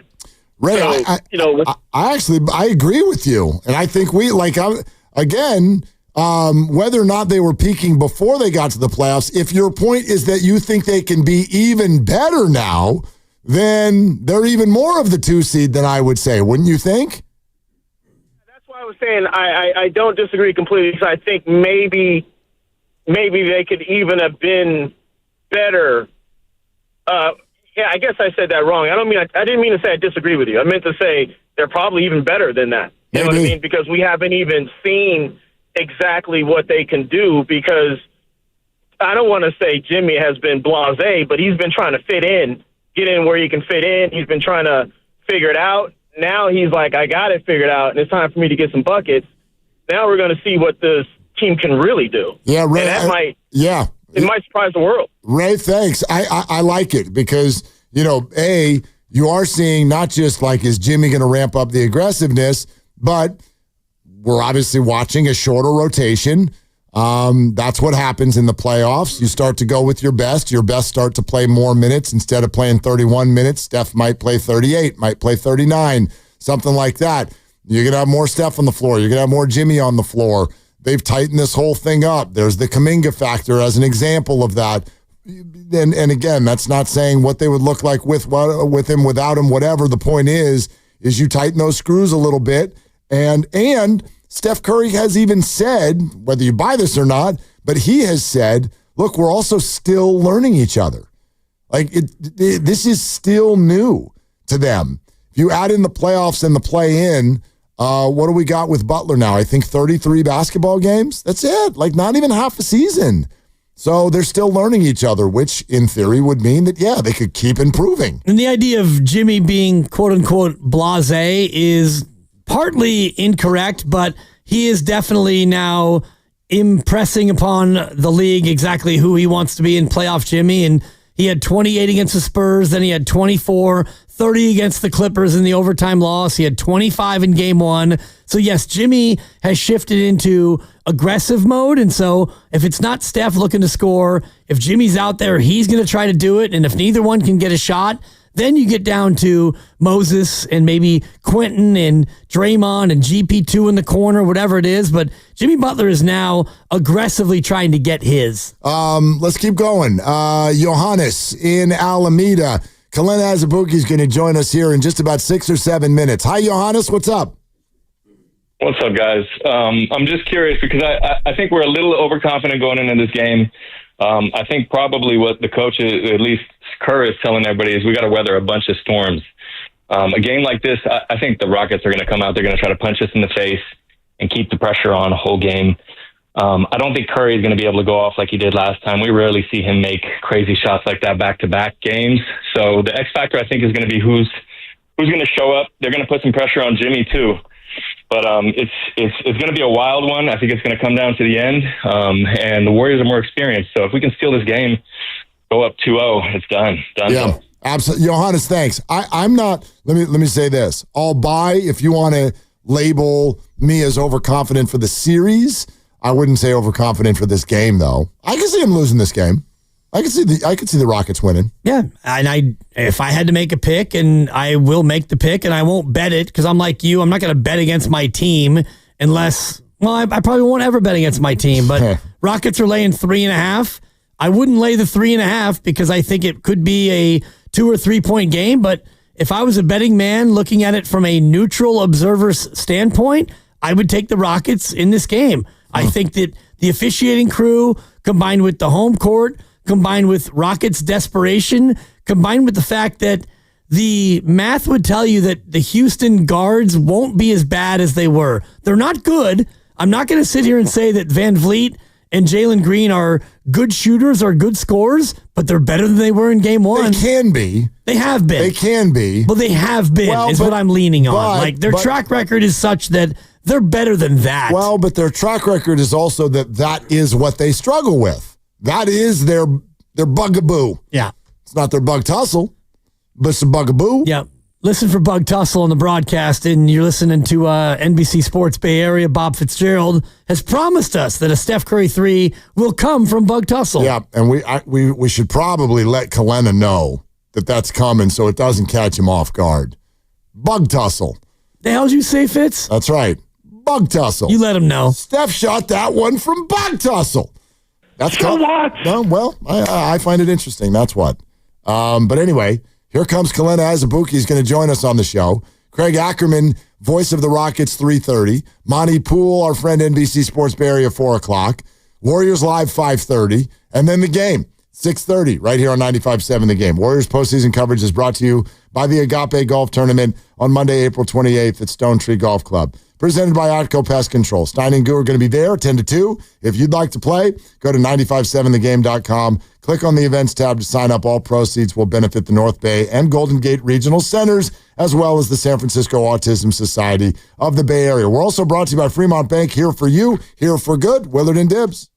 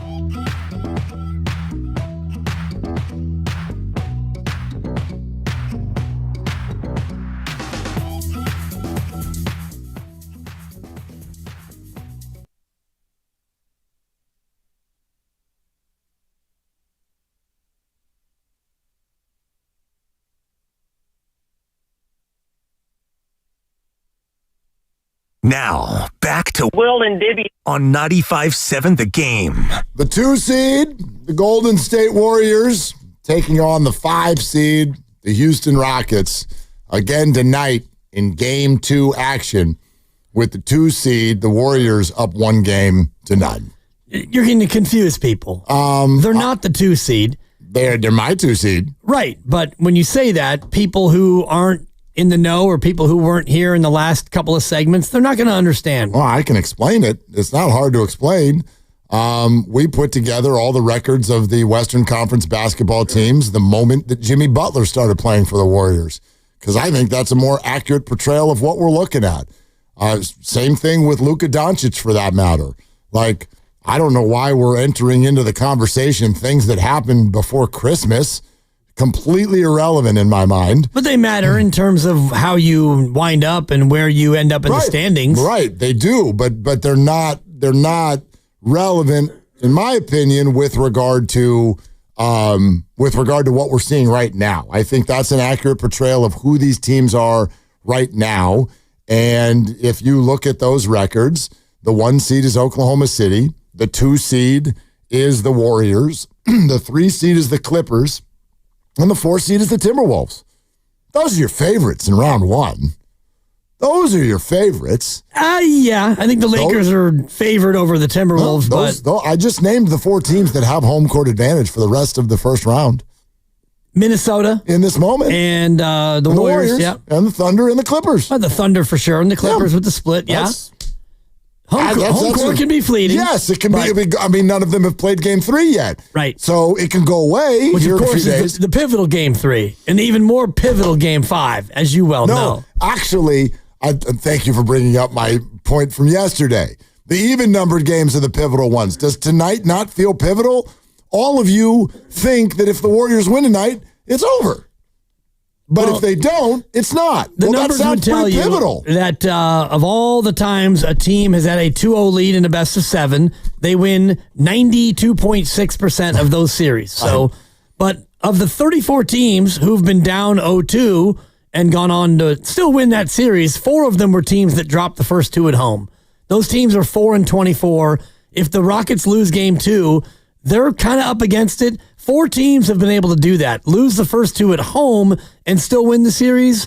But of those teams who have done so, none of them are teams that are, comprised of 22 and 23-year-olds. I'm also going to mess with you a little further. Has it ever happened where a 2 seed lost, or I'm sorry, won games 1 and 2 You're getting on the road? confused by your own bit. What about a 2 seed doing it? Has that ever happened? Probably not. Right. And again, this is the first time we've ever come up with our own seeds. And so you could look at these other teams that were, underdogs and whatnot. And I looked at the last time this happened, and it was just 4 years ago, and it was in a 4-5 matchup. So a 4-5 is usually teams that are evenly matched. Steven, sure. So the 4 seed lost the first 2 at home, and they went on to win the series. Anyway, it was the Clippers, and the first game that was won by a home team was Game 7. So wow, the team the road team won the first 6. That's and then the home team was like, whoa. Yeah. we should probably win a home game. We should probably actually do something for our fans. Yeah, and they did. Yeah, they did. Kalena's going to join us in a moment. Out to the Boxer and Gerson Work Injury Attorneys text line. And this is a beautiful example of how 2 different people can look at the same thing in a completely different way. 925, you can explain it, but it's still meaningless and made up, LOL. Butler trade was a game changer, but the rest of the season still happened. Right. It happened. But I would describe the rest of the season as meaningless. Right now, I mean, there was a moment this year where all of us were like, but DeAnthony Melton. And that, I'm supposed to care about that now? That's got nothing to do with anything. Well, without DeAnthony Melton, you don't start 12-3, and you're probably in the play-in. Maybe. You were in the play-in anyway. Well, I mean, yeah. That's right. That happened. Right? How quickly we forget. River Islands guest line. Let's do it. Out to the River Islands guest line to talk with Kalena Azubuike, getting ready for Game 2 in Houston. Obviously part of the broadcast, NBC Sports Bay Area alongside Fitz. Hey, Kalena, what's going on, man? I'm chilling, man. Hanging out in the hotel over here. What's going on with you guys? Thanks for having me. Yeah, man. Thanks for doing it. We really appreciate it. So I say the Warriors are the 2 seed in the Western Conference playoffs. They're actually the 2 seed because I'm only taking into account Western Conference records that happened after Jimmy Butler started playing for the Warriors. Is that fair? That's about right. The 23-8, the 31 games, ranked first defensively. It sounds like a 2 seed to me, and I think their confidence level is probably that of a higher seed too, right? The way they've been playing, obviously it was just fight, claw, do everything you can to have a chance at a playoff berth, and they did that, winning that first play-in tournament game, getting the 7th seed, which was huge because you don't want to have to go up against OKC, like the best team in the league, the first round. So, yeah, if you lose that first one, then you win the second one, you're still in. But you're in a much more advantageous position right now going up against this somewhat inexperienced. They got some experienced players, but some of their best players that they rely on for scoring the most, Alperen Şengün, Jalen Green, who they guard really well, are inexperienced, and the Warriors have the experience on their side. And you saw that in the way the Warriors were able to close them out, even though the Rockets made their run game there in that third quarter and fought hard with all their offensive rebounds and just battling and holding and hugging Steph and Steven Adams throwing people all over the place to get offensive rebounds. They overcame that and got a W game 1. So, Kalena, you look at game 2 coming up here on 95.7 The Game, and you think about a blueprint for Houston to win this game. What is it that the Rockets would have to do, or on the other side, what would the Warriors have to mess up to allow Houston to be able to get this game here tonight in game 2? Well, it's easier said than done for the Rockets. They got to make more of their open threes. You would like to say maybe they get even more physical, but probably not going to be that. Just kind of convert on more of their second chance opportunities. The Warriors actually did a pretty good job of scrambling around and getting a few stops even when they got the second chance points. But I felt like in that second half, Ime Udoka went more with Şengün handling in some ball screens. Maybe they try to set some ball screens for Jalen Green to get him going, because the Houston Rockets can't have success if their leading scorer continues to struggle like this, like he has against the Warriors all season, like he did in game 1, only 7 points, 3 for 15.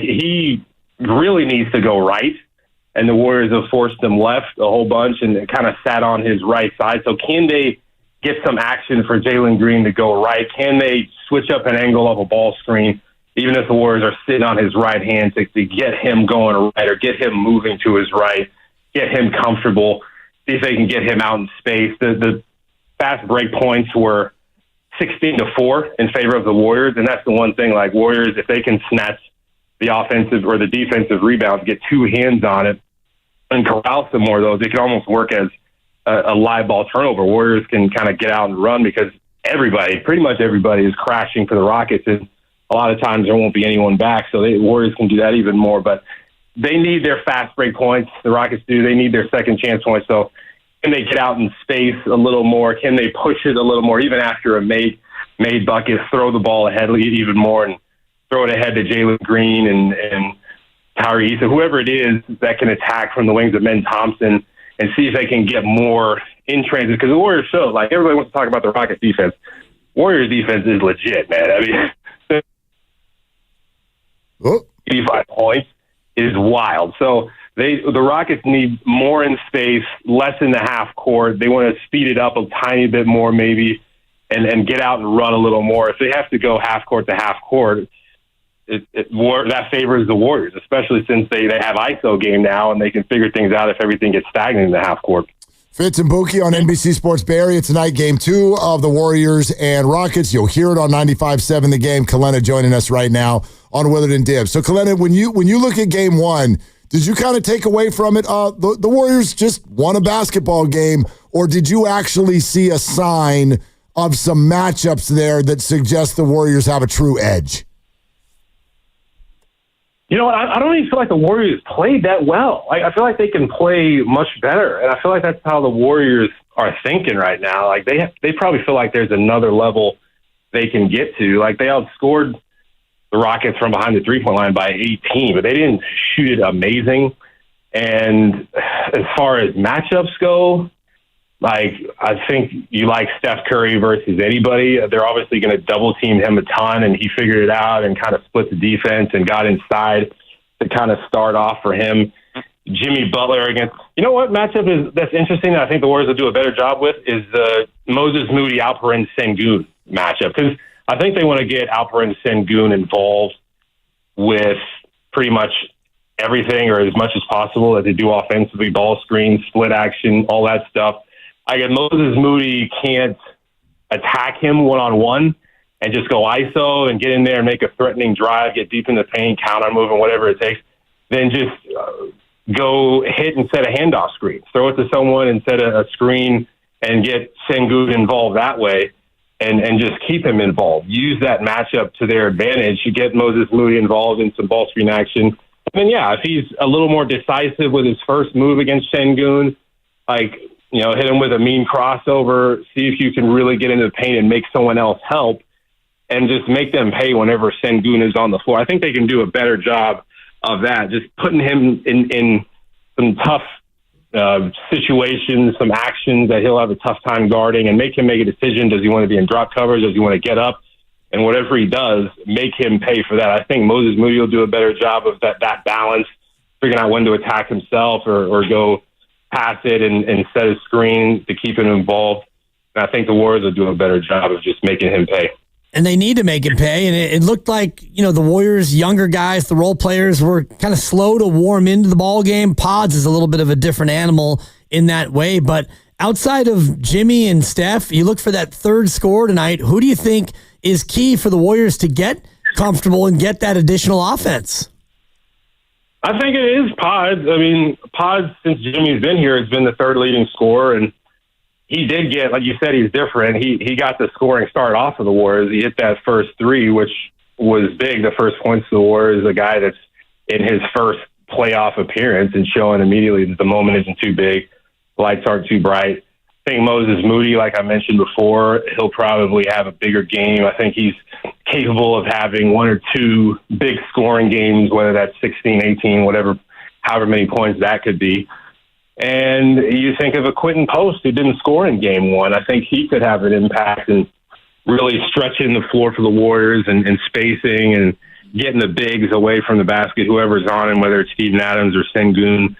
See if he can get him out of the paint and open up more driving opportunities for Stephen Curry, for Jimmy Butler. So that's what I mean when I say the Warriors can play better. The Warriors didn't even win the bench battle. Like, they lost that pretty handily, and that should go the Warriors' way. It was 23-14 in favor of the Rockets. So you expect a little more from your bench. You know, Buddy Hield is capable of having a monster game or just an X-factor type of game. He didn't really have that in game one. So Warriors weren't really hitting on all cylinders, and they still got to win, which can be, you know, another thing that the Warriors can get confidence from, knowing that, okay, we kind of won with our D effort, maybe B, you know, defensively it was an A++.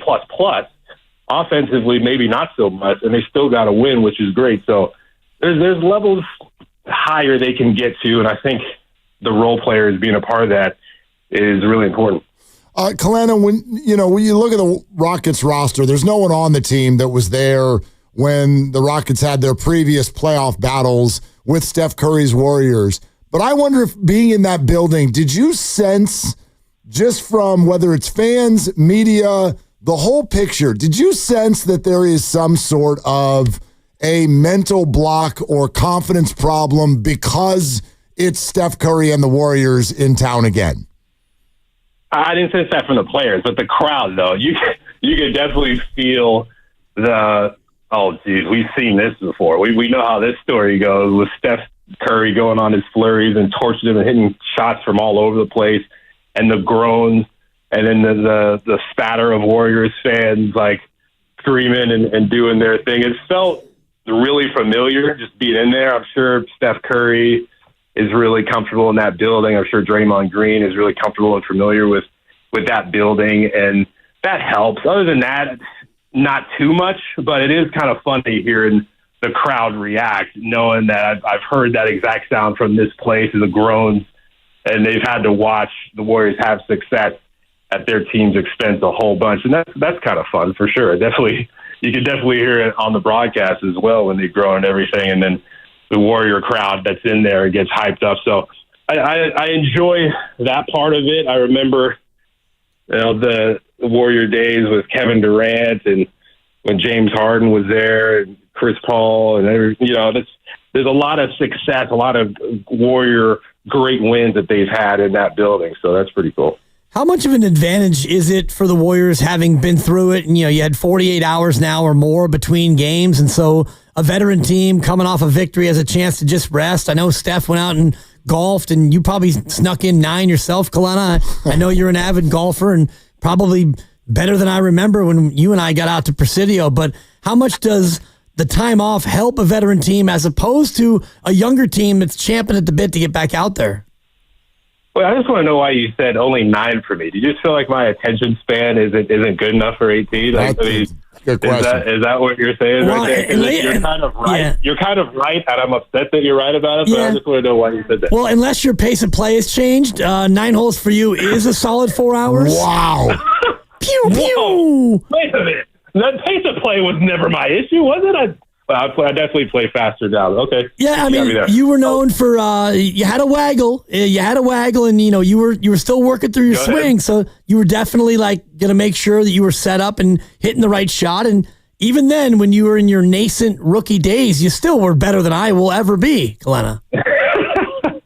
Yeah, well, I definitely play faster now. I mean, if I'm going to stink out there, I'm going to stink pretty fast.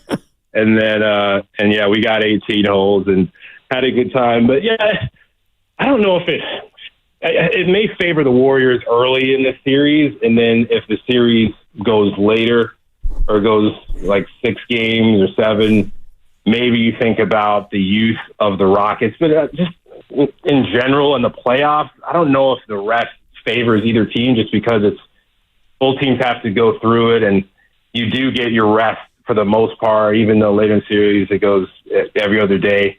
But I do feel like the experience factor for the Warriors comes into play the most when it comes down to like clutch games or close games. You saw how the Warriors closed in game 1.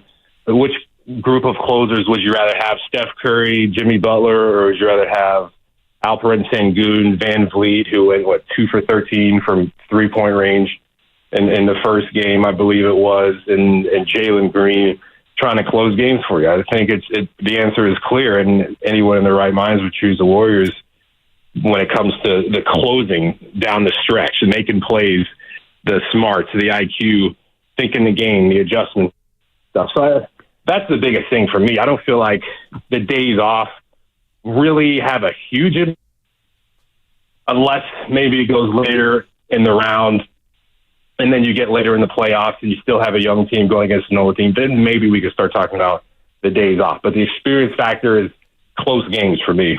Kalena Azubuike with us. Hey, Kalena, did you happen to talk to Fitz either late yesterday or early today? Yeah. Okay. I talked to him both late yesterday and early today. Yeah. All right. Was there any discussion of bug tussle? Did that come up at all? Of what? Bug tussle.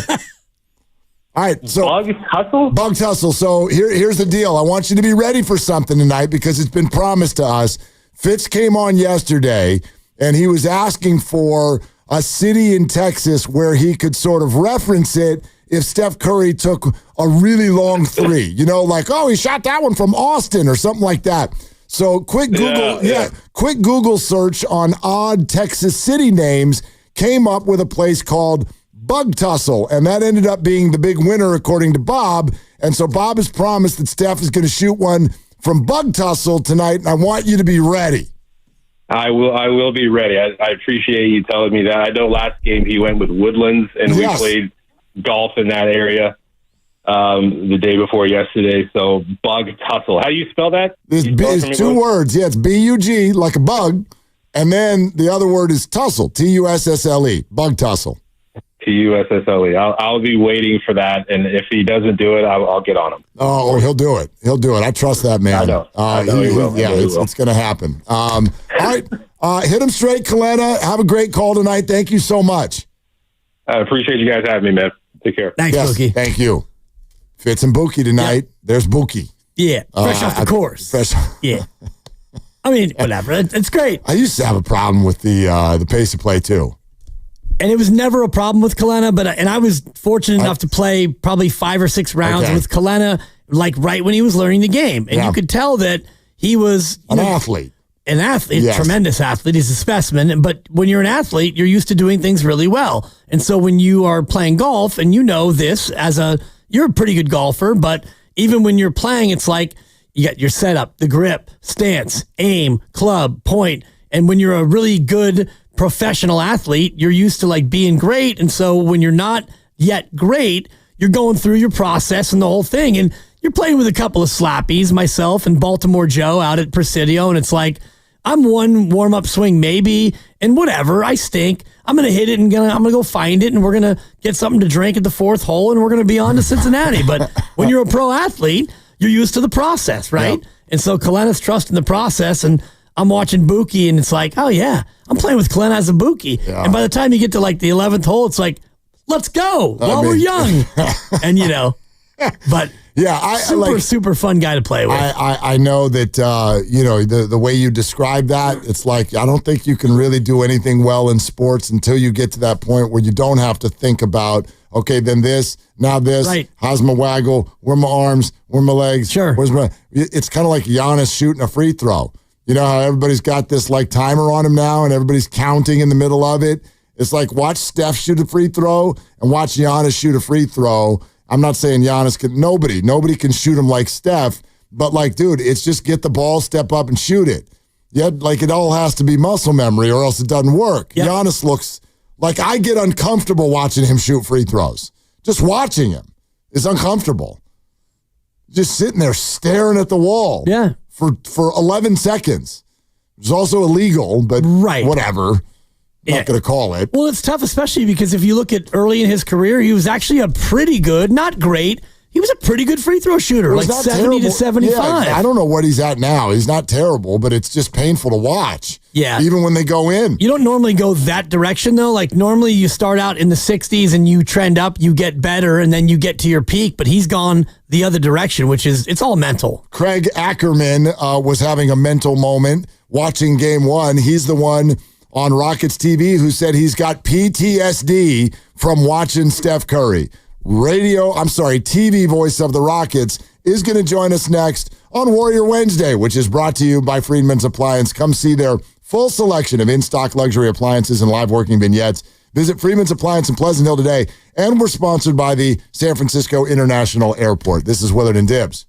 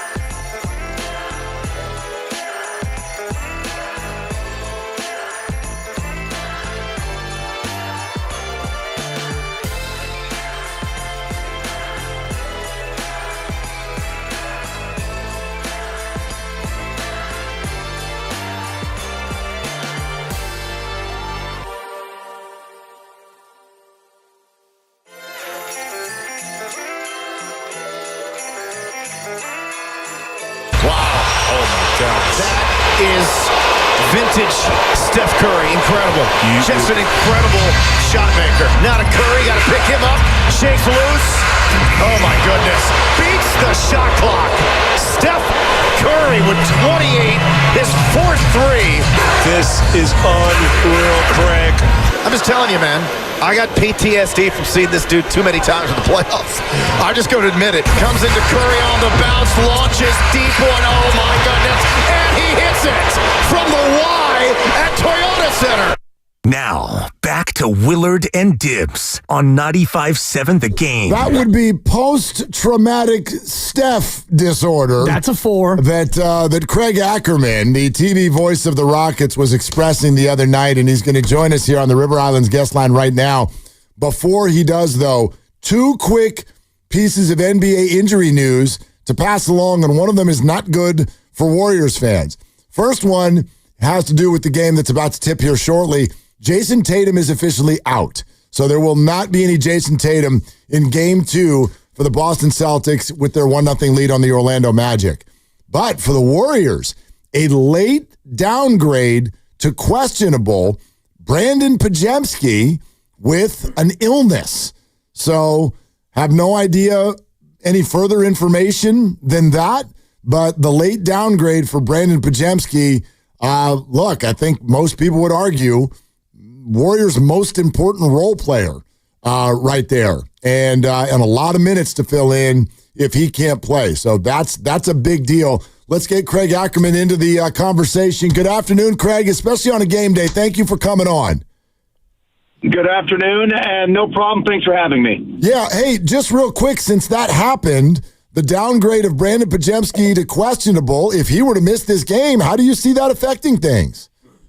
I mean, I think that affects a lot. He played well the other night. He's someone else who is a perimeter threat that the Rockets need to deal with, depending upon how they ultimately decide to defend Steph Curry tonight. Maybe they'll send some more double teams and blitz him and get the ball out of his hands. I guess it's one less perimeter threat that they would have to worry about in that situation. But obviously, for any team and at this time of the year, you want to be at full strength and to not have one of those guys that have been part of a starting lineup that's been really, really, really good for Golden State. To not have him obviously does not help the Warriors. So how do the Rockets go about defending Steph Curry? Because 2 games back, the Rockets held him on 1 of 10 for 3 points, and then game 1 in the series, it felt like they defended him pretty well, but Steph was able to get 31. Is it a case of different approach in game 2, or do they just stick Amen Thompson on him again and hope that Steph doesn't throw in 3 miracle threes again? Well, I mean, look, he's done that his entire career, and it does seem like he's hit like 3 of those per game against the Rockets for the last decade. But yes, Amen Thompson will be the primary guy on him, but they might end up sending more doubles at him. I think you saw a little bit of that towards the end of the game. Maybe you'll see them, and they've done it this year, where they'll blitz the other team's best scorer and try to get the ball in their hands, and then just kind of dare other guys on their roster to beat you. Whether or not that happens here tonight, we'll see. But I think that's possibly a strategy. But sometimes, even when I think the 3 points that Curry had a couple of weeks ago was an aberration. That was the kind of game that you never see from him, and he's obviously much better than that. And so I think even when you do defend him as well as you possibly can, he still finds ways to beat you. And if he does, again, you just got to tip your cap and move on. But maybe we'll see some more double teams and trying to get the ball out of his hands and dare some of these other guys to beat them. Craig Ackerman, TV voice of the Rockets, with us here on Willard and Dibs. I'd love to dive a little further into your PTSD, Craig, and I wonder how it affects the entire series. I get that the Rockets players didn't experience this, but I also know what things are like when it kind of hangs over an organization and the fan base. Like, how is the history of this matchup still in the building tonight? Well, I mean, look, for me personally, it hadn't been fun. I mean, I've been here forever. This is my 31st season, not doing this, but my 31st season with the organization. So I was there for every single one of the previous 4 playoff matchups, primarily doing radio back then. And so I've been there, done that, and would prefer to not do it again from a personal standpoint. The players on this team, most of these guys obviously none of these guys were around for any of that. Although the young guys on this team, up until they beat them in that NBA Cup quarterfinal game in Houston, none of the young guys had ever beaten them earlier. But it is something that does kind of hang over the Warriors, the fan base. The Warriors have been the Rockets' kryptonite for a very long time. And the irony, I guess, the sad irony from my perspective would be, after all those years when the Rockets tried to compete with them, and that group that they tried to compete with a handful of years ago, I thought was the most talented team ever assembled. Obviously, they had their chances, the Chris Paul hamstring injury, then the 27 missed threes in Game 7, and so on and so forth. They didn't get it done. This is a different group, but the irony to go from that and then to finally be back in the playoffs after 5 years, and then you match up with the Warriors again, and Curry is still doing his thing. It can be a little bit deflating, but look, I respect Steph Curry. I respect his pantheon on the all-time great level of players. He's just an incredible talent, and again, sometimes that you can do your best to try to slow him and stop him, and he just still finds a way to get it done.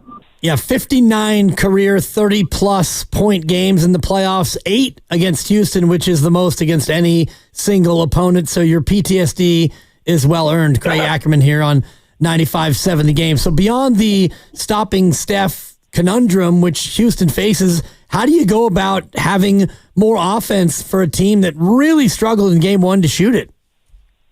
Yeah, well, look, this team, the last 6 weeks of the regular season, they actually did shoot the ball as well as they had the entire year. So there's that. But generally speaking, yes, this is a Rockets team that if you can get them in a half court, the reliability of their perimeter shooting, you can't rely on that from a game-to-game basis. There have been times where they have shot the ball very well, and again, they did shoot the ball a lot better towards the end of the season. But they win games because they're the hustle stats team. As you guys saw in Game 1, and the Warriors are a terrific rebounding and offensive rebounding team themselves. The Rockets have been the best rebounding and offensive rebounding team in the league the entire year, and in fact, they've been the best offensive rebounding team that the league has seen in years. And a lot of times, some of their best offenses put shots at the rim and getting the misses. But they have to win the offensive rebound battle. They have to win the second chance points battle. But their turnovers in the first half, there were just too many of them, and it cascaded into that big run by the Warriors in the second quarter. And that's when things really got out of control. But they got to win points off of turnovers.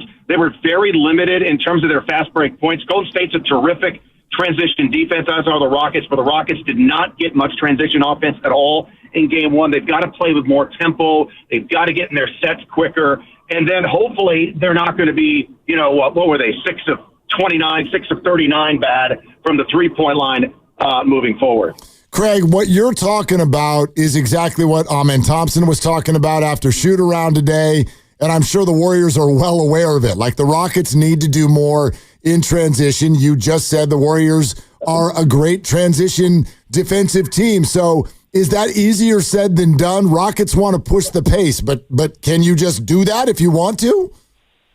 Well, they got to force turnovers, which Golden State at times, those live ball turnovers, is a bit, it has been a little bit of the Achilles heel during this great run that they've had over the last decade. And the Rockets did score their fair share of points off of turnovers in Game 1, and I think they will probably do so again, but they have to limit their turnovers, which again is easier said than done because Golden State's been playing the best defense in the league since acquiring Jimmy Butler, and they're forcing more turnovers than everybody, but they've got to limit their live ball turnovers because they can't allow Golden State to get easy baskets. And then they got to be more decisive. They've got to get into their actions quicker, and when they attack, and it's very difficult to get to the rim against Golden State, when they have to attack, they have to understand that if they're not going to get all the way to the rim and the Warriors defense collapse on them, there are opportunities to drive and kick, and they need to make more of those opportunities, create more of those opportunities quicker and more often, and then just hope again that some of those shots start to drop because they just did not make enough shots in Game 1. Are there any personnel changes that would assist in that drive and kick? Because I look at what this team has been throughout the regular season, and some of the better shooters on the roster are guys who have not been playing of late. Well, I mean, Dylan Brooks has had a heck of a year. He's almost at 40% from the 3-point line. Dylan's actually been amazing in the 2 years that he's been. So he's certainly capable. Now, Fred VanVleet and Jalen Green have struggled against the Warriors all year. Jalen Green has struggled historically his entire career against the Warriors. And those are the two primary guys that ultimately I think need to be better. They're going to maybe play a little bit more of that double big lineup than we saw in game one. That double big lineup was with Steven Adams and Alperen Şengün was the best two-man combination in the league. Their net rating was just insane, and they were all year long. They've been running teams off the floor. When those two guys play with one another, maybe see some more minutes for Steven Adams, maybe see some more Aaron Holiday off the bench. He shot the ball really well from three this year. If Jalen and or Fred can't seem to get it going, but I think they're basically going to stick with the 8 that you saw in game one, maybe a little bit more Adams, and then again, maybe some Aaron Holiday moving forward in this series if Jalen and Fred can't bust out of their slumps. Rockets TV voice Craig Ackerman joining us on Willard and Dibs. Craig, I ask this with the utmost respect because I really like what the Rockets are doing, but are they just too young to really realistically advance in the playoffs? I think history would tell you, yes, you have to go through pain ultimately to experience pleasure when it comes to playoff basketball. And the vast majority of young teams ultimately have to go through some of that pain, learn from those experiences, and move forward. Game one was the first playoff game for so many of these guys. And the young players were the reason why the Rockets finished as the 2 seed. The veterans have been really, really important to setting the tone and showing these guys what it means to be professional, what it takes to win at the highest level. But the Rockets achieved what they did in the regular season because of the growth of all of the young players. And game one was the first time these guys have experienced it. Obviously, Şengün was incredible. Hopefully that will be the case moving forward. And so they're going to have to learn from this. But normally, yes, young guys, it takes a little bit of time. But the mentality in that locker room, today, yesterday, before game one, all year long, this is a really mentally tough group. That tone was set by the arrival of this new coaching staff and the addition of the veteran players. They have had low moments this season, and they've been able to fight their way through it. They believe that, yes, they are capable of ultimately advancing. They do have the tools to win this series because they are a very, very good, versatile defensive team. It just comes down to, again, just being a little bit smarter with their playmaking, turning down the turnovers, and just making more shots moving forward. What exactly has Ime Udoka brought other than just the confidence and the success that he had in Boston and what he's been able to do here in the turnaround in Houston? What's the one thing that you look at that's been a big difference maker for this young team? Well, I guess a big storyline with the NBA is that the league has gone a bit soft. And personally, I don't necessarily disagree with that. So if you're really wanting an old school feel to the NBA, where physicality and in your face sort of bravado was something that you missed and would like more of, that's what Ime's brought to this team. And they've taken on his personality. This is as physical of a team as there is in the league. If I don't know how much you paid attention to the way the Rockets have played since the midway point of last season, but this is a group that doesn't back down from anyone. They've probably gotten in more scuffles and fights than any team in the league. That's a reflection of how they ultimately want to play. They want to play at that line. Obviously, don't want to cross it over, but they play with a bit of an old school mentality, and that is what Ime has directly brought to this group, that you've got to be tougher. You've got to take the fight to the opposition, because he felt like this group, correctly so, had been getting bullied up until his arrival, and they really started to sort of take that form about midway through last season, and it obviously carried over all year long this year as well. Craig, great stuff. Great having you. Before you go, where does Steph Curry rank on the city of Houston's all-time PTSD list? Let me see. I'm trying to think. Well, the Astros have had such incredible success. The Astros are to the Yankees as the Warriors have been to the Rockets. Back in the mid-1990s, the Seattle Supersonics had the Rockets number in a very similar way to the way that Golden State has had this version over the last decade. The Rockets number in the last 10 or so years. Guys like Gary Payton and Detlef Schrempf and Sean Kemp.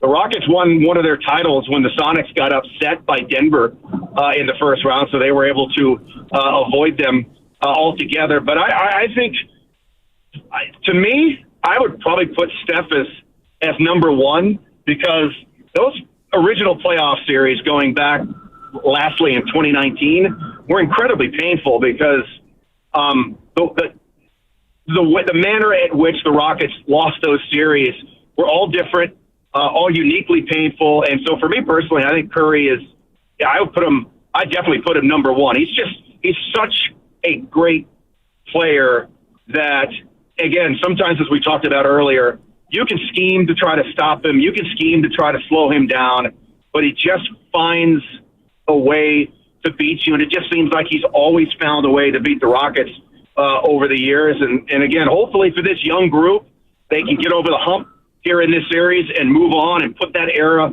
behind them. But again, I tip my cap to Steph Curry. He's just an incredible player. And also, look, Draymond Green's been there along for the ride. He's been awesome against the Rockets. Kevon Looney has been a rock for Golden State his entire career. So again, I have a ton of respect for Golden State, but I will admit it would be nice to finally get one over on them for the first time in forever. It's a big statement, big statement. All right, Craig. Hey, thanks again, and have a great call tonight.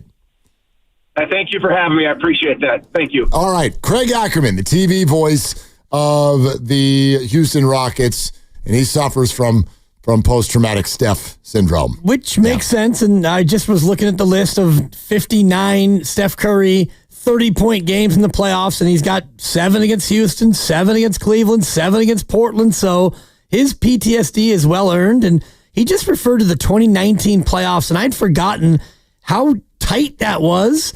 The Warriors win it in 6, and that was the year, of course, that they didn't win the title.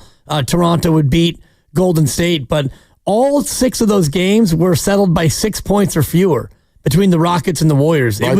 And that was a semi. Yeah. 1 seed against a 4 seed, but it was just that close in 2019. The Warriors were able to gut it out with the super team that would go on to lose to Toronto. Yeah, and then there's obviously the year that James Harden and all the missed threes there in the Game 7 situation, and Chris Paul injured and out and all that. James Harden's statement last week is something that really rung around in my head after hearing him say it, that he clearly believes he would have a ring if it weren't for Steph Curry.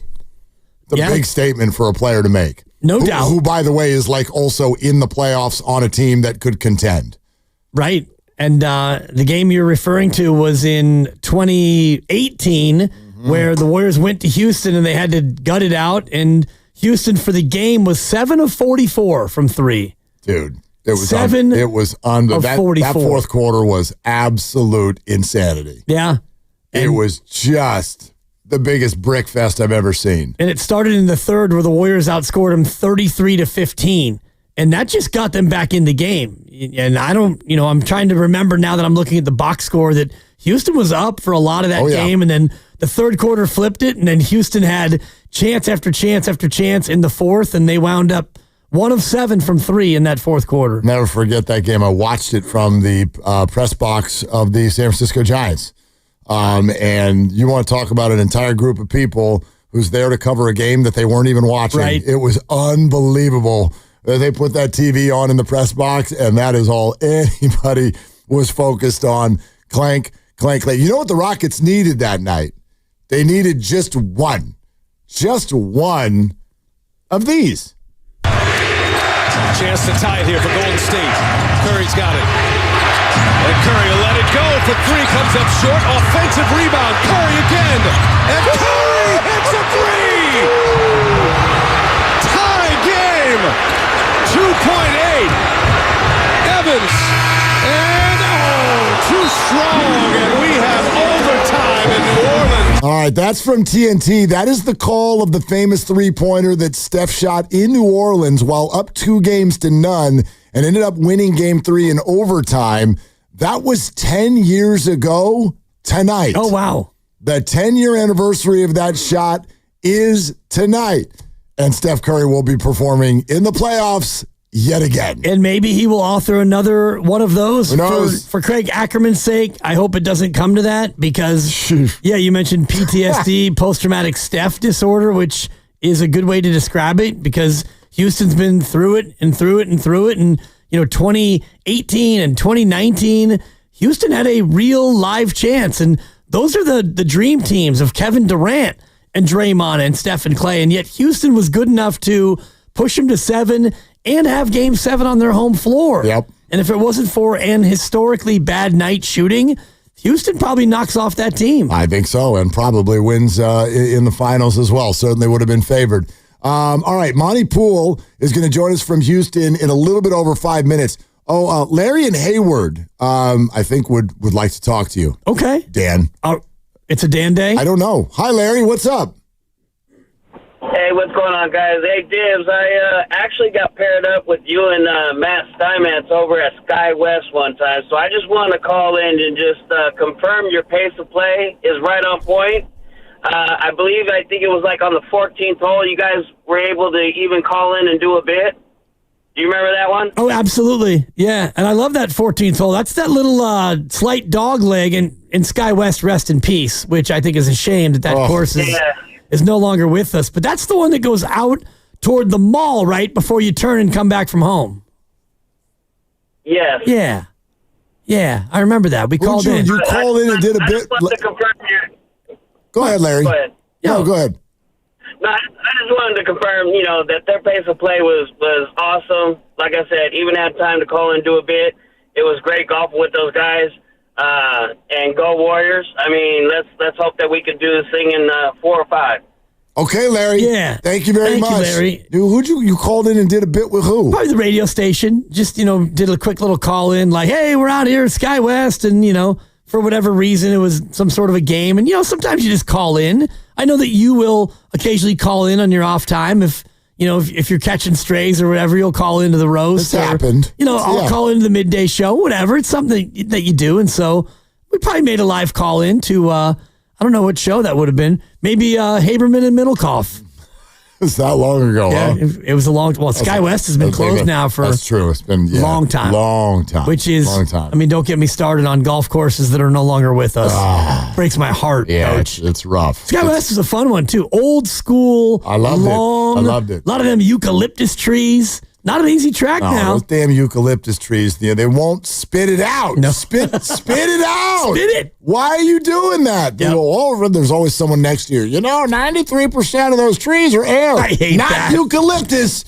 Eucalyptus is 99% not air. Anyway, all right. Monty Poole's going to join us from Houston coming up next. And actually, this worked out really well because I want to know what the hell's going on with pods.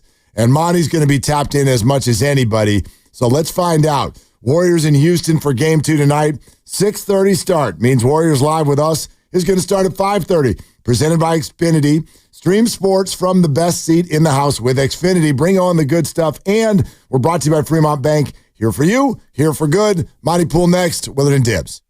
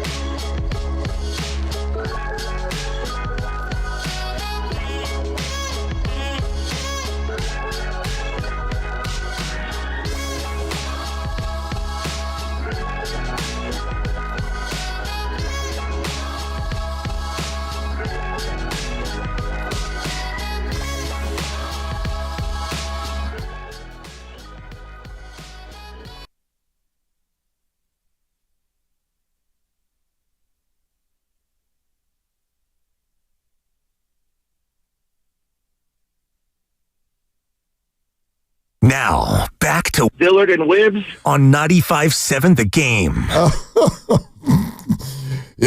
Yeah, that's all true. It is. It is. Monty Poole's going to join us in 3 minutes. Monty Poole. Monty Poole. Monty Poole. He needs a moment. Okay. Steiny did that to us today.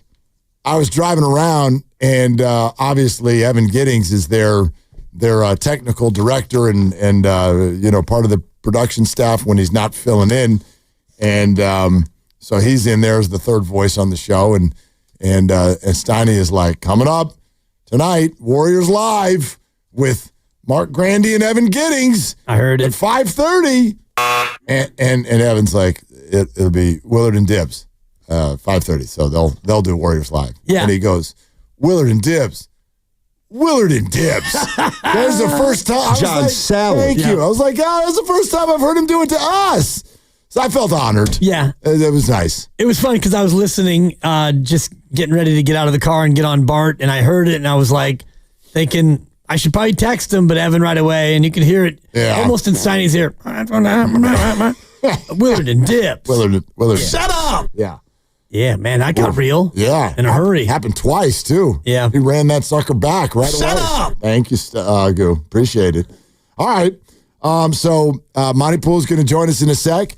And I'll already, spoiler alert, first question is going to be about Brandon Pajemski. Downgraded to questionable because of an illness.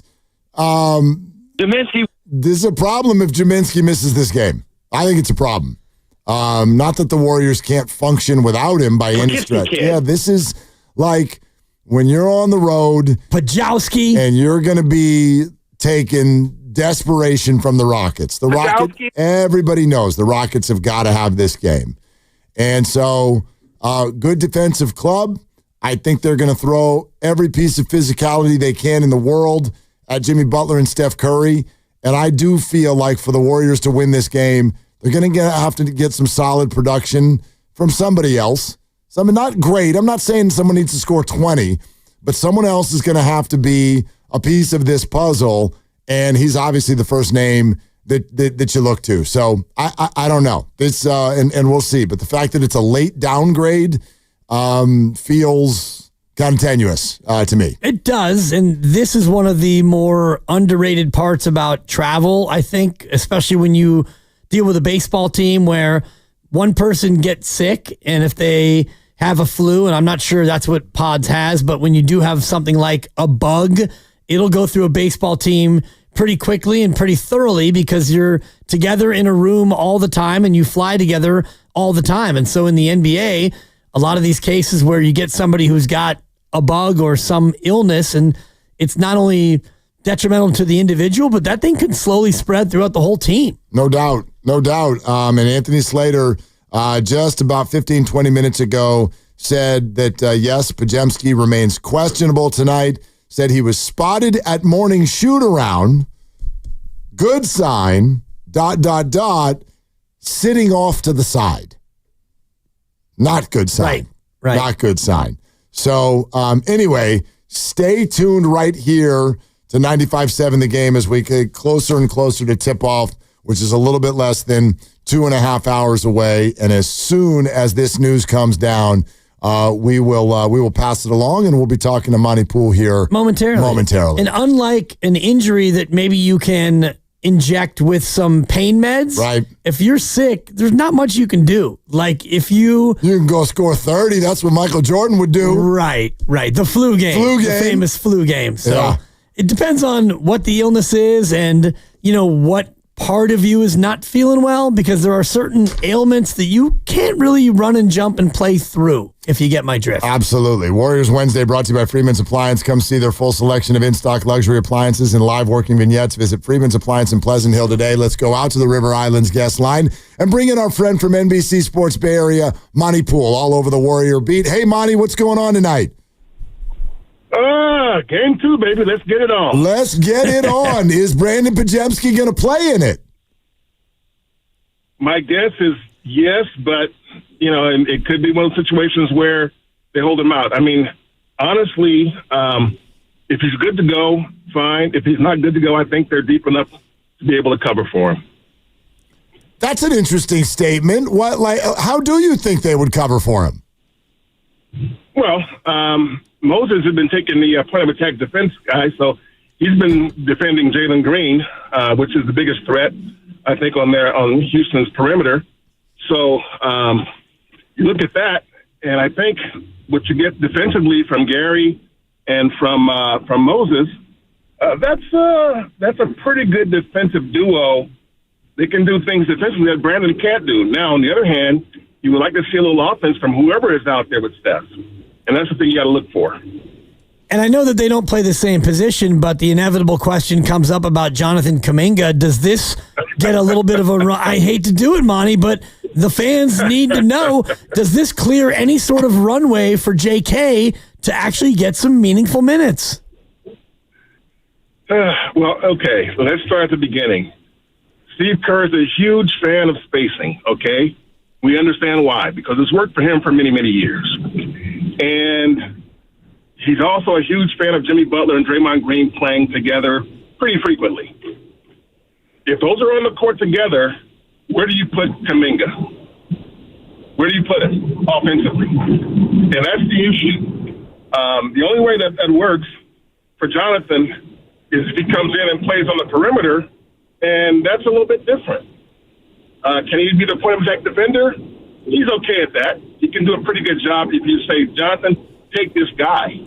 But in terms of coordinating what has to happen on both ends of the floor for this team to be good, that's a little bit tougher task for him. So I'm not going to rule him out simply because he does have something to offer against a team that's athletic and all over the offensive glass, all over the defensive glass. If you tell JK to go out there and we need you to really rebound, he can do that. He's done it before. So I'm not going to rule him out, even though I know that Steve Kerr is not going to – I can't see him playing JK with Draymond and Jimmy at the same time. You don't have any spacing there because Jimmy's on the block a lot. That's where he lives. And where's JK going to be? If he's going to be on the perimeter, they won't guard him. They won't guard him from shooting from three. So he has to be a threat, and right now he's not a threat from three. I think that is a fair and informative answer. I would also like to say, Monty, that the double laugh that you gave while Dibbs was asking it, I felt that. I really felt that. Because it's a hot topic, and he's not playing, and his contract is up. He's going to be a ridiculous free agent, and so everybody's well. What's going to happen with Kuminga? I don't think we'll know what's going to happen with JK until summer hits. Yep. But right now, obviously, he's out of the rotation. And if they keep winning, he's going to stay out of the rotation. If there comes a point in time where they think they need him and can use him, go back to the rotation. Steve Kerr's done this before. Go back over Steve's career as a head coach. There have been some series. If you go back, you'll see some postseasons where he used 4 or 5 different starting lineups. Rotations can change based on matchups. So I'm not going to say JK is glued to the bench. But I'm going to say he's out of the rotation. He won't get in it unless there's a place for him. And as long as Jimmy is playing 40 minutes and Draymond is doing what he does, there's not much room for him. Yeah, that's fair. Monty Poole, NBC Sports Bay Area, with us here on Willard and Dibbs. Monty, what do you think Houston's big adjustment is? Like, what do the Warriors really need to be ready for tonight?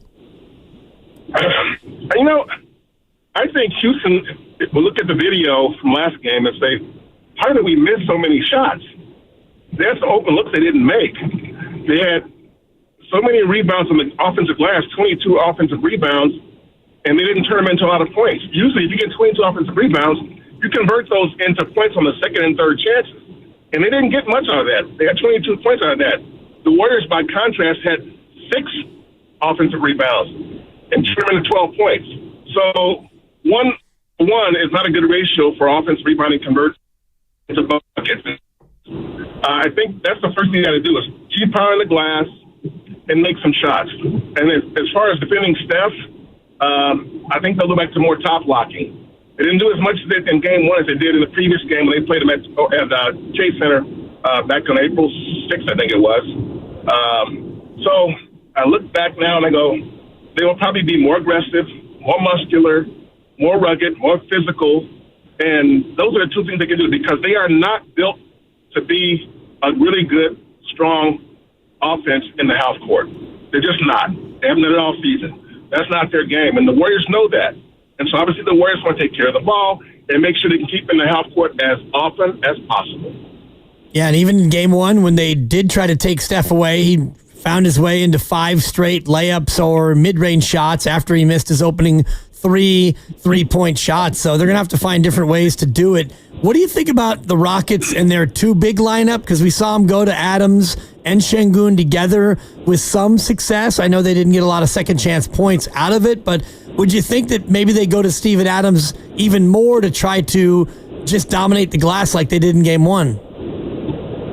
Yeah, probably. But, I mean, when you win the rebounding battle by, what was it, 17 or 18, whatever, they were plus gigantic on rebounding. 16. Yeah, I don't think you look back and say we need to rebound better. I don't think that's the issue. I think the issue is no, we need to score better. And Steve Adams is going to get you rebounds, but he ain't going to score. Şengün can score. And so I look at what they can do, and I just don't see a lot of options aside from being more physical and being more intentional with their physicality. And by that I'm saying it could get chippy. It could get chippy. I wouldn't doubt that because they're going to be desperate. They don't want to go down 0-2 at home because they know if they do, it's over. Monty, do you think there's a certain kind of officiating that favors or does not favor the Warriors?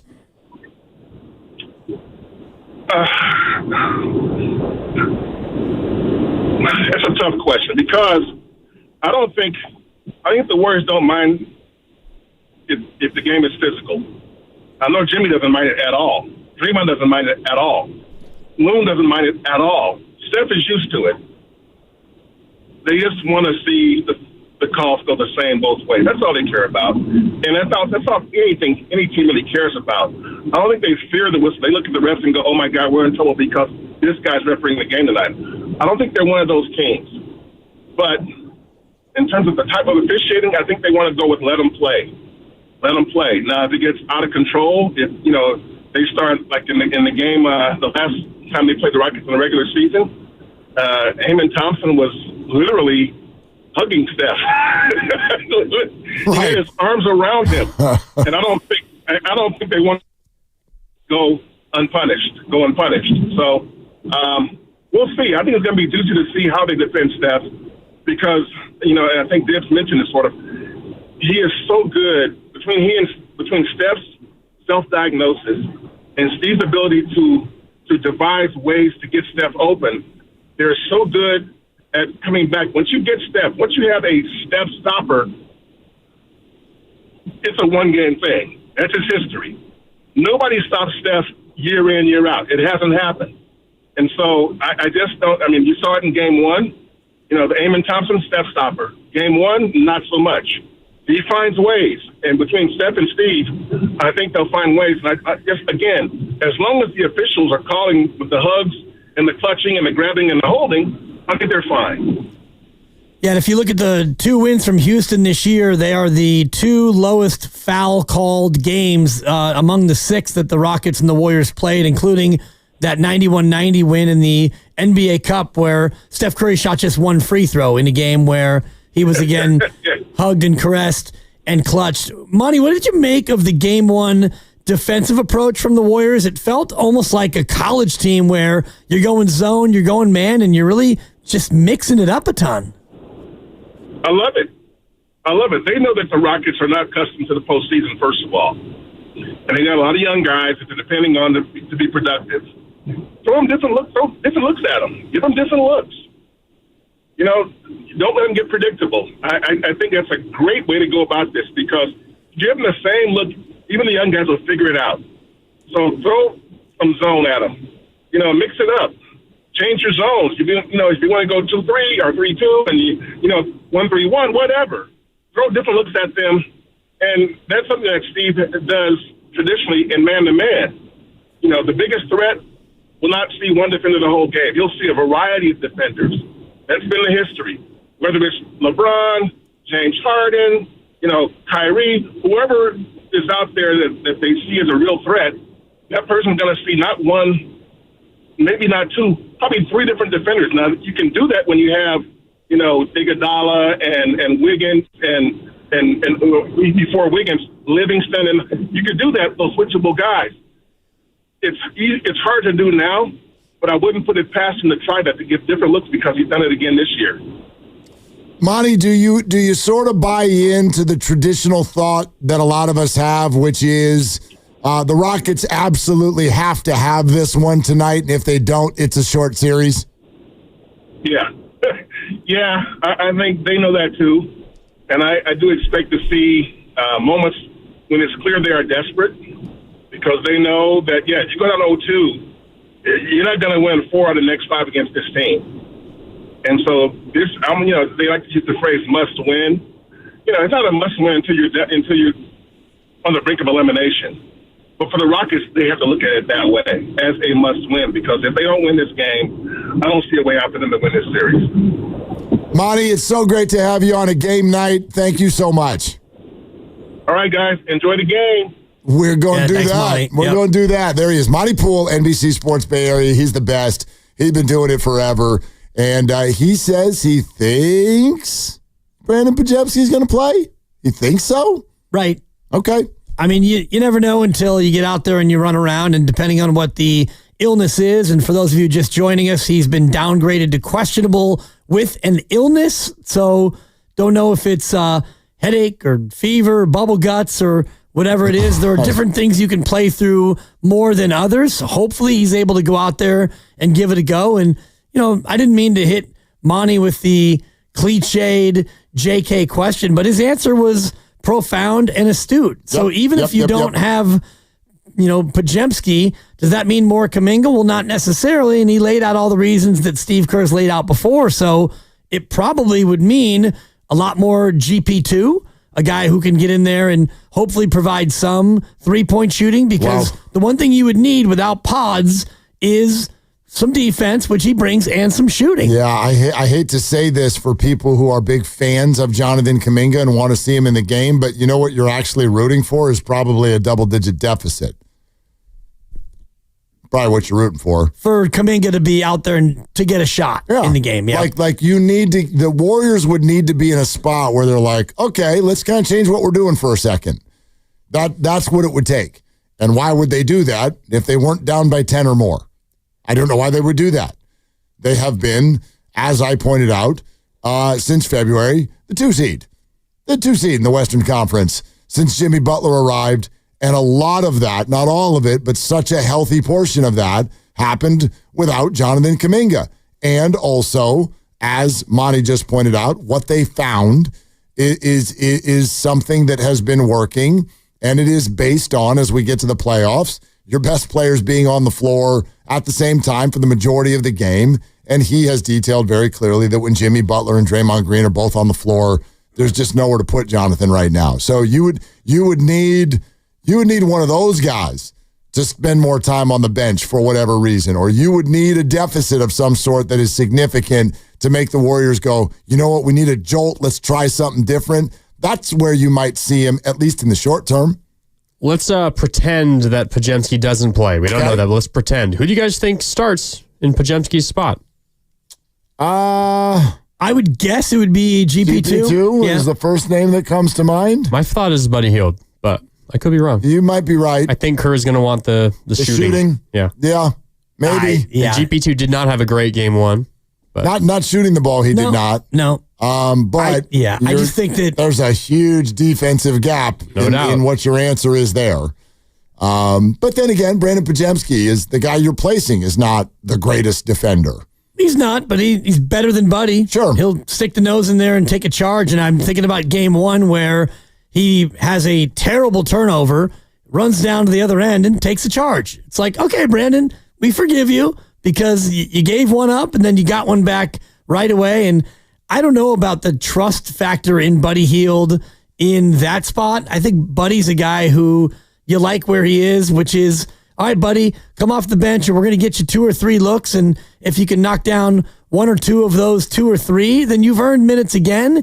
If you come out and you don't hit your shot and you make a couple of boneheaded plays, then that's going to be a no from us, dog. I think you just said it. The possibility of the boneheaded play is what I think, especially in the first quarter of this game, you need to avoid. Think about what the Warriors have said they can't do in this series and what all the reporters have said and what Houston is hoping to do.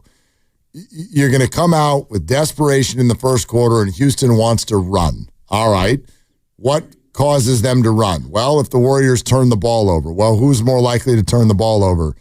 Buddy Hield or Gary Payton II? There's no question. Right. Also, if Houston's hitting more shots and starts gaining confidence and going downhill, who's going to do a better job of getting one-on-one with someone and defending them and making life really tough on them making shots? That's obviously Gary Payton II. Now, you and I could be completely wrong, but I'm with you on the thought process of what happens if Pods is out. Yeah, I think you go to Gary and you probably don't expand your rotation, and you make an interesting point about Warriors down 10. If you look at the entire year of the 6 games that they've played against Houston, the Warriors have led 67% of the time. There haven't been a lot of stretches in these 6 matchups where Houston's been in front, and even in game 1, I was looking at the numbers. Houston led for 13 minutes and 43 seconds. So a minute 43 into the second quarter, the Warriors got the lead. There was a little tiny bit of back and forth.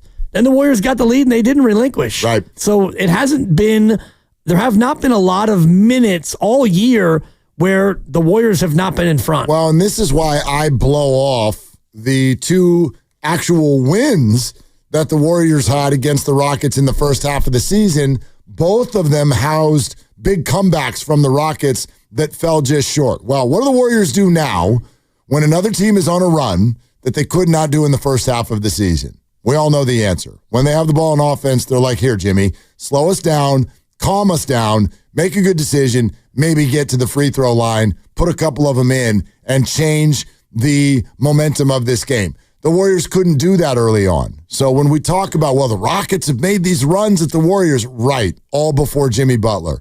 Doesn't mean they're not allowed to do it now. Doesn't mean that Butler is always on the floor, but he's usually on the floor, and I find that idea to be much less likely. You saw the Rockets put a run together against the Warriors in game 1, but it fell short. It fell short, and I don't think it was that significant of a comeback. I just don't, because the 20-point leads, you and I have had this conversation. I just don't think they're that big of a deal anymore. Not with the way people shoot 3-point baskets. So anyway, I remain still really, really confident in this. We'll lay this out, and Warriors Live is in an hour, and now we're wide open for you. It's nothing but you for an hour until Warriors Live hits. So we would love to take your phone calls right now. 888-957-9570. The poll question is, are Warriors fans overconfident? You can definitely weigh in on that. And you can also weigh in on the premise that we launched at the start of the show. Are the Warriors actually the 2 seed in the Western Conference? And if you don't know what I mean by that, we'll lay it out for you coming up next. But your calls right now, 888-957-9570. That is the number. Warrior postseason coverage is brought to you by the Agape Golf Tournament, Monday, April 28th. Stone Tree Golf Club, presented by Atco Pest Control. Stein and Gu are going to be there. Go see them. If you'd like to attend, go to 957thegame.com. Click on the events tab to sign up. All proceeds will benefit the North Bay and Golden Gate Regional Centers, as well as the San Francisco Autism Society of the Bay Area. We're also sponsored by the San Francisco International Airport. It's Willard and Dibbs.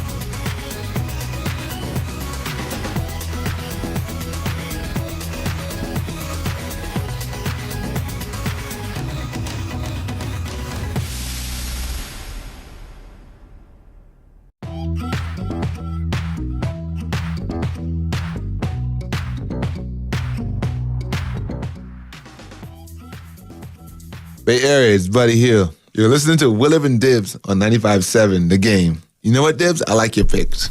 Yeah! That!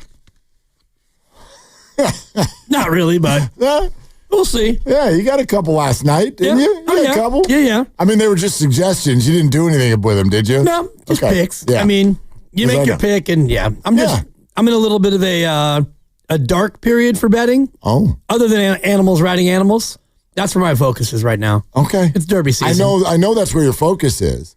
I didn't know that you considered this a dark period. I'm just not I'm not gambling right now. I mean, I don't have any open accounts and I have no real action. Nor will I tonight, even though I do think that the Rockets will win tonight. So if I was a betting individual and not a Warrior fan, if I was to make a pick, Kukush, I would bet the Rockets. The 3.5 feels like it's a lot. I'm seeing it at 4. Yeah. Where I dabble. Yeah. 4. That's a big number. It is. But it scares me a little bit because maybe that's what the Pods news. It goes from 3.5 to 4. I don't know. And by the way, if you just joined us, the Pods news is not anything firm yet, but he has been downgraded to questionable because of an illness. We do not have anything firm on whether he is or he is not going to play. All right.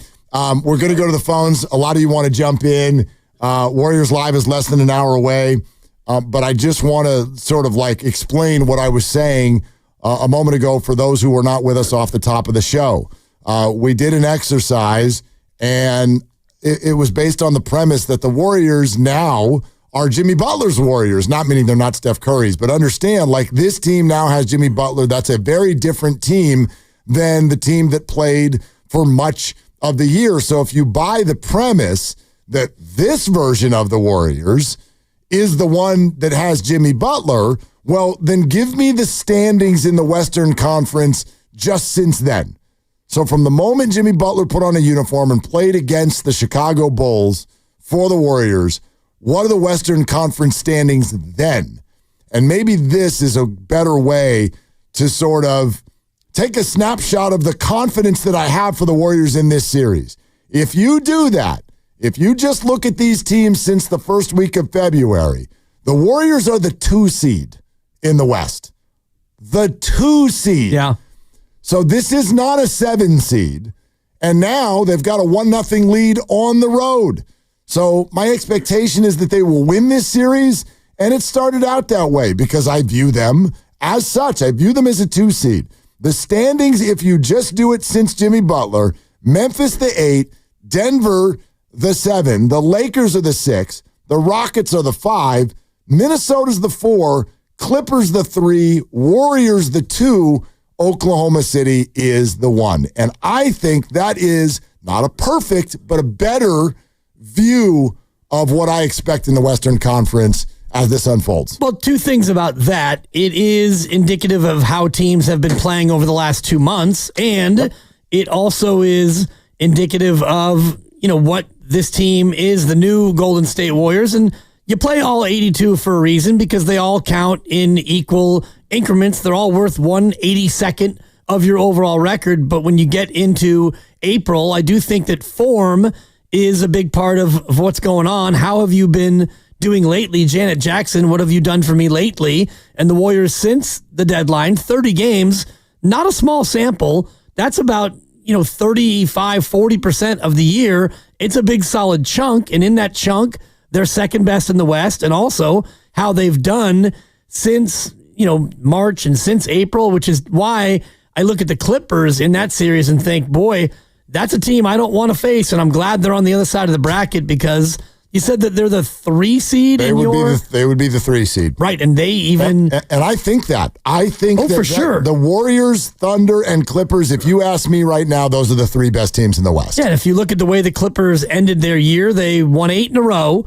They won 9 of 10, and included in that was a good, solid victory over the Warriors. And I say good, solid because the Warriors played great, and so did the Clippers, and the Clippers won the basketball game. Yep, exactly. Absolutely right. So... kind of an interesting run at it. There's also this on the Boxer and Gerson work injury attorneys text line. I just want to address this because someone kind of hears what you said about tonight's game. 925, the Rockets will not win tonight. We're supposed to be promoting the Warriors to win. Come on, man. Right. We don't work for the Warriors. And my job here at 95.7 The Game is to inform, entertain, and offer opinion. Be you. I'm not. If you think the Rockets are going to win, then say you think the Rockets are going to win. I look at this series from an emotional standpoint, which is go Warriors. And I have a thing with my 2.5-year-old where she likes the color red more than she likes the color blue. Uh-oh. So we've been going back and forth. And this morning at breakfast, she said, Daddy, you like blue. And I said, you like red? And she said, I like pink. And I said, well, we're fine. Okay, then we're good. They're not wearing their City Connects, you know. Go be a Miami Heat fan because they will wear pink. I didn't know she was so into politics at this age. Right. My goodness. She thinks pink. She's all about pink and October Breast Cancer Awareness Month and all the rest of it. But I want the Warriors to win. I clearly see that they could win. I look at a series, any real series, and I just mentioned to you during the break, there have been so many series, over 850 in the history of the association, and only 11% of them have been sweeps historically. Oh, it's very rare, yeah. Right. And it's 1 in 10. It's also just too early to use the word. Yeah, I don't like the word sweep after one win. Agreed. I'm very confident in them winning the series. I am too. I'm not either. Sweep, that's not even, it's maybe a conversation if the Warriors win tonight. Only because they're coming home. Exactly. I wouldn't even talk about it after 2 games if those 2 games were at home. But because they're on the road, okay, I think it enters into the room if the Warriors win tonight. Absolutely. And only 4 teams have ever lost 2 at home and gone on to win the series in the history of the association. So that's even more rare. But Vegas tells you that they think, the odds makers who make or break millions of dollars on this stuff, they think that it's a 6-game series. And they still think that after game 1. So if it's going to be a 6-game series, that means the Rockets are going to win 2 games. And if the Rockets are going to win 2 games, this game to me is the most likely game they win. I'll buy that. I just may not buy that they're going to win 2 games. 888-957-9570. Let's talk to you. Let's go out to John in the city. Hi, John. Thanks for calling. What's up? How you guys doing today, man? We're good, man. So I think pressure's on Houston, man. I seen this stat earlier today. What is it? Steph Curry got like 140 playoff games. Jimmy Butler 130-ish. Draymond Green 135 or so. And then when you look to the Houston side, you got Şengün, his first playoff appearance. You got Jalen Green, his first. So pressure's on them, and I feel like we're going to come out there. We're going to do our thing. Warriors know if they win today that it's kind of a wrap. I mean, nothing's guaranteed, but if Warriors go up 2-0 and coming back home, I mean, it's trouble for Houston. John, there's no doubt that the pressure is on the Rockets tonight. Thank you, John. And that can manifest itself in a number of ways. They're young. A lot of them are 22 years old, but they are home, and desperation sometimes can bring out your best. Sometimes there's a sphincter issue. I don't know which one we're going to see. And the Rockets are not great shooters to begin with. So if there's any sphincter issue at all, you're going to get a clank fest, potentially. But it can go the other way. They can also be inspired by the moment and the crowd and the desperation. They may come out and play a great basketball game tonight and get this thing. There's no doubt where the pressure is. It's the same place it was on Sunday, even worse. It's absolutely all on the Rockets. I think the pressure is much, much greater tonight on Houston. I don't think that the Warriors were feeling any pressure in game 1. Houston probably a little bit just because they're at home. But in general, as the road team, and they are the 7 seed, as much as you painted a picture that the Warriors are the 2 of late, they're still the 7. And so Houston has got to feel some sort of confidence about who they were in the regular season. And they won 52, and they're home, and they were a pretty good home team. So they have some confidence, but when it comes to pressure, they're feeling it because, as I mentioned, it's very rare for a team to go down 2-0, losing both at home, and still go out and win the series. Let's go to Tyler in Pleasant Hill. Hi, Tyler. What's up? Hey, fellas. You ready for some basketball tonight? You're damn right. Big time. Yeah, we all are, man. Well, hey, you guys were talking about pods maybe being out, and it had me thinking about something my brother and I were talking about the other day with regard to Kuminga. And I was thinking about it, and he fits right in with the roster of players that the Rockets have out there, actually. And it's a parallel that I thought of with Jalen Green. All the talent in the world, but for some reason or another, the basketball IQ is just not there to be a consistent performer in high-leverage situations. And just thinking about Kuminga, I really feel like that's what it comes down to, is you're talking about a guy who in his career has only 4 30-point games, and 2 of them came this year when Steph was out. I mean, he's not this, he's not a world beater, not yet. And I don't mean to say I don't think he can be a good player, but I really, really question the people that are thinking that he is the answer to topping this hill this year. He's not a $30 million player right now. And if he does get that in the offseason, it's going to be speculative. And I'm curious to hear your guys' thoughts on that. Yeah, Tyler, thanks. I mean, we've largely kind of put that conversation off until the offseason because it's not relevant in where people's minds are right now. And I think we have to see what these next handful of weeks hold for him. But if you're putting the marker at $30 million, yeah, I'll agree with you. I don't think that the market is going to suggest that right now. But if somebody else wants to offer that, it puts the Warriors in an interesting spot because I don't think the Warriors are interested in giving up who they feel is an interesting asset and getting nothing in return. So what do you do if somebody puts that kind of a number in front of them? I would imagine you would probably try to turn it into a sign-and trade. There's also not a lot of teams who have the space to do that this offseason. Everybody points to Brooklyn because they do, and I bet the Warriors would be very interested if Brooklyn would like to do a sign-and trade with Cam Johnson.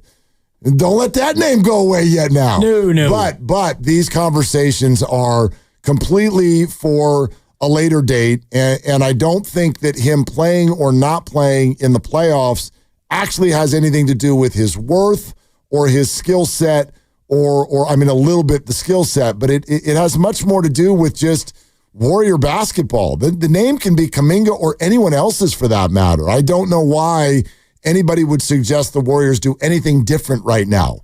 They again, when they play, they win at a very, very high clip ever since Jimmy Butler arrived. So do that. Do that. It's the best stretch of Warrior basketball in 3 years.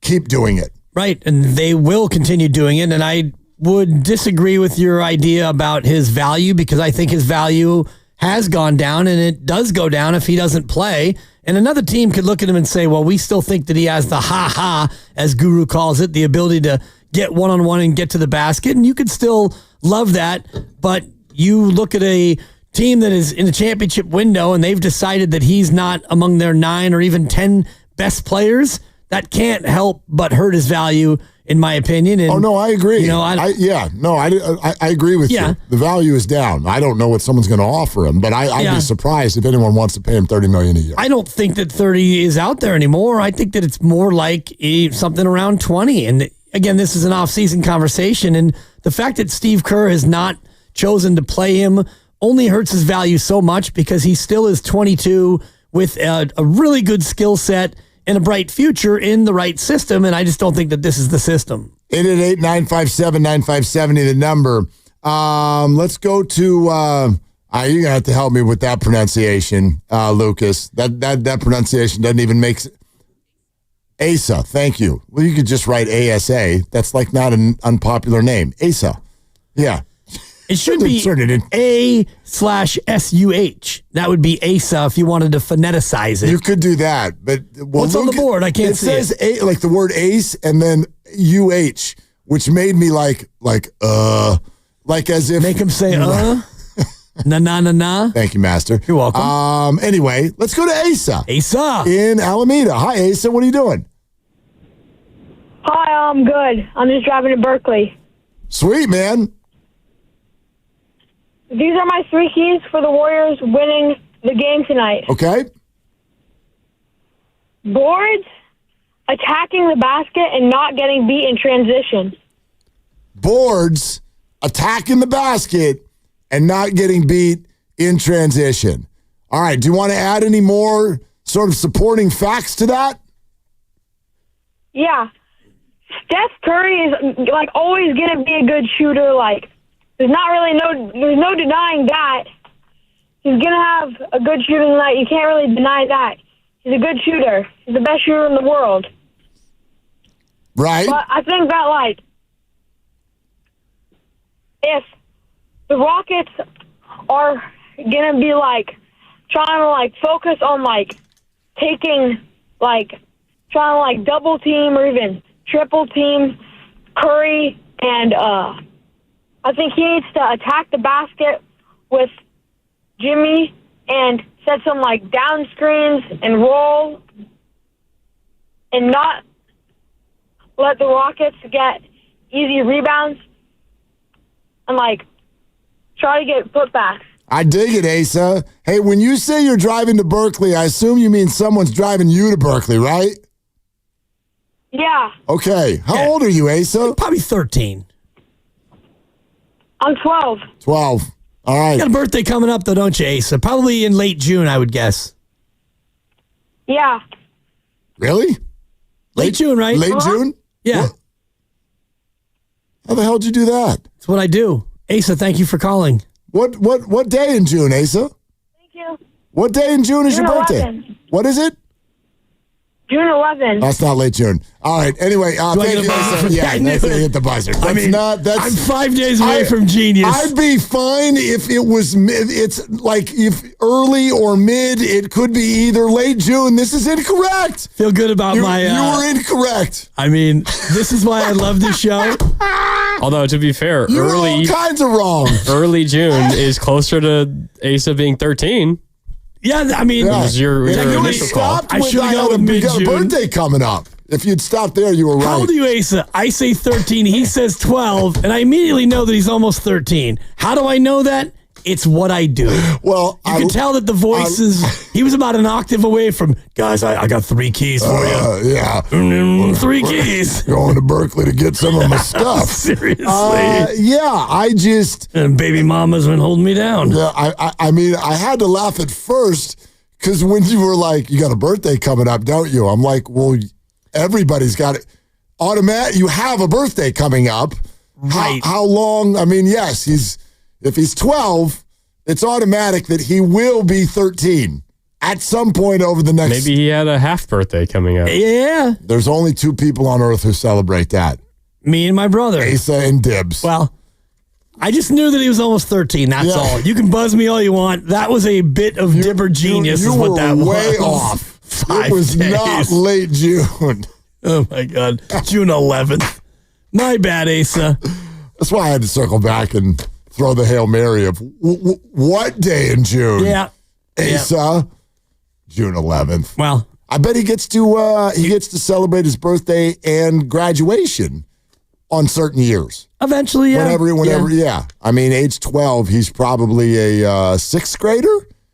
So, yeah, I mean, he might have skipped or he might have been held back. Maybe. I didn't go there. I just knew that he was almost 13. That's all. It's what I do. That's how I do it.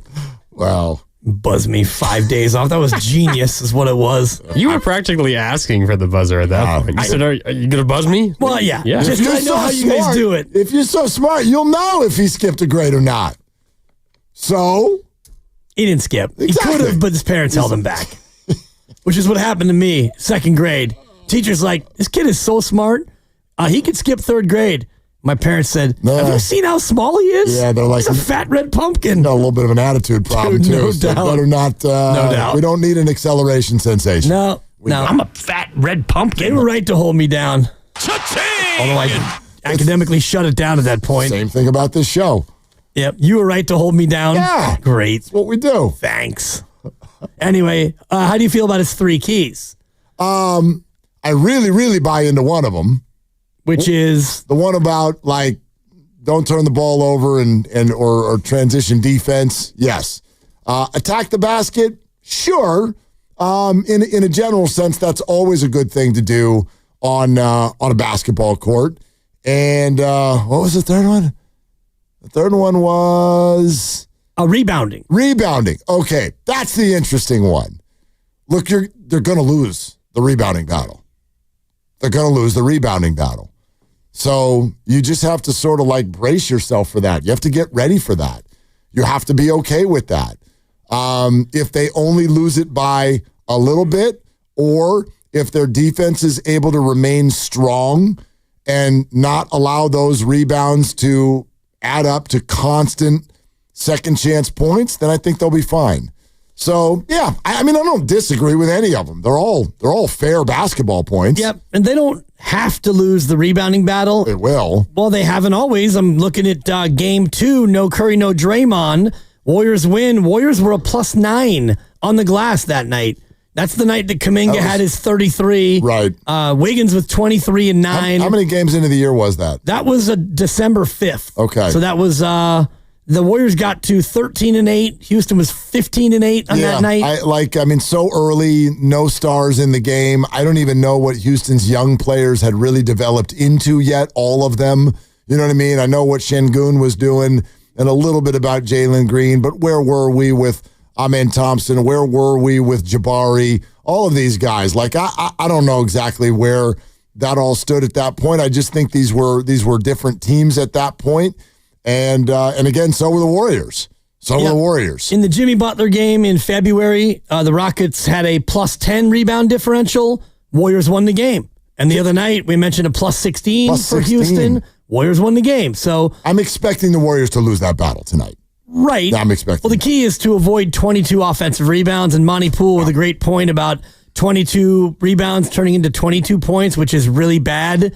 And the Warriors had 6 offensive rebounds that turned into 12 points. So that right there is a huge differential in what you got out of your offensive rebounds. No doubt. We're brought to you by Fremont Bank, here for you, here for good. Warriors live in a half hour. So if you'd like to get on in, are Warrior fans feeling too confident? And do you buy my premise that the Warriors are pretty much actually the 2 seed in the Western Conference or something along those lines, which is why I've been so confident about them in this series. We'd love to hear from you. We'll take your phone calls as we have been right now, but Warriors live at 5:30. So this is your chance if you want to get in. 888-957-9570. Your calls next on Willard and Dibs.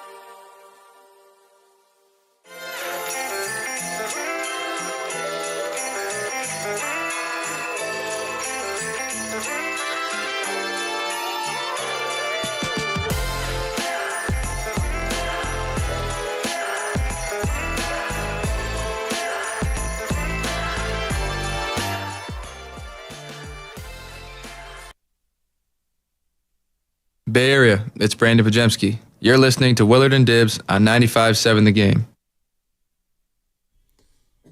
Okay, Podolsky. Poughkeepsie kid. Let's get it together now. Zabisky. This is not breaking news worthy because it's not definitive. Podolsky. Jaminski. We got Jaminski. we got some Poughkeepsie kid news. Pazemski. Thank you. Pazemski. That's my shot. Pazemski. Thank you. Pazemski. I like it. I've been working on it. We got another good impression. Thank you. Dibs doing Shams just for one word. I do a lot of one-word impressions. Pazemski. Yeah, that's my Shams. Pazemski. You hit the tone perfectly. Pazemski. All right. So here's the latest on Pazemski. Brandon Pajemski, this is courtesy of the Slates on Twitter.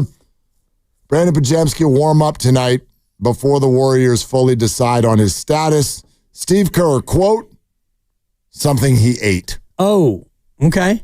Damn, those Houston restaurants. Barbecue, right? Room service. Could be. I don't know. Barbecue? I mean, yeah, I'm sure they got places. I always hear Kansas City and Memphis. Okay. On the barbecue. Yeah, I'm still getting my way back into barbecue after 30 years as a vegetarian. And, Oakland's good for barbecue. Haven't gotten into a lot of big-time barbecue places. I don't really love barbecue. It's just a little too messy for me. I don't like food that makes me have multiple napkins. Do you like wings? I don't love wings. Okay. Especially because, wings is mostly bone and skin. Right. You don't get a lot of meat. It's I'm with sauce you. And skin. I'm with you. This might be the most controversial take on this show. This is two people that think the cost-benefit analysis of wings is off. It's weak. I'm not saying that they're not good. I'm saying there's not enough of it on the. It's kind of like for me having 3 drinks or 4 drinks. It's fun. It's not worth the hangover. It's a bad cost-benefit analysis. Depends. I'll stop at 1 or 2 drinks and feel good the next day. And I have a hard time with wings and people. It's like, do you want the flats or do you want the drums? The drumsticks are not wings. That's the leg. That's not a wing. Well, now you're just overthinking it. I'm not. I don't care about that. The wing, to me, is literally the wing. All right. I can just confirm that this is definitely the most controversial take the show has ever had. Okay. Both the wings and then Willard saying 4 or 5 drinks is a bad thing too. 3 or 4. Yeah, 3 or 4. You're not 50. You don't know. Mm-hmm. When I was your age, I was fine with 4 drinks. It doesn't work that way anymore. That's exactly what I said to him. He's like, who gets hungover off of 3 drinks? I don't get hungover off of 3 drinks, but that's when we start heading down that road. Decision making gets messed up, and then you get benched by your coach. I'm sorry for the stray. That's the bottom line.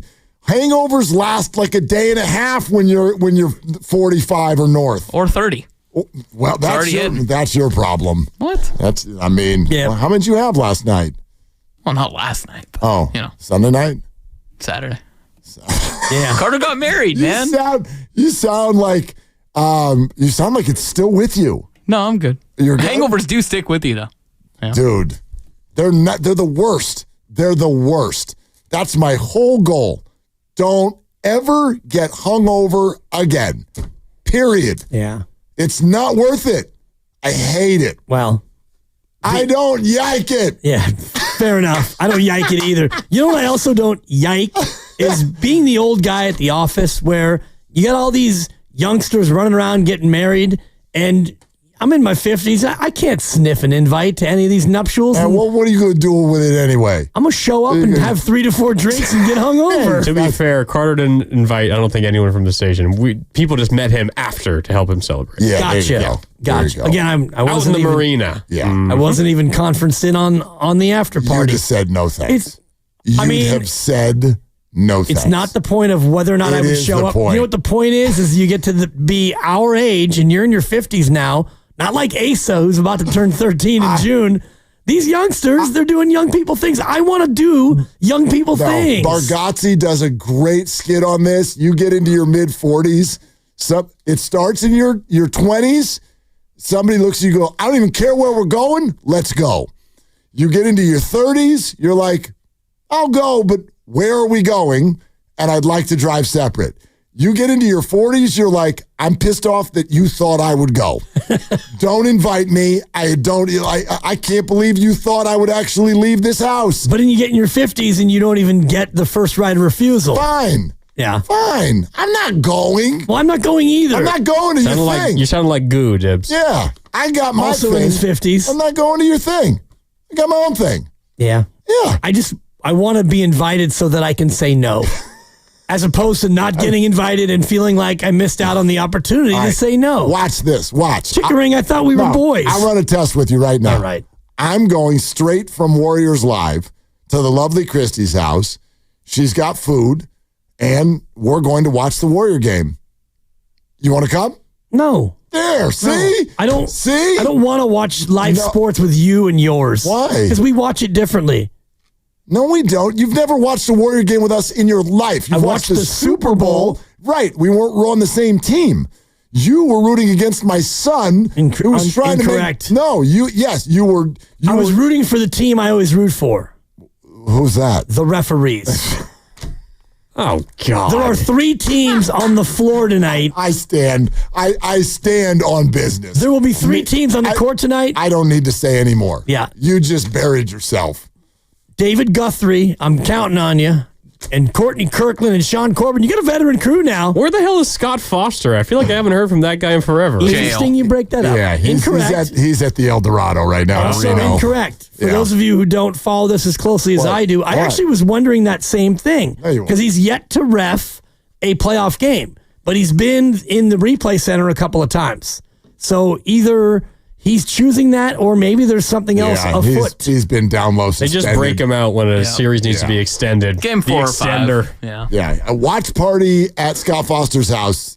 Tim Donaghy and Dibs, the only 2 invited. Man. Dibs, Grandy, Evan, and I we're all watching the game here at the station. You want to stick around? Had it not be a last-minute pressurized invite, I probably would have. No, I mean, now I got to clear the decks. Don't. We were hoping you were going to say no. Yeah, don't invite me. Of course it's a no. You guys don't want to spend time with me. Thank God. Yeah. Jeez. How fun is that? Might be some These leftover 3 pizza in the squares, other room. exactly. Sitting around having diet sodas, geeking out on their player fantasy underdog. Woohoo, what a rager. Pass the iced tea, Grandy. Player fantasy underdog. Oh, my God. What? You should have stopped when you used the word youngsters, but you keep sounding older as you go. Whippersnappers. Oh, so I either go to Willard's and watch him and Christy hold hands, or I stay here with you 3 squares and watch you fight over diet iced tea. Well, I'm out. Don't say you weren't invited. Yeah, you're right. Okay. Last minute. Unimpactful invites. It's fine. I might show up to both of them. First half here, second half there. That'd be amazing if you could pull both off. Yeah, doubtful. Yeah. All right. Oh, God. We got some serious royalty on the line. Woo! Okay. OG Filmo Mike. OG Filmo Mike. I love it. In the city. Let's start there. What's up, Filmo Mike? Hey, fellas. How y'all doing today? Good, man. How are you? I'm okay, man. Just getting ready for the big showdown. You know what I mean? Absolutely. Just wanted to discuss some keys with y'all, man. And the main key I wanted to go with was, of course, the turnovers, right? Absolutely. Secondly, limit the offensive rebound because they killed us the last game on that. And thirdly, I think for that to happen, you have to play Looney a little bit more. And I don't know if you guys saw this play where Steph ran around on the baseline and Looney gave him that ball like it was on a tray, like he was a waiter. And he took that ball, and it was so pretty. He just he's been playing so long with him, you know. It was like clockwork. And thirdly, and the other key I was going to say was Jimmy Butler makes a great point about turnovers. By just getting a shot at the basket, you have an opportunity to score or get fouled. And a great example was that was this shot that Steph made. You know what I mean, fellas? I absolutely know what you mean, OG. I think like all of that analysis is really good, but for me, there's one word that stands out. It's just turnovers. Yeah, that's it. That's it. I think the whole series, everything that we talk about, actually comes back to that. It's like, oh, Houston needs to get out in transition. Well, how do they do that? Turnovers.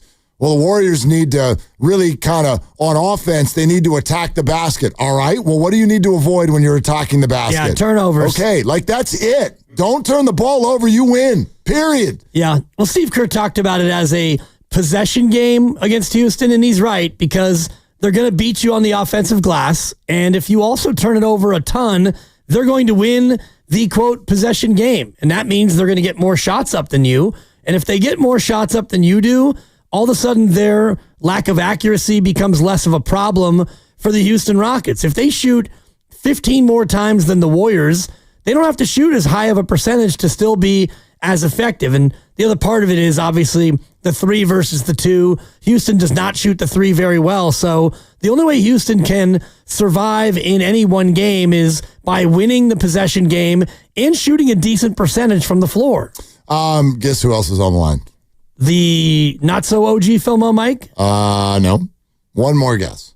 I don't know, Mark. I mean, Yes, it could be any one of our... No, think. Kurt and Hayward Hills? Hi, Kurt.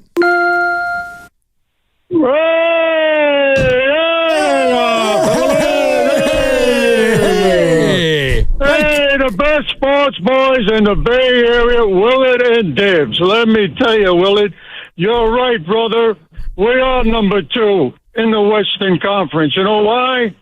Because nobody has 3 elite players on any team in the West. Nobody. And as far as Houston, they're not going to win tonight. The only way that we can lose this game, we all discussed it, is turnovers. And that's not happening. You got the greatest shooter, Curry, defensive player, Green, and Jimmy Butler hungry for a championship. And what about Houston? They're all nothing but young little punks. Wait a minute. The coach, he's never won a playoff game. You're going to tell me that Steve Kerr and the veterans are going to let these little kids beat us? Forget about it. It's a win tonight, and you might be able to get the brooms out after tonight. How about that, brother? I tell you now, Kurt, first of all, I would never want to get in the way of one of your forget about it. Ever. You do know that the Rockets coach was also the Celtics coach when the Warriors played them in the NBA Finals, right? So he has won some playoff games now. Well, maybe I didn't do a little research on them too well, but they're still going to lose, brother. They're going down. They have nobody with any type of playoff experience. They may rebound us, but that's about it. Curry, Green, Jimmy, did you see those 3 brothers, the 3 boys, the way they took care of that game? Butler's on a rampage. And another thing is, did you see what Jimmy Butler said about, well, I don't want to say anything bad about him. What now? But he said, you know who it is. Who? You know who comes off the bench and he's not good. Are you talking about Buddy Hield? Buddy Hield, you know what Jimmy said about him? What? He said, hey, buddy, stop dribbling the ball. And I think Jimmy does not like him out on the field with them. So he may keep his ass on the bench. Okay. All right. What if Buddy Hield wanted to come watch the game with you tonight? What would you say?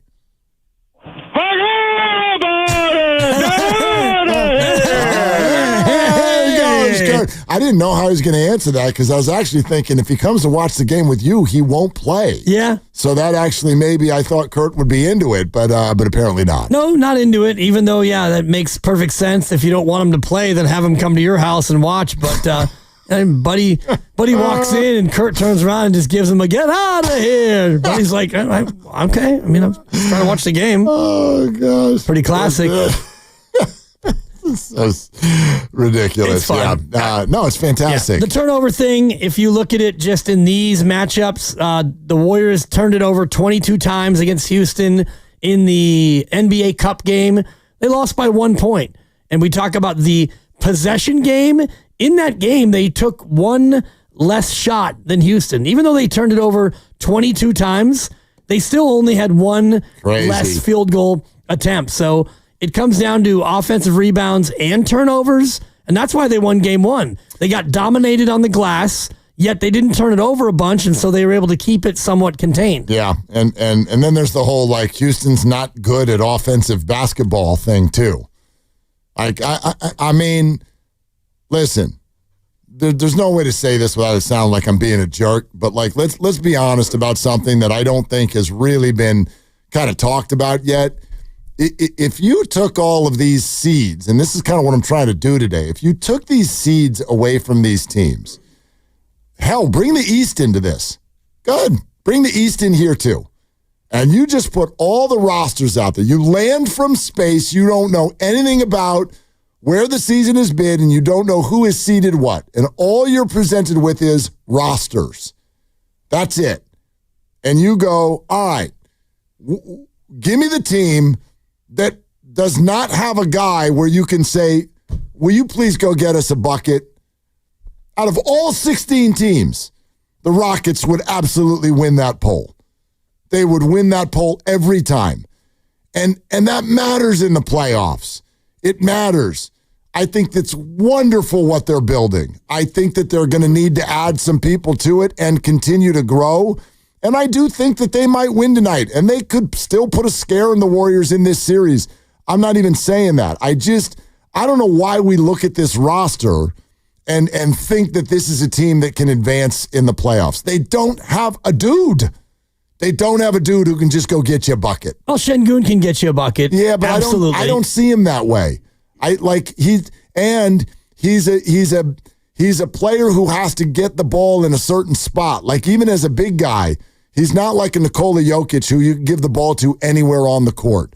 I just don't see him as, he's a very good player. I don't see him as a premium scorer. Well, he's not a premium scorer at all. But if you look at Houston and the totality of their year, it's not like they're a team that needed to win 102 to 101 all the time. And I'm just looking at their game log, and they have 130 or more points 10 times. They scored more than 120 25 times. So they had many, many games, almost a third of their season, where they scored like a real offensive NBA team. And if you look at those games, the one common thread is the three ball. Sure. Those are nights where they were hitting threes, and they have, a game where they were 22 of 53 from three. And they have a lot of games where they shot a good percentage from three. And that for me is the key to the difference for the Rockets between game one and game two. Game one, they played a pretty good game. Defensively, they were pretty solid. They got on the glass, and it came down to shooting the basketball, and they were terrible. And I don't think that Fred VanVleet or Jalen Green are that bad. Now, they're not going to be super great because they're going up against a good defense. They'll be better. If you're expecting them to be that bad, if they are that bad, well, then Houston's going to get swept. Yeah, they might as well get out of here right now. I think they'll be better, but the Warriors might be too. We'll see. Let's go to Rich in Fremont. Hi, Rich. Thanks for calling. What's up, guys? Thanks for taking my call. Yeah, man. I agree with you, Willard. I think definitely, reducing the amount of turnovers is definitely key to tonight's game.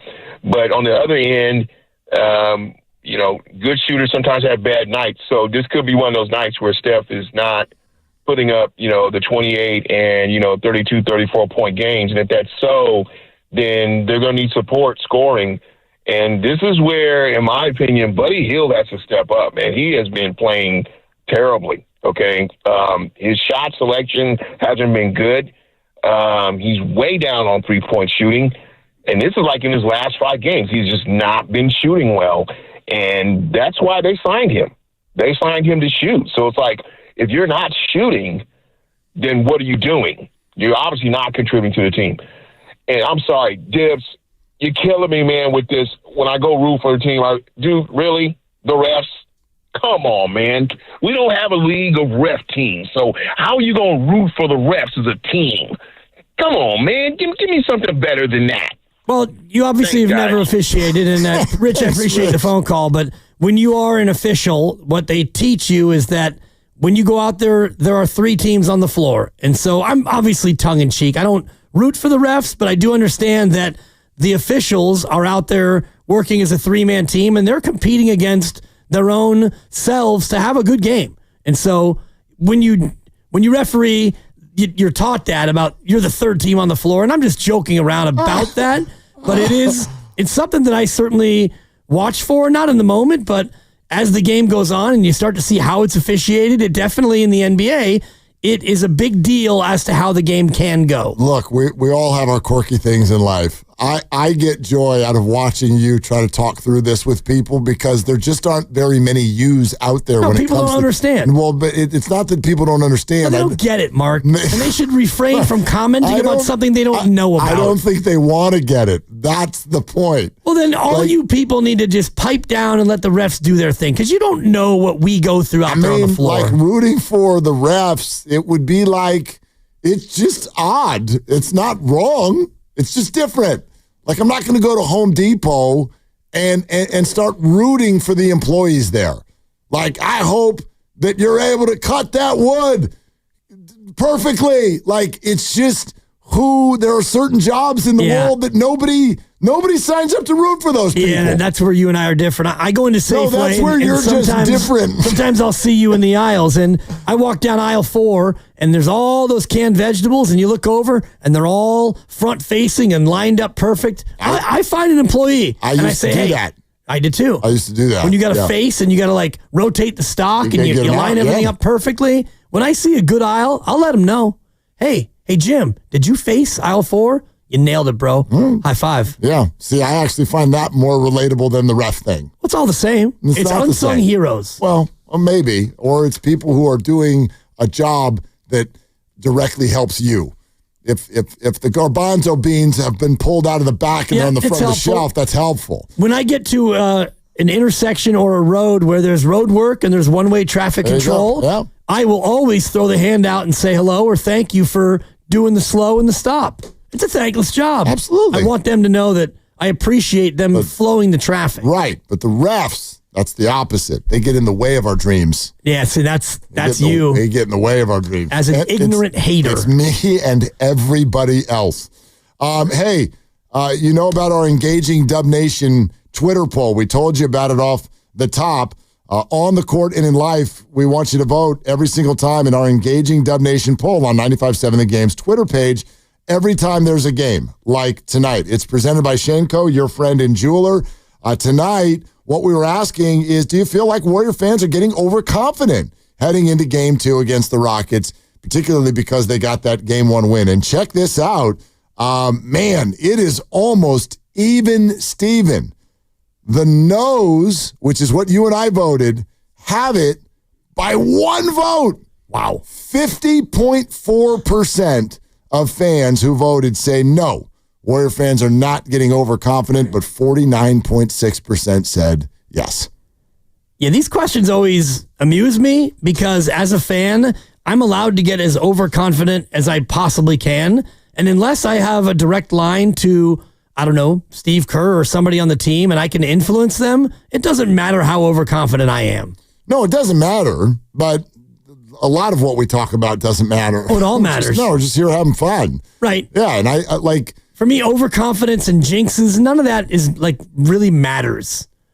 I don't, even though Steph Curry listens to everything, I don't think he'll tune in when he gets back to town. No, if they're up 2-0 and he thinks, you know what? The fans think we have it in the bag? Yeah, I think so too. But fans talking to fans is part of what we do. Like I would argue when there's a team that you really don't like, you know, rivalries and whatnot, it's not actually, sometimes it is, but it's rarely the players that you actually don't like. It's the fans.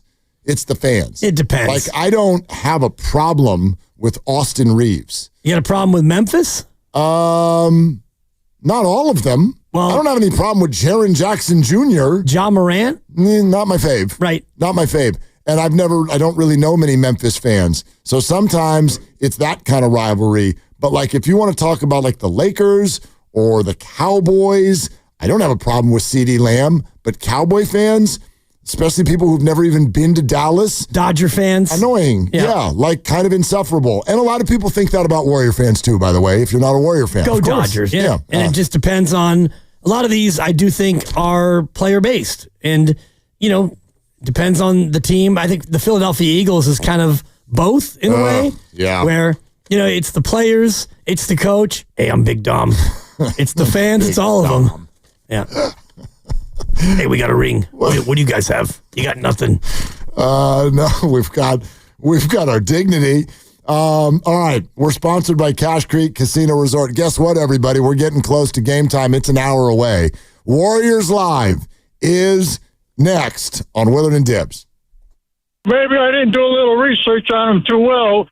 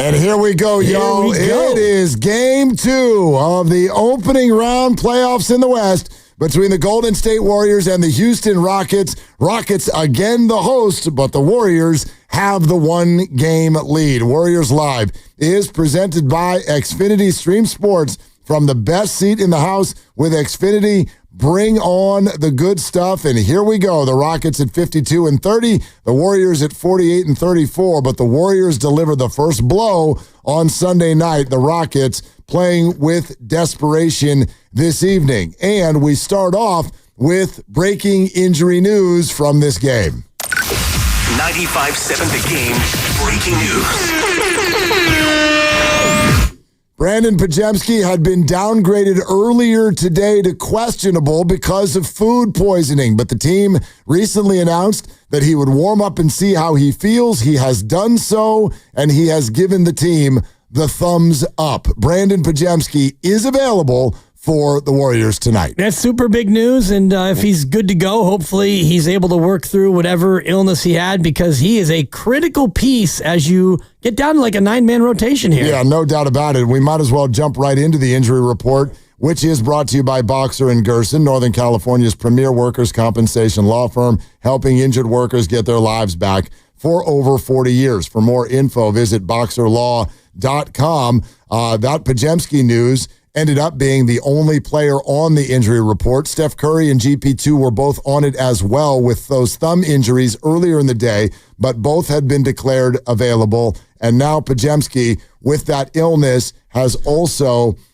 been declared available. As for the Rockets, Jack Landale with a right knee contusion and Jayshawn Tate with right ankle problem are both out. But of course, that's pretty deep onto the Warriors bench. The bottom line, and I love this about this series, both teams are essentially at full strength. Yeah, no excuses either way. And, Landale would be a guy who could potentially come in and hit a 3, but he's been out of the rotation anyway. Houston's gone with just 8 guys so far through game 1. He played 3 off the bench. The Warriors played a 5-man bench, and I would not expect that to expand. Maybe JK gets a little bit of time. Jonathan Kuminga, it feels to me like Steve Kerr knows what he wants to go with, and he's probably going to roll out the same 10 guys that he did in game 1. No doubt, you would think, and the Rockets only went with 8, so that is typical of the playoffs where the benches will get thinner, the rotations smaller, and all eyes on what those role players do. Brandon Podziemski, that was his first playoff game, but he's a pretty accomplished high-minute player, and I thought largely he didn't shoot it great, but I thought he looked pretty good overall as the Warriors' third leading scorer. Quentin Post was the one who did look a little wide-eyed in limited minutes. It would be great for the Warriors if he could get the lid off of the rim at some point early in whatever his minutes are tonight. If he could knock one down, that would settle him down. That'd be a big help. Yeah, he's 0 for 3, 0 for 2 from behind the line, and defensively he did look a little bit overwhelmed. You mentioned Pods. He was a plus 17, even though he didn't shoot it great, 5 of 13 from the floor. But when he was out there, the Warriors played their most successful ball. Warriors Live is presented by Xfinity. At home or on the go, you'll get the fastest internet to all your devices. Steve Kerr was on our show yesterday.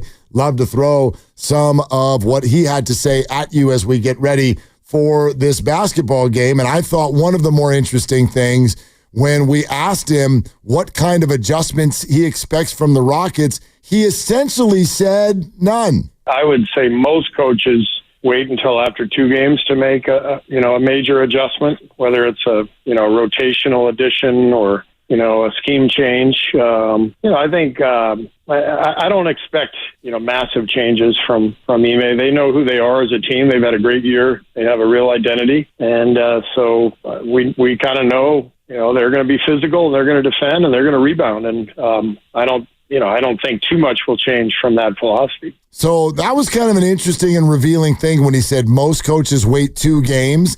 And it pairs well with what Udoka said before the game tonight, because a quote is circulating around the internet. And he said kind of like, what adjustment? What do you need to see from your team?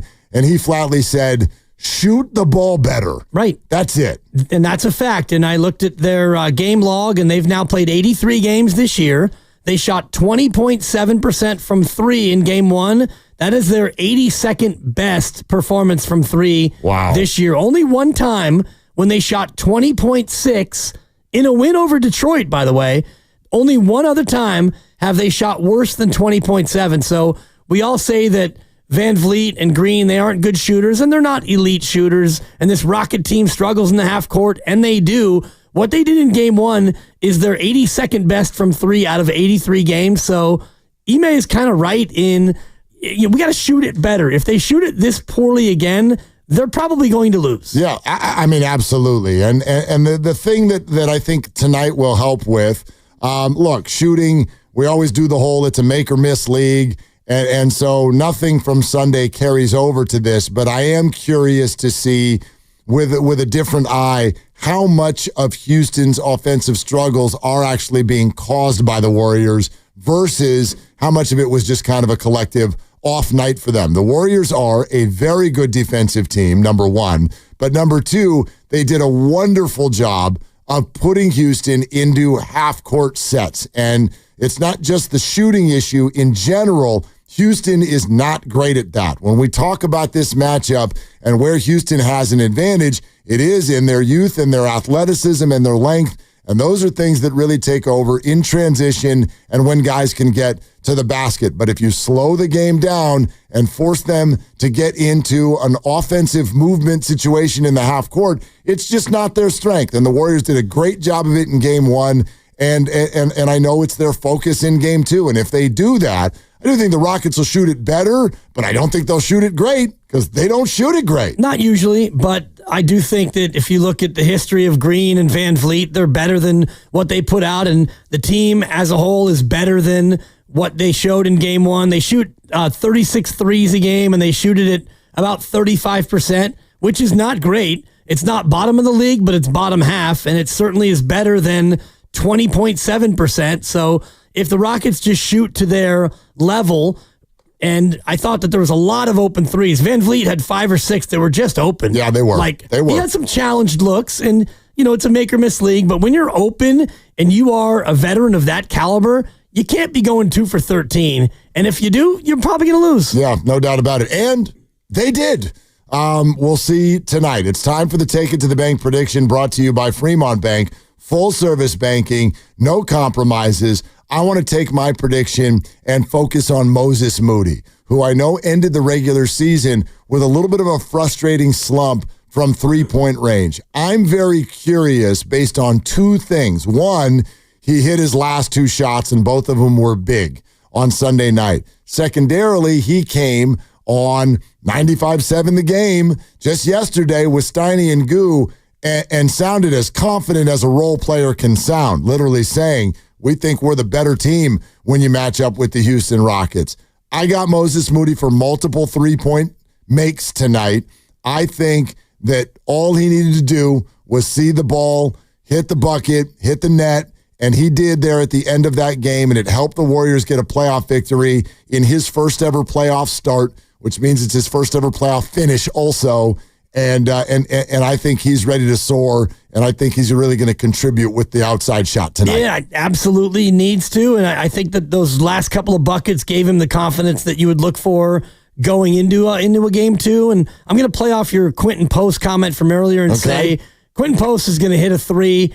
His over-under is probably a 3.5, so I'll say he hits multiple threes. I think Quentin's going to get a chance to get out there.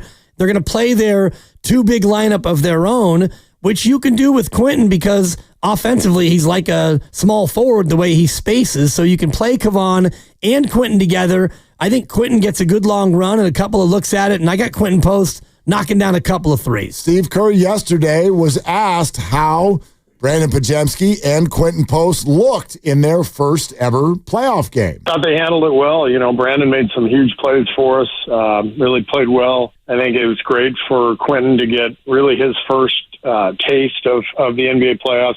Brandon, has played 2 years now, so he's got a lot more experience than Quentin. Played in the play-in last year. But for both guys, it felt like the last couple of weeks have already been the playoffs, and the Memphis game is absolutely a playoff game, whether they want to call it that or not. So, I don't know. I just think that young players need that experience. They need to feel that vibe, and these last few games have been really good for both guys. Yeah, and I think what he's saying there, was very evident when you're watching the game. Brandon Podziemski's played a lot of basketball. He's played a lot of big games for the Warriors. Technically, none of them were playoff games, but he's had a lot of minutes, and he looked pretty comfortable. Quentin Post looks wide-eyed, and he doesn't get a lot of minutes. So it's like get in there, knock a shot down, and get back out. And so things look like they were a little sped up for him. But similar to what I just said about Moses, I'm with you. He just needs to see the ball go through the net one time.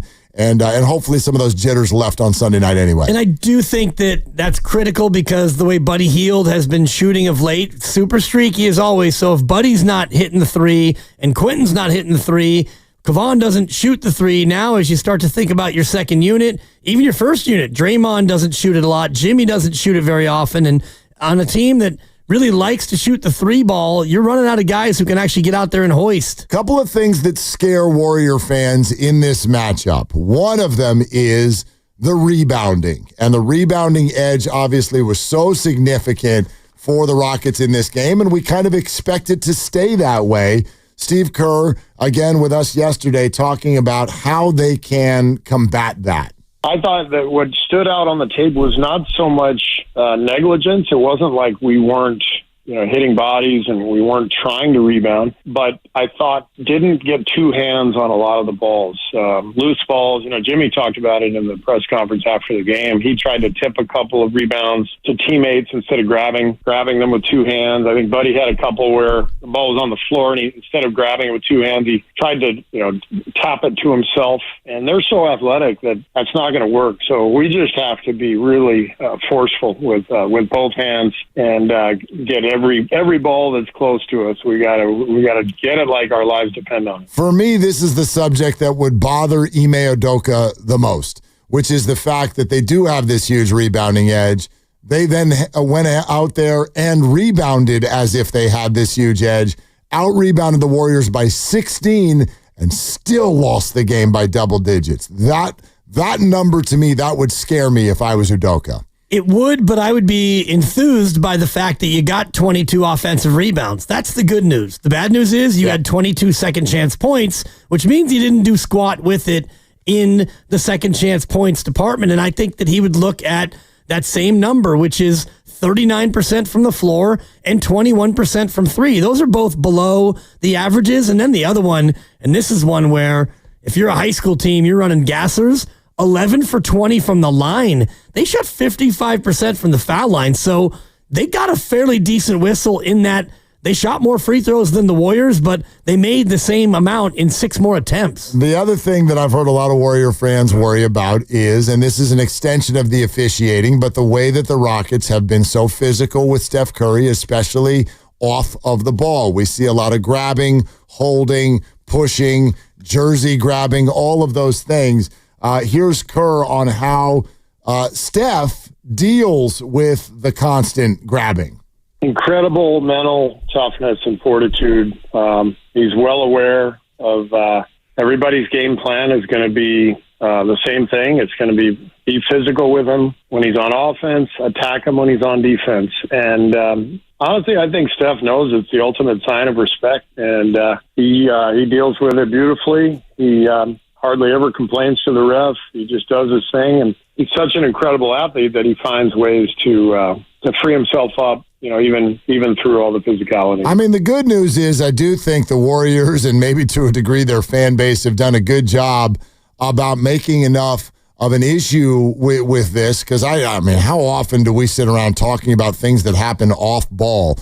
And Steve has told us before, he's right. The officials are not kind of trained to look for that. And who is? I'm not watching off of the ball. And so I think a lot of us we get caught up watching where the basketball is on the floor. And so you get away with a lot of things off of the ball. But Steph, it hasn't stopped him from succeeding, number one. But number two, there's been enough talk about it that I do think maybe throughout the series you're going to get a few calls off of the ball with the way they're handling Steph, especially if they do get as rough as they did a couple of weeks ago here at Chase Center. It depends on the crew, and I think that every crew is seeing everything that happens off the ball, but it's like holding in the NFL where on every single play, somebody's being held somewhere, and you just can't call it every time, and I think that that's part of what happens when the Warriors play, and Steph Curry plays off-ball basketball like nobody else in the association, and so he's constantly running through picks, around picks, through defenders, so there's going to be more off-ball contact on him anyway. Whether or not they make the calls that they should, that's another debatable topic. Out-of-town NBA game of the night, sponsored by San Francisco International Airport. Wherever your team goes, you can get there from SFO. The Warrior-Rocket game is the last game of the day, so there's no other upcoming games tonight. The only other games are already well underway and in the Eastern Conference. You've got the Magic and the Celtics from Boston happening right now. Game underway. Boston actually leading by 14 late third quarter, 74-60. Go ahead and make it 74-62, actually, as Orlando pours one in. Obviously, you're not going to get to Boston for the game. It's in the third freaking quarter. But maybe you want to have a trip out there a little bit later on in the postseason or in the NBA Finals when the Warriors go there again. Maybe. Yeah. Anyway, if you do, SFO can help you get there or anywhere else for postseason basketball. No questions asked. And that is the out-of-town game of the night, sponsored by San Francisco International Airport. Wherever your team goes, you can get there from SFO. It is interesting, in that Boston game, double-digit lead. Cleveland leads Miami by double digits at halftime. So far in this postseason, the home teams have been pretty firm. They've been pretty firm with their success. I know that the Nuggets lost one, the Lakers lost one, but that is sort of one of the things I think that we're looking at in this series between the Rockets and the Warriors. These home teams have been able to exert their dominance right away, and it so firmly went the other direction for the Rockets that it changes the outlook on this game. So for me, a lot of 22-year-old kids, and it all comes down to tonight for them, and that's a hard thing to do so early in their playoff experience. That's why I will have all eyes on two players on the floor tonight, knowing that Houston's going to be playing with that level of desperation and physicality, and it's Dillon Brooks and Draymond Green. Yep. And I almost made it my take-it-to-the-bank prediction that they both will get a technical foul. But I wanted to keep it more in basketball, but I'll just say it here. They're both going to get a technical foul tonight. You think? Dillon Brooks is going to play or a flagrant. Dillon might get a flagrant. Okay. Draymond might get a tech. They're both going to find their way into some trouble with the officials because I think that Dillon Brooks is going to play with a high level of physicality. Hopefully he doesn't devolve into the cheap shot that he put on Gary Payton, which nobody wants to see. I do think that he's going to go across the line physically, and Draymond's going to bow up for his guy, whoever's the one who is on the receiving end. I think that those two are going to get into a little bit of a head-to-head tonight. Listen, it went a little under the radar, but Dillon Brooks tackled GP2 in game one. Yep. He tackled him in a play where there was just some bodies kind of flying. I can't remember who, there was a foul on the play, and as he was going down, he grabbed Gary and kind of tackled him to the ground. And after their history, I mean, it certainly was not the most comfortable moment. Right. And I mean, he's going to play that way. He's going to play physical, and he's going to push it and go across the line, and he's going to make the officials step in and adjudicate. And I think that this game is going to be very physical. No matter how it's going to be called, I think Houston's going to get up into Golden State and try to really get them off their game. And you think they're winning tonight, the Rockets? I do. And I don't want to bring that to the Warriors live, but you asked me, and I'm going to be 100% authentic and transparent. I think it's a close game, but the Rockets are going to play with a certain amount of desperation, and geez, they have to shoot it better, don't they? Yes, they have to. They Could can't be a good shoot one it tonight, worse. though. Yeah, Warriors Live is presented by Xfinity. At home or on the go, you'll get the fastest internet to all your devices. Okay, here comes game two. We can't wait to talk about it tomorrow. I assume you'd like to do it again tomorrow. Yes, sir. Okay, all right. He'd like to do it again tomorrow. So for Dibs, for Grandy, for Lucas, I'm Mark. Shoot your shot. It's all you got. Here comes game two on 95.7 The Game. We go to the arena next.